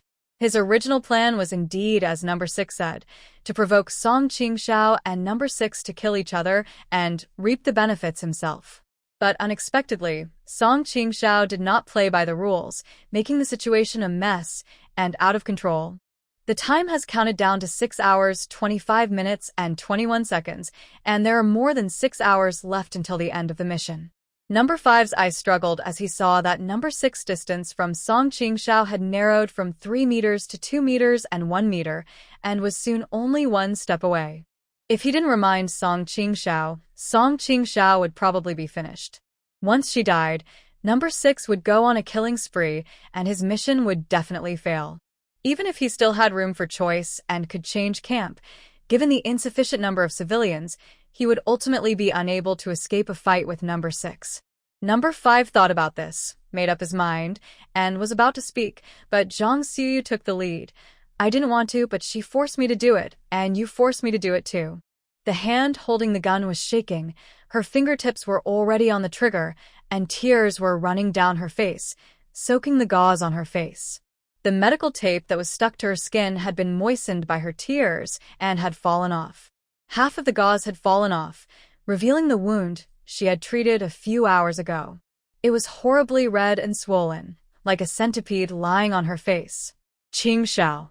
Number 5 shouted loudly, "Be careful." The moment he spoke, Zhang Xiaoyu put his other hand on the gun, held it, and his fingertips were ready to pull the trigger.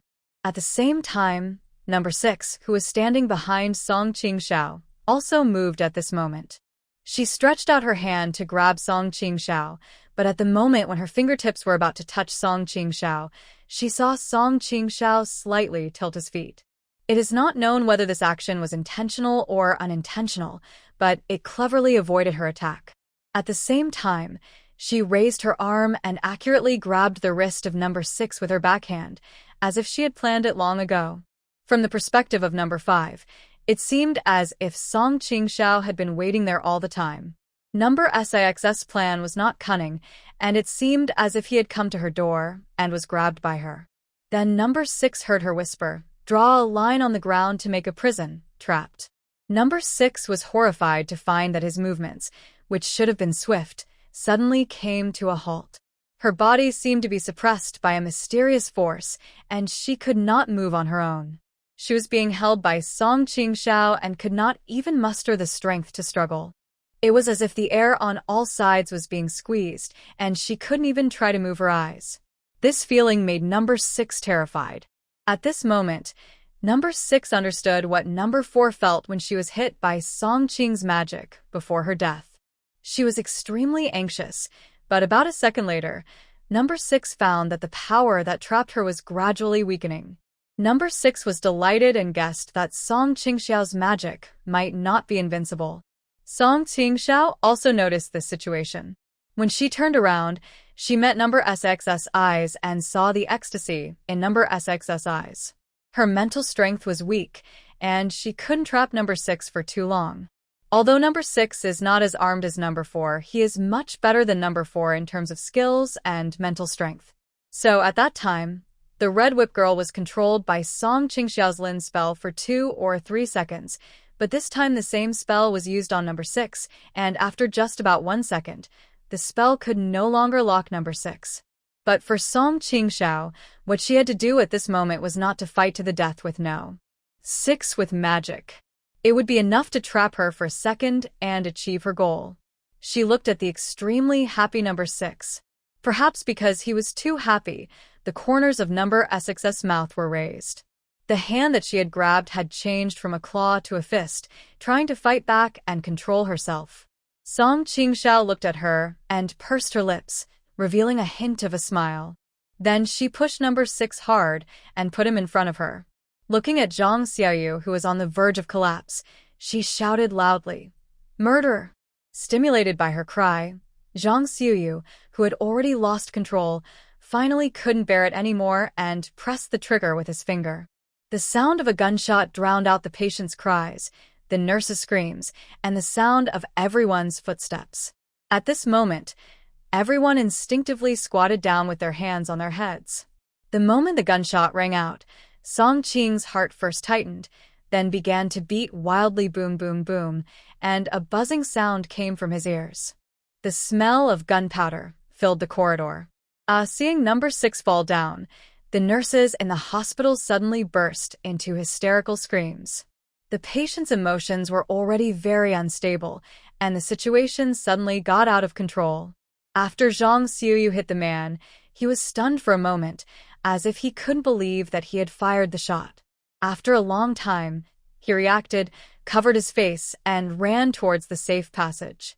Number 6 was lying on the ground groaning, with a large bloodstain on her shoulder of the hospital gown.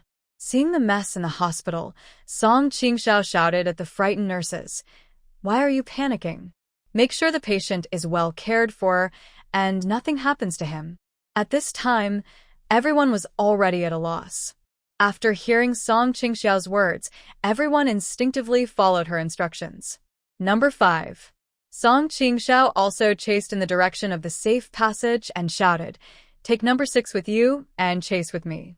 She vaguely felt that this mission had reached a critical point and might be completed soon. After shouting to number 5, she rushed down the stairs of the safe passage without looking back. The previous series of events made number 5 unable to react for a while. After hearing Song Qingxiao shout, he was startled and immediately understood what Song Qingxiao meant. It seems that number 6 is not dead yet, but just temporarily injured. Song Qingxiao must have chased him out to deal with the hunter who unexpectedly appeared in this scene of Zhang Xiaoyu. At this moment, she asked number 5 to take the injured number 6 with her. Of course, she had her own reasons. Number 5 recalled the previous scene in his mind. Song Qingxiao angered Zhang Xiaoyu and forced her to take out the gun to prove her identity. When number 6 tried to attack her, number 5 anxiously reminded her. Song Qingxiao should have known what was going on. Maybe number 6's plan was just as she wanted. The trial taker's camp can be switched by triggering certain events, such as the big man killing someone, or number 6 killing the big man and changing from a protector to a hunter. If changing camp from a protector to a hunter requires active attack, then on the contrary, if you want to change camp from a hunter to a protector, you should not change it by killing your teammates in the same group, but should passively accept attacks from your teammates in the same group to switch camps. Song Qingxiao understood this rule from what she had said before, so while provoking Zhang Xiaoyu to point a gun at her, she deliberately gave number 6 the illusion that she could take advantage of the opportunity.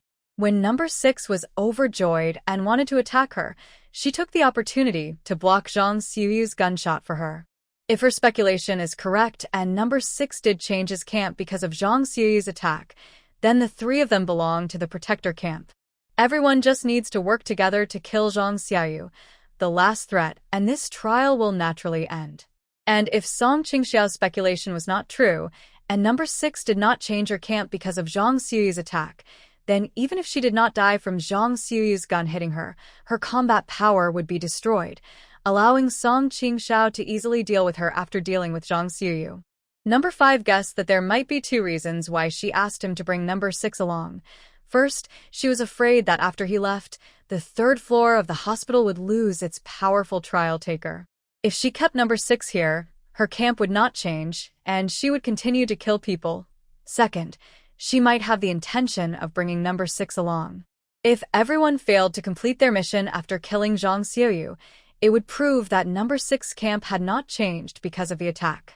Once Zhang Xiuyu died, she would be the last hunter. It would be more convenient to kill her if she had her by her side, and there would be no need to look for her later.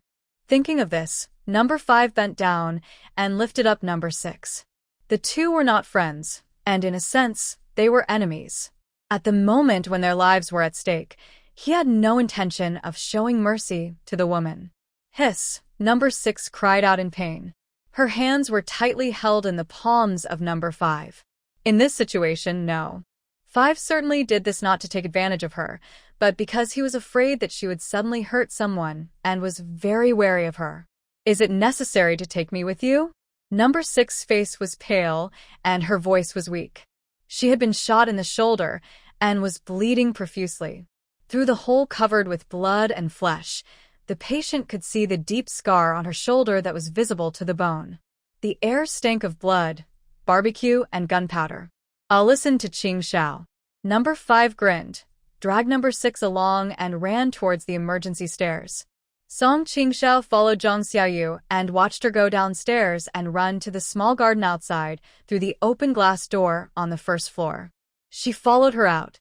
After this series of events, the sky outside was much brighter than before, but there still seemed to be a thick layer of fog surrounding us that did not dissipate. After Zhang Xiuyu left the garden, her steps were not as hurried as before. She walked slower and slower, as if she knew Song Qingxiao was following her, but didn't care at all. She walked to the bunch of flowers leaning against the high wall of the hospital and stopped.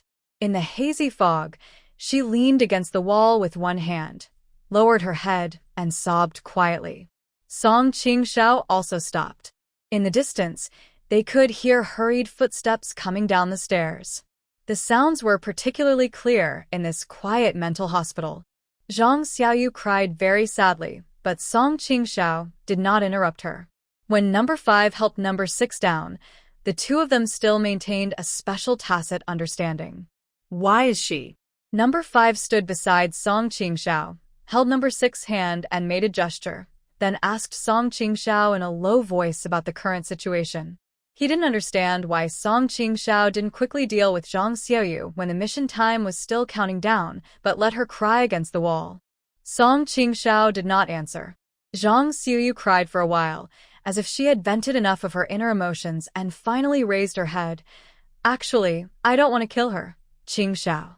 Her lips trembled, and she was obviously very sad about Dr. O's death. At this point, Song Qingxiao would certainly not provoke her anymore. No one knew how many bullets the big man had in the gun he exchanged in the space at that time, and the threat posed by Zhang Xiuyu had not been completely eliminated. I know, Song Qingxiao nodded. On the day Dr. O died, you cried so hard that you combed her hair, arranged her clothes, and knitted a little fish for her. Zhang Xiaoyu's eyes welled up with tears when she heard this. I just wanted a gun, but she wouldn't give it to me. Her eyes showed sadness, nostalgia, regret, and determination. I have been in this hospital for many years. The work of the sisters in the mental hospital is the hardest. We encourage each other and know that it is not easy to work here. When I first entered the hospital, Dr. O always told us that they were patients and their behavior was beyond our control, so we couldn't argue with them. But I am also a human being, and I have emotions too. When she got excited, her fingernails dug into the wall's plaster with such force that her nails bent backwards, but she seemed not to feel any pain. I saw a sister who was admitted to the hospital at the same time as me. Because she fell asleep while on duty due to carelessness, a patient slit her throat with a hidden razor blade, and she died. I was also injured several times, and I don't know how many times I was almost strangled to death by patients. She raised her gun, holding hand with trembling hands, and unbuttoned the collar of her nurse's uniform. After unbuttoning, the purple bruises on her neck were exposed. They were caused by the female patient who was causing trouble in Ward 19 on the morning of the incident. Look at my face. She pointed at her face again, and Song Qingxiao remained silent. After Lu Yixuan and others settled the patients in the hospital, they also brought a few nurses down. When everyone heard what she said and saw her tearful face, they all sighed. I've had enough. I just wanted to ask Dr. O for the key to the gun, but she refused to give it to me. After she knew what I wanted to do, she told me not to argue with patients. She paused for a moment, then pinched her voice to imitate Dr. O's words. They are patients. Why bother with them? The fog outside was even thicker. Under the gray sky, Zhang Xiuyu was crying and talking alone, imitating Dr. O's voice, which added a sense of horror to this strange scene. When she said this, she started laughing again, then touched her face and cried. Number 5 felt horrified when he saw this. He looked at Song Qingxiao, moved his fingertips, raised his hand to his throat, and made a killing gesture. Qingxiao. Time was running out. Number 6, who was carried on the shoulders of number 5, was barely able to catch his breath. He gritted his teeth and tried to ask Song Qingxiao, Why don't you do it? By now, things have become very clear. Zhang Xiaoyu must have had psychological problems due to the accumulated stress in her long-term work. She had already made up her mind to kill Dr. O that night. Dr. O refused to give her the key and instead gave her a lesson, which became the fuse for her to kill Dr. O. She must have felt guilty and regretful after killing someone, which is why she cleaned up the matter for Dr. O later. But after killing someone, there is no turning back. When Song Qingxiao pointed out the truth to her, she was already suffering from guilt and resentment, so Song Qingxiao's mere pointing out of the truth was enough to make her collapse. Even so, you shouldn't have killed Dr. O. Lu Yixuan sighed when he heard this. Zhang Xiuyu, who was crying and laughing, was stunned when she heard his words. Her eyes fell on Dr. Lu, and she looked a little puzzled. Dr. Lu? Why are you here? After she said this, she seemed to remember something and her face changed. Where's Dr. O? Several nurses who had worked with her showed expressions of pity on their faces. The next second, Zhang Xiaoyu picked up the gun. Several nurses covered their heads and screamed. Lu Yixuan was also startled, but she giggled and pointed the gun at her head. Dr. O, Xiuyu is here to accompany you. With a bang, the bullet passed through the left side of her head, bringing up a large amount of blood mixed with broken flesh, which fell into the flowers. Zhang Xiaoyu's hands dropped limply, and the flower that was in full bloom began to sway as the blood spilled on it. Song Qingxiao remembered that when she just entered the scene, Zhang Xiuyu brought her out of Lu Yixuan's office and pointed to a bunch of flowers here and said, Look, Xiuyu planted some plants over there last year, and they are growing very well. Her mentality was probably a little abnormal at that time, but she was just suppressing it by force. As Zhang Xiaoyu died, the countdown in my mind suddenly stopped, and the countdown numbers froze at 6 hours 11 minutes and 17 seconds. At the same time, a reminder voice sounded in Song Qingxiao's mind. The trial is completed and you will leave the space in 10 seconds. Number 5 was ecstatic, and even number 6 looked relieved. Song Qingxiao's guess turned out to be correct, and she won the bet. The surrounding scenes gradually blurred, and the characters faded away. Number 5 turned his eyes and saw the gun left by the former big man about 7 or 8 meters away in the distance. A greedy look appeared on his face. 10, 9, 8. Song Qingxiao didn't seem to have any intention of picking up the gun. The countdown had reached 5. He threw the number 6 on his shoulder and subconsciously wanted to run in the direction where Zhang Xiaoyu was committing suicide. Song Qingxiao, who had been motionless, suddenly moved. She clenched her palms, in which she still held the little fish that Zhang Xiuyu had woven. Amid the painful screams of number 6 being thrown down, she grabbed the little fish and threw it in the direction of Zhang Xiuyu's suicide. Zhang Xiuyu's figure was gradually becoming blurred. When this thing was thrown out, number 5 was only one step away from the gun. He thought that Song Qingxiao had suddenly attacked him at this time, so he paused in his steps towards the gun and instinctively turned his head to avoid it. In the dim light, Song Qingxiao looked down and saw several daggers scattered at her feet. Those were the weapons she had planned to bring into the space, but were ultimately rejected by the trial space. She rolled the whip into a ball and hung it at her waist, then bent down to pick up the dagger. Since she couldn't bring this thing into the trial space, it lost the meaning of her original preparation. There was no point in keeping it, so she threw it into the trash can beside her. When she came out of the kitchen, her mother Tang Yin was still holding the bowl in a daze, and the food in the bowl was still steaming. Song Qingxiao has been in the trial space for nearly 5 days, but in real time, there's not been much change from when she left. What was that sound just now? Tang Yin turned his head with some difficulty.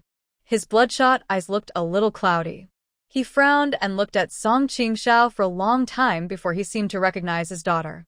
After a while, he asked a question.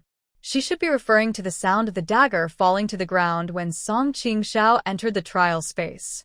Judging from the way she was lying, she probably didn't notice my sudden disappearance. Song Qingxiao breathed a sigh of relief.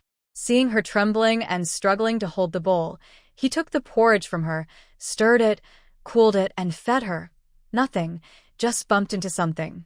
Tang Yin glanced at her. His eyes seemed to be thoughtful. She could see that her daughter seemed to have changed a little compared to before, but she couldn't tell exactly what had changed. Because of the influence of alcohol, Tang Yin was not sober for very long. After drinking a bowl of porridge, she looked a little tired.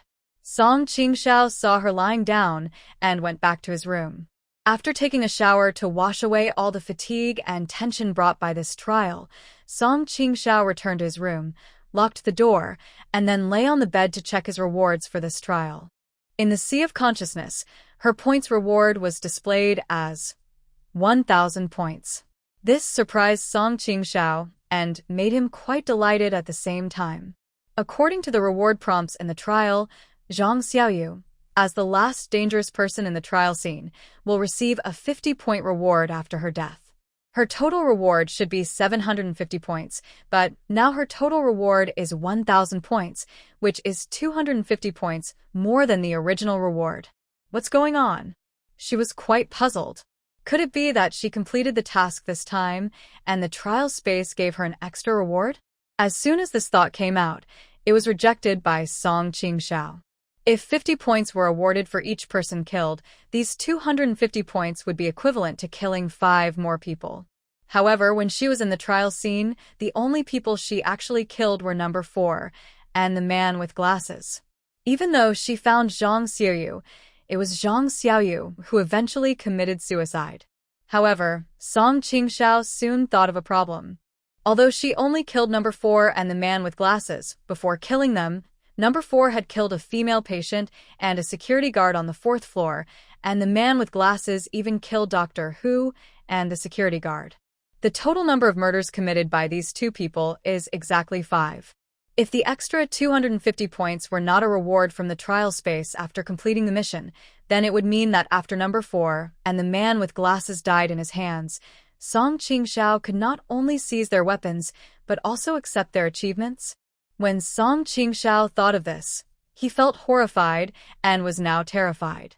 This was her second time entering the trial space. Before this, she had not discovered this secret, and the competition among everyone was already very fierce. As the number of trial tasks increases in the future, such a secret may eventually become something that everyone knows. When you take the trial again in the future, in addition to completing the task, you also have to guard against others who covet your points and kill you. How important the points are, everyone knows it with the completion of each trial. The reward rules of God's trial are clearly meant to encourage everyone to kill each other as much as possible in addition to their tasks. The excitement of getting an extra 250 points reward was somewhat diluted by this realization. Song Qingxiao shuddered and felt more wary of this trial.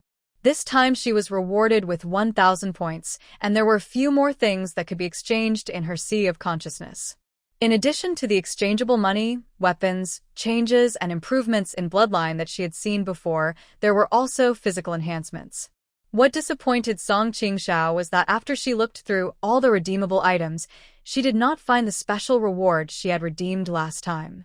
It seems that apart from these common basic items, most of the things that can be exchanged in the trial space may just appear randomly and are not necessarily available every time. During this trial, she has already felt the power of the 9-character secret order. Judging from the literal meaning of the 9-character secret order, this kind of magic should have a total of 9 characters. Unfortunately, she has only obtained the Lin character magic at present. The remaining 9-character secret order can only be obtained by chance after future trials. However, her mental strength was low, and even with the Lin technique, she could not fully exert its power. After realizing this, Song Qingxiao suppressed her disappointment that she did not receive the special reward of the 9-character secret order in this exchange of her sea of consciousness. She browsed through all the items on the exchange interface. Weapons and money were still not her first choice. Money could not save her life in the trial, and weapons were easy to be taken away after the lessons of number 4 and the gunman. Her current strength is not very high. She was able to kill number 4 and the man with glasses in this round of trials because of her unexpected backup plan and calmness. During the confrontation with number 6, the reason why she made number 6 wary was because the 9-word secret order technique she possessed was too mysterious to number 6, and she herself possessed 2 weapons. If she didn't have these trump cards in hand, the gap in strength between her and number 6 would be huge. In terms of physical strength alone, she would lose too much. The next time you enter the trial and meet an opponent like number 6, everyone has experienced several rounds of trials, and none of them are easy to deal with. I am afraid that such luck will not happen again. She thought about it and chose to strengthen her body. The consciousness stopped at the choice of strengthening the body, and a prompt came in the mind. Do you choose to strengthen the body? She confirmed by choosing yes, and she felt in her mind that 50 points were deducted. The next moment, an inexplicable force swept through Song Qingxiao's body. She lay on the bed as if she could hear her blood boiling, and her bones making creaking sounds, as if the invisible force was trying to break down and reorganize the bones and blood in her body. Under the severe pain, a large amount of sweat expelled the impurities from her body. Song Qingxiao clenched her teeth, controlling herself from screaming. This situation lasted for nearly an hour. After more than an hour, the special feeling gradually disappeared. Song Qingxiao's clothes were soaked with sweat. She clenched her palms and felt that the strength of her arms was obviously much greater than before. Song Qingxiao was delighted. This was only a preliminary improvement of her physical body. After deducting 50 points, she still had 950 points left. After tasting the sweetness of physical strengthening, she once again chose to strengthen her body. This time the price of strengthening the body was directly deducted by 100 points, and the same situation happened again. Compared with the last time the body was strengthened, the pain of strengthening the body this time was even worse and lasted longer. Song Qingxiao strengthened his body 3 times in total, deducting 350 points. By the time the strengthening was completed, it was already dawn outside. Although I didn't sleep for almost the whole night, I didn't feel tired at all because my body had been strengthened. Her body was soaked with sweat and had a fishy smell. Song Qingxiao sat up from the bed. She could hear the gentle wind and the low chirping of birds outside the window of the room. Her 5 senses were much more sensitive than before. She could see the tiny dust in the corner through the light coming in through the window. This feeling made her quite excited.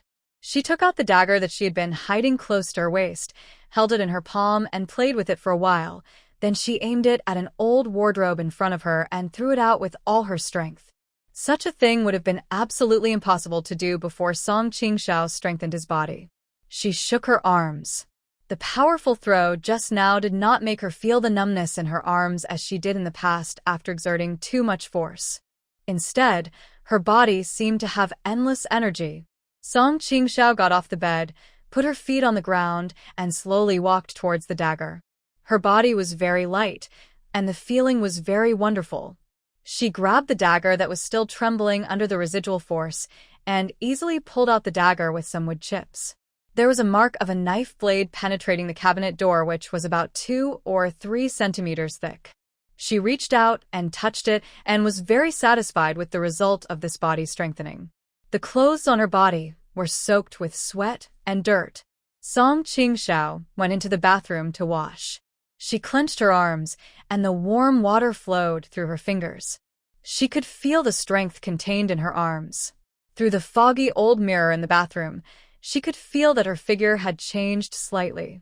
She used to be thin and slender, and because of malnutrition, she always felt that she was not full of energy. Even though she trained consciously after the first trial, there was no qualitative leap in a short period of time. After the physical strengthening she exchanged for points from the trial space last night, her body became firm, without any excess fat, and with clear lines. The benefits of physical strengthening are not just changes in strength. She closed her eyes, and it seemed that the mental power in her mind was much more abundant than before. She took some water in her palm and splashed it out, pinching her fingers into a seal and muttering softly, "Draw a prison on the ground, trapped." Under the pressure of mental power, the water droplets that were originally sprinkled upwards slowed down suddenly and finally solidified in mid-air and became still. The water that was originally dripping from the shower stopped because of the effect of her mental power.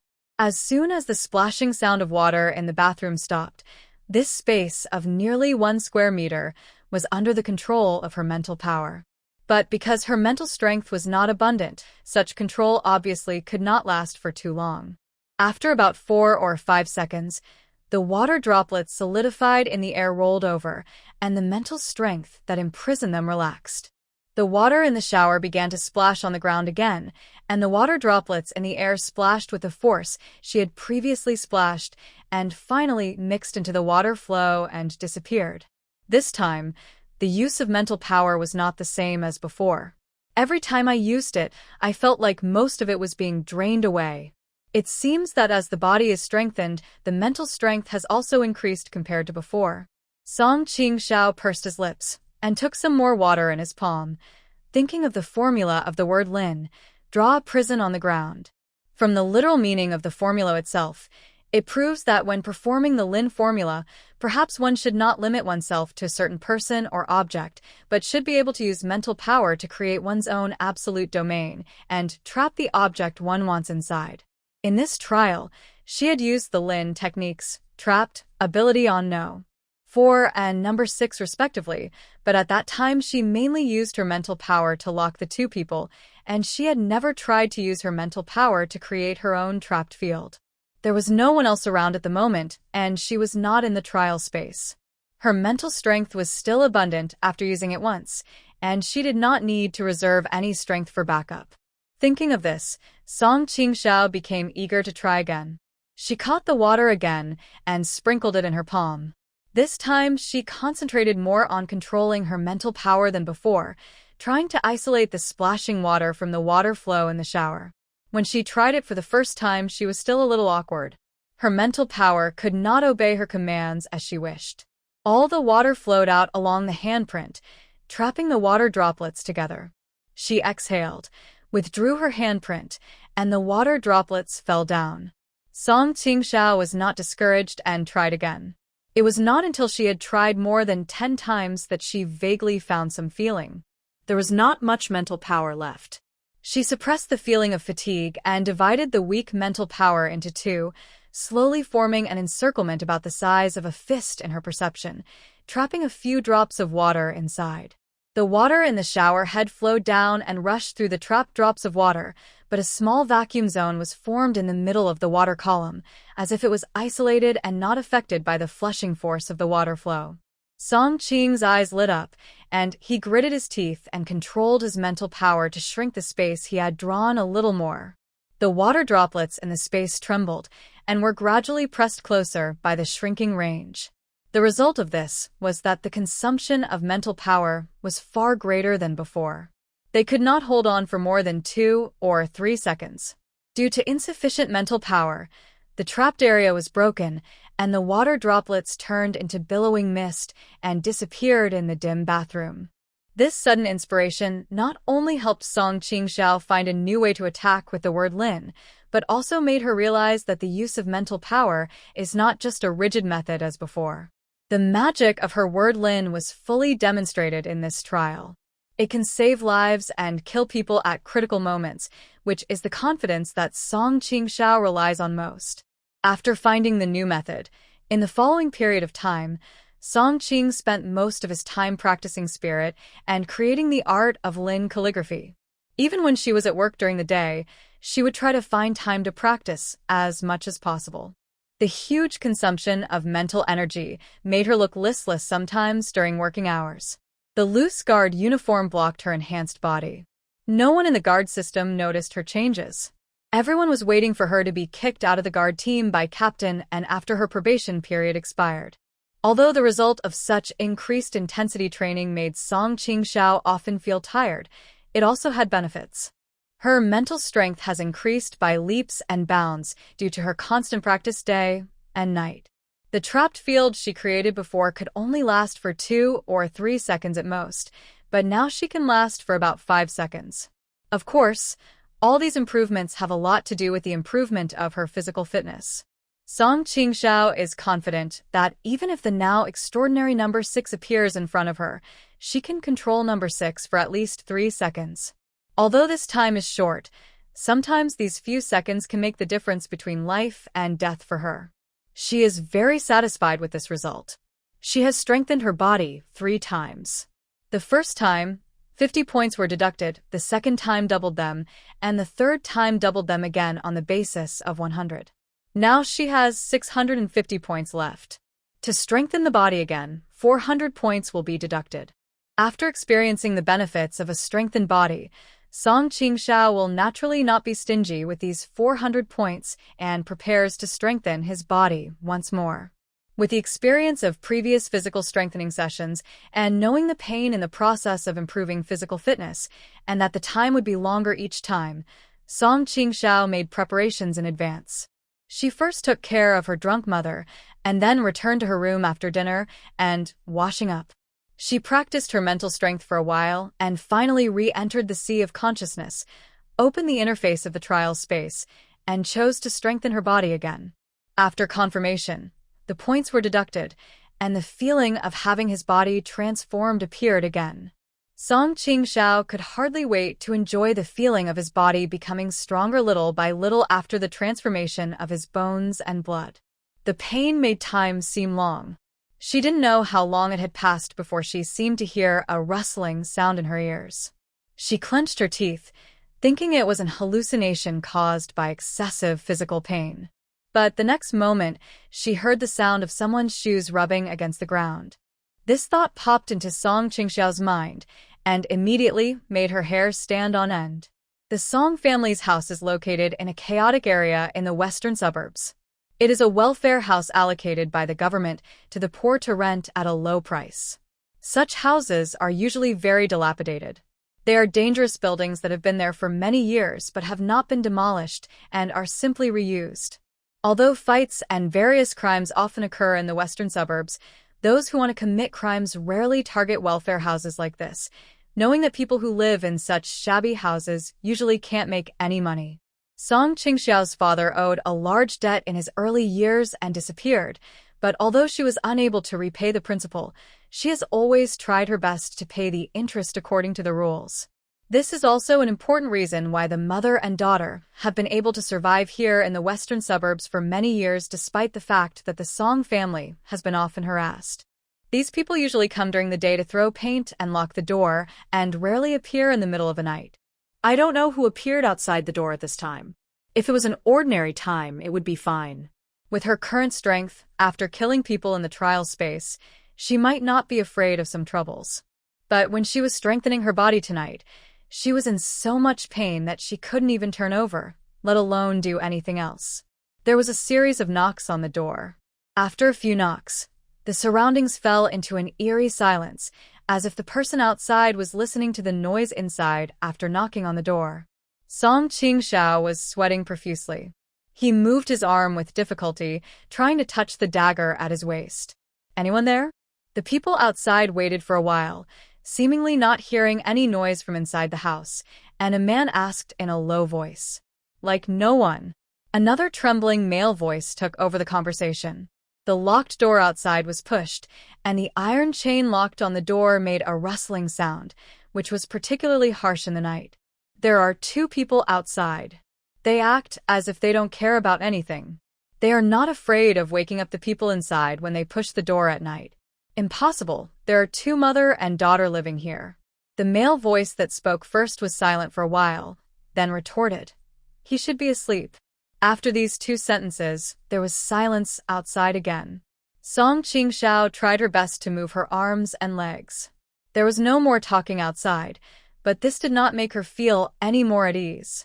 About 5 or 6 minutes later, she heard the sound of someone moving something, and a hoarse male voice said, "Hurry up and do it." These few minutes seemed like a year to Song Qingxiao. The pain in her body was gradually dissipating. She moved her fingers with difficulty and felt the strength in her body gradually returning. She lay quietly for a moment and heard the trembling male voice outside the door saying, "Brother Mai, is this really okay? What's the problem?" The man the trembling man called Brother Mai asked hoarsely, "There are 2 mothers and daughters living here. They are in debt, and there is no man in the family. Killing them is like stepping on an ant." He paused for a moment and then continued, "Besides, where is this? This is the western suburbs, the slums, where death is common." As he said this, Song Qingxiao in the room trembled, stretched out his hands to support himself on the bed, and slowly sat up. Even if something happens and we call the police, the guards may not be willing to come at this time. By the time someone arrives tomorrow morning, this place won't be reduced to ashes, and even if they can dig out a body, they probably won't be able to recognize the person. Perhaps because he thought the people in the room were not to be feared, the man who was speaking added a few more words. Even if they recognize the person, there are many cases like this in the western suburbs. There are so many cases like this in the archives department of the security department. Who will take care of it? Song Qingxiao sat on the bed. In the night, her eyes were as calm as water. She heard the conversation between the 2 clearly, but she was not alarmed. She did not rush out to deal with the trouble outside the door, but clenched her palms, feeling the miraculous changes in her body. With the 4th strengthening, her physique was improved again.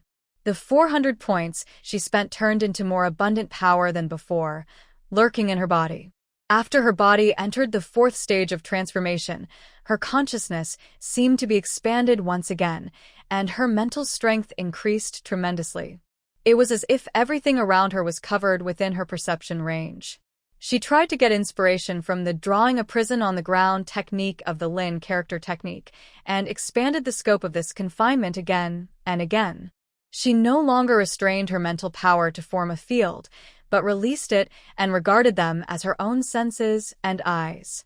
She could see that in the next room, Tang Yun was still sleeping soundly with a bottle of wine in his arms, and she could smell the faint smell of gasoline in the air.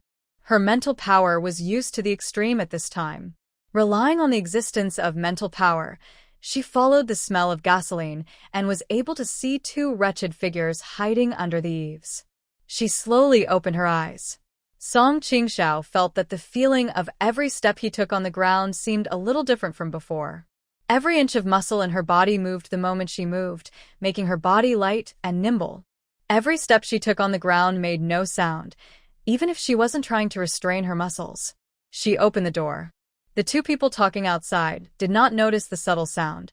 When she stood behind the door of the living room, she saw the shadows of 2 men outside through the gap in the window with wooden bars. If it were in the past, she would probably be so scared that she would tremble and dare not make a sound. But at this moment she reached out and grabbed the lock handle of the door and turned it gently.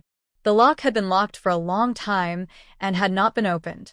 Ever since the Song family had been collecting debts, a thin iron chain had been nailed to the door from the outside and locked. So she and Tang Yun did not go in and out through the main door. The lock was rusty and made a harsh creaking sound when she turned it.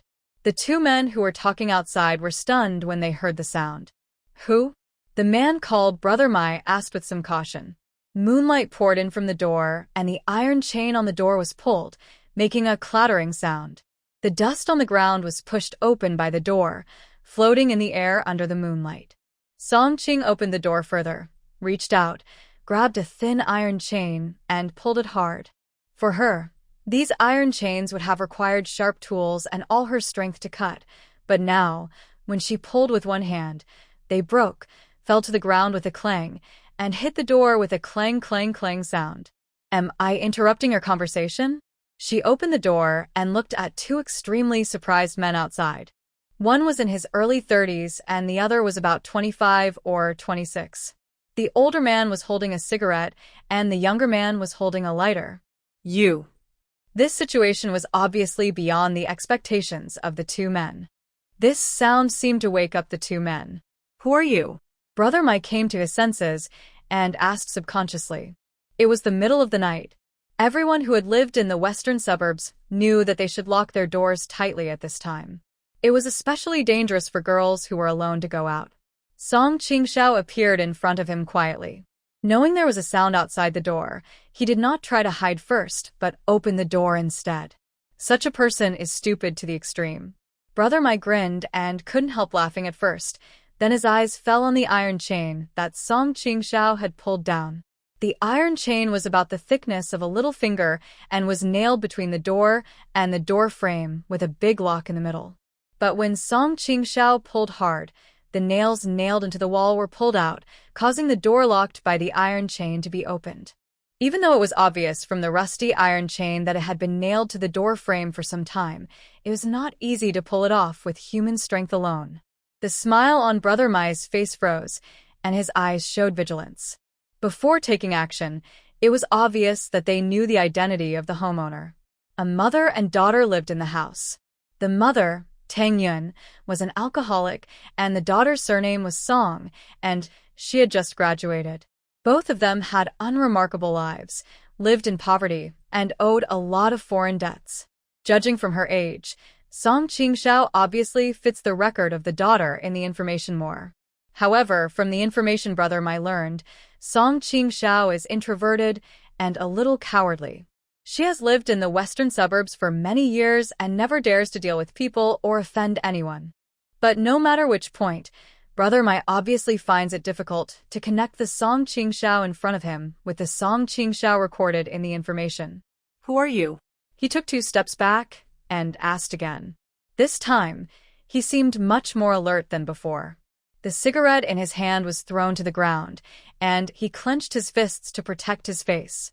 The young man who was traveling with him also felt that something was not right from my GE's behavior, so he took out the knife hidden on his body. You come to my doorstep and ask who I am? Song Qingxiao frowned. Both men were holding knives, with malicious looks on their faces. From their previous conversation, she could tell that the 2 men were coming for her and her daughter. She looked past the 2 men holding knives. There were 2 blue barrels under the eaves. The faint smell of gasoline she had smelled earlier was coming from the barrels. When Song Qingxiao saw all this, his eyes suddenly darkened. Her family was in debt, but the creditors understood that people like her and her daughter would not be able to pay the extra money even if they pressed them harder. So over the years, there have been people asking for debts at home, but there are very few people who resort to extreme means. Who are you? Her voice turned cold. I'll give you a chance to finish what you're saying. Brother Mai turned around and glanced at the young man without saying anything. Then they both rushed up together. If you don't want to tell me, forget it. Song Qingxiao closed the door. The young man moved quickly and stabbed at him with the dagger in his hand. Even though he had never practiced martial arts, Song Qingxiao still easily dodged the attack thanks to his 2 near-death experiences. After strengthening her body, her physical fitness in all aspects increased greatly, and her reaction speed also became very fast. The speed of the 2 men seemed quite slow in her eyes, and their reactions were also slow. She put her hand on the wrist of the young man holding the knife and squeezed it hard. Her hands could easily pull off the iron chains that nailed the man down, and when she pinched the man, it was as if he was being held by a vital part. The bones in his wrist made a crisp creaking sound, and the young man couldn't help but scream out in pain and instinctively loosened his hand. The dagger fell out. He endured the pain and immediately stretched out his other hand to catch the dagger and wiped it towards Song Qing's neck. What she hated most in her life was someone stabbing her in the neck. The young man's behavior reminded her of what happened more than a month ago when she was almost killed in the alley on her way home. If she had not been murdered at that time, she would not have inexplicably entered God's trial space. From then on, her life changed drastically, and she could never go back to the past. There was murderous intent in her eyes. She originally attacked just to teach him a lesson, but now she changed her mind. She grabbed the man's hand and kicked him in the knee. The young man lost his balance and fell to his knees with a thump. With this fall, his original plan to slash Song Qingxiao's neck with a knife was naturally thwarted. In order to keep his body stable, he had to support himself with his elbows. When he was about to stand up, Song Qingxiao had already raised his leg and stepped on his back. She didn't show any mercy in her kick. There was a sound of bones breaking, and the man was stepped on the ground. This time he didn't even groan, and fainted from the severe pain. It all happened too quickly. From the time the young man held the knife to Song Qingxiao's attack, it only took a few breaths and the young man was almost crippled. Brother Mai's eyes flashed, and he turned around and wanted to run away without hesitation. At this point, Song Qingxiao naturally would not let him come and leave easily. She touched her waist and took out the long whip. Song Qingxiao didn't intend to hurt anyone or cause trouble in front of her own home, so when she swung the long whip, she didn't use much force, just intending to entangle the person. The whip spun out and entangled my GE's left leg. He stepped out with his right leg too quickly, and Song Qingxiao pulled the whip, and my ge fell to the ground with a bang. He groaned and tried to get up with his hands on the ground, but Song Qingxiao did not give him the chance.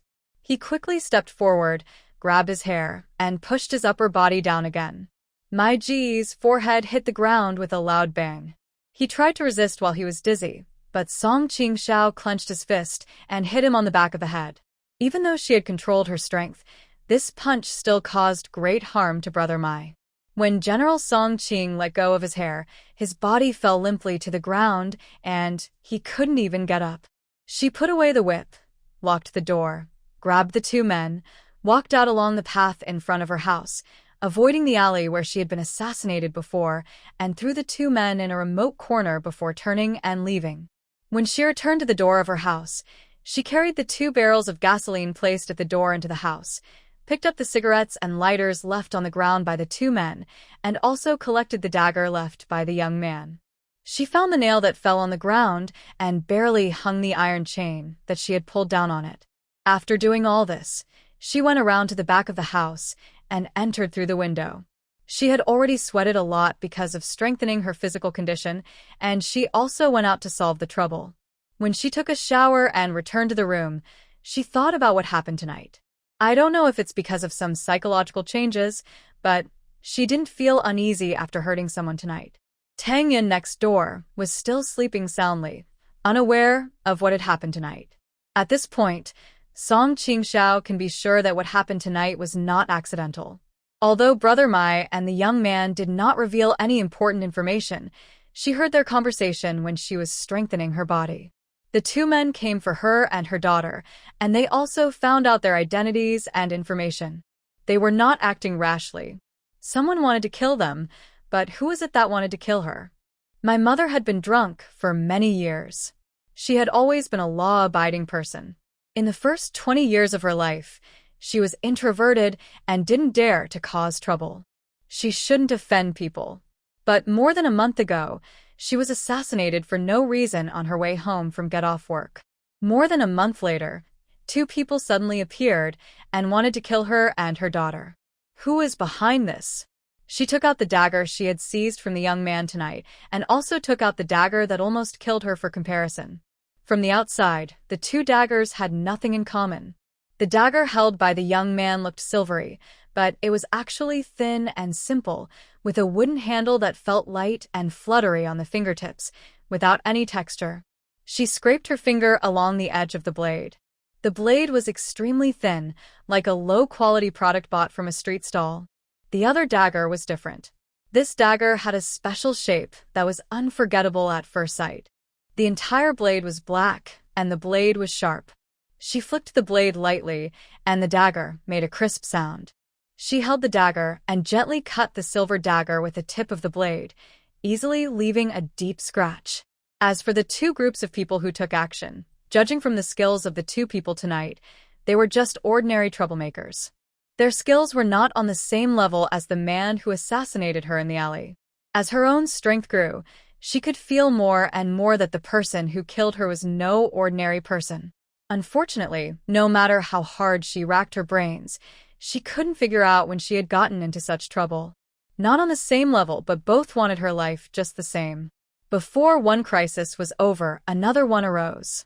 Unable to figure out who the killer was at that time, Song Qingxiao temporarily suppressed this doubt. She hurt two men tonight, and the person behind this will show up sooner or later. She threw the scratched dagger into the trash can. Thinking of what happened tonight, she sighed. It was always too messy here. She was fine. As her strength increased, she was not afraid of ordinary people.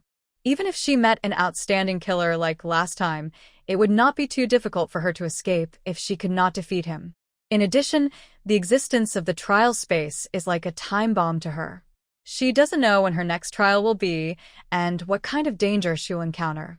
As the level of the trial increases, it is uncertain whether she can survive in the future and how long she can live.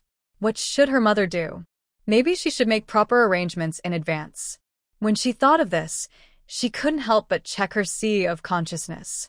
After completing the trial scene in the mental hospital, she was rewarded with 1,000 points.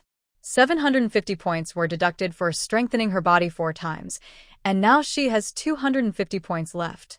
She originally planned to save these 250 points and redeem them after the next trial was completed and the redemption items in the trial space were refreshed. But what happened tonight made her hesitate. Maybe she should use the remaining points to exchange for some money, pay off her debts, rent a better house, and move away from this chaotic area. She made up her mind that after work tomorrow, it would be her day off and she could finish these things. Because of the harassment that night, Song Qingxiao had no sleep at all. Taking this opportunity, she recalled the feeling of releasing her mental power after strengthening her body. She calmed her mind again and simply focused on practicing her mental power. When she woke up in the morning, although most of her mental power was used up, Song Qingxiao was in a good mood. In addition to the wonderful effect of collecting mental power from the koan of the Lin character formula, the mental power training last night made her taste the feeling of releasing. The two completely different methods of use helped her master the secret of training mental power more quickly, and at the same time, she practiced faster. Last night, she tried to release her mental power to cover an area. With her current strength, the coverage area of her mental power was probably only around her house, and it lasted for about 10 seconds. However, Song Qingxiao found that with a large consumption of mental power, although the feeling of extreme fatigue was not pleasant, the recovery speed was much faster than before.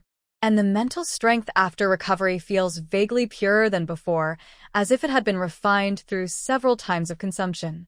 When she came out of the room, Tang Yun was sitting on the sofa, holding a bottle of wine in a daze. There were 2 barrels of gasoline in the small living room that she brought in last night, but Tang Yun didn't seem to notice that these things did not originally belong to the house. Since Song Qing was a child, Tang Yun had behaved like this many times. She paused and called out, "Mom, are you awake?" Tang Yun didn't even raise her head. She said and walked towards the kitchen. "I'm going to make breakfast." Most of the time, there was not much extra conversation between the mother and daughter, which also contributed to Song Qingxiao's taciturn character. The government welfare house was small, with the kitchen and living room only a few steps away. She washed the rice and put it in the pot to cook porridge, thinking of her plan last night. "I want to move to another place." As she spoke, she turned on the water to wash her hands, and the water splashed down. She pinched her fingers into a seal and moved her lips, creating a small area that trapped a few drops of water inside. Change place, where to change. Song Qingxiao had just casually mentioned this to her mother, but she didn't expect to get a response from her. She was stunned for a moment, and the condensed mental power dissipated. The domain loosened, and the water droplets inside fell out and were washed into the sink by the water flow and disappeared. She looked up and saw her mother in the living room looking at her with a frown, as if waiting for her to explain. "I want to move to a safer place. This place is too chaotic. You have money?" Tang Yun's voice suddenly became sharp. She even threw away the bottle in her hand and tried to stand up. "Where did you get the money? Who gave it to you?" There was something wrong with her behavior. Song Qingxiao felt a little confused. Tang Yun rarely showed such intense emotions. She suppressed her doubts and replied, "I just graduated recently, I'm working, and I make a little money." After she finished speaking, Tang Yun's expression froze, and the anger in her eyes seemed to have subsided a little, but her face was still very ugly. Her chest heaved, and she grasped the armrest of the wooden sofa. After a while, she said, "I'm not leaving." After she finished speaking, she was silent for a while, and after a long time, she reached out and picked up the wine bottle she had thrown away earlier. "I want to stay here." She took the bottle and tried to pour it into her mouth. The wine in the bottle had been drunk long ago, and there was a little left, which she licked several times. "I'm going to stay here and wait for your father to come back." In the Song family, Song Qingxiao's father is a taboo between mother and daughter, and usually no one mentions this person. Tang Yun took the initiative to mention it at this time. Song Qingxin's heart moved. When she thought she would say a few more words, she murmured and fell into her own memories without saying a word. After having such a small friction with his mother in the morning, Song Qingxiao was a little rushed to work. She arrived at the security office and had just entered the locker room to change into her uniform when a security office staff member barged in. Song Qingxiao, she had changed half of her clothes, and the buttons of her uniform were not yet completely buttoned. The thin waistline meandered down, outlining the enchanting curve of her hips. The woman in the black uniform skirt looked at Song Qingxiao several times. In the guard hall, Song Qingxiao has become a celebrity recently. Compared with the many strong women in the guard hall, she seemed like an alien who had strayed into the group. She has a good academic background, but her status does not match her academic level. It is said that she accidentally entered the guard department in order to get a job because she was desperate. From the outside, she didn't look like a vicious person, and she didn't have a strong body to suppress the crime. Instead, she seemed to be malnourished for many years and looked very thin. The loose guard uniform on her seemed empty, without any heroic demeanor of an imperial guard. Captain N, the person in charge of the security department, did not want her at first, but the salary was low and the job was somewhat dangerous, which resulted in the Western Suburbs Security Department being short of staff for many years. The pressure from above was very tight, and the staff in charge of recruitment shoved people in whenever someone was interviewed and signed a 3-month probation period. In order to prevent unnecessary casualties in the security department during work, Captain N rarely gave any dangerous reports to Song Qingxiao. This led to her mediocre performance after more than a month on the job and indirectly caused dissatisfaction among some female colleagues, and everyone was intentionally or unintentionally excluding her. However, because Captain N once threatened that he would kick Song Qingxiao out of the security department after her probation period was over, no major conflicts broke out among the colleagues. Everyone in the guard hall knew that Song Qingxiao was unpopular, and everyone's impression of her came more from her silence and weakness. She had been working for more than a month and had no private interactions with her colleagues. It seemed that she had no friends or relatives, and she kept to herself. When someone came to see her today, especially the identity of the person, it attracted a lot of attention. "Someone's looking for me?" Not only was the woman who came in and called Song Qingxiao surprised, but Song Qingxiao herself felt a little surprised. When she was in school, she had thought about changing her environment by studying hard. Due to the differences in living environment since childhood, there was a deep gap between her and her classmates, and at most they were just nodding friends. Most of her former classmates had entered more glamorous and respectable departments, and she really couldn't imagine who would come to see her here. "Yes." The woman nodded, called the person, and turned and left. The slight curiosity she had about Song Qingxiao disappeared as she buttoned up her uniform and turned into the familiar and inconspicuous Song Qingxiao in everyone's impression. After the woman left, Song Qingxiao put his things into the utility cabinet, still wondering who was looking for him. She thought it might be her classmates and the two people who had caused trouble last night, but when she came out of the locker room, the only thing she didn't expect was that it would be number 5 who had completed the mission together in the last trial, who came here. Didn't expect that? The moment man number 5 saw Song Qingxiao, he felt a little excited. He was completely different from his image in the trial space. After changing out of the blue-striped hospital gown that Song Qingxiao found familiar, he wore a suit and tie, his hair was combed neatly and shiny, and he looked full of energy and vigor. Everyone around him was subconsciously looking at him, but he reached out and smoothed his hair, revealing the valuable watch on his wrist, and showed it proudly to everyone, without any trace of the timidity and cowardice he had shown in the trial space. "Why are you here?" When Song Qingxiao saw number 5, his body tensed up for a moment, and he subconsciously wanted to touch the dagger on his body. When the same trial taker who was supposed to appear in the trial space also appeared in reality, it might not be a good thing for her, but might just be a trouble. Especially after learning that the trial takers compete with each other and encourage fratricide, Song Qingxiao becomes very wary of his fellow trial takers. "I learned your name during the trial, and after I came out, I took some effort to find yours." Number 5 didn't seem to notice the vigilance in her eyes, and instead lowered his voice. "I bought a plane ticket to come to see you as soon as possible. How is it? Are you a good friend?" Song Qingxiao's heart paused as he thought of the two men who came to his house to cause trouble last night. These two men had just appeared not long ago, and number 5 also appeared right after. If it was a coincidence, it was too much of a coincidence. This person looks stupid and weak, but he is actually smart. In the mental hospital scene, the moment he was pulled out by himself, he calmly analyzed the situation and used it to save his life. This is enough to prove that this person is good at disguise and is very cunning. He might not be unaware of the relationship between the trial participants, nor might he be unaware of my guard against him, but he came to me at this moment. Song Qingxiao's eyes flashed coldly. Number 5 was already familiar with her and reached out to put his hand on her shoulder. Come on. We are all friends. Let's chat and have a drink." Although the two had cooperated in the last trial and completed the mission, they were not friends. Number 5 almost died in her hands. Under such circumstances, there was nothing good to talk about between the two. She dodged the hand that number 5 was trying to grab. "We are not friends." "Why not?" Number 5 said with a grin. "After all, we've been through thick and thin together. Not many people can match that kind of friendship." There were too many people around, and what they were talking about was not suitable to be mentioned in public. Song Qingxiao walked to a corner, and number 5 followed. She lowered her voice and asked directly, "What's the matter?" Since she was the only one left alive among the 9 people in the first trial, no one else came to find her. But after this trial, the appearance of number 5 meant that a peaceful life was just a thing of the past for her. She had a hunch that the appearance of number 5 was just the beginning. As the number of trials increased, more and more people and things of all kinds would appear in her life in the future.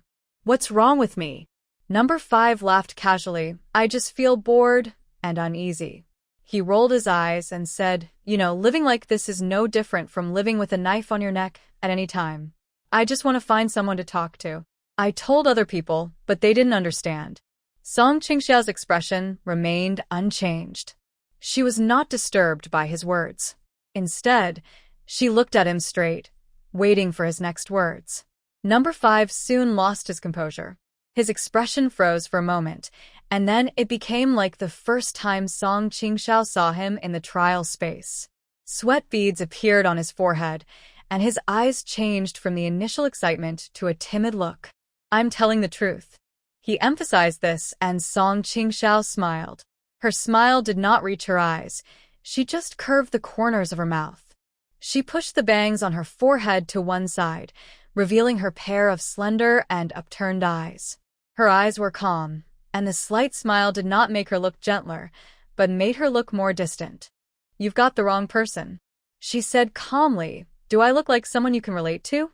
She said bluntly, "I didn't kill you in the trial space only because you didn't get in my way." Didn't he not kill her in the end? The smile on number five's face gradually disappeared, and he said something in a low voice. Seeing Song Qingxiao frowned, it was obvious that she was not willing to talk to him. Okay. Number five noticed this and quickly lowered his head, saying in frustration, "I came to see you because I really have something." He folded his hands in front of his abdomen and rubbed them. Do you remember the scene after the last trial when the crazy nurse committed suicide? Song Qingxiao didn't say anything, and number five continued to talk. The gun in her hand should have belonged to that big man, and he should have been able to take it out of the trial space freely. After Zhang Xiaoyu committed suicide with a gun, number five originally reached out to take advantage of the situation.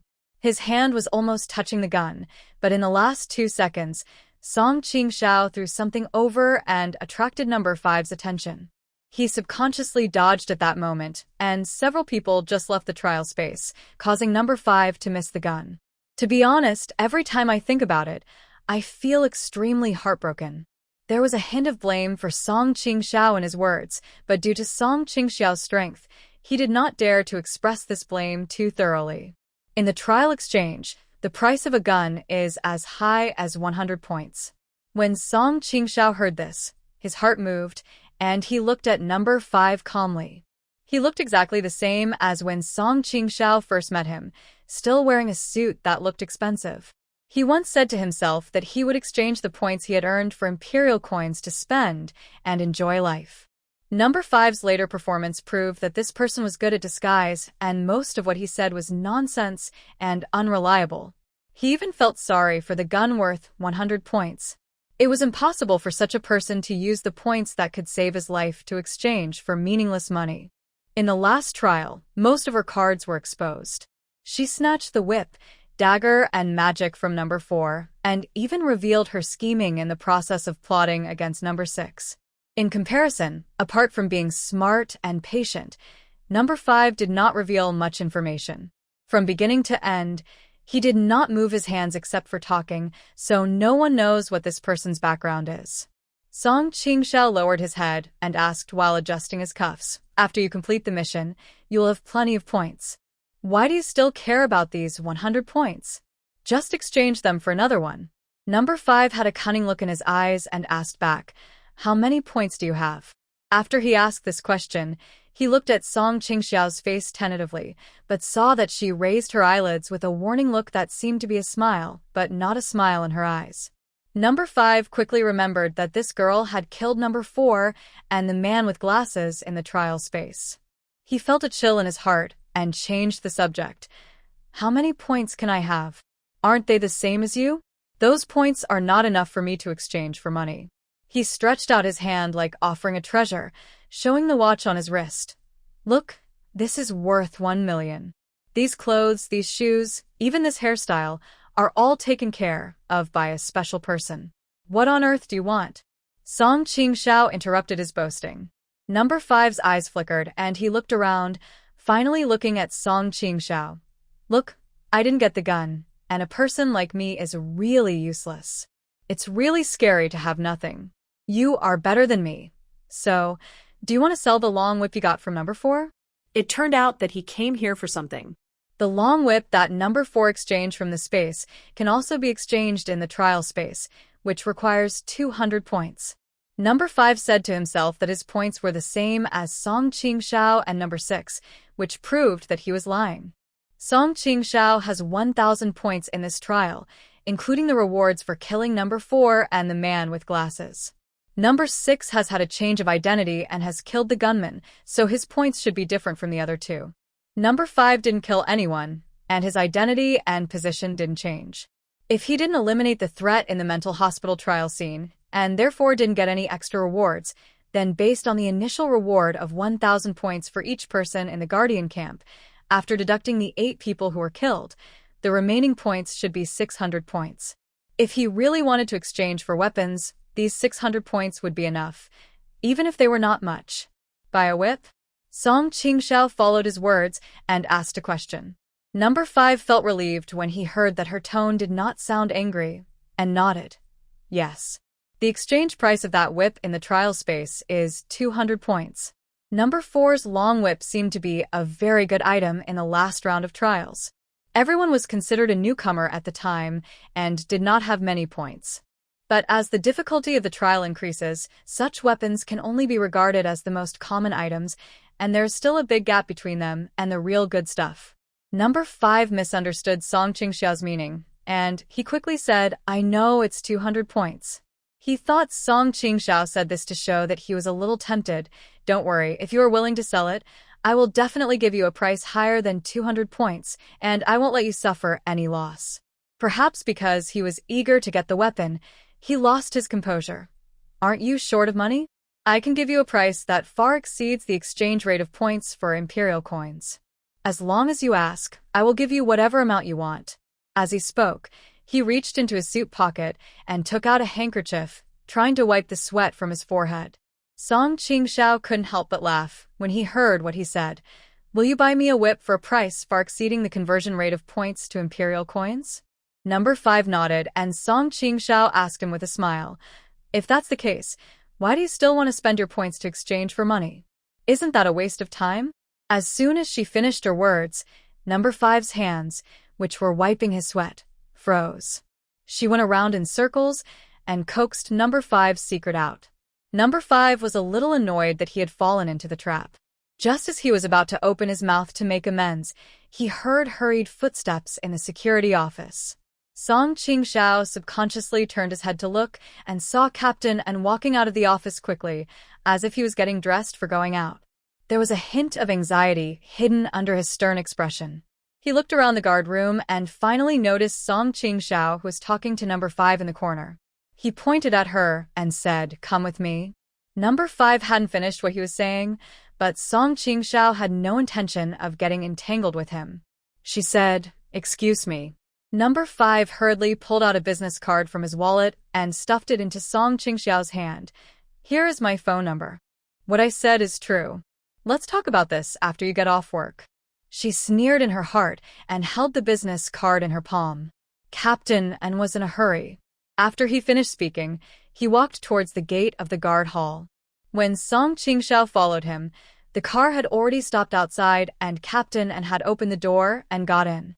2 men's bodies were found on Guanghan Road in the western suburbs. Someone found them and called the police this morning.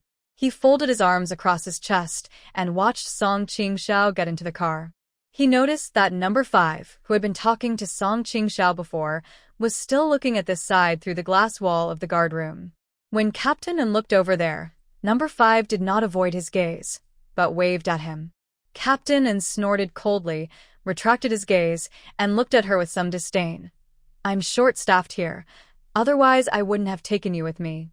He took out a notebook with a pen in it from the car and threw it to Song Qingxiao. "When you get there, you'll be responsible for recording. Don't faint from shock."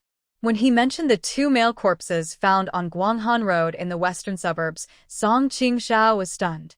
She remembered the 2 men who appeared in front of her house last night and were knocked unconscious by her. In the end, they were thrown on Guanghan Road by her. After Captain and finished speaking, he closed his eyes. After the car started, Song Qing put away his notebook and pen and began to think about the 2 men who died in the western suburbs mentioned by Captain N. She had a hunch that the 2 bodies that were found were most likely the 2 people who were knocked unconscious by her and thrown on the side of Guanghan Road last night. The car drove all the way to the western suburbs. Along the way, Captain N contacted other guards on duty nearby. After Song Qingxiao and Captain N arrived at the western suburbs, they saw that many people had gathered around the place where the body was found. The guards who arrived first had already set up a temporary cordon around the body. Some troublemakers took the opportunity to make trouble, and several guards who arrived early were surrounded by a group of thugs, and the scene was filled with a heated argument. After the car stopped, Captain N jumped out of the car. Seeing several guards who were surrounded, his face darkened and he strode towards them. He was tall and burly, and when he stood outside the crowd, he quickly attracted everyone's attention. When Song Qingxiao followed over, Captain and grabbed a troublemaker and threw him out with one hand. The two men he caught were thrown to the ground with a bang and lay on the ground groaning. The security department is here to handle this matter. Please move aside. Captain and shouted with a sullen face, and a group of men surrounding the guards who had arrived earlier immediately turned their attention to Captain. There have been 2 murders in the western suburbs, and the victims were our brothers and family members. A man wearing a black shoulderless vest and showing tattoos on both arms approached Captain and fearlessly, as the capital of the empire, shouldn't the guard office protect us good citizens? As a place where crimes frequently occur, the western suburbs has a large number of cases every year and countless deaths. It is the place with the highest number of abnormal deaths in the entire empire every year. The piles of files pile up every year, but most of them are never resolved. But most of the people who died in previous years were various kinds of people living at the bottom of the society in the western suburbs. Their lives were like ants, and no one would care. Even if there were accidents during gang fights, most of the time both sides would tacitly clean up the traces. These people are all in private contact. The security department may not know who has done what, but they must know it well. The western suburbs belong to these people's territory, but such a thing happened on their territory. 2 gang members died inexplicably on Guanghan Road in the western suburbs, and no one has found the murderer yet. It is inevitable that it causes anxiety among a group of people. So, after the body was first discovered, the people in the western suburbs called the police and waited for the people from the security department to arrive, which led to the previous conflict. Hearing this ferocious-looking man calling himself a good citizen, Captain and couldn't help but laugh and cry. In fact, if it weren't for the wrong situation at the scene and the lack of staff in the guard department, which resulted in them being slightly vulnerable under the siege of this group of thugs, not only him, but I'm afraid the other guards who were surrounded would also laugh after hearing this.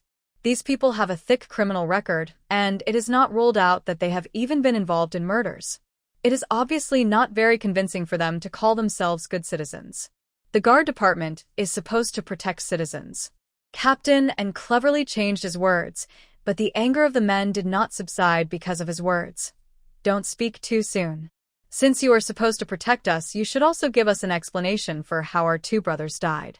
I just arrived and haven't even seen the body. How can I give you an explanation?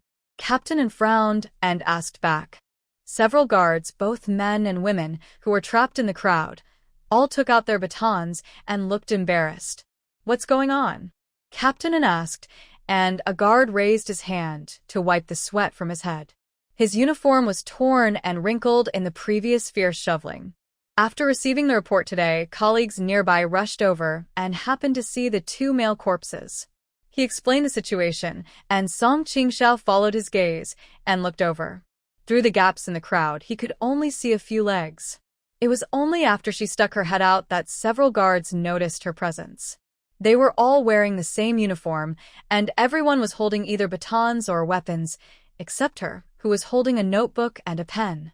Several guards who were surrounded looked at her with disdain. At this time, if she followed them, it would be of no use at all, and would only cause more trouble. He didn't expect that this seemingly cowardly newcomer would follow him all the way into the crowd under such circumstances. How old is the body? Has it moved? Have any suspicious weapons been found around? Captain asked several questions in a row.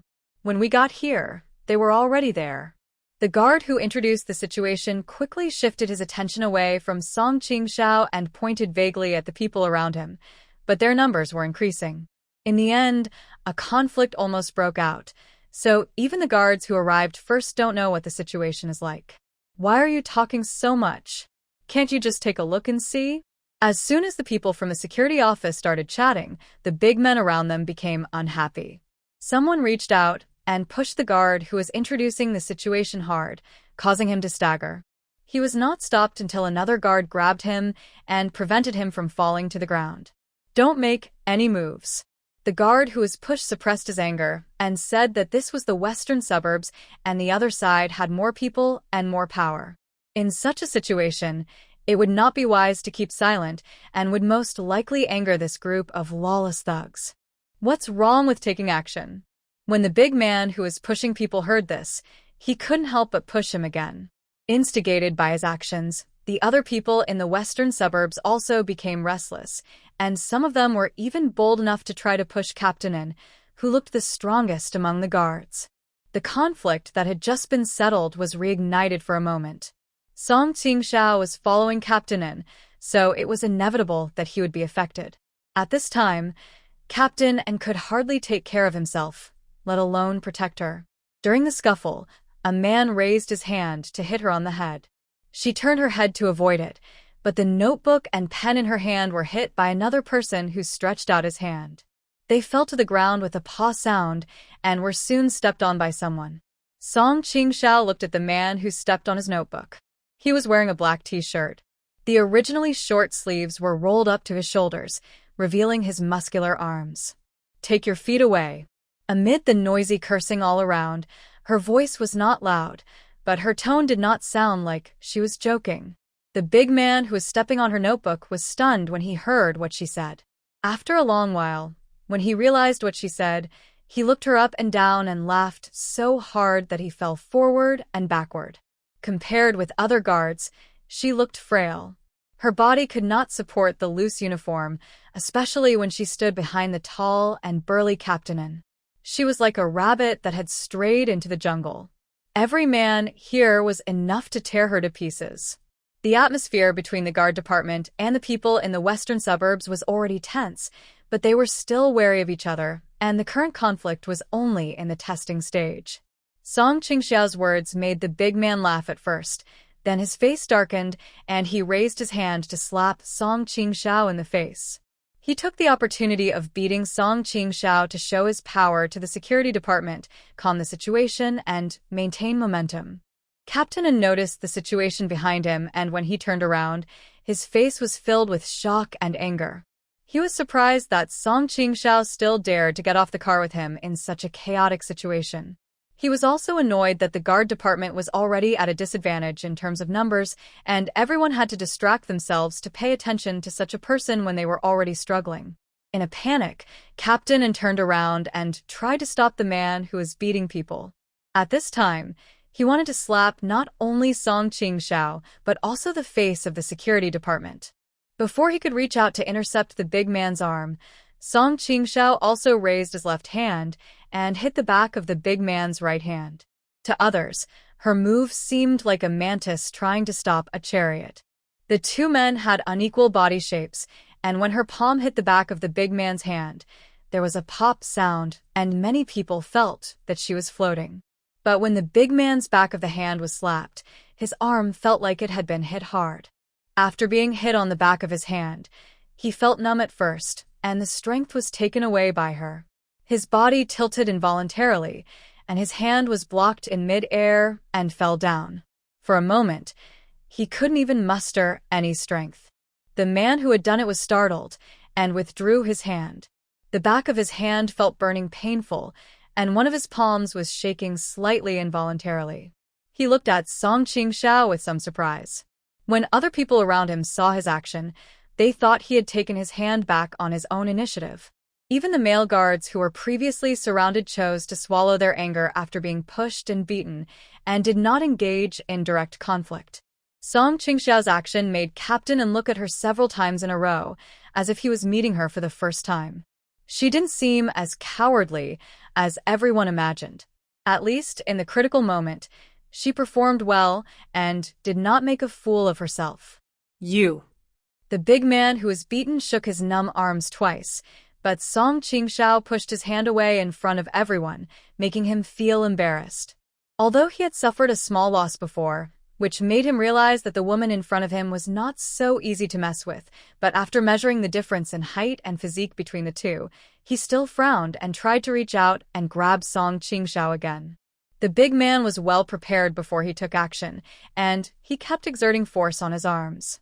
He originally thought that even if he couldn't catch Song Qingxiao, he couldn't be easily beaten away like before. But this time was no exception. His outstretched hand was once again slapped away by Song Qingxiao. And when his accumulated strength collided with Song Qing's small palm, he felt faintly suppressed by her. When his hand was slapped away again with a snap sound, Even though he was prepared, his body still tilted, and he took a step back before he could stand firm. Now the big man's eyes showed some vigilance. The atmosphere suddenly became tense. After being slapped away twice in succession, the people around vaguely felt that something was wrong. Several thugs around the man came over and stared at Song Qingxiao with unfriendly eyes. Someone looked at the big man and shouted, "Brother Guan." All right. Captain An saw this and quickly spoke up, drawing everyone's attention to himself. "You are gathered here to find out who really killed these two people, not to go against the security department, right? No matter whether Song Qingxiao is a young and inexperienced person or extremely daring, the fact that she managed to keep her composure today and not bring shame to the security department is enough to make Captain An look at her differently." As soon as he opened his mouth, Song Qingxiao took the opportunity to bend down and pick up the notebook and pen that fell on the ground. Everyone's eyes were on her. She reached out and patted the footprints on the notebook and glanced at the big man. Her look was calm and indifferent, but for some reason, it made the big man's hair stand on end. The man already had a vague feeling that Song Qingxiao was not easy to deal with, but it was just a bit embarrassing that he couldn't even catch a woman in front of his brothers.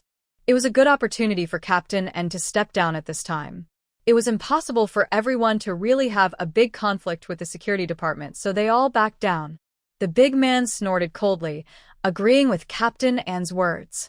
The people who had gathered around moved aside a little, and several people in the guard hall breathed a sigh of relief. It was not until this moment that Song Qingxiao saw the two male corpses lying on the ground. Even before she saw their faces, she recognized from their clothes and figures that they were the two men she had knocked out and thrown out last night.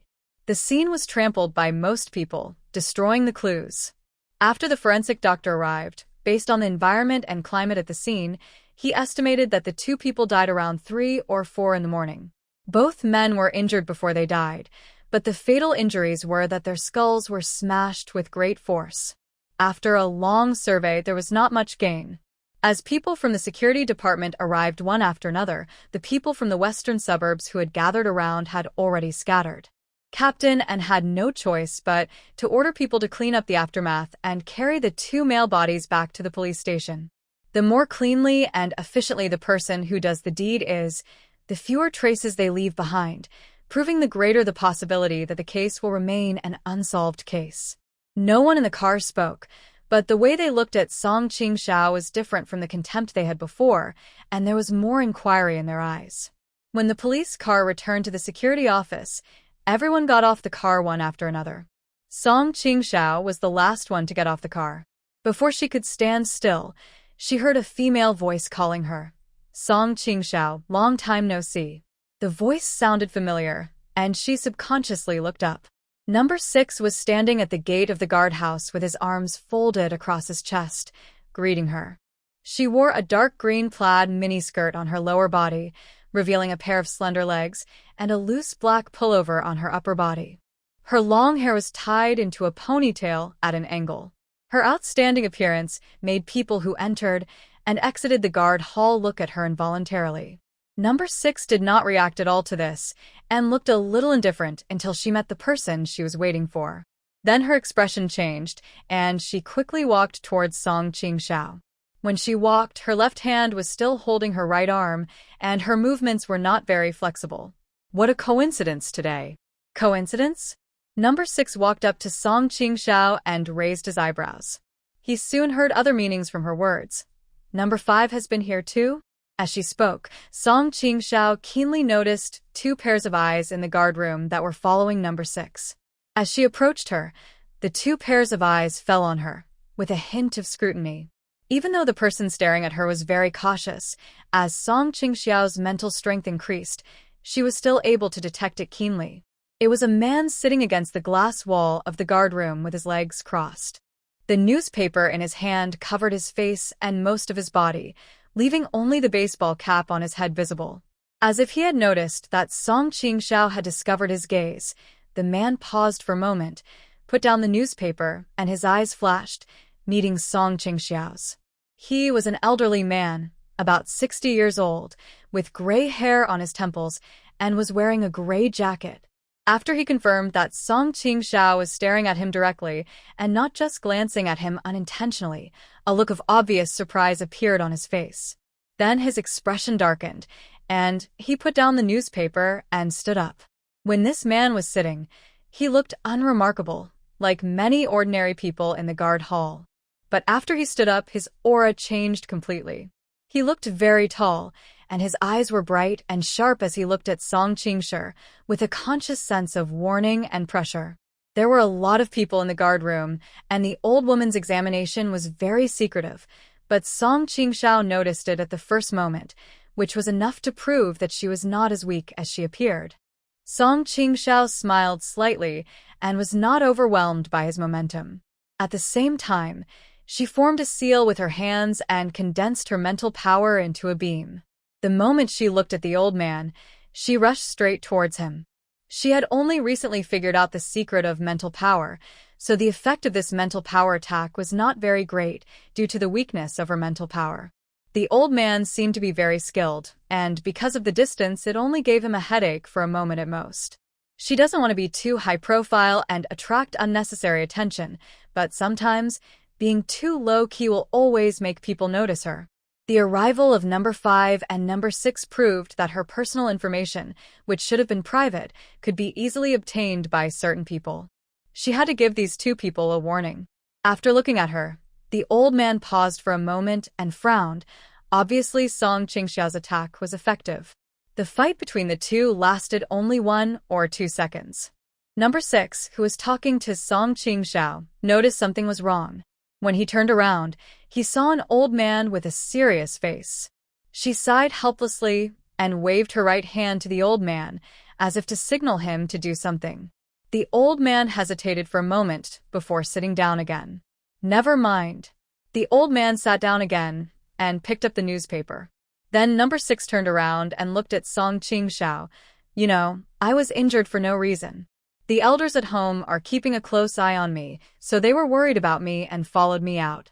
When she said this, she looked at Song Qingxiao as if nothing had happened, squinted her eyes and said, "But you have gained a lot from this trial, right?" As she spoke, her ponytail swung behind her head. Uncle Ying's disguise is not something that ordinary people can detect. After 2 trials, everyone's instinct to danger improved. Number 6 could sense that Song Qingxiao was now much more dangerous than in the last trial. Song Qing released her fingers from the seal and gave the old man a warning. Then she turned her face back. "Your injury hasn't healed yet?" She did not answer number 6's words, but instead looked over number 6's left shoulder. Even though number 6 tried her best to conceal it while walking, her left hand was not very flexible, and it was obvious that the gunshot wound she received in the trial space had not healed yet. After the trial is completed, even if you are seriously injured in the trial space, you can use the points to repair the injuries. Number 6 understood what she meant. After she saw through him, he stopped pretending and said frankly, "It's true that I'm not well. Every point is very important to a newcomer who has just entered the trial. I guess it will take some time before entering the next trial, so I will just rest for now." She paused for a moment and glanced at Captain Un and others in the distance. "I want to have a meal with you, how about it?" A lot of things happened today.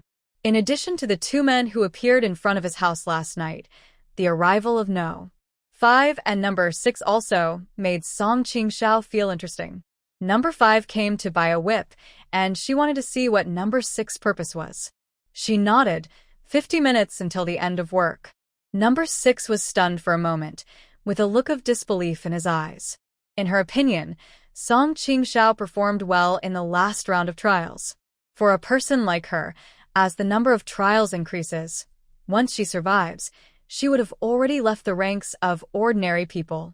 She didn't expect that Song Qingxiao would still take such an ordinary job seriously, and even do it honestly. Although number 6 thought so in her heart, after seeing Song Qingxiao walking towards Captain N, she still honestly returned to the guard room and sat next to the old man who was holding the newspaper, ready to wait for Song Qingxiao to get off work. She handed today's notes to Captain N. Perhaps because she performed well in the western suburbs today, Captain N's attitude towards her became much more relaxed. He flipped through Song Qing's notes. Her handwriting was very good, and she recorded every word that the on-site staff said without any omissions. She also recorded every point that some on-site staff mentioned casually. Good. Captain and praised Song Qingxiao. This was the first time he praised him since he joined the company.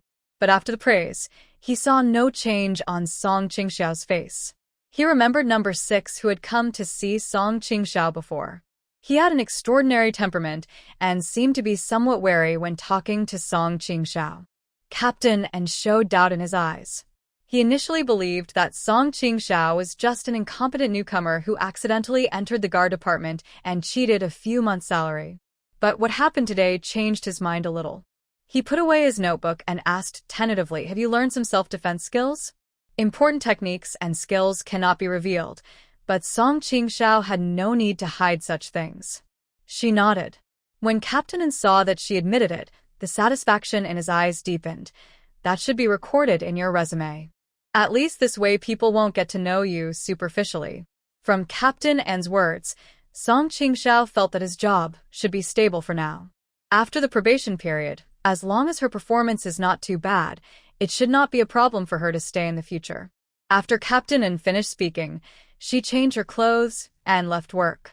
Number 6 was still waiting outside, but the old man who had been with her before was gone. Number 6 came over to ask her out for dinner. Arrangements had already been made in advance. The Upper East District of the imperial capital was not a place that Song Qingxiao would often visit. Compared with number 6, she was inconspicuous in her casual clothes.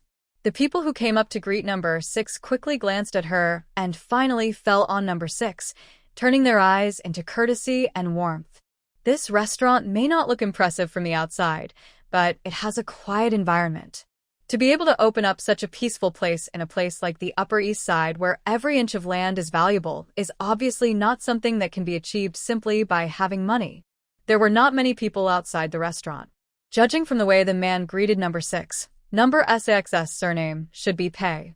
The old man she brought with her when she went out today was a master.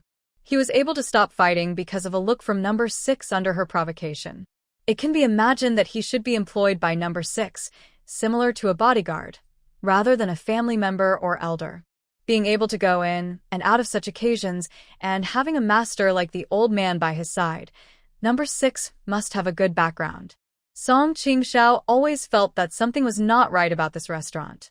When the man was greeting number 6, she could feel several pairs of eyes passing over her in the darkness without having to use her mental strength to sense it. Number 6 in front was still chatting with the man.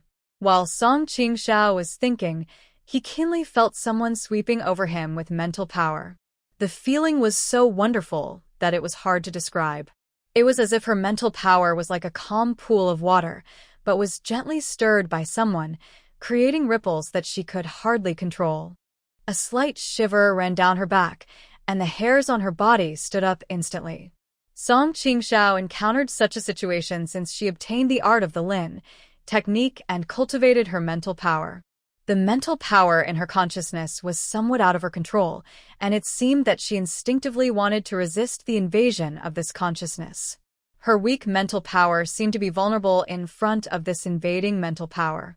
She lowered her head, and sweat beads appeared on her body. There was an expert among this group of people, and he had already noticed her. The spiritual power that was wrapped around her was like a stream of air, and it felt like it was about to invade her consciousness.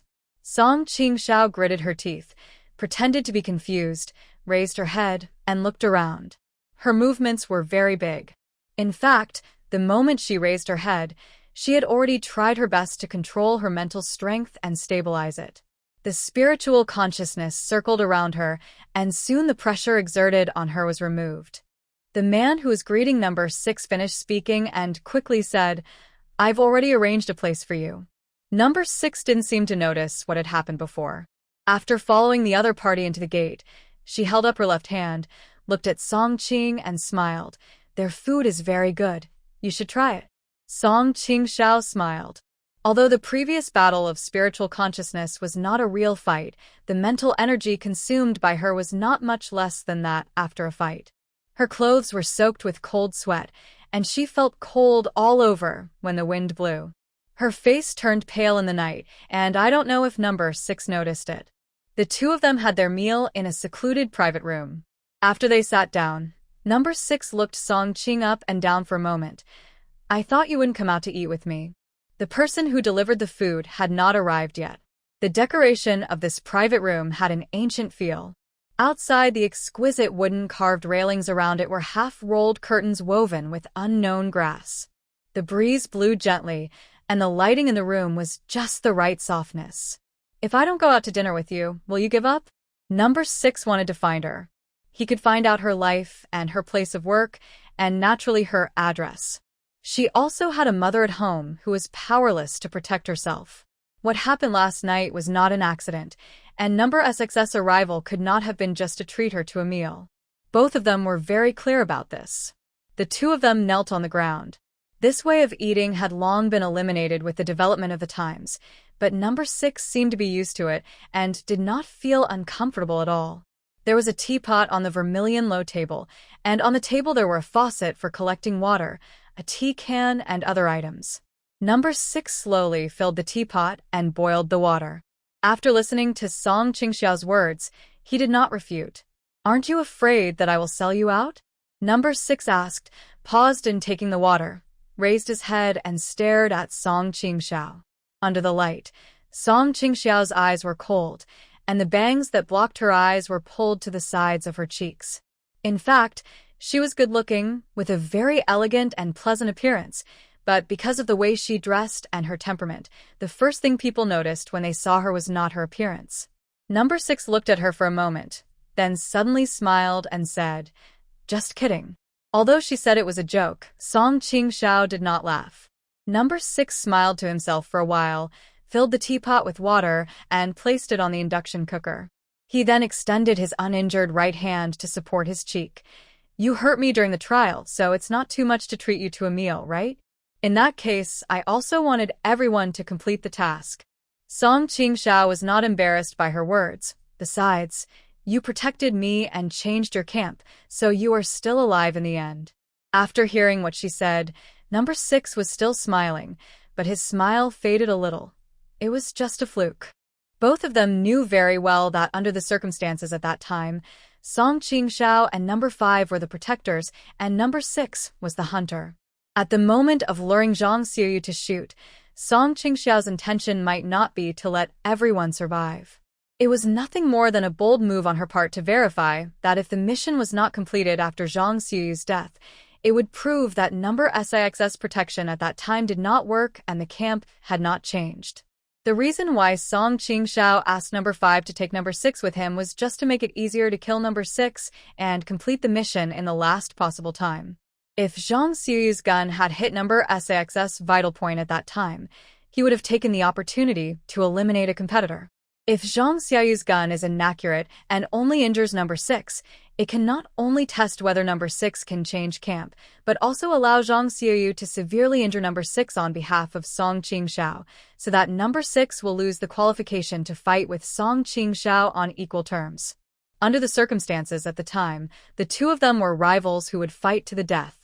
Although number 6 might make the same decision as Song Qingxiao if he were in her situation, he might not be able to take everything into consideration like she did. She was alert and stopped talking about the past events in the trial. Instead, she asked, "By the way, why did number 5 come to see you?" Number 6 took the initiative to mention this matter, which was exactly what Song Qingxiao wanted. She raised her head and looked at number 6 with a smile. "He came to me to buy a whip." When Song Qingxiao mentioned that number 5 wanted to buy a whip, number 6 looked quite calm. She had already expected such a situation. At the beginning, Song Qingxiao had guessed that the reason why number 6 came here was similar to that of number 5, and he might also come for the long whip. But the place where number 6 took her to dinner tonight was not right, because there were masters here. A restaurant like this cannot be ordinary if it can afford such a master. The long whip was number 4, just the lowest level weapon in the trial space. For newcomers, the price of exchanging the whip might be unaffordable, but as the number of trials increased, the 200 points for exchanging the whip were not rare. At least for Song Qingxiao, the points she had left after the second trial were enough for her to exchange for such a long whip. For someone like number 6, who can go to such a restaurant and has a good background, she may not take a whip very seriously. What's more, since she can find herself in reality, she may be able to find other trial takers in reality. It is not easy for ordinary people to get weapons in space, but for some people, it is not a very difficult thing. When number 6 comes here this time, he may not be interested in this whip, but may be interested in other things instead. Song Qing's eyes moved. What on her was worthy of number 6's covetousness? Points? Not being in the trial space, she didn't know whether the points could be snatched away after killing someone. She was actually very curious about this question. If number 6 did not come for points, then there is another possibility, which is the Lin character technique. Number 6 had seen himself using the Lin technique before, and had been controlled by his own Lin technique. The wonder of the technique not only made Song Qingxiao excited, but it was also understandable that number 6 was curious. Unfortunately, no matter which of these two things number 6 is curious about, she can't give him either. When Song Qingxiao asked the question, she had already prepared herself mentally, but as soon as she finished speaking, number 6 curled his lips. You can rest assured that what I want is not a whip. The water on the table was already boiling. The boiling hot water made the lid of the teapot gurgle. Number 6 fetched water to make tea. In the curling mist, her eyelids drooped. Her face, set off by the mist, looked a little distant and indifferent. What I want to buy is your dagger. If she had proposed the Lin spell, points, or something else, it would have been within Song Qingxiao's expectations, but she had made such a request, which immediately stunned Song Qingxiao. This dagger is of great significance to Song Qingxiao. It is the murder weapon that killed her, and also the key for her to enter the trial space. She wants to use this dagger to find out who is behind her murder. Number 6 mentioned it as soon as he opened his mouth. Song Qingxiao quickly came to his senses and frowned. The dagger is not for sale.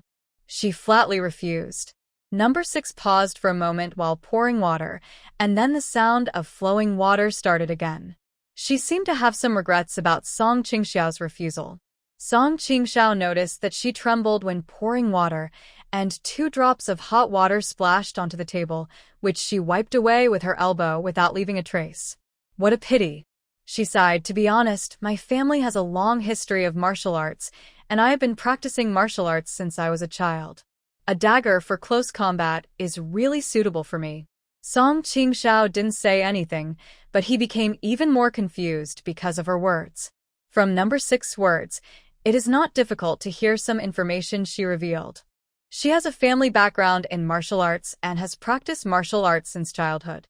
These 2 things alone rule out most people in the empire. She said such words for the dagger, which shows that the dagger is indeed very important to her. But among the weapons in the space, there is also the option of daggers in the exchange items. As she said, if a dagger for close combat is really suitable for her, she can exchange it at any time. There is no need to go out of her way to find it and buy it. When I killed number 4, she was hiding in the dark. Since she saw me using the secret technique, she must have also seen the dagger I was holding. Number 6 came for the dagger, without even mentioning points or secret techniques. This shows that the dagger might be much more important to her than the latter 2. Did she recognize the dagger, or did she know someone related to the dagger, or even someone related to her murder? When Song Qingxiao thought of this, her whole body tensed up and she clenched her hands hidden under the table. She pursed her lips, and the atmosphere became a little tense for a moment. The hot steam coming out of the teapot with the fragrance of tea leaves concealed the expressions of both of them. The breeze blew gently outside the house, and the exquisitely woven half-drop straw curtain was blown against the carved railings, making a tapping sound. The lights hanging overhead were swaying gently in the wind, and as the light moved, it pulled the 2 figures left and right. Just when it was awkward, footsteps were heard outside, and the person delivering the food came over. The appearance of the restaurant staff broke the silence. Song Qingxiao was confused during the meal. During the meal, number 6 did not mention the dagger again, but quietly immersed in eating, as if he had never mentioned the request to buy the dagger in Song Qingxiao's hand from beginning to end. After finishing their meal, when the 2 came out, A black car was parked behind the restaurant door. The old man who was seen in the guard office during the day was standing next to the car waiting. Number 6 saw this scene and looked at Song Qingxiao again, seeming to feel a little apologetic. "I'm really sorry, but the servant was worried and came to pick you up early, so I can't take you back." "It doesn't matter." Song Qingxiao shook her head. The appearance of number 5 and number 6 in succession meant that her peaceful life was gone forever. She had a premonition that something ominous might happen tonight. After experiencing life and death, she was always particularly sensitive to such things. After hearing what she said, number 6 looked at her expression carefully, but could hardly see any clues from her face, so he gave up in the end. The old man glanced at Song Qingxiao and opened the car door for her. Number 6 stretched out her right hand to press the hem of her skirt, then suddenly turned her head and said meaningfully, "Be careful on the road then." Song Qingxiao smiled and nodded. "I am always very careful." After hearing what she said, number 6 let out a crisp laugh, then got into the car with the help of the old man. The old man immediately got into the car. After the door was closed, the driver in the front seat started the car. Number 6 sat in the car and looked out through the special glass window. Song Qingxiao was still standing motionless at the door of the hotel.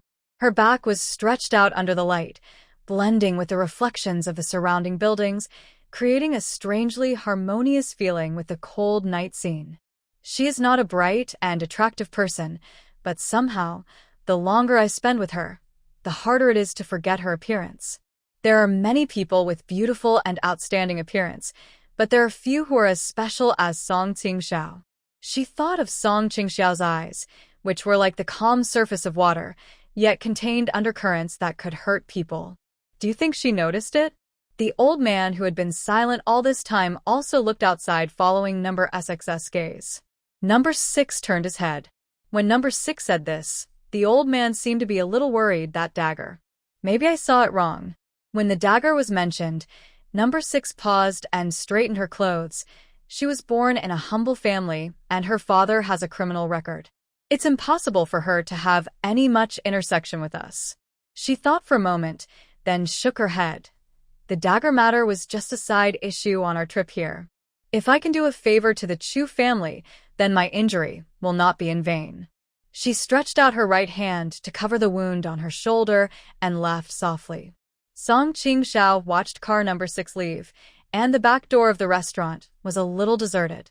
In fact, after coming out of this private restaurant, she had been feeling that someone was testing her with mental power. After cultivating her mental strength, she became very sensitive to such feelings. The scrutiny followed her like a shadow, carrying some dangerous malice. She knew exactly what this situation meant. She was not hiding. In fact, since number 6 appeared, according to the clues in the trial, her identity was found out and she was found in person. At this point, some things cannot be avoided. She was just an ordinary person in the empire. Before this, she had always gone with the flow and accepted her fate. Number 6 did not even try to hide his actions in front of her tonight. People who are high and mighty always look down on others. But no matter how ordinary a person is, even if he is just an ant, he has the right to desire to survive. No matter what these people wanted from her, there would always be a score to be settled between her and number 6 in the future. After being stared at, Song Qingxiao stood there for a while before leaving. As soon as she left the restaurant, someone followed her. Song Qingxiao led people to stroll in the crowded places in the Upper East District and also wanted to take this opportunity to eliminate the trace of spiritual consciousness covering her consciousness. When there were many people around, the other party would be cautious and would not dare to take action in public. She shuttled through the crowd while clenching her mental power to wrap up the spiritual consciousness and try to meld it. But she found that tracking with mental power was much more difficult than she had imagined. She tried many methods, but was unable to completely cut off this strange aura. At most, she could only weaken it a little. After Song Qingxiao discovered this, he couldn't help but smile bitterly. He didn't know where number 6 found such a person in order to kill him. She had been branded with something like a mental mark by the other party, but she had no idea how many people there were on the other side, so this might not be too passive. Knowing that she could not escape, Song Qingxiao first walked slowly in the crowd. After about 10 minutes, she increased her pace and began to run wildly in the crowd. She is also a person who practices spiritual power. Even though she has just come into contact with the world of magic, she knows in her heart that the existence of spiritual power is not omnipotent. When strength is limited, the coverage of mental power is also determined by each person's strength. Since someone has tampered with her, the person using mental power must be nearby. If she runs away, the other party will definitely chase her in order to prevent her from escaping from his control. As long as we catch up, we will definitely be exposed. At the same time, she no longer suppressed her mental power and let it go to search the situation around her. After she ran more than 10 meters, passers-by who were being pushed and shoved around her began to complain.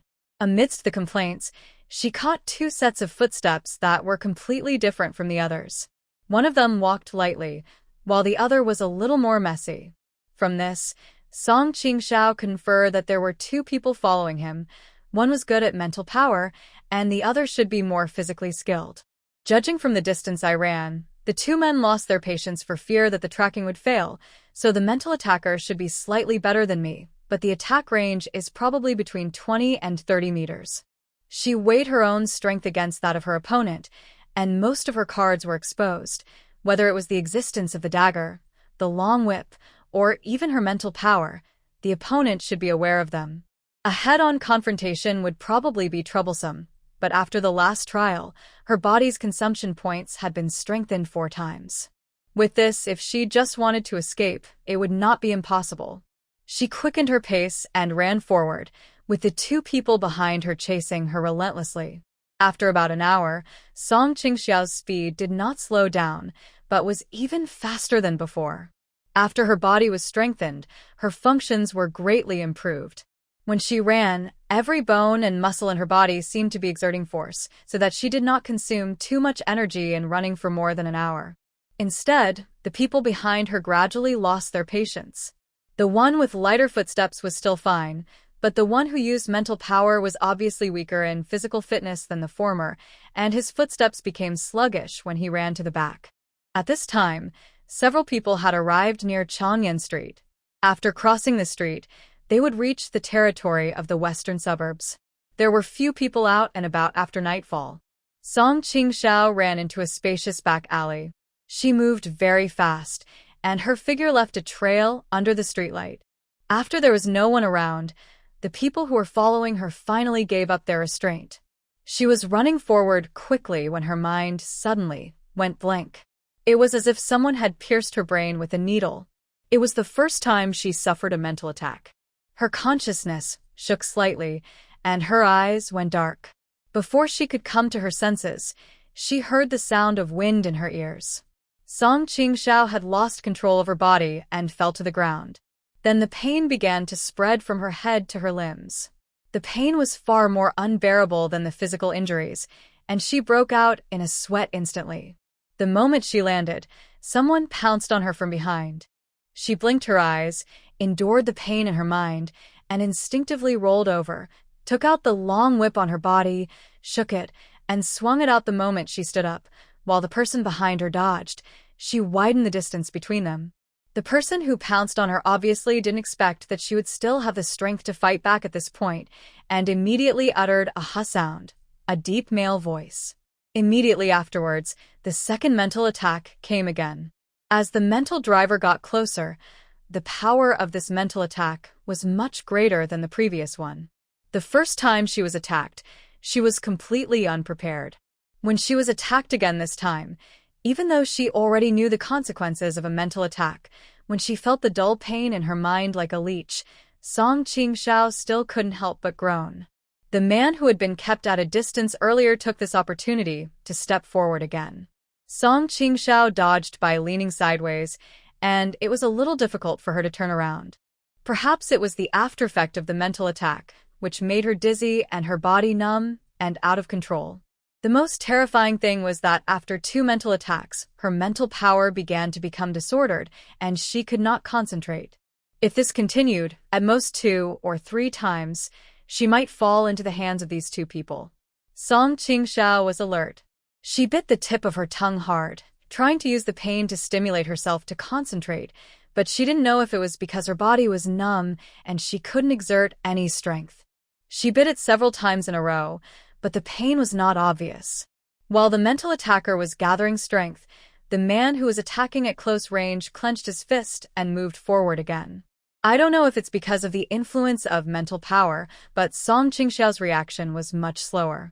When the fist came whistling at her with a gust of wind, she clenched her teeth and staggered backwards until her back hit the wall and she could no longer retreat. Then she dodged sideways. This time, the situation was dangerous. Although the man's fist did not hit Song Qingxiao, the wind from his fist hit her shoulder, carrying several strands of hair on her cheek, and fell on the wall behind her with a bang. The broken stones and dirt on the wall fell down with a rustling sound. The flying stones scratched her cheeks, and some dirt flew into her eyes, causing stinging pain. Such a close distance was already very dangerous. He retracted his fist and turned it into a claw, trying to grab Song Qingxiao. From the corner of her eye, she saw that where the man landed his fist, there was a concave gap in the wall. Her shoulder, which had been hit by the fist, felt a dull pain, and she accidentally dodged the man's grab by turning her body to the side. However, with the two of them attacking her, the man could see that she was already at the end of her strength. The two people who were chasing Song Qingxiao, one civil and one martial, cooperated perfectly. With the blessing of the psychic, the one with outstanding skills was even more powerful. Even if Song Qingxiao has some means, it is difficult for him to display them in such a situation. This is not a solution. Song Qingxiao's brain was working rapidly. The attack of mental power was invisible, and she could not defend herself against it. Unless she got rid of the psychic first, she could not get out of this predicament. But the man in front of her was obviously more aware of the situation than she was, and his attack was very intense, blocking her way. At the critical moment, Song Qingxiao suddenly remembered something. When she used the Lin technique, she condensed her mental power into a field and trapped the water droplets. In the absolute domain she condensed, water droplets and water flows were separated. Although her original purpose of using the Lin character technique to condense the domain was to trap her opponent in the future, the domain could trap both her opponent and herself, isolating her. Thinking of this, she hurriedly formed a seal with her hands and quickly chanted, "Draw a prison on the ground, trapped." The moment she formed the seal, the man who was attacking her paused, subconsciously turned his head to look at the psychic not far behind him, with obvious joy on his face. Song Qingxiao did not overlook this point. The two people in front of him might not just come for the dagger. But she didn't have time to think so much at this moment. The psychic's attack was mainly aimed at her brain. She concentrated this field on her head. The moment the field was deployed, all her senses were blocked. As his mental power roamed, he protected her brain firmly. When the man in the distance launched another mental attack, with the help of the Lin spell, her mental power formed a barrier that firmly protected her consciousness. The sharp pain did not come again. The mental attack caused the field to shake slightly, and after about a second, both disappeared without a trace. This trick worked. Although she had to take both aspects into consideration, Song Qingxiao's worries were greatly reduced after her consciousness was no longer under attack. Once she found a way, she endured the pain from the previous attack, shook her hand, and swung the long whip out. The man with the clenched fist flexibly moved his upper body to the left.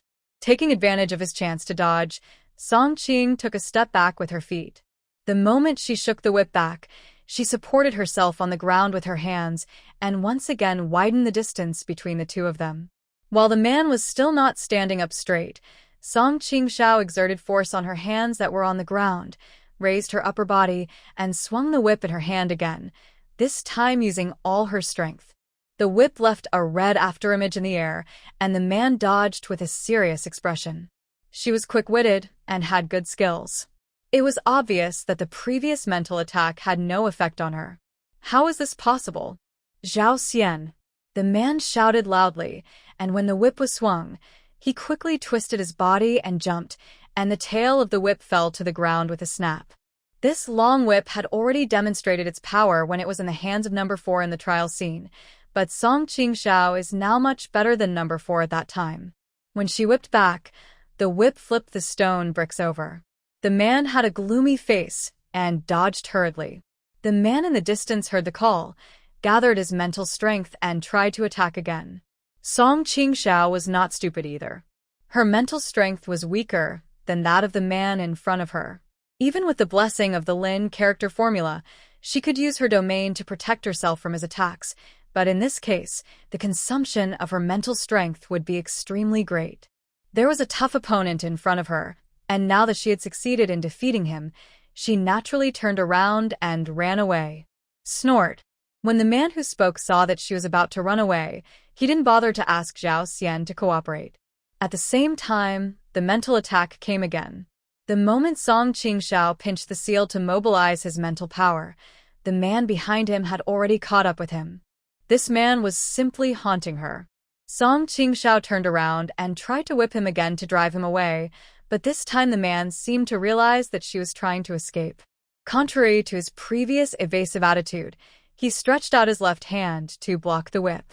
Even though the two were quite close and Song Qingxiao whipped the whip in a hurry, the moment the whip touched the man's palm, it still made a loud snap sound. The man showed pain on his face, but for some reason he did not let go. Instead, he endured the severe pain and caught the whip. The force of the whip tail wrapped around his arm. In the trial scene, the scene where Song Qingxiao design number 4 appeared. The man with a clenched fist trapped Song Qingxiao's whip with his arm and pulled hard at the same time. Song Qingxiao couldn't hold back his strength for a moment and was pulled back in front of him. At such a close distance, Song Qingxiao looked up in panic and saw his ferocious face, looking down at her. The man's right hand pressed on her neck and pinched it hard, with such force that he almost lifted her up. If the situation wasn't special, Song Qingxiao would have smiled bitterly. Twice she was in danger, and each time her neck was grabbed. The first time she was stabbed with a dagger, and in the second trial she was nearly strangled to death by Lu Yixuan with a mouse cord, but she was lucky enough to avoid it both times. This time her luck seemed to be running out. The man was experienced, and at the moment he grabbed her neck, he stretched out his leg to kick her knee. At the same time, there was a mental attacker in the distance who was eyeing her with eager eyes, and after seeing the man succeed, he walked towards the side. Is it destined to be impossible to escape tonight? Song Qing's eyes flushed red. At the critical moment, a reminder that she hadn't heard for a long time rang in her mind. You are about to enter God's trial. Welcome to God's trial space. As the prompt sound of the trial space rang, Song Qingxiao felt the pressure on her neck suddenly loosened, and her body, which had been lifted up by the man, quickly fell down. She continued to struggle, and the moment her toes touched the ground, she had entered the god's trial space from the alley where she was being chased. She rushed forward several steps before stopping. The whip that she had been holding in her hand was taken away by the man who had strangled her, and it did not enter the trial space with her. After Song Qingxiao stopped, she quickly took a look at the scene in the space. When she came in, there were already 4 people inside, sitting cross-legged with their eyes narrowed in 4 different corners. Before she came in, it was obvious that they had not talked to each other, and the atmosphere was a little cold. At this point, everyone was no longer a novice in the trial, and the situation of being pressured by a big man with a gun like the last time they entered the space did not occur. Those who have made it this far have at least gone through 2 trials and have quite good skills. Having just entered the trial space, with the situation still unclear, no one would be foolish enough to make enemies and reveal their cards. Therefore, her sudden entry did not cause any extra reactions from other trial participants. Even though Song Qingxiao looked a little embarrassed at this moment, a few people just raised their eyelids and lowered their heads. Song Qingxiao's eyes quickly swept over the few people. Among the 4 people who arrived first, there was only 1 female. From her appearance, it could be seen that she was old, with gray hair on her temples. Her expression was calm, but Song Qingxiao could feel that she was not easy to mess with. The other 3 men had a crew cut, and when they sat, their backs were straight, Their eyes were closed, and their expressions were meticulous. One was dressed like a gentle scholar, and the other was wearing a suit and had an indifferent expression. After looking at several people, Song Qingxiao shook his arms as if nothing had happened, found an empty corner, and sat down cross-legged like the others. She narrowed her eyes slightly, and while distractedly looking at the people in the space, she was still frightened by the previous situation. What is certain now is that the people who chased her tonight are related to Number 6. Number 6 once asked about her dagger, but the people who chased her obviously did not come just for the dagger. It is very likely that they came for the Lin technique on her body. When she used the Lin technique to create a field to resist the man's mental attack, the two people chasing her felt it and showed surprise on their faces. In other words, the two did not dare to confirm it before taking action. They must have heard Number 6 mention it and confirmed it during the process. So when she tried to escape for the last time, the man with a clenched fist was willing to risk getting injured and grabbed her with the whip to keep her. Although she didn't know what these people would do after catching her, she couldn't let these two men who knew her secret leave.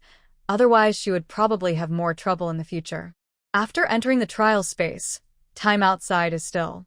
After the trial is completed, when she leaves the space, she will still appear in the same place where she entered the space. However, Number 6 wanted the dagger, but these two wanted the magic secrets. If they were not a group of people, it was possible that Number 6 had teamed up with someone and sold himself out for a benefit. She exhaled slowly, suppressed her emotions, and focused her mind on the trial. No matter how she cleans up the mess after she gets out, she still has to be alive. She blinked, and soon a figure appeared in the space again. It was a tall and thin young man with a gentle face, wearing a blue and green plaid clothes. The first moment he entered the space, he looked around and found that the positions in several directions had been occupied by those who arrived earlier. The distance between each trial taker is about 2 or 3 meters, and several people form a regular pentagon. No matter which latercomers, they must either break this strange balance principle or sit in the middle and maintain a relatively safe distance from everyone else. The man showed a troubled look on his face, shrugged helplessly, then moved his wrists and arms, swept his eyes from everyone, finally fell on Song Qingxiao, and walked straight towards her. Although the people in the trial space did not say anything when they saw this scene, from the young man's expression, they could guess that he was going to cause trouble. Song Qingxiao frowned slightly, and the man walked in front of her before speaking. "Get out of the way." In fact, when he came over, Song Qingxiao was already full of alert, but the moment the man opened his mouth, she still couldn't help the murderous intent surging in her heart. The people around seemed not to talk to each other, but in fact they were all paying close attention to the every move of each trial taker. If this man forces himself to sit in a corner, everyone will definitely move towards each other in order to keep a distance from each other, which is likely to cause a conflict. If necessary, they will add insult to injury in order to gain some benefits. The trial space does not prevent trial participants from fighting each other and even supports such competition. It would not be wise to have a conflict at this moment. Song Qingxiao suppressed the murderous intent in his heart, stood up with a smile, and walked to the middle calmly. This position was certainly not good compared to where she had sat before. The person sitting in the middle is almost always watched by the people around him, so the young man didn't even consider the middle position after he came in. After Song Qingxiao stood up and made room for the vacant seat, the man stretched out his arms, sat down, and glanced proudly at the people around him. Song Qingxiao seemed to hear a sneer from the cold-faced man in a suit, but she was unmoved. She sat down cross-legged and closed her eyes, immersing her mind wholeheartedly in her mental power. However, the woman who had been keeping her head down raised her head after this little incident, looked at Song Qingxiao with some vigilance, then looked at the young man who had taken the seat, and raised the corner of her mouth. No one who has made it all the way through the trials is an ordinary person, especially women. Because of the differences and disparities in innate physical strength, they need to be much more ruthless than men to survive such a trial. When Song Qingxiao just entered the trial space, anyone with a discerning eye could see that her aura was different. Although she quickly restrained her murderous intent, everyone who came in first could see it clearly. The young man who came later missed that scene and thought he had picked an easy target, but He didn't expect that he might have bitten off a hard bone. The young man did not realize the mockery in the old woman's eyes. He even looked smug because he had driven Song Qingxiao away and occupied this position. No one around spoke. The young man pulled the already loose tie on his collar and was about to speak when the figure of the trial taker appeared in the trial space again. The moment the man stepped forward and saw Song Qingxiao's figure, he subconsciously took a wrong step and his figure turned into a residual shadow and dodged. The man was very fast. Song Qingxiao looked up and saw clearly that it was number 7 who came in. She was a young and beautiful girl, about 18 or 19 years old. After she stood firm, she probably blamed Song Qingxiao for blocking her way before, causing her to reveal some of her secrets. She wrinkled her nose and snorted coldly. After number 7 came in, she looked around like the young man before. Finally, when she found that there was no place for her, she chose a distance of about 1 meter away from Song Qingxiao and sat down cross-legged. After she came in, everyone in the trial space was quiet for a while, and there was no more movement. The young man played with his tie, glanced at the silent crowd, and suddenly said, "It looks like we will be the only ones participating in this trial." As soon as he spoke, the other trial participants who had originally looked expressionless all raised their heads. The refined scholar nodded after he finished speaking. It seems to be the case. The atmosphere among the trial participants this time was much more relaxed than the last time Song Qingxiao entered the trial space. But she knew in her heart that this did not mean that the relationship between the trial participants was close, but rather that everyone had learned to restrain their true character and to be hypocritical in previous trials. Everyone seems to be joking and relaxed at this moment, but when the trial comes, they will probably be able to stab each other in the back without batting an eyelid. When I came in, it was number 6. The young man perked up when he heard someone talking to him. No matter what happens next, why don't you introduce yourselves first? Maybe there will be a chance for us to cooperate during the mission. After he finished speaking, the indifferent man in a suit opened his eyes and said coldly, "In the last trial, a mediocre person like you who talked too much and tried to take control was the first to die." As soon as the man in the suit finished saying this, number 7 who came in last couldn't help but burst out laughing. The young man's face was ugly for a moment. He stood up with a gloomy face and clenched his fists. The man in the suit also stood up and said sarcastically, "If you want to do anything, I'm not number 5.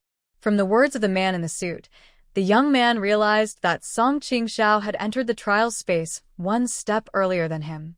He had a sullen face before, but the next moment he suppressed his anger. "I'm number 6, she's number 5, and number 7 came in last.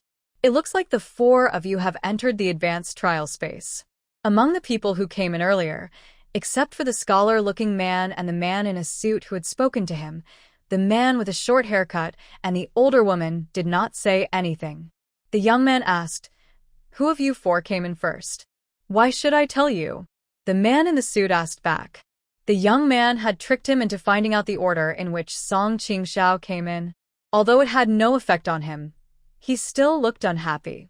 After being blocked several times, the smile on the face of the young man no. 6 faded a little. Since I ask this, I can naturally say something to share with everyone. After he said this, everyone finally raised their heads as he wished. Song Qingxiao also glanced at the man. He hadn't spoken yet, as if to whet everyone's appetite. It was not until a few seconds later that he said, "Since number 7 came in, no one has come to the trial space. It should be us 7 trial takers." Everyone waited for a long time, wondering what he would say, but when they heard him just repeating the nonsense he had said before, the man in the suit's eyes flashed with contempt. Just as he was about to speak, the young man continued, "But I don't have any hints about the mission. Do you have any?" When he said this, the suit man swallowed the words that were about to come out of his mouth. This is also what Song Qingxiao found strange. During the last trial, the task prompt appeared not long after number 6 came in. This time, number 7 had already entered, and no new people had entered the trial space, but the task reminder had not come yet. She was still wondering if it was just her, or if it was just like that for everyone else. If no one received the task prompt, Song Qingxiao would not be worried. After all, During the first trial, the prompt only appeared after officially entering the task scene. She was afraid that this reminder would not appear in the consciousness of every trial taker. After all, in the last trial scene, the same group of trial taker were divided into two completely opposite camps, and the tasks were also different. The young man's words hit the nail on the head about her hidden worries. She noticed that there were 7 trial takers, an odd number. The first trial she participated in had 9 people, also an odd number, and only one person could survive in the end. There were a total of 6 people participating in the last trial, an even number, and they were eventually divided into 2 camps, one for hunting and the other for rescuing. After the young man finished explaining his situation, the man with the short haircut who had been silent the whole time was the first to shake his head. No. After he spoke, the gentleman scholar was stunned for a moment, and then shook his head to deny it. No. With the 3 people denying receiving the task prompt, the woman with gray hair soon followed suit and slowly said, "No prompt." Everyone spoke, and the man in the suit frowned and turned his head away, no hint. The young man perked up. His eyes fell on Song Qingxiao and number 7. Number 7 had a slightly innocent look on his face. Me neither. Song Qingxiao shook his head, which means that until now, no one has received any reminder of the task. It is very likely that this reminder will only be triggered when entering the task scene. Everyone's expressions suddenly became a little strange. Scholar Sven laughed and said, "In this case, why don't we join forces for the time being and start the mission first? How about that?" Naturally, no one objected to such a proposal. No one wanted to waste time in this place. Song Qingxiao gently turned her arm. Her shoulder was aching slightly from being hit by a fist from the man who was chasing her outside the trial space. In addition, her mental strength had been depleted in the previous pursuit, which put her at a disadvantage among the other trial takers and inevitably made her more vigilant. She watched several trial participants pretend to cooperate temporarily after entering the mission and agreed with each other not to launch a sneak attack, and then everyone stood up. Whether I noticed or not, so what?